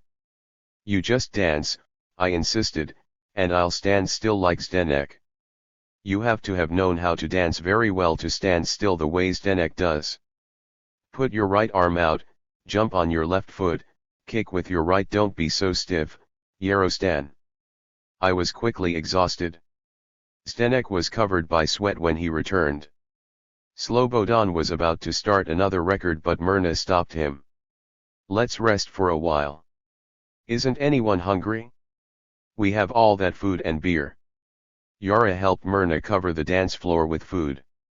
We sat on the floor eating, drinking, smiling silently. We were intensely happy. Unfortunately Slobodan was bored. He left our circle and took a walk inside the house. He found his way to Myrna's and my room and turned on the radio. A piercing, alien sound broke through the silence. Under the pretext that our population is out of control, military maneuvers have been observed in. I leaped to my feet and ran to turn the apparatus off. But it was too late, the harm had already been done. "The tanks!" Myrna shrieked. She started collecting dishes and empty bottles, but on the way to the kitchen she dropped them and ran to her room sobbing. Just like 12 years ago. Slobodan walked toward Yaro with a frightened expression on his face. He didn't understand what he had done. Yara put her hand on his shoulder and told him consolingly, "Don't lose sleep over it, something was bound to set that off. She'll be happy again tomorrow." Then she ran to Myrna's room. Julia pulled Slobodan out of the house, saying to me, "Thank you for dancing with me, Mr. Vochek." Jasna helped me clear the rest of the floor and then went to thank Myrna and Yara for the party. On her way out she shook my hand. The familiar sadness was back on her face. Zdenek walked to the bedroom doorway and said, "The tanks were there already yesterday, Myrna, they're always there, and they're always on some maneuvers. But they couldn't have taken happiness away from miserable people," Myrna sobbed. "They're not yet taking anything away, Myrna," he said hesitantly. "It isn't certain." Zdenek wasn't certain either. He staggered slightly as he left the house. He seemed to feel depressed, the way he must feel after spending an evening at the bar. Last Saturday, after helping Yara return Julia's phonograph and records, I helped Myrna turn the ballroom back to a living room. Yara spent most of the day packing. The following morning she left the house with a pack on her back for an outing to the mountains. Yara and several of her friends, including Julia and Slobodan, had looked forward to this outing for several months. They had planned it during a demonstration celebrating the return of a teacher who had been arrested and fired. They had originally intended to invite that teacher but no other adult to accompany them on the outing. Before the school term ended they talked themselves into taking the trip unaccompanied by teachers, parents, or anyone older than 12. On Monday morning Myrna and I returned to our jobs. The air at the carton plant is foul. Everyone in the plant seems to have heard the same radio broadcast. I work silently, keep to myself, and refuse to participate in speculations about troop and tank movements. I leave the plant early in the afternoon with a splitting headache. When I get home I find your letter in our box. I finish reading it a few minutes before Myrna returns from work. I hand her your letter, but she brushes it aside saying she's too tired to read about other people's problems. I set out the food I'd cooked while reading your letter, but Myrna doesn't eat, she only stirs the food angrily. At last she stops stirring and slams her fork down on the table. "You voted against striking." I venture. "That's right, Yarostan. I voted against striking. All last week I was for it, everyone was, it would have been unanimous. But the vote was this morning, and this morning we didn't embrace in the aisles or throw spools. I was the first to vote against it. When someone asked if anyone was opposed, I was the first to raise my hand. And just as I expected, another hand went up after mine, and then another. In a minute at least half the hands were raised. If we'd waited another minute, all the hands would have been up, it would have been unanimous. We talked about striking once before, 12 years ago. We embraced, we cried from joy, we loved each other and the world 12 years ago, but only for an instant. It was our joy itself that brought the destruction of all we loved. There isn't a person in the workshop who can forget that. Myrna is wrong in placing the blame on the victims of the repression. But I don't have the nerve to confront or console her with Zdenek's arguments. I go to bed shortly after she does. But I can't easily fall asleep. I'm too depressed. This is the mood we're in when your letter arrives. The following afternoon, the day before I start this letter, I leave the carton plant early again and walk to Jasna's house. She had wanted so badly to be told when another letter from you arrived. And she's overjoyed. Jasna, apparently, has not spent the previous 2 days speculating about tank movements. She runs out of her house, kisses me on the cheek and exclaims excitedly, "I can't wait to read it. I've felt so wonderful since your party, I can't tell you." Then at least don't tell Myrna, she's convinced that happiness is inevitably the prelude to. Oh, Yarostan, don't be so mean to her. Jasna puts her arm through mine as we walk toward a store on our way to my house. Myrna is frightened. Don't you think I am? Jasna reads your letter while I prepare a meal with the groceries she and I bought. I avoid telling her about Myrna's strike vote so as not to destroy the pretty smile that so transforms her usually sad face. Jasna is still reading when Myrna returns from work. Without greeting either Jasna or me, Myrna walks straight to the bedroom. Jasna gives me a bewildered look, but I tend to my cooking. I suppose she thinks Myrna and I had an argument. When I finish the meal, Jasna smiles to me but seems far away. She seems to be in the house behind the garage with you and Sabina, with Tissy and Jose. I wake Myrna and she drags herself to the table with a sullen expression. I suppose you know all about it, she grumbles to Jasna. Jasna giggles and waves your letter in the air. That's why I came. I think it's marvelous. Myrna means her strike, I tell her, regretting now that I hadn't mentioned it earlier. There's going to be no strike, Myrna grumbles. The smile leaves Jasna's face. I'm awfully sorry. I didn't know. Didn't you?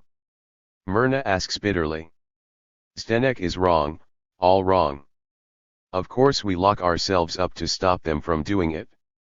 It's so much less painful when we do it ourselves, and we inflict so much less harm on those we love. This is not the same Myrna who, after reading your previous letter, had enthusiastically praised you for being a born troublemaker just like Jan and Yara. Before starting to eat she reaches for your letter and grumbles, let me see something marvelous. It's worse when we do it to ourselves, Myrna. I don't agree with you, Jasna says hesitantly. Yes you do. Myrna snaps. You've done it all your life.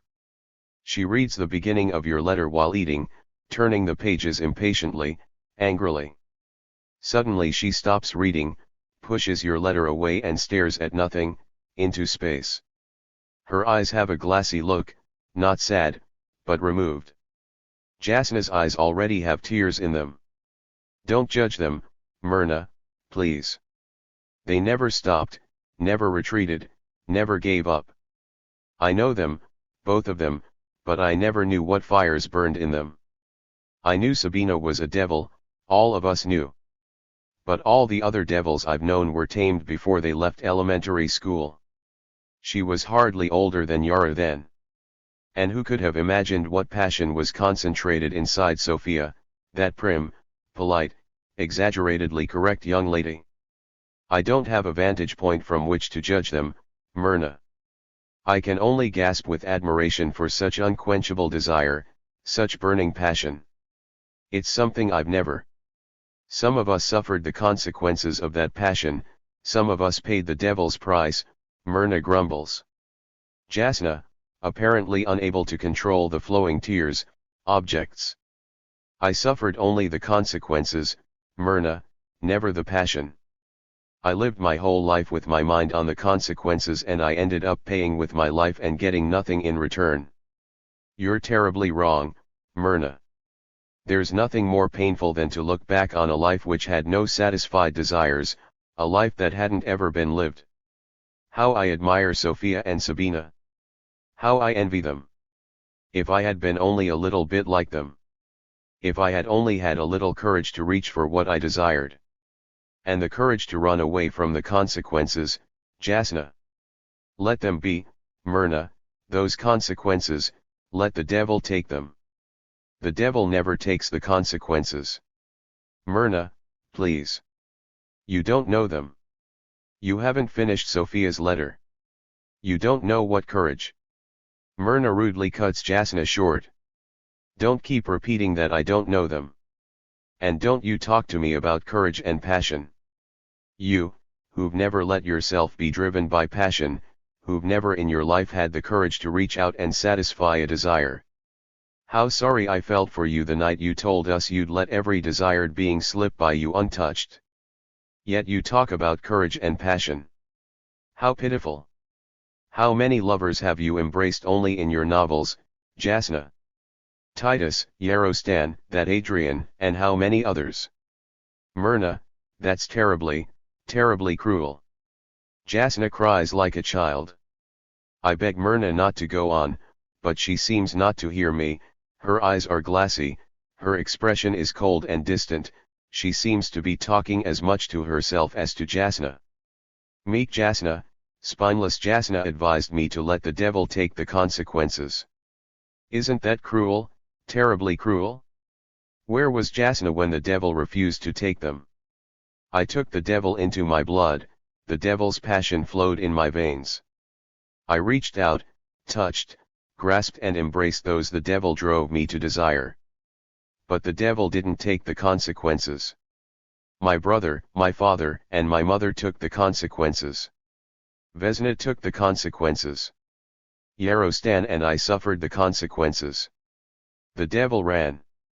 Wiping her face and trying to control herself, Jasna says, I know the horrors you've lived through for the past 12 years, Myrna. I know you've had far more than your share. I know they've destroyed your past. Why do you let them destroy your present and your future? You're at least 15 years younger than I am. That's a whole generation, Myrna, time enough for a whole life. Why do you make yourself do willfully what I couldn't help doing? Why are you strangling yourself from both directions? Brush me away, rub me out with the sole of your shoe. I never asked you to take me for a model. But why turn against them in the same breath? If you had known them, even if only for an instant. Although it is trivial to the point Jasna is making, I clarify a factual detail to which Jasna refers constantly but mistakenly. Myrna did in fact know Sabina for an instant.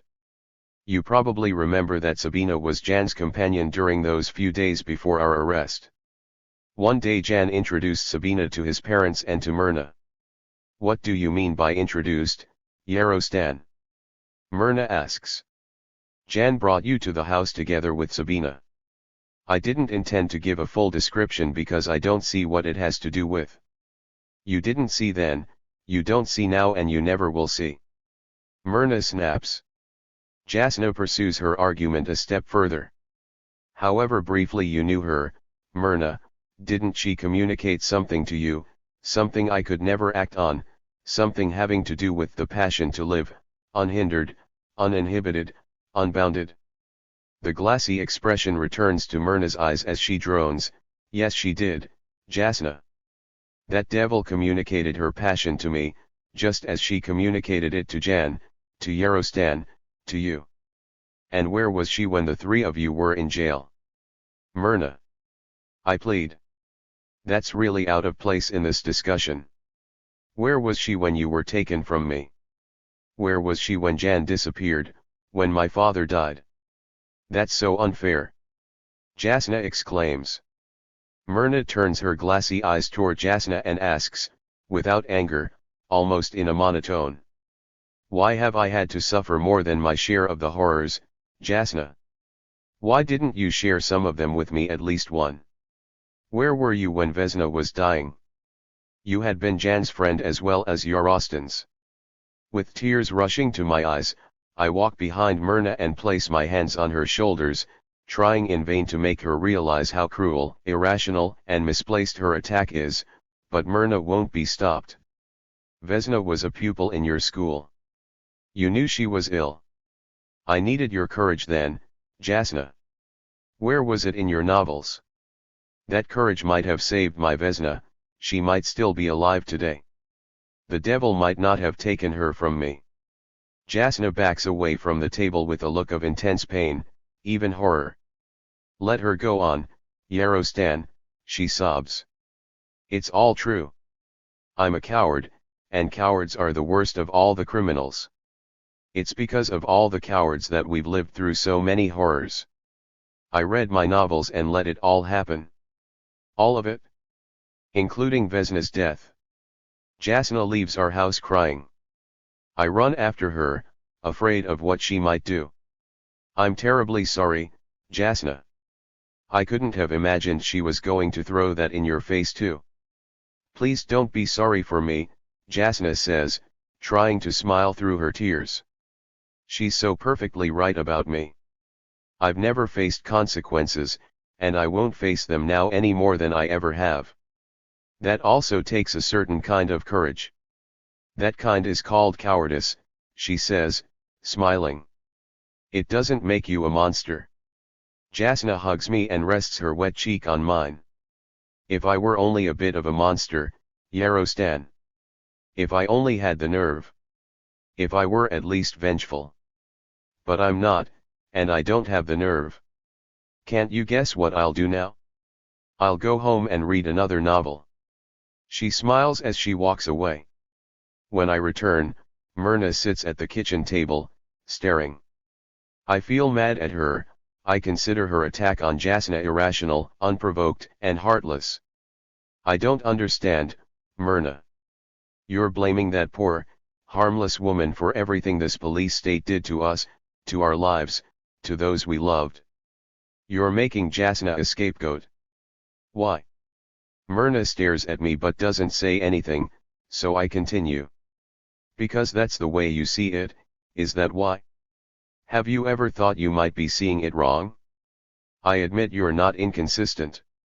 You see yourself the same way. According to you, a letter sent to me by Sophia 12 years ago caused my arrest, Jan's disappearance, your father's death, your mother's illness.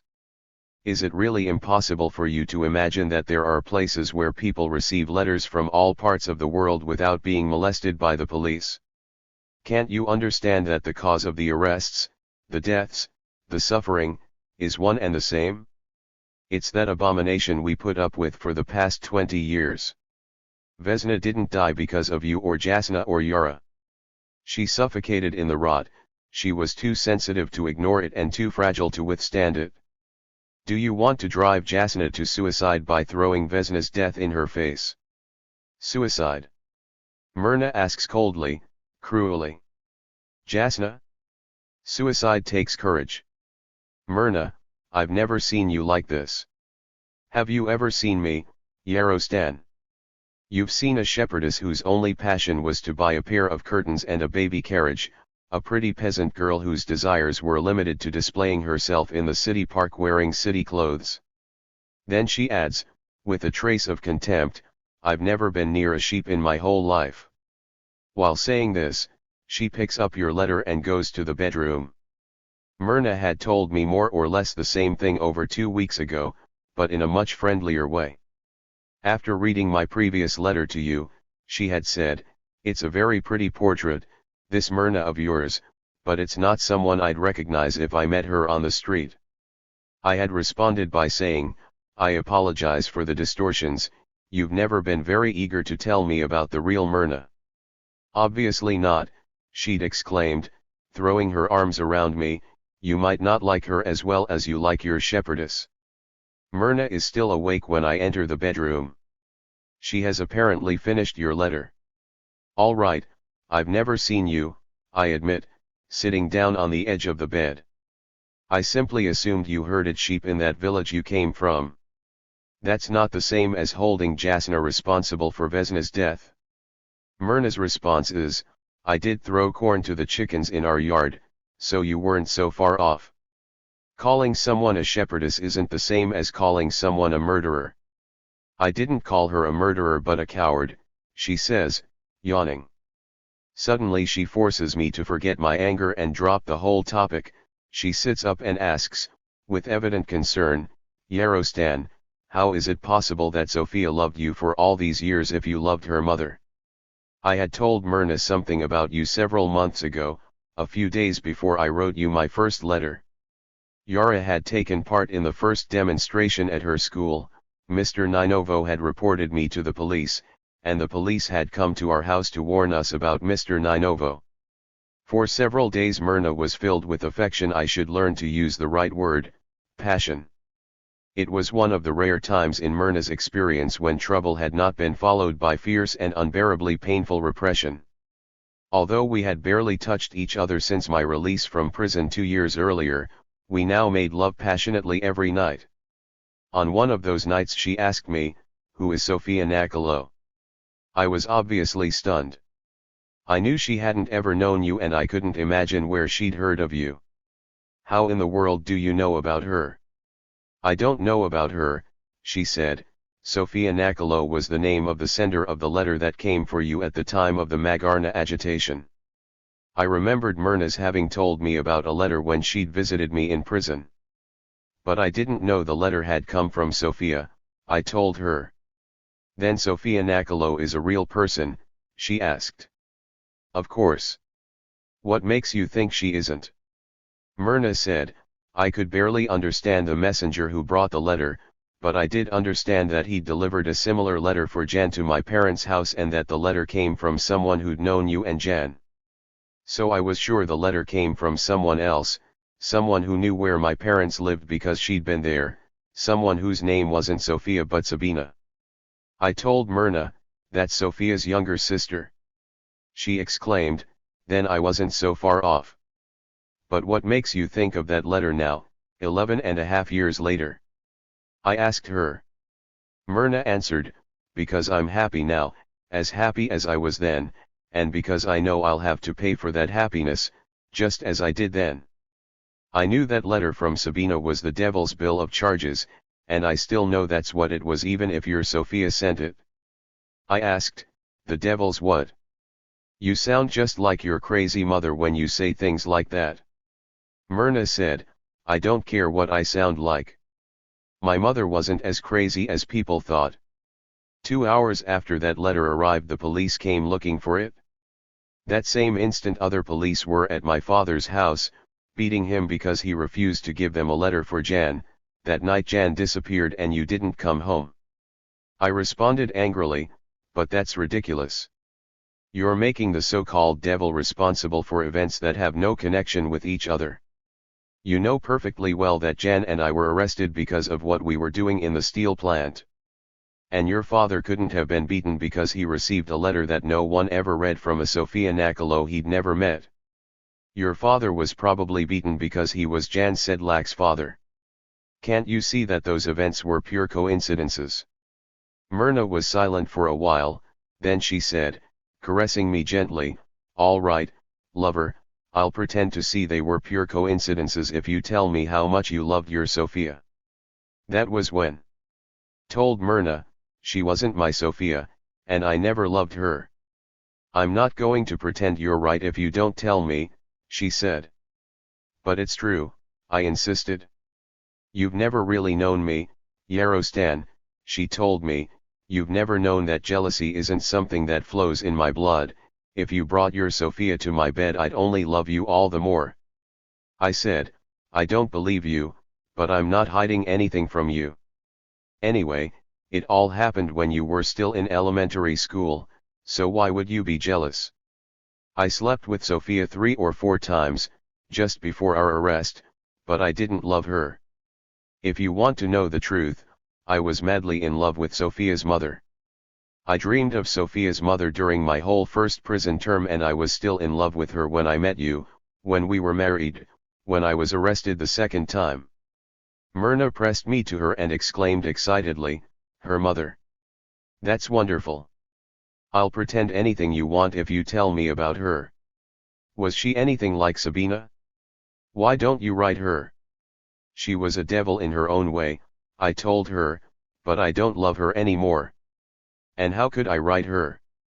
Do you want me to go to the police and ask for Sophia's address? I don't even know that Sophia and her mother are still together. Then Myrna admitted slyly, I memorized the address on that envelope. Somewhat stupefied, I asked, and you remembered it until now? Why? She said, because I thought the letter came from Sabina. I fell asleep without telling her about Luisa, and she didn't ask again until 2 nights ago, after her argument with Jasna. Myrna's question makes me swallow my anger toward her, it makes me forget my pity for Jasna. Her question brings back the embarrassment, I should say guilt, I'd felt the day before, while reading your letter. I suppose Sophia never knew how much I loved Luisa, and I suppose she still doesn't know. Sophia thought you loved her, didn't she? I suppose she did. I know what you're getting at, Myrna, and I know you're right. I was a coward and I'm still a coward. I treated Sophia very badly. Yes, terribly. And I didn't have the nerve to tell her. I still don't have the nerve. I can see why. Myrna exclaims, grasping your letter. Who would have the nerve to tell such a correct young lady, I slept with your mother? A young lady so sensitive to the correct age and the correct sex of the correct couple. The thought that Tina slept with Ted and she didn't convince me of that drove her out of her mind. After she caught her mother with her boyfriend, she dramatically left them both and buried herself in a factory, although she obviously didn't have to. She does have something in common with our Yara, but she also has something in common with our Vesna. So you lied to her to avoid hurting her. That's very thoughtful, Yarostan. It shows you did love her. If I had only lied to Vesna, and kept lying to her, she'd still be alive today. I don't understand, Myrna. Why do you bring up Vesna? She cuts me short. Tell me about Luisa, tell me everything Sophia doesn't know, and I'll pretend to forget Vesna at least for the time being. 20 years of lying is 20 years too many. I tell Myrna everything, and I'm going to tell it all to you. I don't know how Myrna could have helped Vesna by lying to her, but I do know that I've helped you in just that way long enough, far too long. I understand that you genuinely loved Jose, and I'm relieved by your telling me that you never felt that kind of love for me. I don't fully understand why you left Jose, and I'm embarrassed by your insistence that this had something to do with me. Or rather with Yarostan. I add this because your Yarostan has nothing in common with me. Your Yarostan is a product of your imagination, a composite of all the people you loved, or wished you had loved. The real Yarostan turned to you only when he felt rejected and betrayed. He turned to you dishonestly, he abused you and lied to you, he used you as a substitute, as a last resort. I know it's extremely crude of me to tell you this after reading your moving account of your painful experiences in Sabina's garage. I'm expressing myself as crudely as possible. What would have happened, according to your imagination, if you had come here 12 years ago, or the day before yesterday? Did you really think I would have said goodbye to Myrna and Yara the moment I saw you? How much pain would you have felt if I had told you only then that you had made a big mistake, that I had respected you once, perhaps even admired you, but that I couldn't find a trace of my love for you in my memory? Would you have been grateful to me then for lying to you so thoughtfully for so long? And is it really altogether my fault that you can still speak of flying to me? Have the clues I left in all my letters been altogether undecipherable to you? But I'm judging you, and I've no right to. I carried an illusory Luisa in my heart for many years after reality itself had made the real Luisa plainly visible to me. And, in spite of my determination to be as crudely clear as possible, I wouldn't be completely open with you unless I admitted that your declaration of your 20-year-long love for me doesn't leave me cold. Yes, the knowledge that one is desired stimulates desire. But please understand this, Sophia, my love for you would have to be born in the present. It couldn't be built on any love I felt for you in my past. When did you first meet Sophia's mother? Myrna asks. What was she like? Did you think of her as your mother or she of you as her son? Did you run after her or did she catch you? Why did you accompany Jan and Sabina to my house? Were you running from Luisa? Chasing Sabina? Looking for fresh air? If I hadn't accompanied them, you and I would never have met. Don't I know? Myrna exclaims. Jan would have spent the night with Sabina, I would have married that peasant I was engaged to, my whole family would be alive and well today, but I promised to pretend to forget. Well? Tell me. Unless you're sleepy. No, I'm not sleepy at all, I'm wide awake and very excited. Myrna is 29. Luisa was 28 when I first met her. I was 15. The war was over and quickly forgotten, only fairy tales survived. The resistance was over, half the resistors were dead, and they were quickly forgotten, only fairy tales survived about that as well. It was a time for fairy tales about the past and the future. I suppose that's why Titus first took me to Luisa's house. He thought I ought to have a little political consciousness. Why not, after all? I was already a proven fighter, I could shoot, I could work, all I couldn't do was think politically. And what better teacher could have been found? I had already seen her in the carton plant. As soon as I stepped into your house, which to me was and remains Louisa's house, I was instantly politicized. I was converted. Even better, seduced. I was seduced by every story she told, by every theory she expressed, by the tone of her voice, by her lips, her eyes, her body, her hair.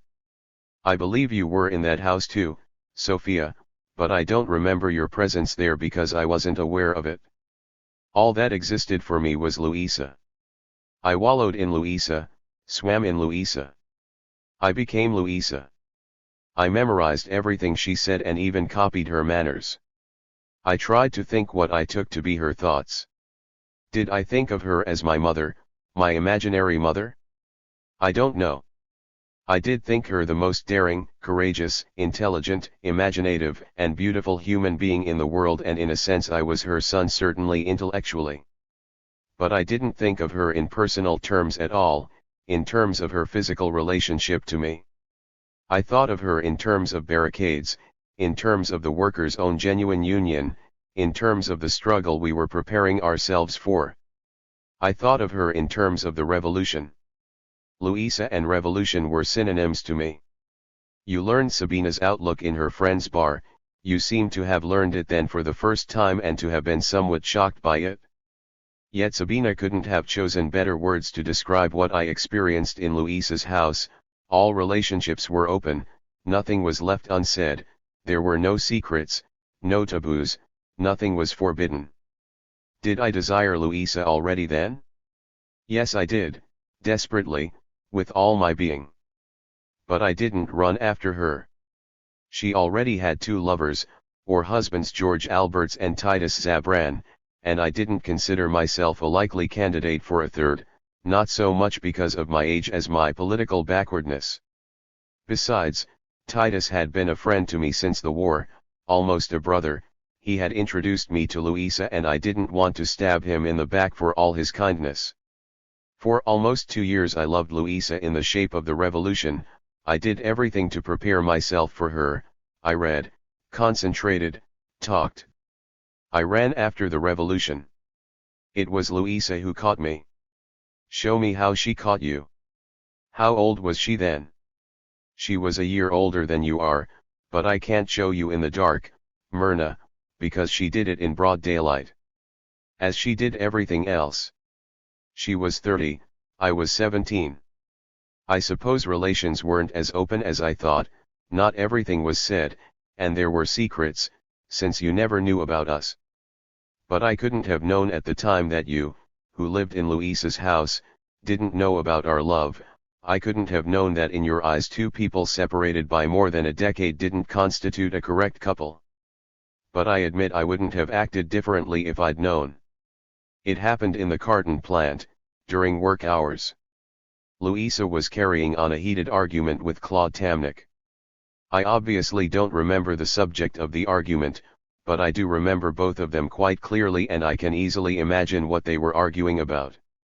Claude was probably insisting that solidarity and comradeship meant spying, liquidating, jailing, torturing, killing. Whether he actually said that or something similar, he infuriated Louisa. Stunted baboon, she called him, and fascist.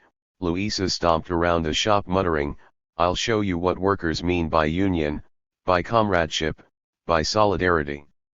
She came to me first and locked her arm in mine, then she locked her other arm in Adrian's. Quickly Jan, Vera, Titus joined us and Jasna last. We moved toward Claude like a stone wall. Join us or get out.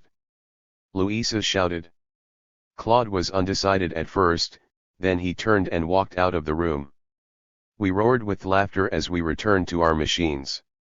Louisa returned with me, her arm still locked in mine. Suddenly she turned and pressed her chest, her whole body, against my arm. She whispered, that's what comradeship means. I almost fainted. I knew Titus had seen us. I suppose everyone had. But I didn't move. I won't say I couldn't move. I didn't want to. I had at last graduated, I had become a politically conscious militant. My revolution, everything I had wanted from life during every minute of the previous 2 years, had come. I became a revolutionary coder the following afternoon, during a break, in the stockroom of the carton plant. Your mother, Sophia, a woman almost old enough to be mine. In one of your first letters to me you moralized for several pages about the fact that I was married. It's my turn to moralize. I actually doubt that you'd know about my passion for Louisa. If you'd seen us embracing, you wouldn't have seen the embrace because you wouldn't have believed either of us capable of it. When you saw Louisa lying with Alec that night you left them. Why did you assume it was Alec who had seduced Louisa, and only in order to spite you? Why did you become so infuriated when Tina left you to join a man twice her age? I can't speak of your experience, but I can tell you from mine that your correct relationships are not the only ones possible. For a whole year Louisa and I made love daily, in the stockroom, in your house, in my modest room. My love for her was total, my desire for her unquenchable. Neither my love nor my desire could have been more complete, more perfect, if Louisa had been 15 years younger. Where did Sophia get the idea you loved her? Are you leaving something out? No, this time I'm not leaving anything out. I hadn't paid any attention to you or Sabina before the strike broke out. Louisa brought both of you to the plant on the first day of the strike. I still didn't notice you. All I noticed was Louisa's sudden and inexplicable coldness toward me. She suddenly treated me, not as a complete stranger, but as a fellow worker with whom she'd not had intimate relations. I tried to explain this to myself in terms of her desire to be free and unattached on the eve of the great event. I tried to explain it in terms of my political backwardness. On the very first day of the strike, Louisa already had a position, Titus had another, Jan had a third. Vera a fourth. While I was completely at sea, all I could think of was Louisa's sudden indifference to me. Everything seemed to become clear on the second day when, after a group meeting, Titus told me furiously that I would have done better to remain in the city's basements and alleys. I thought he was finally responding to my having stabbed him in the back by taking Louisa from him. I concluded they'd had a scene, that Titus had shamed Louisa into abandoning her affair with the irresponsible adventuristic hooligan. I was ashamed, not only of my stab in the back but also of my persisting political illiteracy. I had to prove myself, both to Titus and to Louisa. I had to show them their attempts to educate me hadn't been wasted. At our next meeting, I suppose that was the third day, I brought up the fact that the class oppressor, Mr. Zagat, was still sitting in his office counting his future profits while we merely talked about slogans on posters.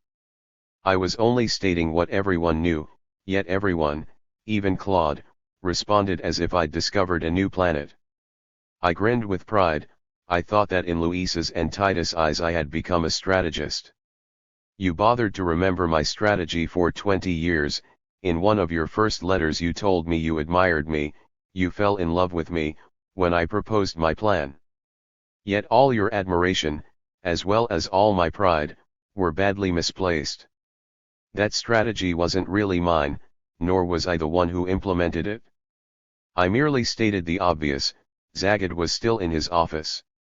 It wasn't I but Claude who suggested doing something about this. I merely watered down Claude's suggestion by asking if instead of locking Zagat into his office we couldn't just ask him to leave. And for this I was given credit for our one concrete accomplishment, our sole real feat. Yes, the only genuine event that we set off during those 2 weeks. Everything we did after Zagat was ousted, all those activities you remember so vividly, were nothing. We merely treaded water to keep from drowning. I was proud of myself as the instigator of that event, but I wasn't the one who instigated it nor the one who implemented it. Much as we all disliked Claude, it was he who instigated and also implemented our single concrete deed. It was an action perfectly suited to his temperament. It had to do with liquidating. Claude headed our little procession to Zagat's office. It was he who threw the door open. It was he who introduced us as representatives of the plant council, namely as emissaries of a vast, nebulous entity, as agents of a powerful repressive apparatus. It wasn't I, and it couldn't have been. I would have knocked on Zagid's door, entered sheepishly and hesitantly. I would have begun to implement our strategy by saying, "Good morning, Mr. Zagid," and my admirable plan would have vanished the moment Zagid had said, "Good morning, Yarostan, what can I do for you? I'm not the hero you've bothered to remember for 2 decades, Sophia." My thoughts weren't on Zagid but on Louisa. I was proud of our action because I was sure she was pleased. I thought I had redeemed myself in her eyes and in Titus as well. And I was terribly confused. Had I redeemed myself to Louisa as a politically conscious activist or as a lover? Such a separation hadn't existed before the strike. Suddenly there wasn't only a separation, but it seemed unbridgeable. I would be trusted by Titus and Louisa, but I would no longer be loved by Louisa. All this occurred to me only after Zagid left his office. Until then I had been carried away by everyone's enthusiasm, especially Sabina's. When Claude, Jan, and I had elected ourselves to implement my strategy, Sabina had jumped up to join us. On the way to Zagid's office, Jan and I had walked, or rather danced, behind Claude, with Sabina between us, her arms around our waists, ours around her waist. "This will make everything possible," she'd kept saying, filling my head with images of a world where everything would be possible everywhere and at any time. Jan and I had lifted Sabina and flown her up the stairs to Zagid's office. Suddenly Zagid was gone, and so were my images. Sabina's arm left my waist and I was alone. How I envied Jan that moment. Sabina's enthusiasm didn't diminish after Zagid's departure, it increased. And she showered Jan with all of it. Claude walked out behind Zagid. Sabina shouted, "We've done it," and wrapped herself around Jan. How I wished Louisa had wrapped herself around me, shouting, "We've done it." How I wished Sabina had turned to me. I crawled out of the office, lonely, disoriented. Jan rushed out after me and asked for the key to my room. He gave me the key to his. I didn't then understand the reason for the exchange, but I didn't ask. Jan and Sabina left together through the office building entrance. I shuffled from the office back to the workshop but stopped behind a post before anyone saw me. I saw Louisa and Mark Glavna leaving by way of the workshop entrance, arm in arm, gesticulating and laughing. Titus and Jasna were still in the shop. I backed away from my post and rushed back through the office building to the street. I walked aimlessly and wanted to die. I had proved myself for nothing, to no one. All my explanations had been wrong. Louisa hadn't dropped me because of my backwardness, nor because she'd wanted to be detached, but because she'd found another lover. Titus hadn't scolded me because I'd taken Louisa from him. Only then did it dawn on me that just before Titus' outburst, during our meeting, I had laughed and nodded vigorously when Jan had proposed throwing all the machinery into the street as our first revolutionary act. How stupid I'd been to attribute Titus' outburst to jealousy. My sympathy for Jan's scheme defined me as an outright counter-revolutionary in Titus' eyes, since for Titus the machinery was the revolution, the two were synonymous. "So that's when you turned to Sophia," Myrna concludes prematurely. "Not yet, Myrna, that's when I met you. And you were disappointed," she says all too accurately. "You'd hoped to find another Louisa. Did you know that already then?" I ask. "If I had, I wouldn't have cared. I had my own passions to worry about," she says. "I spent the night in Jan's room. But I couldn't sleep. I remember why, but I'd rather skip over it. Early the next morning I crawled back to my room. Sabina let me in. I wanted only to be left alone, to sleep. But Jan and Sabina were wide awake and they had other plans for me. I had known since I'd first met Jan that he hated his mother. I was soon to learn why. Sabina nestled up to me and told me, "We're going to spend the day in the country." I told her to have a good time and let me sleep. "You're not going to sleep today," she assured me, poking me in the ribs to keep me from trying. Jan and Sabina lifted me out of bed and forced strong coffee down my throat. "We can't go without you, Jan explained. The revolution is going to spread to the peasantry, and your contribution is going to be indispensable. I was awake. You're needed to cement the great worker-peasant alliance, he continued. Brushing aside my objections, he went on, you don't have to harangue anyone, you don't have to organize anything.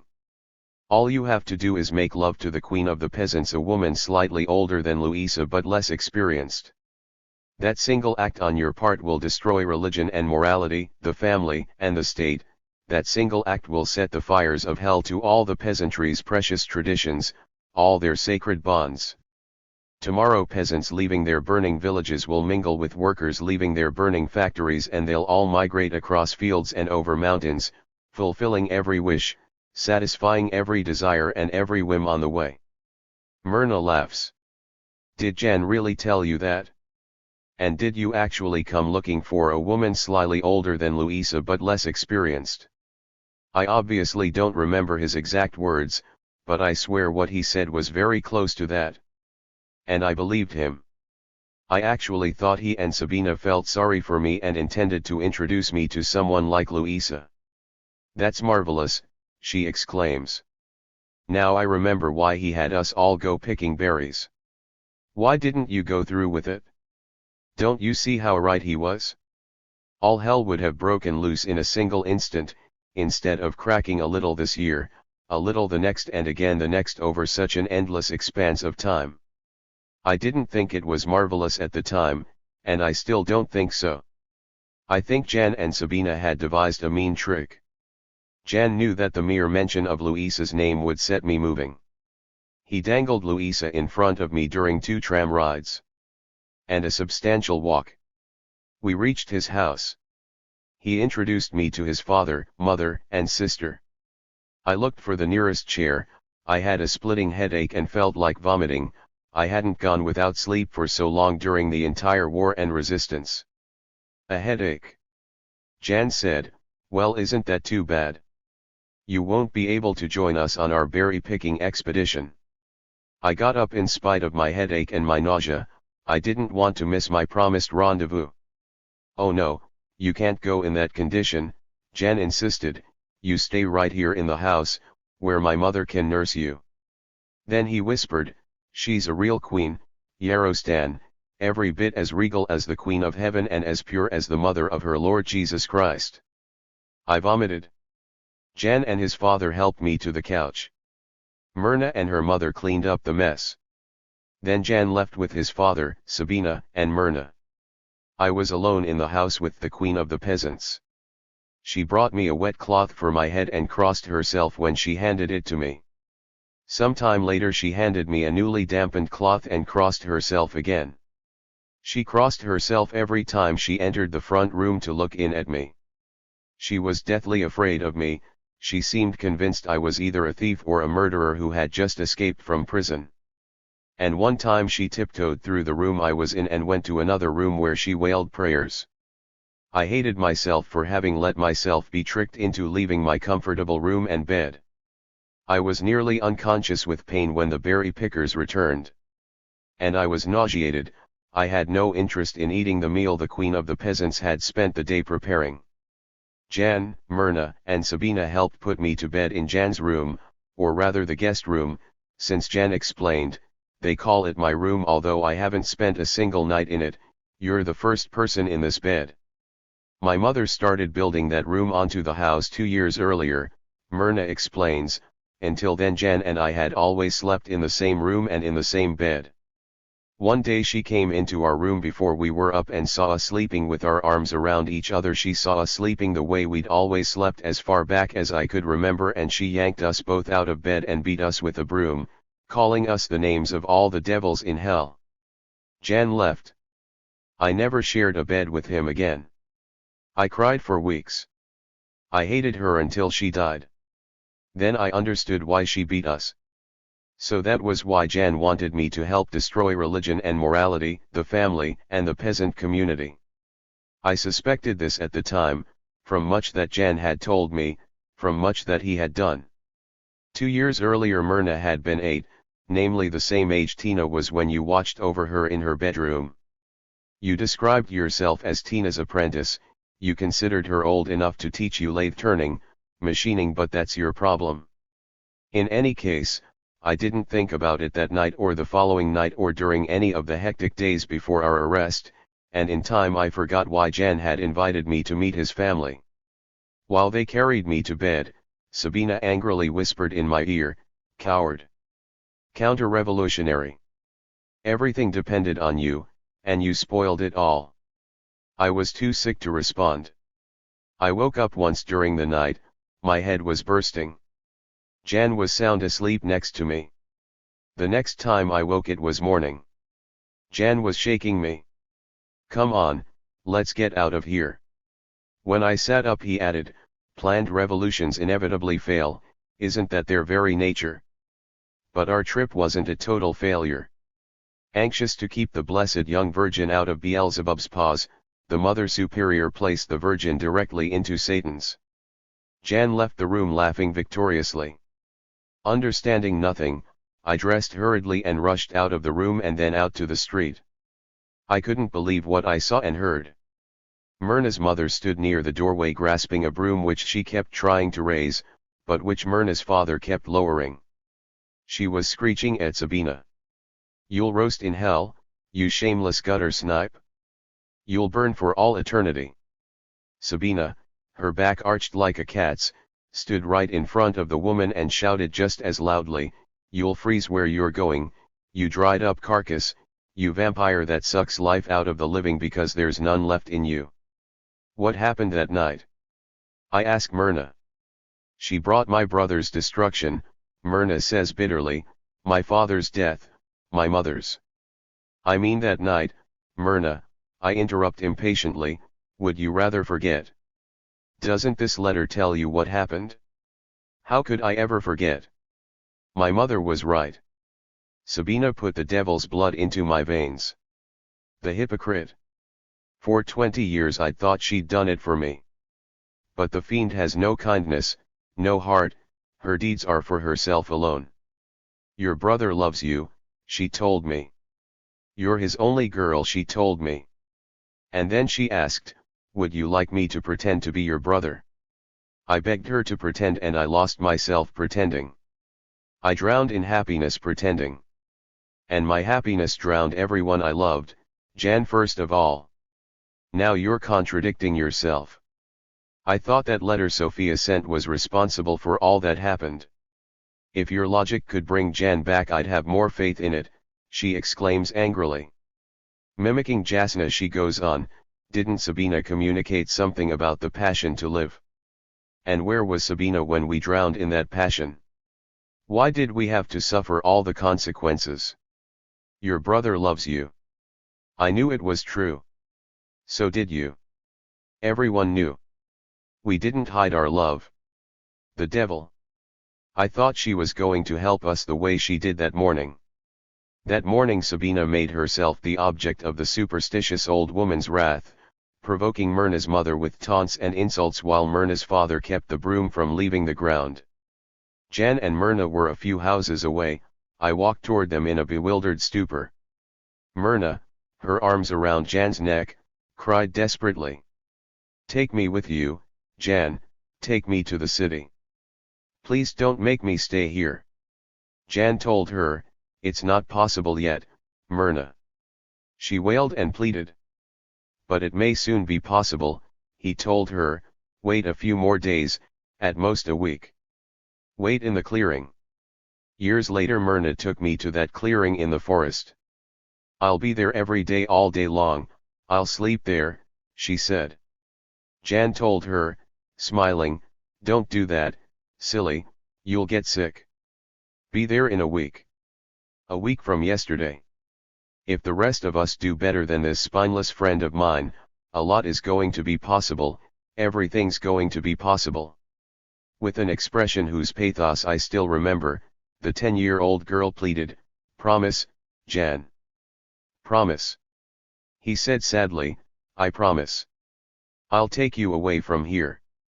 We'll leave the clearing and walk through the forest to the neighboring village and we'll think we're dreaming, because the village won't be there anymore, We'll find thousands of people building a city like no city that's ever been built, and they'll welcome us and ask us to help because they'll all be our friends. There won't be any policemen or prying old women because they'll all be too busy building or making love. We'll stay in our friend's beautiful city as long as we want and not a minute longer. We'll be as free as birds. We'll roam across the entire country. We'll visit streams and caverns and other cities, and in each city we'll find only friends. They'll all beg us to join them in what they're doing, and we won't know where to turn first because every activity to which we're invited will seem more gratifying than all the rest. I heard Myrna's pathetic plea, I heard Jan's fairy tale, but I registered nothing. I was angry about the fact that Jan and Sabina had tricked me. I wanted to get back to the real world, the world of Louisa, the world of meetings and posters and demonstrations. I remember that it was a Monday morning. The following Monday the strike ended. 2 days later we were arrested. I nudged Jan and said, "Let's go back, we'll be late for the meeting and it'll be an important meeting, we're to decide what steps to take now." Jan freed himself from Myrna's embrace, turned to me and said bitterly, "Damn your meetings, Yarostan. That's not where any steps are going to be taken." Then he kissed Myrna's forehead and said to me, "But you're right. That's all we've got to go back to." He rushed to Sabina, lifted her away from in front of his mother and carried her off while she continued shouting. As we walked away Jan shouted, "Goodbye, father." Myrna ran after us and shouted, "Don't forget, Jan, you promised." We were late for the meeting, but Jan was right, no steps were taken. We spent the week doing all those exciting things you still remember, and then we were arrested. Jan did keep part of his promise though, Myrna tells me, the only part he was able to keep. "You mean you saw him again before our arrest?" "I went to the clearing every day hoping he'd be there. He came exactly when he said, in a week. But he wasn't the same. Something inside him was broken. He didn't kiss me. He didn't even touch me. When he talked, he didn't look at me. The devil had made me beg him to do something he couldn't do, and he had broken himself trying. I love you the way a brother loves his sister, Myrna, no less and no more. Do you understand that?" he asked me. I didn't understand that. The devil was in my veins. I was angry. I reached for more. "Sabina showed me how much you loved me," I told him. He turned his back to me. "Forget what Sabina showed you," he said, and I knew he was sad when he said it because I wanted him to be sad when he said that. "Forget you ever heard of Sabina. What she showed you is impossible, and not even Sabina knows how to make it possible. Only a revolution would make it possible, and there aren't enough Sabinas for that revolution, not today, not here. I tried, believe me when I tell you I tried. But there weren't enough of us trying, and we failed. Failed. Please understand what that means, Myrna. Everything we dreamed is going to be impossible, and there's nothing to do but forget it until the next time. If you can't forget, at least pretend to forget.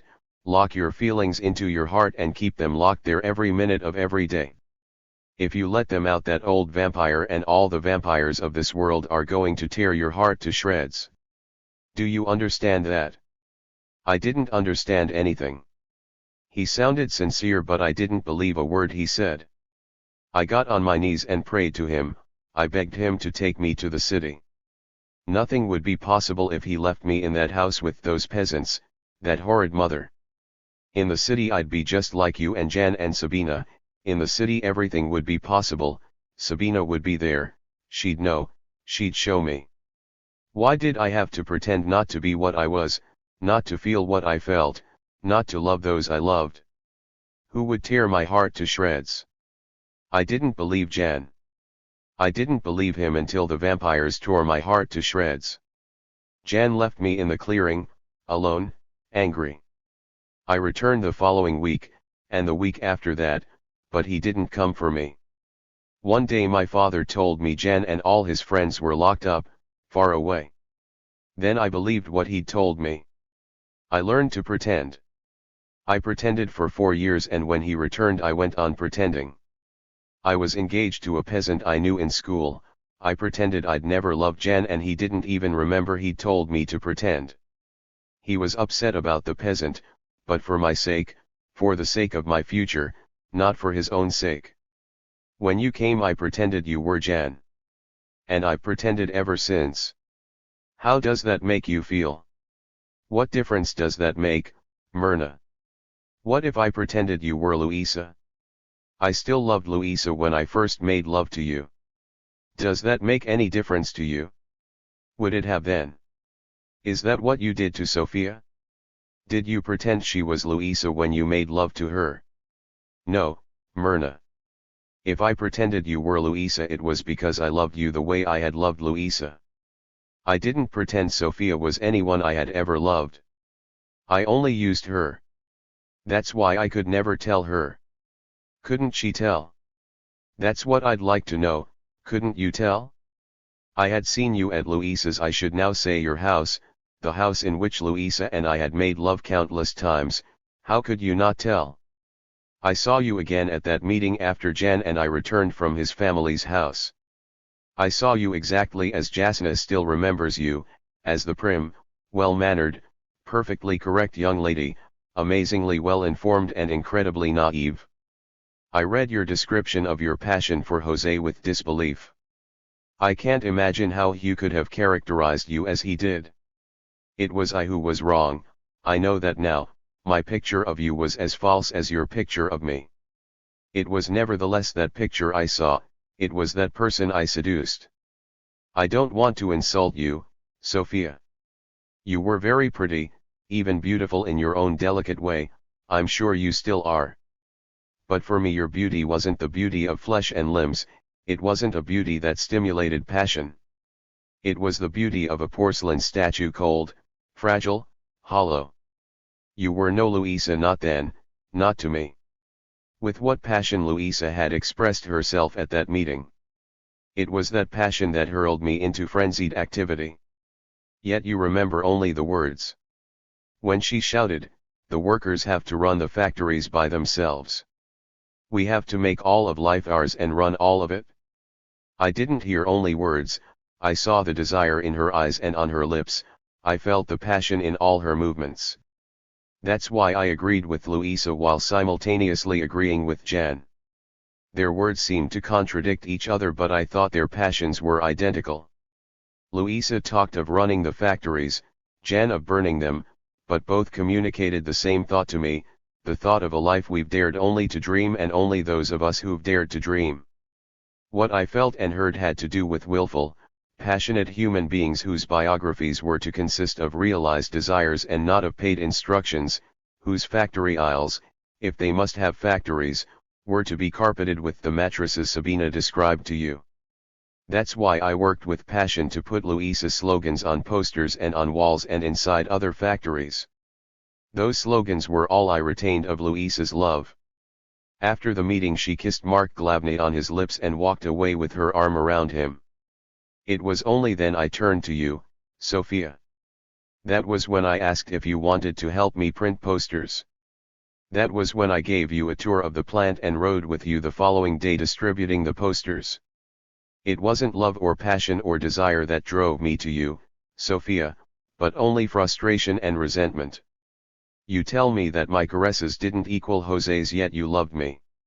Couldn't you draw your conclusions? The only desire I felt toward you was the desire to take a porcelain statue in my arms and shatter it into splinters.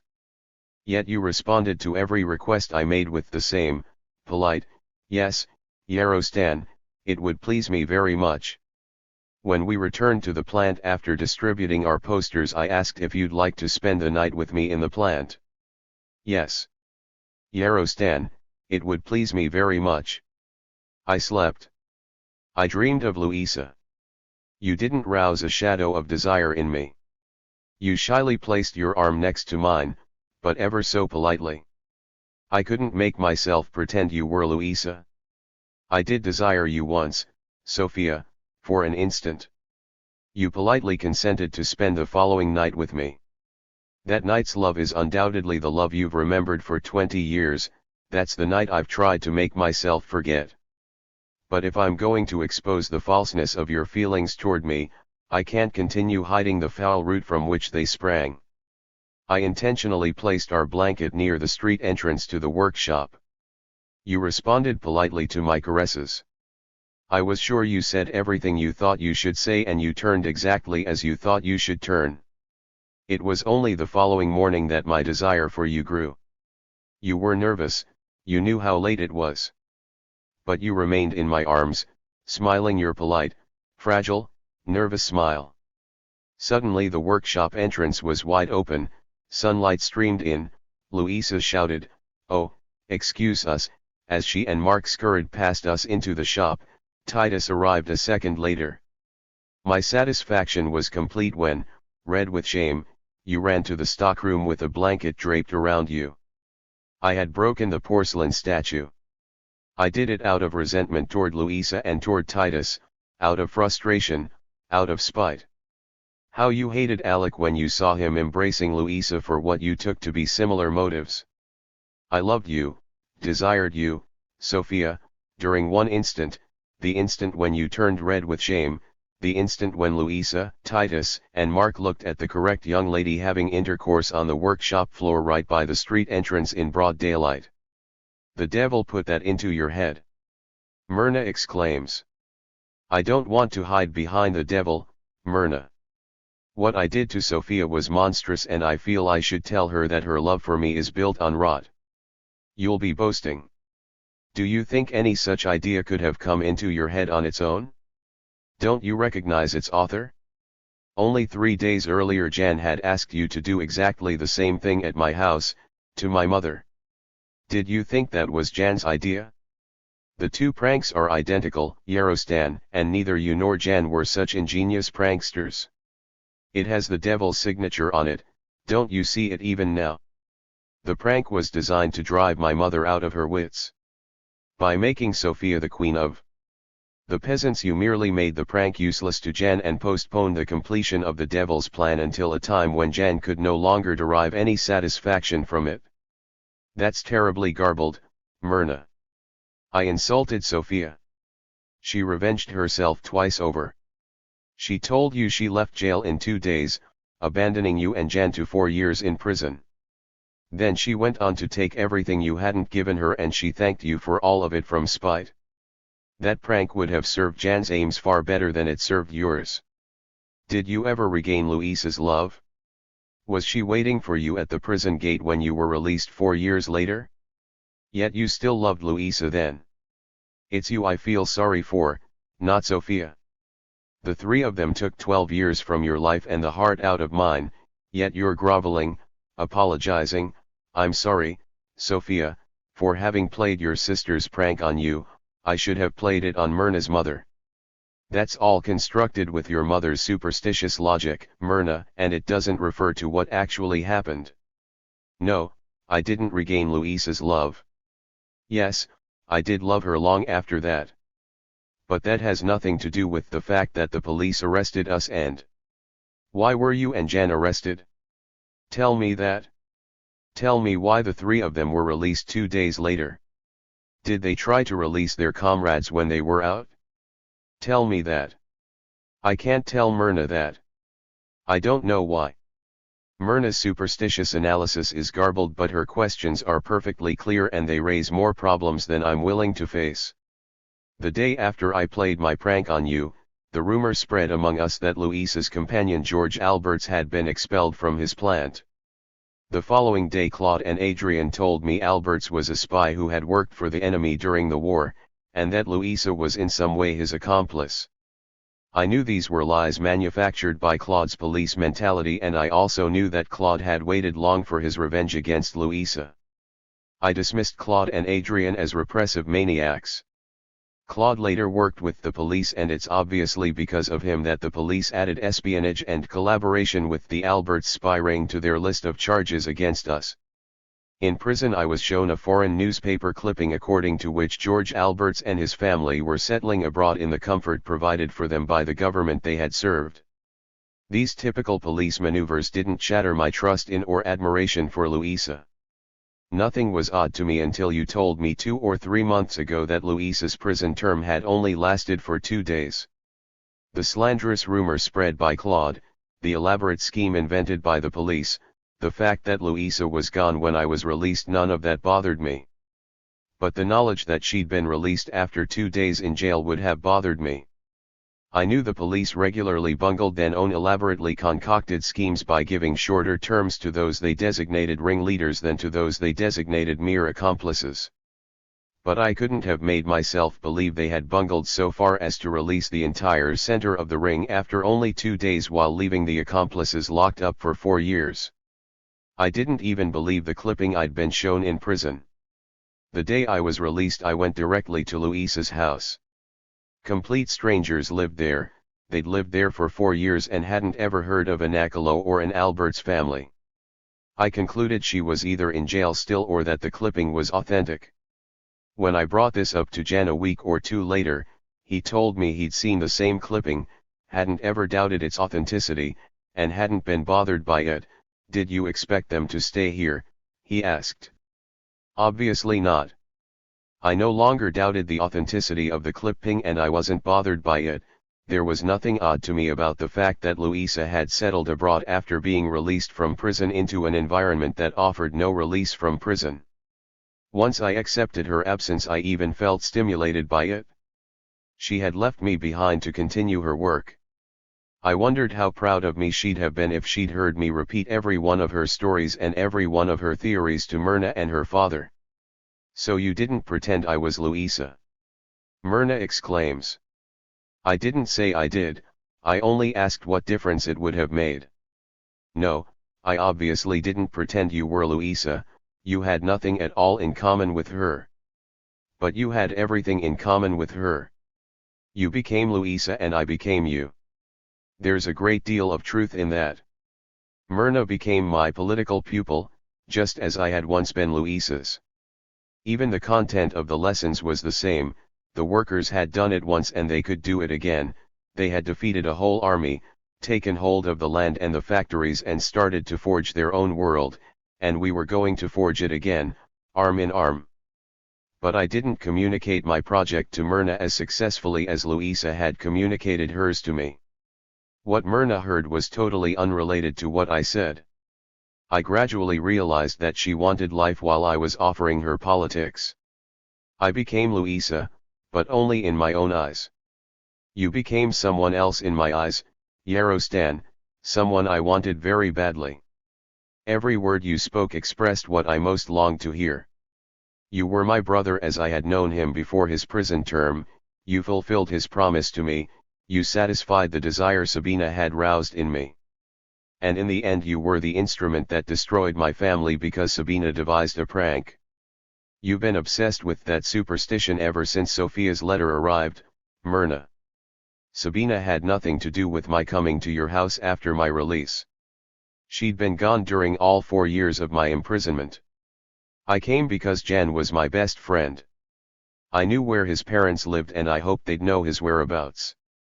You weren't her conscious instrument, I was, she continues stubbornly. You didn't know what your coming to us meant. I knew. Jan had warned me. My mother didn't let a day pass without telling me. She told me the same thing over and over again, like a record that's played day after day until you finally stop hearing it.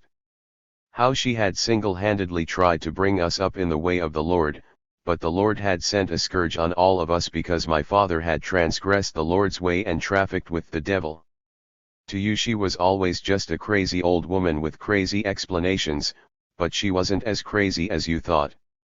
My father had run after our neighbor's wife in the village, maybe he'd even slept with her. Jan and I joked about it when we were little and father winked at me, knowing perfectly well that I knew. Everyone knew, including the neighbor. When the war came, that neighbor went to the occupation authorities, told them some tales about my father, and in a single day we lost our yard, our chickens, our house, everything. An enormous army didn't occupy this country for 5 years in order to punish your father's sexual affairs, Myrna. Myrna kicks me and shouts, "You keep your explanations and I'll keep mine." What good do your explanations do you anyway? My mother's explained what happened to us and why. Yours don't explain anything at all, they've got nothing to do with me. As soon as we left the Lord's path we started our journey to perdition, and Jan's imprisonment was only a stop along the way. That was what she told me 20 years ago, and nothing you ever said was more true. If we'd stayed in the village, Jan would be alive today, my father would be 63 and still as vigorous as a bull, my mother would only be 58 and she'd be no crazier than any of our neighbors. I hated her Lord as much as I hated her Lord's path, but only after we'd moved to the outskirts of the city, which she called a den of sin. If I'd grown up in the village I'd have been just like her. After we moved I loved my father and I loved what he'd done, even though I knew everything she said was true. I believed her, but I didn't want to be like her. I came to hate her more than Jan ever did, but I still believed her. You're going to be the devil's bride, she told me.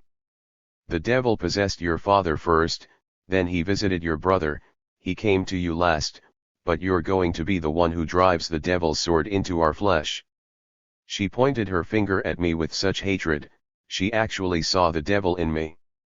I screamed, liar! Superstitious hag! And after Sabina taught me, vampire. But I knew it was true and I wanted it to be true.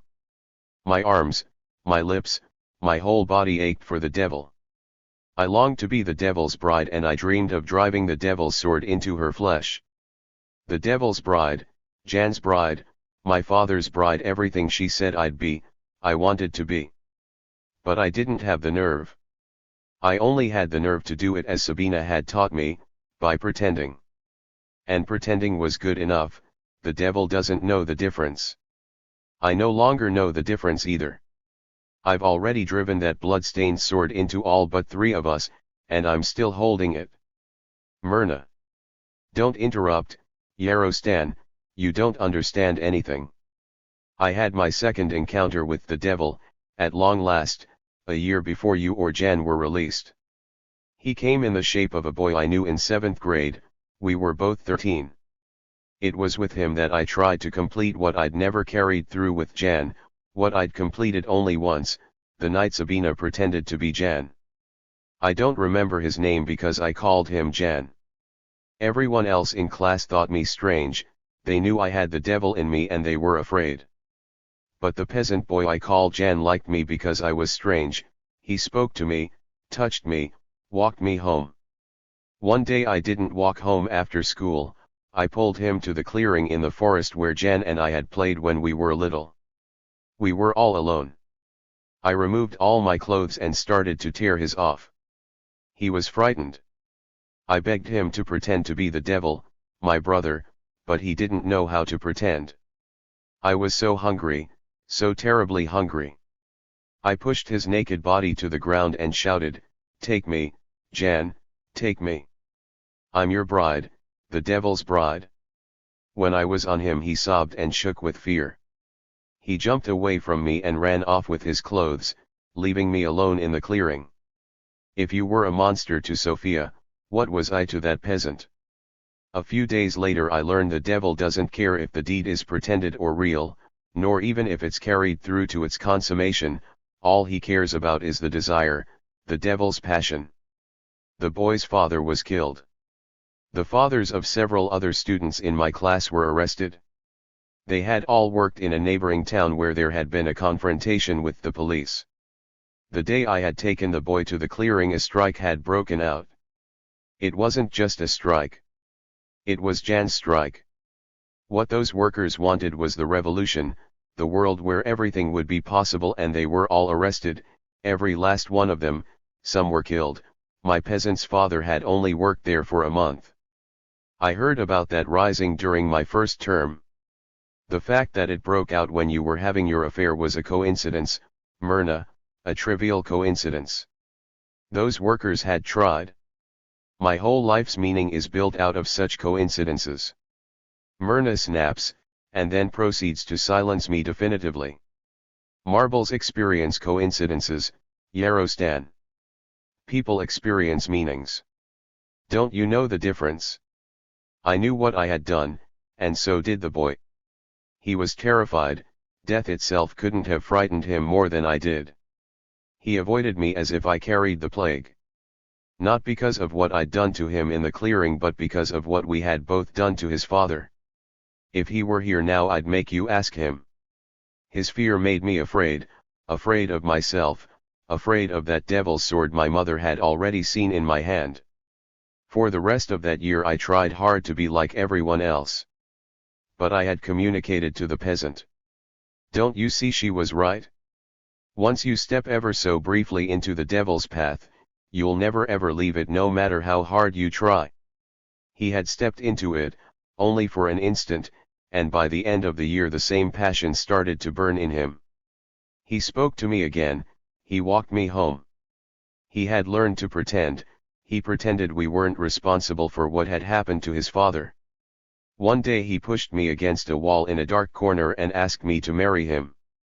He wanted the devil but all to himself, not in broad daylight in the clearing where I could pretend he was Jan, but at night in his own private bedroom where I wouldn't be able to pretend to be anything other than what I'd become, the peasant's wife. I consented. He spoke to my parents and arrangements were made. We were to be married at the end of the school year. His older sister was going to be married at the same time, which meant he'd take charge of what they called their farm. They raised a few chickens, some vegetables, and supplied our street with milk from their 3 cows. Those cows are as close as I ever got to the sheep you think I herded.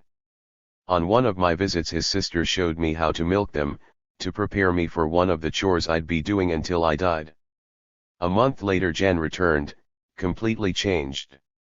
He didn't look the same or act the same. He wasn't only older. He was broken. And I had broken him. I pretended that I loved my peasant, that I'd never loved Jan, that I'd never learned anything from Sabina, that the devil didn't flow in my veins, that I liked to milk cows. We didn't speak to each other in the house, we never went out together and we slept in separate rooms with both our doors closed. The old hawk found nothing at all to reproach in our behavior although her eyes followed us every minute around the clock. But the truth is that the devil's passion still burned inside me, and it broke through with all its force one night when I was out on a walk, alone. I accidentally ran into Jan. He asked me, "Are you really going to go through with that marriage?" I told him, "Yes I am, and I can't wait." He asked, "Couldn't you find someone with more life in him, someone slightly less shallow?" I felt my passion rising but I crushed it and told him, "I love him exactly as he is, Jan, and I love his cows and his chickens," and he didn't let me go on. "You hate cows and chickens, Myrna. Do you really want to do this to your life?" That instant everything broke through, I burned. I threw my arms around his neck and begged, "Why are you asking me? You know perfectly well what I want." He forced my arms off his neck and said, "But that's impossible, Myrna." He walked away from me, but I knew he was crying. The following day I pretended to forget. I pretended to look forward to my life milking cows and throwing corn to chickens. But 2 weeks before the marriage you came to our house. The moment I saw you I knew the devil had sent you to me and I went wild. I gave my heart to the devil out of sheer gratitude, I became the devil's bride, I gave myself up wholly and unreservedly to my passion. Deny it all you want. I knew exactly why you had come and who had sent you. Don't you remember the first thing the devil made you ask? Are you Jan's wife? My lips told you, no, silly, but my heart said, yes, yes, Jan Sabina Father Devil, I'm your wife. Take me, right here, right now. Oh, Yarostan, I'm melting just thinking about it. I loved you the instant I set my eyes on you, I almost wrapped myself around you right then. I couldn't sleep that night. I was on fire. I longed to crawl into your arms, to drown in you. But I had to fan the fire to its highest heat, I had to set the devil's stage. My heart pounded in my throat the whole next day. I was possessed. I took you out of the house in the morning and paraded you to the whole neighborhood, pressing your body to mine. I had you walk back and forth in front of the peasant's house, and when I finally saw him I threw my arms around you and kissed you, and how happy I was when you responded with such passion. That ended my marriage to the cows and the chickens. I never saw my peasant again. I later learned he left the neighborhood and went to work in the factory where his father had been killed. I couldn't sleep the second night either. I was doubled up with desire. I wanted to scream. I was starved. I was charred. The following morning the stage was set. It was a beautiful spring day, the most beautiful in my life, crystal clear and warm. It was a blaze of fire that led you to the clearing in the forest. The devil never had a happier bride or a more beautiful ceremony. As I embraced you I wanted to crawl through your mouth, to embed myself in your skin, to... We lay down on the grass. Wait, you told me. Pretend to be Myrna. And I said, I'll pretend to be anyone in the world, I can't exist without you. I pretended to be Jan. Oh yes, as you did then. I'm on fire. I love you, Myrna. You're my only girl. Oh. You see, Myrna. Pretending didn't matter. We loved each other no matter who we pretended to be. You pretended to be Louisa seducing Yarostan. That's marvelous. That's ridiculous. I pretended to be whatever you wanted me to be. In actual fact I didn't pretend to be anyone, I lost myself in you. Don't forget it was you who seduced me. Then you were Myrna. All right, I was Myrna. It did matter, Yarostan. Jan penetrated Myrna. I lost my mind. You created a storm I'd never dreamt of. You filled me with Vesna. Vesna was the daughter of a brother and a sister. My mother knew it. Vesna knew it, she always knew it, and she hated both of us because of it. But it was I who let the devil push me to it and who drove the devil's sword through her heart. Myrna, please don't spoil every happy moment. That's the devil's price. I was so happy when you finally took me away from that house, the Lord's house, my mother's house, when you took me into the den of sin, the city, where people like you and Jan and Sabina lived. Yes, I wanted curtains and a baby carriage and clothes that made me like everyone else in the city, that made me look and feel different from my mother. And I wanted more, much more. I wanted to find that world Jan had promised, the real den of sin, the devil's city, where everything I desired would be possible. But I hadn't paid the devil's price for Vesna. And I started to pay when she was barely out of my stomach. You and Jan were fired. And then the police warned you, they were going to destroy you, both of you. But the real blow came when our neighbors, those workers I had so long wanted to join, turned against us and evicted us. I knew then I was going to have to pay a heavy price for my happiness. I knew the devil was going to strip me of everything, whether he had given it or not. I had been frightened once before, when the peasant's father died. But when we returned to my parents' house I grew terribly frightened. You bear Satan's mark, she told me, you're damned for all eternity, everything you touch will wither, everyone you love will die. How I hated her. I'm Satan's bride and I'm proud of it, I shouted at her, I'll drive the devil's sword through you first of all. But I was terrified. Those things you call coincidences, there had already been too many. I couldn't bear to be near my mother. But I didn't want any more coincidences. I found my job. I bought our house. I thought I had cheated the devil, escaped him. I was on my own, no longer dependent either on the Lord or on the devil. And for a year I thought I'd succeeded. I hardly saw you or Jan, I saw Vesna only from the time I picked her up at the nursery until you returned from work. And I never had time to visit my father. But I was happy. I thought the devil was going to let me keep all I had, I thought the devil had forgotten me. Then the stirring began in Magarna and my heart beat faster again. At first I became even more afraid. I remembered the uproar in the town where my peasant's father had worked, I remembered everyone in the town had been arrested or killed. I trembled when you first described what you'd learned about the events in Magarna. They were the same as those in that town. It was Jan's revolution, yours, and yes, mine. I trembled because I knew how happy they were and how they longed for what could be. I trembled because I knew they'd all be killed. And then the devil again numbed all my senses but one. It happened in my factory. Women who had hardly ever talked to each other started poking each other, running their hands through each other's hair, embracing, even kissing.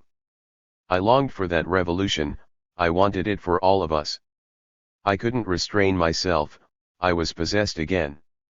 I embraced all the women in the factory, I loved every one of them.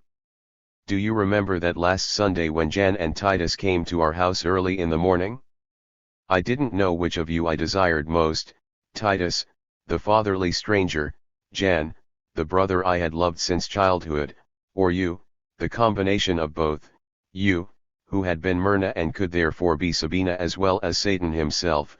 I desired you the most. You were the most enthusiastic of the three, you wanted that revolution as badly as I did. You're being unjust to Jan. I was blind in my enthusiasm. He saw that what we were doing was self-defeating, just as he'd seen that 8 years earlier, and he was right both times.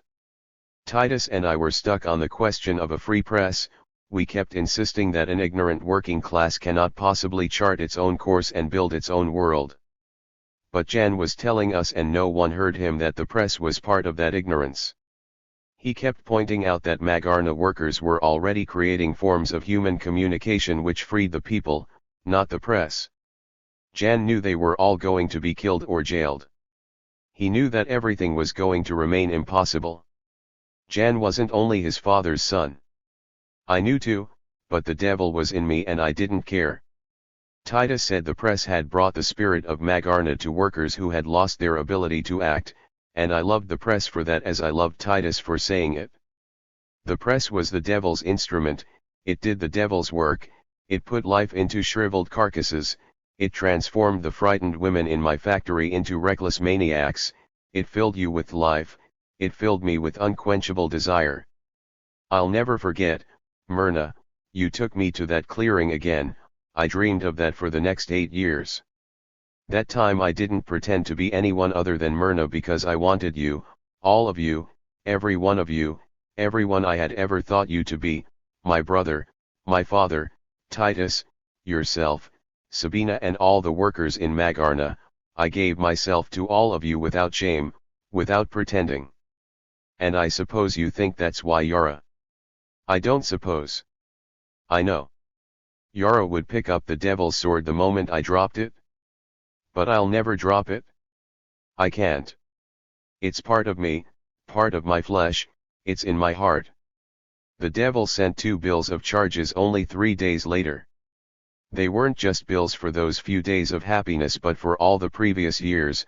The devil wanted all his back pay. I had thought I'd cheated him out of that. But he had merely extended credit to his favorite bride. And now the sum was enormous. The first bill of charges was in the newspaper that Wednesday morning. Tanks were killing the Magarna workers inside buildings, in schools, on the streets. How I wanted to die with them, to kill that passion that had possessed me. How I wished the devil also had the power to bring those workers back to life.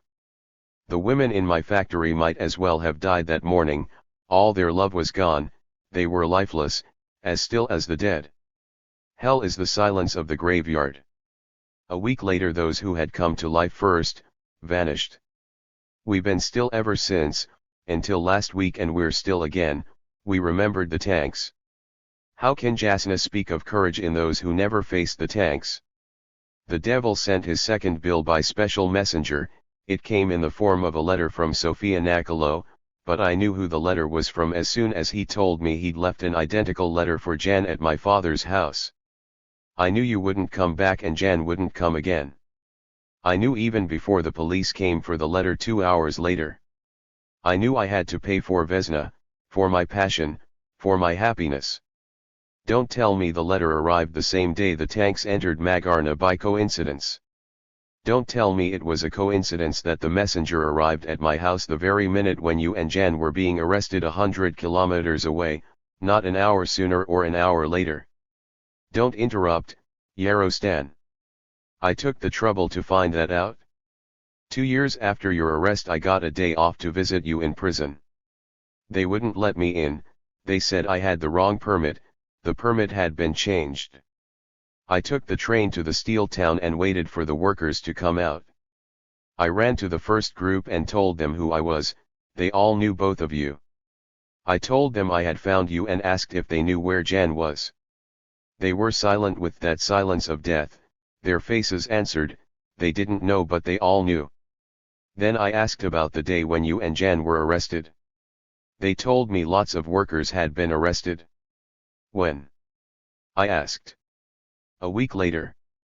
You and Jan were the only ones arrested on that Wednesday, just as you left the plant at the end of the workday. You were arrested the very minute the messenger reached my door. Don't tell me about coincidences, they don't explain anything. I knew the moment the letter came, but I didn't want to believe it. I took Vesna to the train station and waited for the later train, we sat and waited for the train after that. Then there were no later trains. I carried Vesna to the tram stop and we rode to the transfer point but the next tram was no longer running. I carried Vesna for hours, drenched with sweat and unable to breathe, I didn't once stop to rest. I knocked weakly and heard my mother shout, "Bar the door. Don't let the devil in." My father opened it and I fell into his arms, bawling. "Damned witch, Satan's whore, you've brought destruction to our house," she screamed, endlessly crossing herself. My father forced her out of the room and she spent the night praying to the wooden Jesus in her room, shouting, wailing and beating the floor, continually repeating perdition and Satan's whore. She had started to scream the moment the letter had arrived, she'd known what it was as well as I had.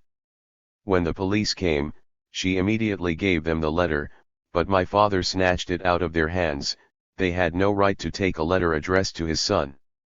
The two police immediately started to beat him. He had no rights, they told him, he was the father of a criminal and therefore an enemy of the people, they even threatened to arrest him for interfering with the people's police and for protecting a criminal. But he wasn't broken. He smiled and tried to comfort me. He said you and Jan were both strong, you had both been through all that before and you'd know how to take care of yourselves. I begged him to find a pretext to drive his bus to the repair depot next to the Union building and to find out if Titus had been arrested too. If only we could find Titus, he'd surely know where you and Jan were. I hardly slept, my mother's prayers mingled with my own fears. I took the first morning tram, I couldn't afford to be a minute late for work. I knew they'd fire me. That would have completed the devil's plan right then, I would have lost the house, I couldn't have fed Vesna. But the devil has time, he has all eternity, and he had me wait, taking his toll slowly, one victim at a time. I returned for Vesna that evening, exhausted from lack of sleep, sick from worrying, but anxious to learn if my father had found Titus. I walked in without knocking and I knew right away that the fiend had already struck again. My mother stood in the middle of the room clutching a broom with one hand, waving her other hand in my face, and singing a hocus pocus with which she drove devils away. Vesna stood in a corner trembling with fright and bawling, her back turned to me. My father sat in his chair and stared as if he were blind. They had broken him. I shook him hysterically and asked what happened. I was never late, never sick, for 12 years I drove that bus, every day of the week, on Sundays if they needed me. I burst out crying and begged him to tell me what happened. Father of a criminal, accomplice of a traitor, saboteur, they fired him. He didn't say anything more, he just stared. My mother lifted the broom with one hand, clutched Vesna with the other and screamed, "Out of this house, witch! Get out and take all the devils with you." I ran for Vesna but she clutched the child and kept me away with her broom. "I'll go, only give me my Vesna," I begged. But she hit me with that broom and screamed, "You'll not give this innocent child to the devil, you've given your master enough. The child is still innocent, I'll keep her innocent. Shameless whore, you'll not take this child to perdition. Live alone. Repent. It's too late to pray for your own salvation. Pray for the child's. Beg the Lord to remove your curse from this child. Be her suppliant. You'll never be her mother. I was on my knees, bent over, crying, she didn't hit me again. My father suddenly got out of his chair, I looked up, the stupor in his eyes was gone. He forced her hands and her arms away from Vesna. For a moment Vesna stood in front of me, trembling, terrified. Then she turned and ran back to the woman, clutched her black skirt and buried her face in it. My father picked her up as I rushed to the door. He handed Vesna to me.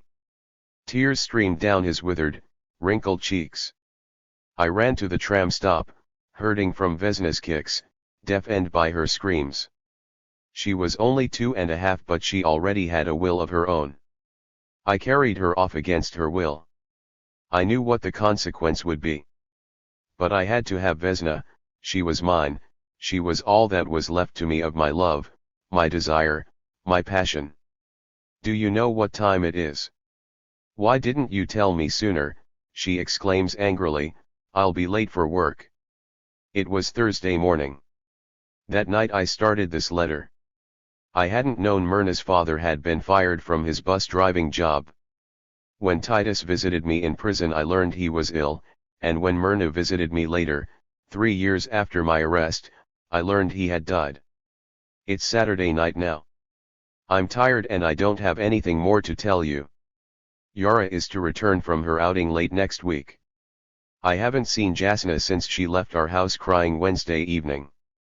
When I started this letter I wanted to get to the root of your feelings toward me, I wanted to make it clear to you that I would not have been comfortable in that community of journalists in which you imagined me, that I felt more kinship with Ted and Tissy and that world which seemed so exotic to you.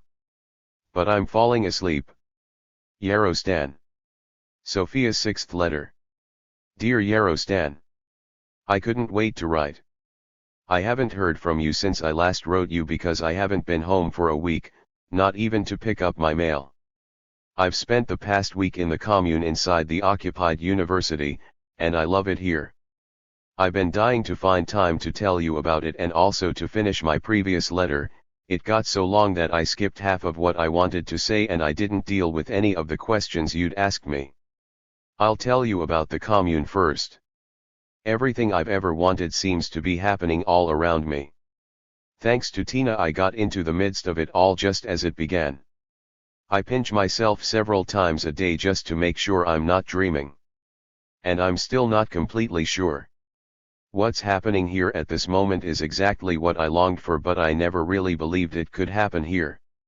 I was intensely happy for you, yet also green with envy, when you described what was happening around you, inside the factories, in the schools, on the streets and in your own house wherever you looked. And now it's all taking place here. Employed and unemployed workers, beggars and prostitutes, street kids, are all suddenly bursting with life, they seem to be animated by a single purpose. I've always wondered how I'd have felt during the day Louisa loved to describe. Do you realize it's already 32 years since that day? The day when everyone ran into the street, some with rifles and pistols but most with kitchen knives and rolling pins, and confronted the entire National Army. Now I know how it must have felt. The army hasn't come out, even the police have been suspiciously still, but the feeling I have is that if and when they do move, everyone is going to be in the street, on roofs, at windows, everywhere. At least in this neighborhood. I never knew so many friendly people existed here. Crowds gather at every corner, complete strangers talk to each other as if they'd been lifelong friends, all are intensely interested in every leaflet that's given out, everyone studies every inscription or poster on a wall. The only time I've experienced anything like this was during that week I spent with you, 20 years ago. The steel town in which you worked must have had a similar atmosphere during the time of the Magarna uprising. Today I understand your critique of the activities in which we took part 20 years ago. and I'm convinced that what's taking place around me isn't subject to that critique, even in little ways. First of all, there aren't any generally accepted leaders or even influential militants. The leaders that do exist are monarchs of tiny sects, and during the past week the sects I've come in contact with have been losing adherents instead of gaining them. Secondly, there aren't any official slogans, any correct lines, or even any strategies. It all started when students occupied a university building simply because they'd had enough of a lifeless present and a prospect-less future, and not because they had a blueprint of things to come. They didn't even announce a list of demands. They simply sat in and started to talk. Then other students occupied another building. Soon the whole university was occupied. That was when I arrived. I'm not saying the politicians and representatives have all disappeared, they're actually all over, they're constantly waving lists of what we all want and presenting themselves as we students or even as we proletarians. But at least for the past week no one's paid any attention to them, they've served mainly as subject matter for cartoons. A week ago a factory was occupied by its workers. No authority ordered the occupation, neither a political party nor a union nor a sect. Since then other factories have been occupied. All the dams seem to be overflowing all at once. Workers from non-striking factories have been meeting with workers from the occupied factories. I know this is no puppet show, Yarostan. No one is taking any orders. Thousands of people are suddenly speaking and acting on their own. On their own and for themselves, no one is speaking or acting for others. I'm convinced that what's happening around me is what you and I used to call the revolution. I'm writing this letter from the council office and I'm having a hard time concentrating on what I'm telling you. The office is a former classroom. The walls and blackboards have been turned into a vast bulletin board with thousands of messages, announcements as well as poems and cartoons. The desks and seats contain stacks of newly printed literature. The office serves as a meeting place and mainly as a place where people can find the latest information on the occupied workplaces. My function is to help people find what they're looking for, whether it's a place, a pamphlet, a leaflet, or a person. I think I'm beginning to understand what you tried so hard to tell me about the role of the journalist. Every person who comes into this room has an altogether different account of what's happening, each person has different stories to tell. And it's precisely this that makes every encounter so stimulating. What you call direct communication is taking place all around me. And I know that a newspaper, no matter how revolutionary, no matter how complete, would destroy that communication. It would replace everyone's account with a single account, the official account. It would replace everyone's lived experience with an experience that hadn't been lived by anyone. Worst of all, people would read about each other instead of talking to each other, and as you pointed out, they wouldn't find each other in any of the articles no matter how hard they looked. But there's no such newspaper. The capitalist press can't even imagine what's happening and no one pays any attention to it. And whatever journalists there are here are being forced, like the politicians, to speak only for themselves or not at all. The room I'm in is full of literature, but none of it is journalism. Most of it consists of announcements or factual summaries, the rest consists of poetry, comics, satires, sketches. The writings, like the discussions, are attempts by people to communicate with each other directly. What I'm experiencing is something you called communication among likes, communication by all about themselves, their lives and their possibilities, the communication at the basis of common projects. Besides trying to answer the various questions people come in to ask, I've also corrected and typed some of the frequent announcements and information bulletins. After what I told you in my last letter, you won't believe who I work with on these bulletins and leaflets. Not the academic revolutionaries Damon, Minnie, Hugh, or the others. I haven't seen any of them since I've been here. Tina pops in several times a day, always in the midst of a group of workers or students or both, always incredibly busy with the artwork or layout of a leaflet, pamphlet, or poster. The printing is done in Ted's print shop. Tina herself does most of the actual printing, although she encourages people to do their own printing. And you won't believe who else is here. The entire garage crew except Vic and Seth and except Jose, who was killed 3 years ago. Yes, Sabina is here, as well as Tissy. They're together at an enormous research center. The workers there are about to occupy the center and open it up to the whole population. It all sounds nebulous but enormously exciting. Ted and Sabina got Tissy released from a prison hospital. I've been so busy that I haven't seen Tissy yet.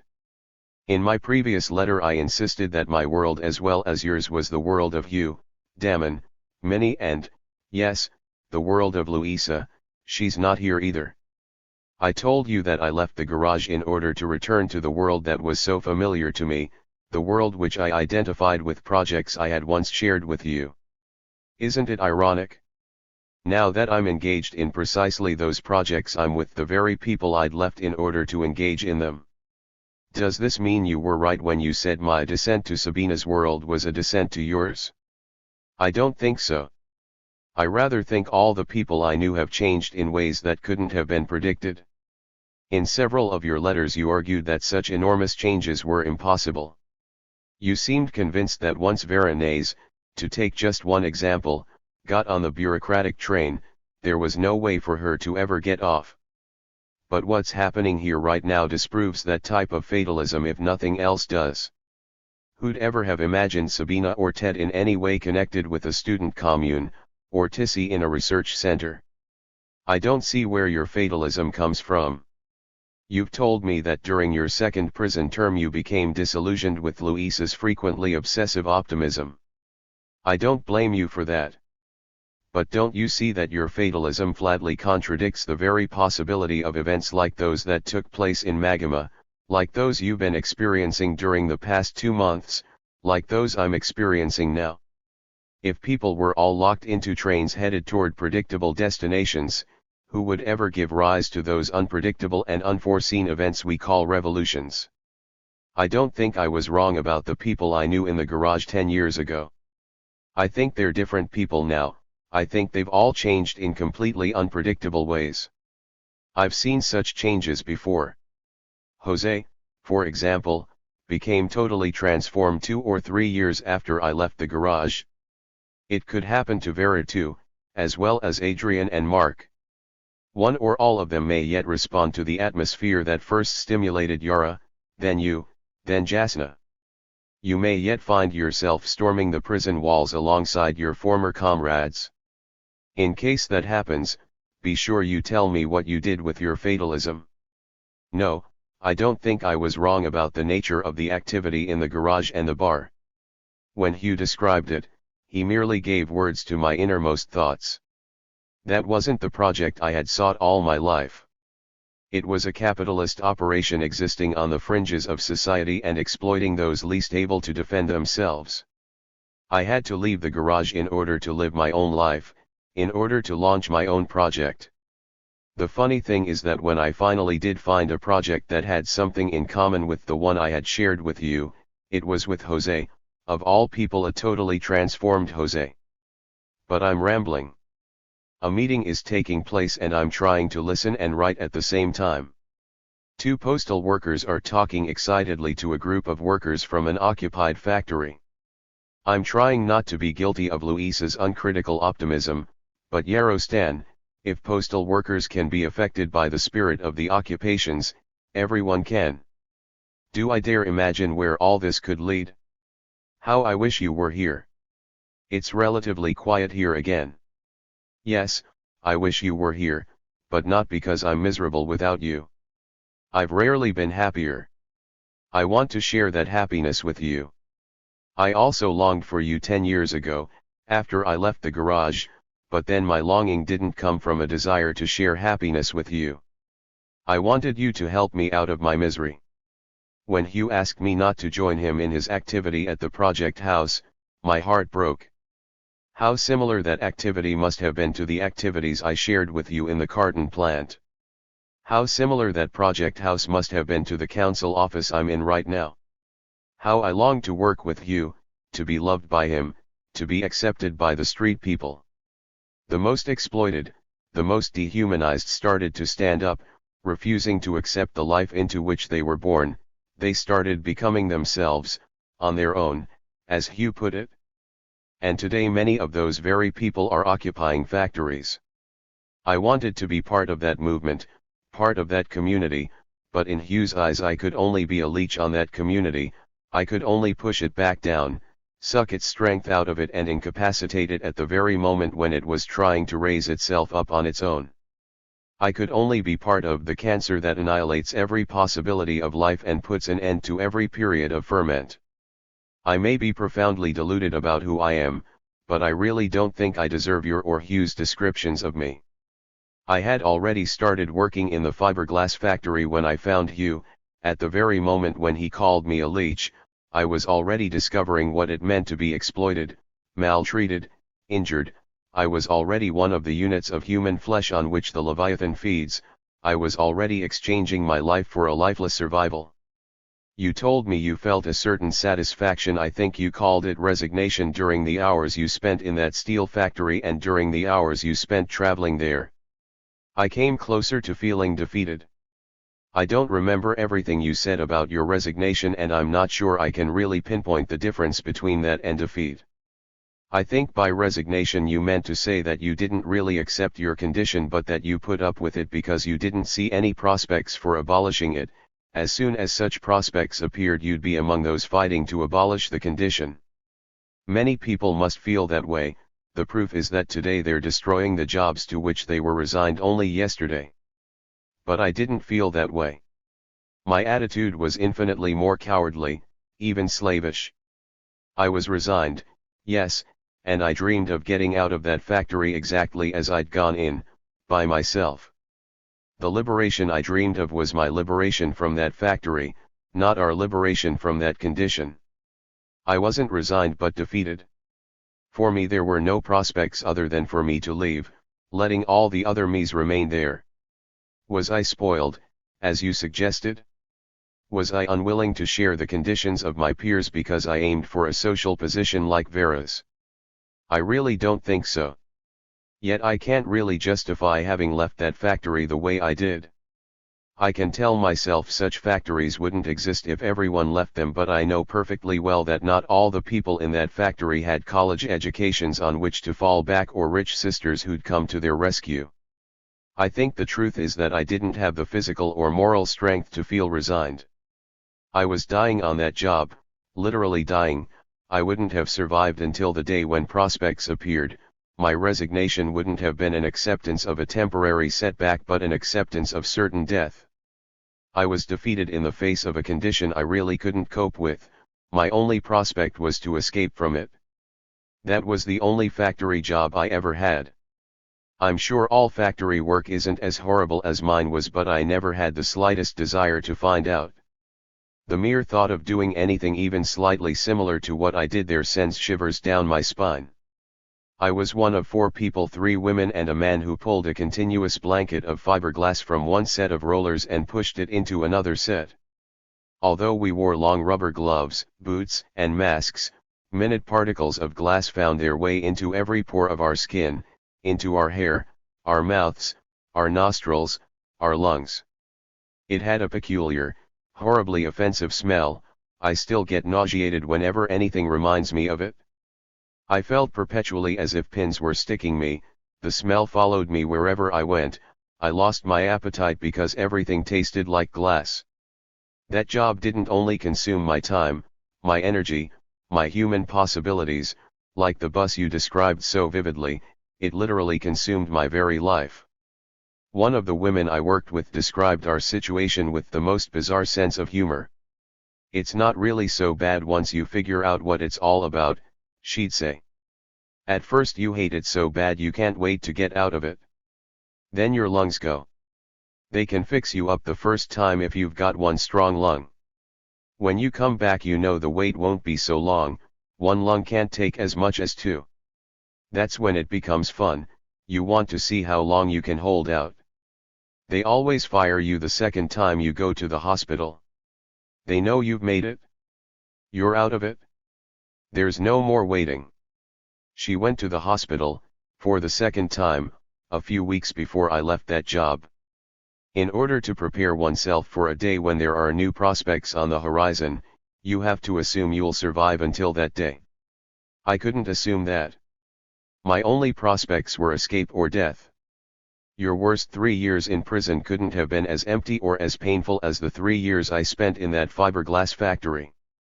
During both prison terms you seem to have found frequent occasions to have profound discussions with people, occasions to think meaningfully about yourself, your past, your surroundings, your future. For me those 3 years were like a coma from which I woke 3 or 4 times, and I remained drowsy even during those few moments of wakefulness. What a horror! I know all about hardships and circumstances, but I still don't understand how people can put up with that. Out of over 1,000 days, I was awake and alive during 3 days if that long. On my last day in the garage, many had blamed Sabina and Jose for the fact that I had become a mindless idiot, a grinning vegetable. How wrong she was. It wasn't the garage but the entire society outside it that transformed human beings into grinning vegetables. I was awake for at most 3 days during those 3 years, and almost all the waking hours took place during the last year. I remember only one event during the first 2 years and that only took a few minutes. I didn't dream of telephoning Sabina or Jose. I knew Jose would never forgive me for having run out on him exactly as I'd run out on Ron. I didn't blame him. And I couldn't bear the thought of Sabina saying, "Coward, you're just like your mother."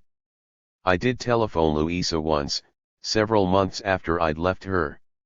I no longer know why I called her. I suppose I wasn't really awake even then. I lied to her. "I'm calling to let you know I'm alive and happy," I told her. "So am I," she said, "intensely alive and very happy. Do you want to get together to celebrate our happiness, or just to talk?" "I'd rather not, Luisa. I hope that doesn't hurt your feelings." "Not at all," she said. "In fact, I'm relieved. I'd rather not face you after that last scene you made. That makes 2 of us." Both of us were silent for a while. Then I said, "Goodbye, Luisa," and hung up. I didn't see or talk to Luisa again for 7 years. I ran into her by accident last year, after the riot, in a bizarre committee which was supposed to document or publicize the police repression during the riot. The only prospect I had during those first 2 years was to save enough money to escape from that hell. Unlike most of the other people in that factory, I didn't have a family to support or a home to furnish and decorate. I didn't buy any of the things they bought. I remained in that cheap hotel room and saved 3/4 of my paycheck. I calculated that after 5 years I'd have enough money saved to support myself for another 5 years without working. I intended to spend a later period writing about the earlier period. I'd be free, if I were still alive. But my prospects suddenly changed. One evening I returned from work and saw 2 familiar figures sitting on the doorstep of my hotel. I immediately recognized Sabina, but Tina had grown so much during those 2 years. I walked faster and then ran directly into Sabina's waiting arms. I was so relieved when she embraced and kissed me. I turned to Tina, shook her hand and exclaimed, "You're as tall as I am, Tina. I almost didn't recognize you. What are you 2 doing here?" Tina had tears in her eyes when she said, "We were thrown out this morning, Sophia. So we came to you." I couldn't hold back my tears. "To me? You came to me? You mean you both forgive me?" Sabina answered sarcastically, "Who said anything about forgiving you? How sentimental. We've come for revenge. How could we ever forgive you after all you've done to us?" I dropped Tina's hand and backed away from both of them, frightened. "What do you mean revenge?" Tina jumped toward me and, pulling me to her, whispered, "You are unbelievably dumb, Sophia. That's why I missed you so much after you left. Don't you know how much Sabina likes you? We know you couldn't help what you did." But Sabina exclaimed, "Don't let yourself be blackmailed by her tears, Tina. We've come for revenge, Sophia, and we won't let your sentimental tears divert us from the purpose of our visit. Our first step will be to force a decent meal down your throat. Tina, still holding me in her strong skinny arms, whispered, "Small wonder you thought I was so tall. The hotel keeper told us you took bread and cheese to your room and never went out." Unashamed, I let my tears run freely down Ray's face. "I love you, both of you. You may regret that admission after we're through with you," Sabina said sarcastically, while each of them put her hand under one of my arms and started pulling me toward a restaurant. "After we fatten you, we're going to abandon you to your new friends." "I don't have any friends," I sobbed. "I saw one in your room," Tina exclaimed. "The hotel man let us in. He wanted your sister and your daughter to wait for you in your room, but I was scared to death. It was so big and ugly." "I suppose there aren't any rats where you come from, princess," I said to Tina, angered and dismayed by her distinctly upper-class attitude toward my proletarian room. "No, there aren't," Tina exclaimed. "You know there aren't. I've never seen a rat before. When we arrived here this morning we intended to rent a room near yours. But I begged Sabina not to, I wouldn't have slept a wink. We spent the whole day looking for a place and we found one, right near here, and cheap." I forgot my pride in my living quarters and started sobbing again. "Is there room for me?" Sabina hugged me, so this time I knew she was joking when she said, "Not even a corner, Sophia. I told you we intended to fatten you only in order to feed you to your new friends." "I won't take up much room," I cried. "You sure won't?" Tina exclaimed as we entered the restaurant. "Watch the waiter show us to a table for two." "Wow, Sophia, you sure don't know how to take care of yourself. When one of Sabina's friends told her you'd left your mother and gotten a job, we thought you'd be all right. We never imagined you'd be starving yourself and sharing a room with rats." "When we left your room to look for another place," Sabina said, "looks like we got here just in time. Of course we found a place with room for you, dummy. We rented a whole house. Sabina and I didn't even choose our rooms yet. She said she wanted you to have the first choice if you'd come with us." I couldn't see the words on the menu in front of me. Sabina kicked me under the table. "If you don't stop acting like a broken faucet, I'm going to imitate your act, Sophia. Why don't you just smile and eat, and skip the melodrama?" I tried hard to smile, and I tried hard to eat, but I couldn't do either very well. The food was delicious, but it went down my throat with particles of glass. Sabina and Tina waited for me outside my hotel while I stuffed all my belongings into 2 grocery bags. I loved the house they had rented. The 3 of us had lived in it for 8 years when Tina left 2 weeks ago. The night we arrived, there was nothing in it but 3 cots, Sabina's and Tina's bundles, and a suitcase containing the few books, the 2 manuscripts and the old clothes I'd left in the garage. When I returned from work the following evening, there was a refrigerator, a stove, as well as a table and chairs in the kitchen. There were beds and cabinets in all the rooms. There was a rug and a sofa in the living room. On the kitchen table were platters containing all the foods I had loved when Sabina and I had been small, before I ever met you. I couldn't stop myself from crying again. "Sabina, I've never ever done anything for you, it never even crossed my mind, not once. And I never ever will again, since I'm making you so miserable. I'm sorry. Don't people sometimes cry when they're happy? All this must have cost you a fortune, the food, the furniture, the rugs."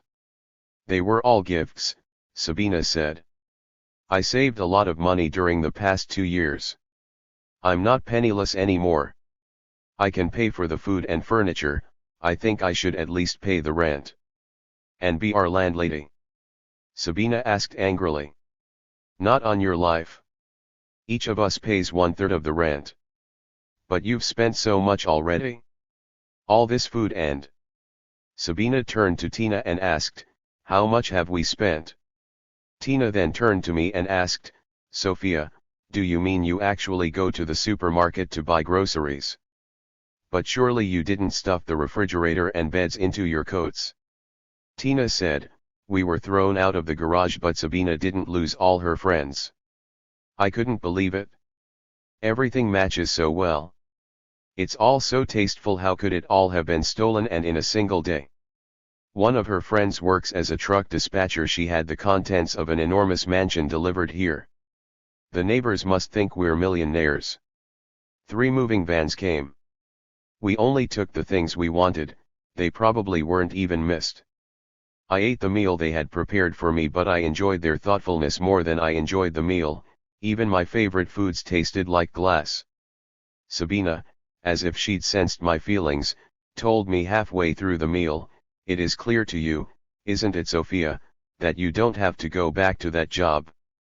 I couldn't think clearly. I said thoughtlessly, thank you, Sabina, but there's one thing I won't accept from you, and that's your money. I don't know where it comes from and I don't want to be dependent on it. None of what I said was true and I knew it when I said it.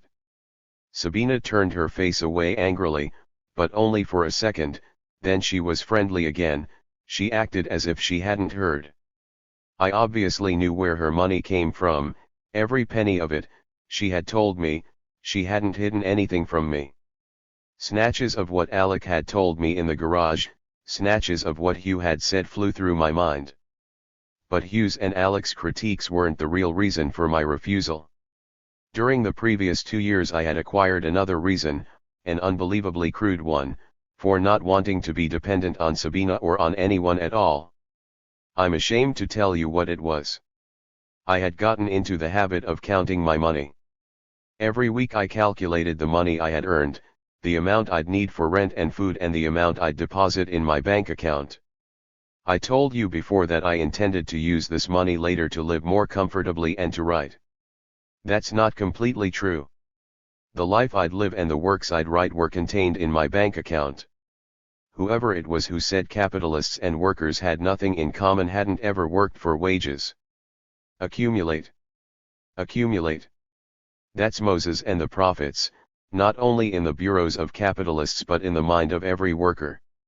I longed to leave the fiberglass factory but I couldn't abandon my bank account. 2 years of my past as well as my whole future were in it. If I had accepted Sabina's offer, every miserable minute of those 2 years would have been for nothing. By turning down Sabina's offer, I didn't use up 2 years of my life for nothing, but 3. Sabina didn't insist, although she knew perfectly well what that job was doing to me. As always, I was my own person, she merely wanted me to be aware of all my alternatives. I abandoned that awkward topic and asked why she and Tina had been thrown out of the garage. Tina shocked me by answering, first of all Jose was arrested. Jose? I exclaimed. Why? Someone squealed, she said. Was there a raid? Was it the police that chased you out? We were chased out the same way your friends were, by Seth's gun. But that's awful. You've both been so cool. Why didn't you tell me? Sabina asked, would you have eaten more if you had known? Would you have slept better? She was right. I didn't care why they'd been thrown out. All I cared about was that they'd come to me, that they'd taken me away from that horrid hotel, that they loved me. You know I wouldn't have eaten more, I admitted. If I ever want to know the details, I'll ask. I never asked. But Sabina wanted me to know one more thing. A few days later she told me, I visited Jose this afternoon. He wasn't glad to see me. Poor Ron, he said, he could never really appreciate you, Sabina, you're made of gold, you know that. But you were expecting someone else, weren't you? I asked him, someone who wasn't made of metal but of flesh. He turned away from me and cried. How could he? I sobbed. He has every reason in the world to hate me. I walked out on him exactly as I walked out on Ron. What about the rest of us? Tina asked, offended. You walked out on us too. Don't we count? I started to cry, but Tina made me stop by squeezing my face in her hands and scolding me. You dummel. You're just like a baby. Whatever made me think you were my mother? You also walked out on Sabina and me. Yet here we are. Jose doesn't hate you, Sophia. He told me Ron never hated you. He told me Ron knew you couldn't ever do the things Ron wanted you to do. No one can hate you because of that. Besides, Jose told me he thought you were right both times. I couldn't make myself ask more questions. But the following night I did ask Sabina how to go to the state prison, and what I needed to get in. She had papers made for me proving I was Jose's sister. Sabina had already visited him as his wife. The trip to the prison lasted over an hour each way. The visit was only half an hour long. The first time I went, Jose just kept rubbing his eyes. I can't believe it. Either you're Sabina turning yourself into Sophie by some magic trick, or else I'm in my cell dreaming. I'm me. But you look so different. What the hell happened to you, Sophie? Did you go through a machine? Aren't you going to ask me why I left you? You're a genius, kid, that's why. You figured things out before any of the rest of us did. And that's why you ought to take better care of yourself. If you don't, you won't be around for that trip we were going to take. How did he size things up so fast? What was his name, your friend? Hugh. He sure pinned us down, right where it hurt. What made him able to see right through us? Was it something he learned in school? Is it in books? I'd sure like to see him again. Can you bring him with you sometime? No, I was crying. Words gagged in my throat. I couldn't see Jose when a guard accompanied him out of the visiting room. For 2 months I did nothing but go to work and sleep. I should say almost nothing. A few days after my visit I left a sheet of paper on the living room desk. On top it said, "For Jose." On it I scribbled the titles of all the books I had read and discussed with the people on the university newspaper staff. I kept adding titles as they came back to me. Whenever I added a title to the list, the book would appear in the living room bookshelf the following day, or else I'd see Tina reading it when I came home from work. She must have read all of them. I kept expecting Sabina to take some of them along on her visits to Jose, but she always went empty-handed. I had always been an avid reader, from long before you knew me. Even during my stay in the garage I had read at least 3 books a week. But I didn't open a single book during the 3 years I worked in the fiberglass factory. After my visit to Jose my interest in the books I had read before revived. I wanted Jose to read them.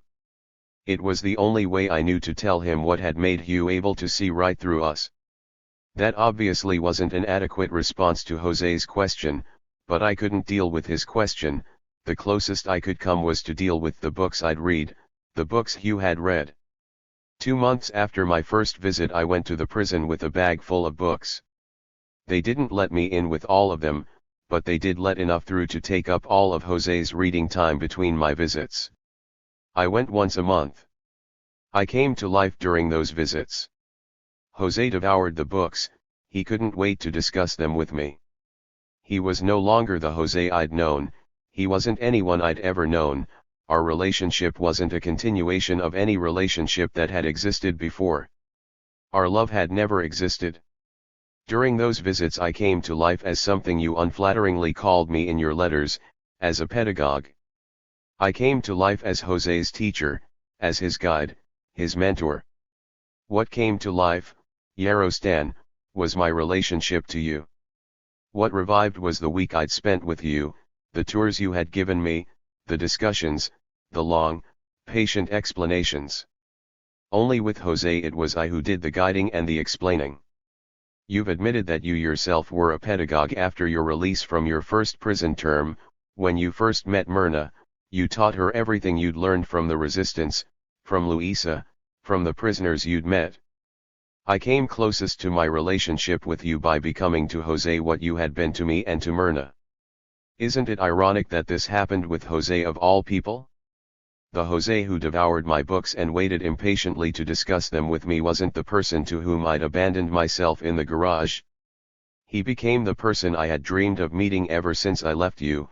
he became the companion with whom I was going to experience a new world, the comrade with whom I was going to realize all my life's projects.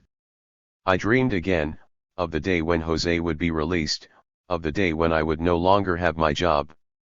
But I didn't realize my dreams. Jose was released and a few days later he was dead. The dreams I dreamed then are coming to life only now, in numerous factories, in this occupied university, in the council office where I'm writing this letter. And now that the activity is real, I'm no longer a pedagogue. You were right and Hugh was right. I don't have anything to teach. I never did. I've learned more during the past week than I'd learned during the previous 20 years. Yes, I'm now the one who is learning all the things I'd thought I could teach. I learned quite a lot during the past 3 weeks. I wanted to tell you about some of them in my previous letter, but I had too much else to tell. I was too carried away by the sequence of experiences that came back to my memory. Many of the things I didn't tell you answer questions you've been asking ever since you started writing me. I'm really sorry I didn't take a little more time to tell you all the things I learned from Sabina. I'm already starting to forget some of them, and the exciting events taking place around me aren't helping me keep everything straight. I started to tell you about the discussion Sabina and I had 3 weeks ago. During our outing, but I didn't ever return to that.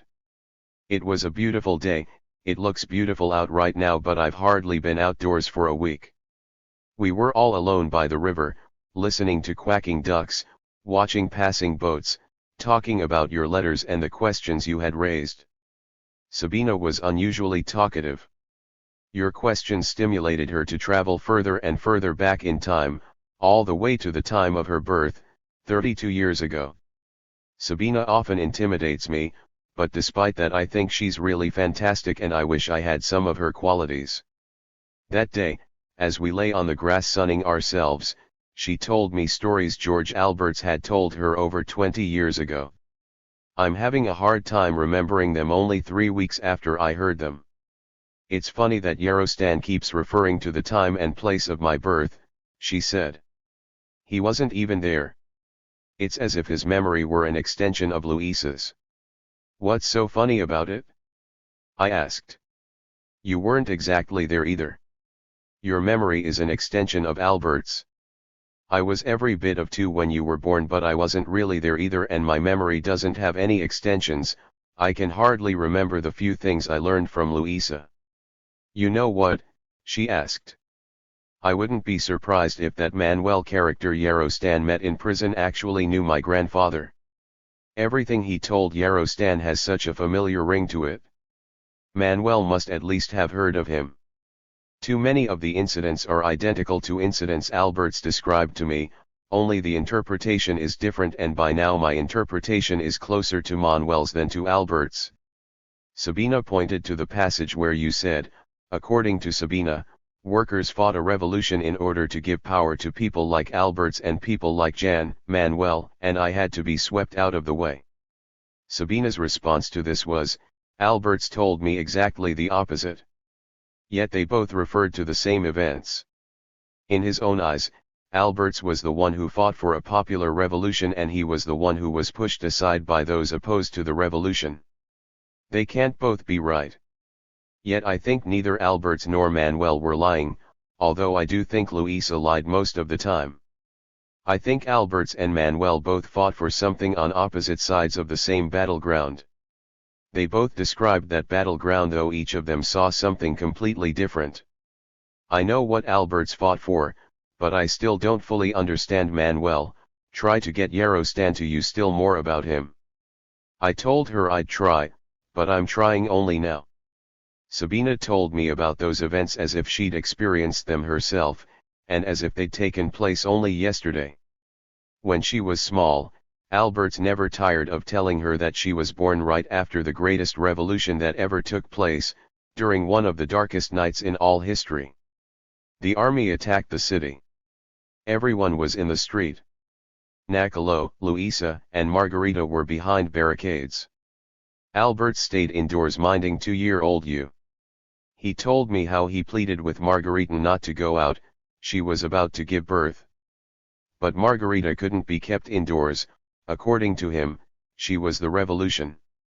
A bullet grazed Margarita's arm. The injury wasn't serious, but she lost a lot of blood when she could least afford to. He always called her the little gypsy. She died 2 days after the revolution's victory, giving birth to me. She was 14. During those 2 days, Alberts never left Margarita's bedside. He told her the reactionary forces of the whole world had been destroyed by all the Margaritas behind the barricades. He told her she was giving birth to a new epoch. All the marvels of science and technology were going to make the people free instead of enslaving them. Gone was the day when workers had to fight against inventions and labor-saving devices which up to then had only been used to increase misery.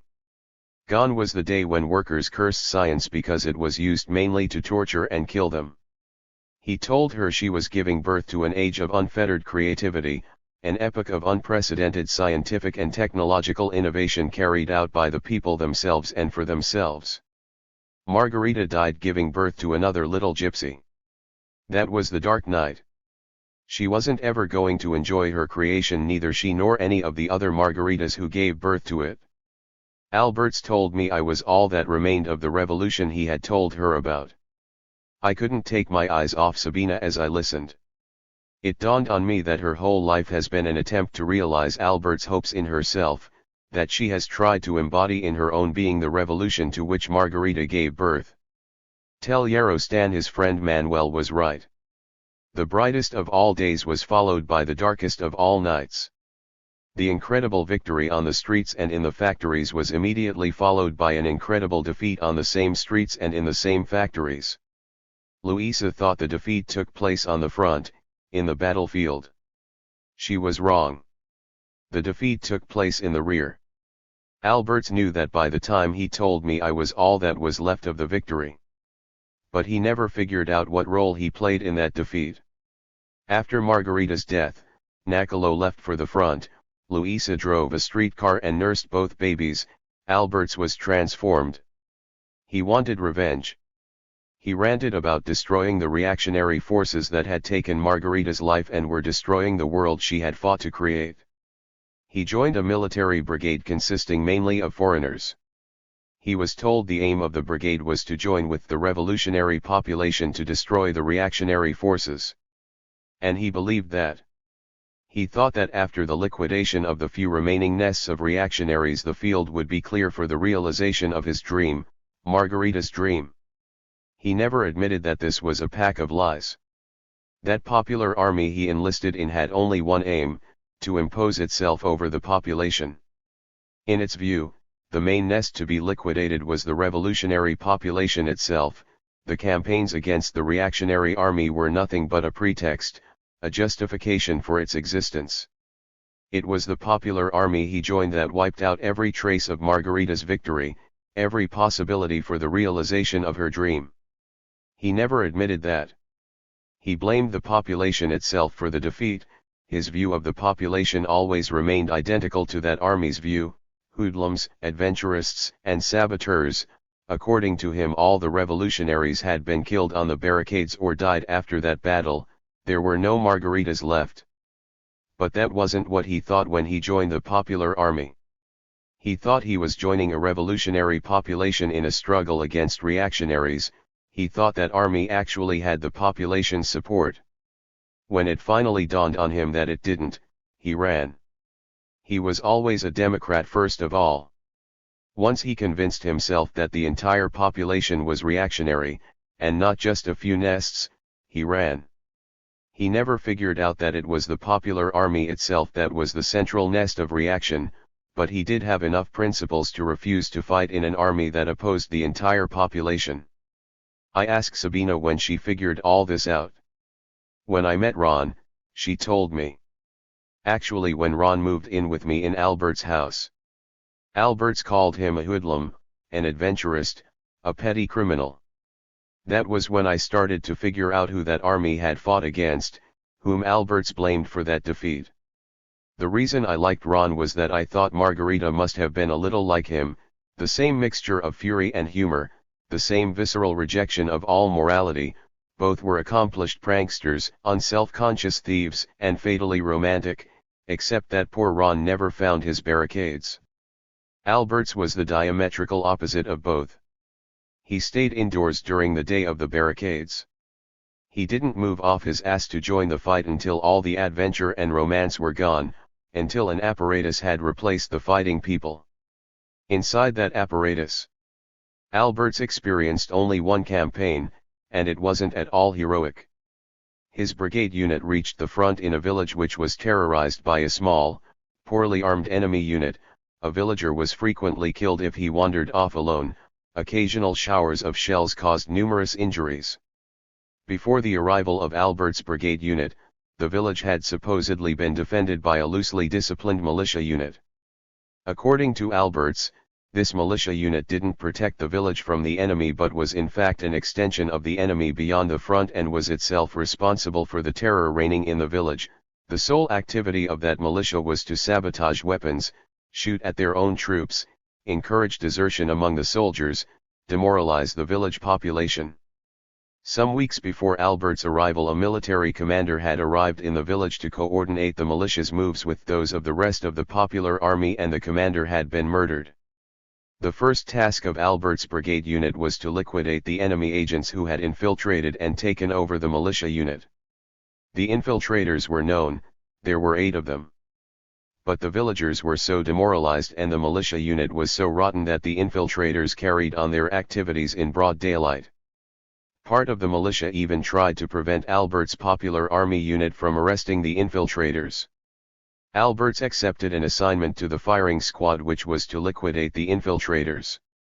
He still wanted to revenge Margarita and to remove one of the nests that prevented the realization of all she'd fought for. But just before the order to shoot was given, one of the 8 condemned men shouted, "Next time the people rise they'll turn against the Red Butchers first. That will be the first moment of the real revolution." When the order to shoot was given, Albert's shot into the air. This was his only military campaign, Sabina told me, and at the critical moment he refused to take part in it. The condemned man had spoken in the name of the people, the firing squad was killing him in the name of the people. Albert's had joined the brigade to liquidate a few nests of reactionaries, not to liquidate the people. When he heard that man, Albert suddenly suspected that the people might not want the revolution his popular army was bringing them. And his suspicions were confirmed in a matter of hours. The entire militia unit and half the villagers surrounded his brigade unit. Shooting began. His popular army unit had to abandon the village altogether and camp outside it, fortifying itself against the enemy unit as well as the surrounding peasantry. It became clear to him that the task of his brigade was to force Margarita's revolution down people's throats with weapons. That wasn't the project he'd had in mind, and it couldn't be done in any case. When that poorly armed enemy unit attacked, it had the whole population's support. Albert's was injured, half his comrades were killed, his popular army unit was routed. That was when he concluded the entire population was reactionary, hoodlums, adventurers, and saboteurs. They would never industrialize by themselves. Margarita's dream was an illusion. Albert's ran. He's been running ever since. Thinking I had missed one of the main points of Sabina's story, I said, then Albert's didn't actually agree with the aims of that army he joined, and Yarostan is wrong when he accuses Albert's of wanting to impose his own power over that population. Yarostan means something different, something I don't altogether understand, she said. Yarostan thinks Albert's project, his very dream, was repressive in and of itself. She showed me the passage where you said industrialization could only take place by robbing human beings of their energy, by stunting their capacities. Albert's finally concluded that industrialization could never be carried out by the people themselves, she continued. The implication being that the people would always need someone like Albert's at the helm, as foreman, supervisor, boss. By adopting that attitude, Albert's became an outright reactionary, a turncoat. That became perfectly clear to me when he had Debbie Matthews fired for her supposedly radical views. It was then that he and I parted ways. He crawled up the bureaucracy and I rejoined Margarita on the ground. We went a long way to proving him wrong, all of us, Ron, Tissy, Jose, Ted, the people themselves. We industrialized, on our own. Yarostan knows that people can do that on their own. But he goes a step further. He says it's not worth doing. His opposition to Alberts is different from mine. In his view, Alberts didn't only want to push people aside to make room for the supposedly indispensable bosses. That far we agree. Yarostan also thinks that if people freely develop their potentialities, there's no steel. If there's steel, then there are no potentialities and no people. I don't understand that. Maybe I'm too much George Albert's daughter to understand that. Maybe I'm too much the little gypsy who fought on the barricades so as to conquer the science and the technology for myself and others like me. What Alberts taught me was that the power of the people as well as their freedom resided in the steel. In the technology. In physics, chemistry, and engineering. In machinery. That's been the axiom of my life, and it remained my axiom after Alberts turned against the people. He never turned against the technology. I'd thought those who opposed the technology were outright medieval obscurantists. I reminded her that Louisa had in fact called you a reactionary after she'd read one of your first letters. I know. I heard her. She's wrong. When you call someone a name, you stop listening to him. Louisa hasn't heard anything for 30 years. Yarostan is no reactionary. He's trying to tell me something that conflicts with my most basic axioms. I think he's wrong, but I'm not sure. I'd like to be sure before I call him any names. It was almost night when Sabina and I left our desolate spot along the river's edge and returned to the city. I was baffled by much of what she'd told me. I couldn't sort it out into clear and distinct categories. But I was happy as I crossed the bridge with Sabina. I was happy because I knew you and was together with you again, at least by mail. I was happy, and even somewhat proud, to cross the bridge with my little gypsy sister, happy that I too had been born somewhere near the uproar she described. And I was happy because I thought I understood both you and Sabina a little better. But my self-satisfied mood didn't last long. My happiness as well as the details of Sabina's story were replaced by worries about the note from the college administration. My arrest, my firing, and Tina's departure were all I could think of last time I wrote you.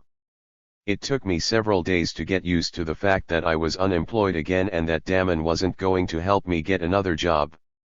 The only time I ever looked for a job on my own, I landed in that horrid fiberglass factory. But I was in no mood to sit home worrying about that. Sabina's narrative stimulated my interest in other questions you had asked. On the day after I mailed my letter to you on Sunday 2 weeks ago, I telephoned Louisa. I remembered she had once known Lem Isel and had in fact seen him much more recently than I had. I learned this a year ago, when I ran into her by chance after the riot. At that time I had asked her what she'd been doing besides working during the 7 years since I'd last seen her. She told me that for several years she'd gotten deeply involved in the activities of the so-called peace movement, and that she'd been introduced to that movement by none other than a former friend of yours, Sophia, a young man by the name of Lem. I turned away in disgust. The last time I'd seen Lem I had lost all desire to see him or hear of him again. But your letters have revived my interest in Lem. You asked me several times why Lem had been arrested 12 years ago while trying to deliver my letter to you, and I wasn't able to answer. I decided to find out once and for all by trying to find Lem and by getting his own account of his arrest. Louisa was furious when she answered the phone. What the hell do you mean by hello, Louisa? You've got some nerve to be so calm. Your friend Damon came here a few days ago to tell me you were kidnapped. Sabina was with him. She obviously didn't come into the house. It was really thoughtless of me not to call sooner. I apologize. Thoughtless isn't the word, Sophia. You're as inhuman as the monster you live with. Damon told me to call him if I heard anything from the kidnappers. I couldn't sleep half the night. I was so upset I kept calling him. Finally he found out you were in jail for assaulting a professor. I had to call him again to learn that you were out of jail. Did you think I didn't care what happened to you? Is there anything I can do to make it up to you, Louisa? Nothing. My heart is like a stone. I'll cry. For me? That's very flattering, Sophia. It means you want something from me. That's flattering too. What do I have that you might want? Everything, Louisa, love, friendship, help. Get off it. What do you want? Louisa, do you remember Lem Isel? Do you suppose you could reach him? Of course I could, he's living on an estate. I took him there myself. Are you joking? No. But the only way I can reach him is by actually going there. It's an hour out of the city by bus. Is it something urgent? It is to me. Are you busy? When can you be at the bus station? She asked. In 15 minutes. She beamed as soon as I walked into the bus station. What happened to your stone heart? I asked when she put her arms around me. Does it really mean nothing to you that I spent half a night worrying about you? I'm sorry to be so glib, Louisa. That whole affair was so trivial it didn't deserve a phone call. I'm sorry Damon bothered you about it. You look beautiful in that dress. Is it new? Forgive me. You're a rascal, Sophia. Are you going to propose that we walk the streets together? You still remember that? How about doing it after we visit Lem? Louisa was really wound up. She acted like a teenage girl who'd just fallen in love, and in her pretty summer dress she even looked like one except for her wrinkled face. On the bus she told me, I don't know why you hang around Sabina and her violent friends, Sophia, your other friends are so nice. Oh no, Louisa. You don't mean Damon. He's a wonderful young man. A professor. And he's close to our movement too. So he didn't just tell you I was kidnapped? Certainly not. I let that hussy wait in the car for him. He seemed relieved when I asked him to come in. I bet it was love at first sight. What if it was, she exclaimed. I asked him if he was a student. No, he said shyly, a professor. I had forgotten you were old enough to have professor friends.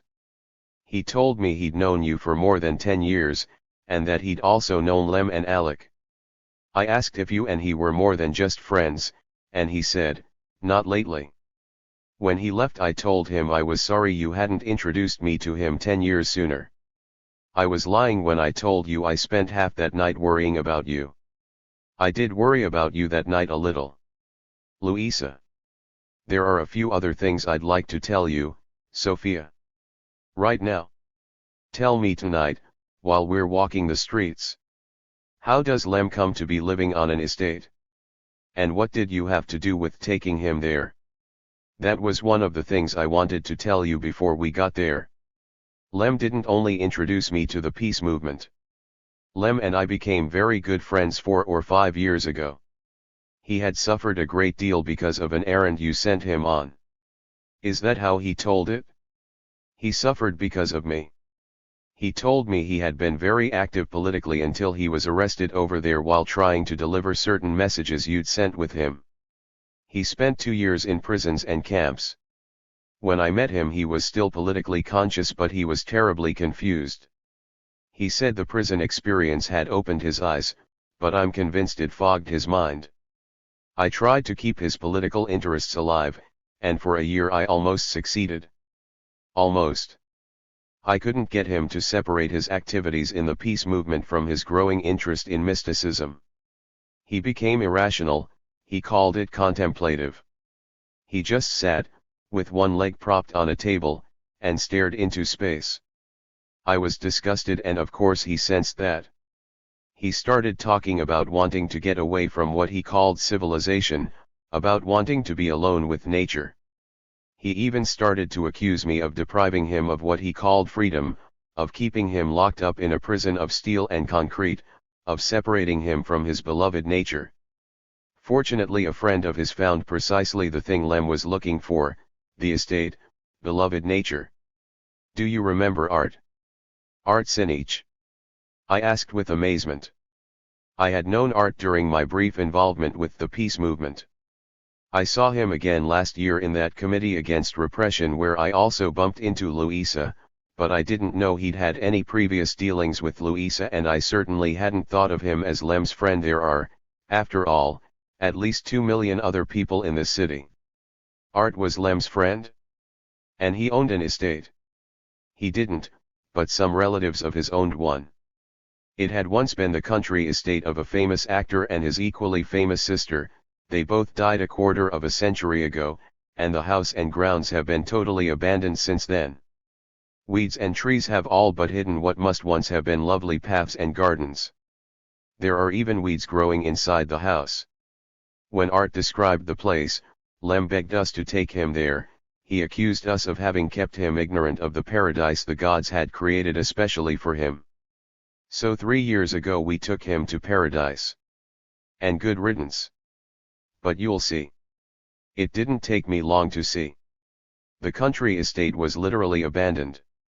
What had once been the entranceway from the road was a path through a forest. There was no sign that any human being had been in the area for at least a quarter of a century. The path led to the remains of an immense house. The front door was wide open. Louisa went in. I could hardly get past the doorway. The entire floor was littered with several layers of garbage, food, empty wrappers, paper bags, empty boxes, torn books, rags. An old sleeping bag lay in the midst of the trash. I compulsively joined Louisa in the impossible task of trying to pick up and sort the garbage. There's a beautiful kitchen down the hall, Louisa told me. Art had the water connected, and even had electricity brought in. But to Lem that's civilization. And this pigsty is nature. In summer, on clear days, he spends the day sitting on a rock by the pond, always the same rock, until dark. He's afraid of the dark. In winter he doesn't budge from this room. How awful. Prison can't be worse. I know. I feel guilty about the whole thing. But I simply won't have him in my house and his father wants him put in an asylum. I'm sure that couldn't be worse. But Lem says he likes it here, so why force him into an asylum? His father is filthy rich, you know.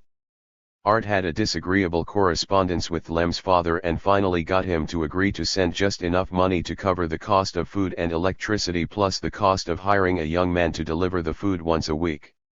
The old bastard spends at least twice that much on a detective who makes sure Art actually spends all that money on Lem. And Lem will talk your head off about how free and independent he is now that he's left rotten civilization. He'll tell you Mother Nature takes care of his needs. But come on, she said, dropping the things she'd gathered, let's at least get some fresh air while we're out here. Watch where you step. He doesn't use the bathroom if he can avoid it. Civilization destroys nature's cycles and all that. But he's afraid he'll get lost if he leaves the path. I walked him up and down the path the first time we visited him, when I realized he hadn't left the house since we'd taken him to paradise. The hermit sitting on a rock was unrecognizable to me. He was as abandoned as the forest surrounding the lake. Hair hung down to his chest, his face was covered by a filthy beard. As we approached him, my heart pounded and my brain incessantly repeated one and the same question, am I responsible for this? When Lem saw us he exclaimed, Louisa, but he didn't leave his rock. You're going to take me away. He sounded hopeful when he said it, as if he wanted to be taken away. Away from paradise, Lem? Louisa asked sarcastically. Is Mother Nature mistreating you? If you've come to take me, I won't resist because I know you're only obeying the cosmic will. I'm not taking you anywhere, Lem, I brought you a visitor. Can you try to remember to close the front door of the house when you leave in the morning? That way you won't have to share your food with all the lovely animals. All the creatures of the forest are her offspring, Louisa. You don't understand them. You can't. I'm going for a walk around the pond, Louisa announced. You ought to try it sometime, Lem. If you stay close to the water you'll come right back to your stone, unharmed. I get scratched, my beard gets all tangled, he said, but then he added, looking up at the sky, I go far, far away from this stone, many planets away. I don't need to walk in circles around a pool of stagnant water. If you love nature, why are you so afraid of it, her? Louisa asked, walking rapidly away from us. Remember me? I asked, almost shouting. I had made myself comfortable on a fallen tree some distance away from Lem and his path of excrement. I didn't want to decrease the distance because he disgusted me. Nature is clean. Lem was a mound of unnatural filth from the top of the unwashed tangle of hair to the boots which hadn't been removed for 3 years. Sure, Sophie, he said without interest or resentment. Still in the newspaper business. Glass business, Lem. I told you that when you were living at Debbie Matthews' house. Don't you remember my visit? I had just sold my newspaper business and gone into glass. I remember. You came with your half-sister and her kid. Doing well in the glass business. Oh, marvelously, Lem. You and I wasted our time during all those years in the newspaper business. We should have turned to glass. I own most of the glass factories in the country now, and I'm known as the glass tycoon. But I'm not doing half as well as you are. That's right, Sophie, I'm doing well now, and it doesn't matter to me whether you own the glass factory or just worked in it. I've learned that there are more important things. I've discovered my own inner light. Each one of us has an inner. I interrupted him and asked, do you remember those letters I had you deliver 12 years ago? I'm sorry about the trouble they caused you. Even that's unimportant now, Sophie. It's important to me, Lem. Why did those letters get you into trouble? Who did you give them to? Whom did you talk to about them? The only address I'd given you was that of the house we had lived in. You told me to ask for someone at that house. I did. The people living there had never heard of him.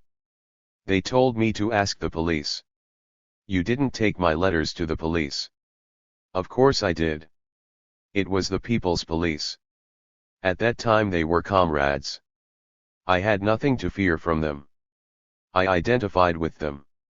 I introduced myself as a comrade, showed them my card and my invitation to the conference. They weren't at all unfriendly. But in office after office they just leafed through the envelopes and told me they couldn't find any people with those names. Finally one of them recognized a name and gave me an address. Do you remember the name? I didn't know it even then, Sophie, I just showed people the names on the envelopes. Would anything have been different if I'd learned all those names? I suppose not. Go on, Lem. He gave you an address. I took a taxi there. It was an office building. The doorman wouldn't let me in. Finally I said the police had sent me there and he got polite and led me to an office. I waited and waited. When someone finally came, he recognized the name on one of the envelopes and told me to leave that letter in that very office, since your friend would stop by there later to pick it up. I asked him how I could find the other people. He took all the remaining letters and walked out with them. And you were arrested? No. He was gone a long time, but he returned with the letters. He had put addresses on 3 of them and he even told me the order in which I should deliver them so as not to have to pay extra taxi fare. It's really too bad you don't know any of the names. Can you describe what part of the city you went to? The first address was nearly an hour's ride away from that office building. I'd say the house wasn't in the city at all, but in a much more natural environment. Did the people seem like one-time peasants? They seemed more natural. I don't know what peasants are like. A woman in a black dress and a black kerchief opened the door. I thought she looked afraid of me. She crossed herself as she took the letter. She didn't seem to understand a word though I spoke to her with my best accent. She closed the door on me while I was trying to tell her the letter was from an old friend of her husband's or her son's, I can't remember which, although I'd been told in the office building. Then the cab took me all the way into the city to what looked like a construction area.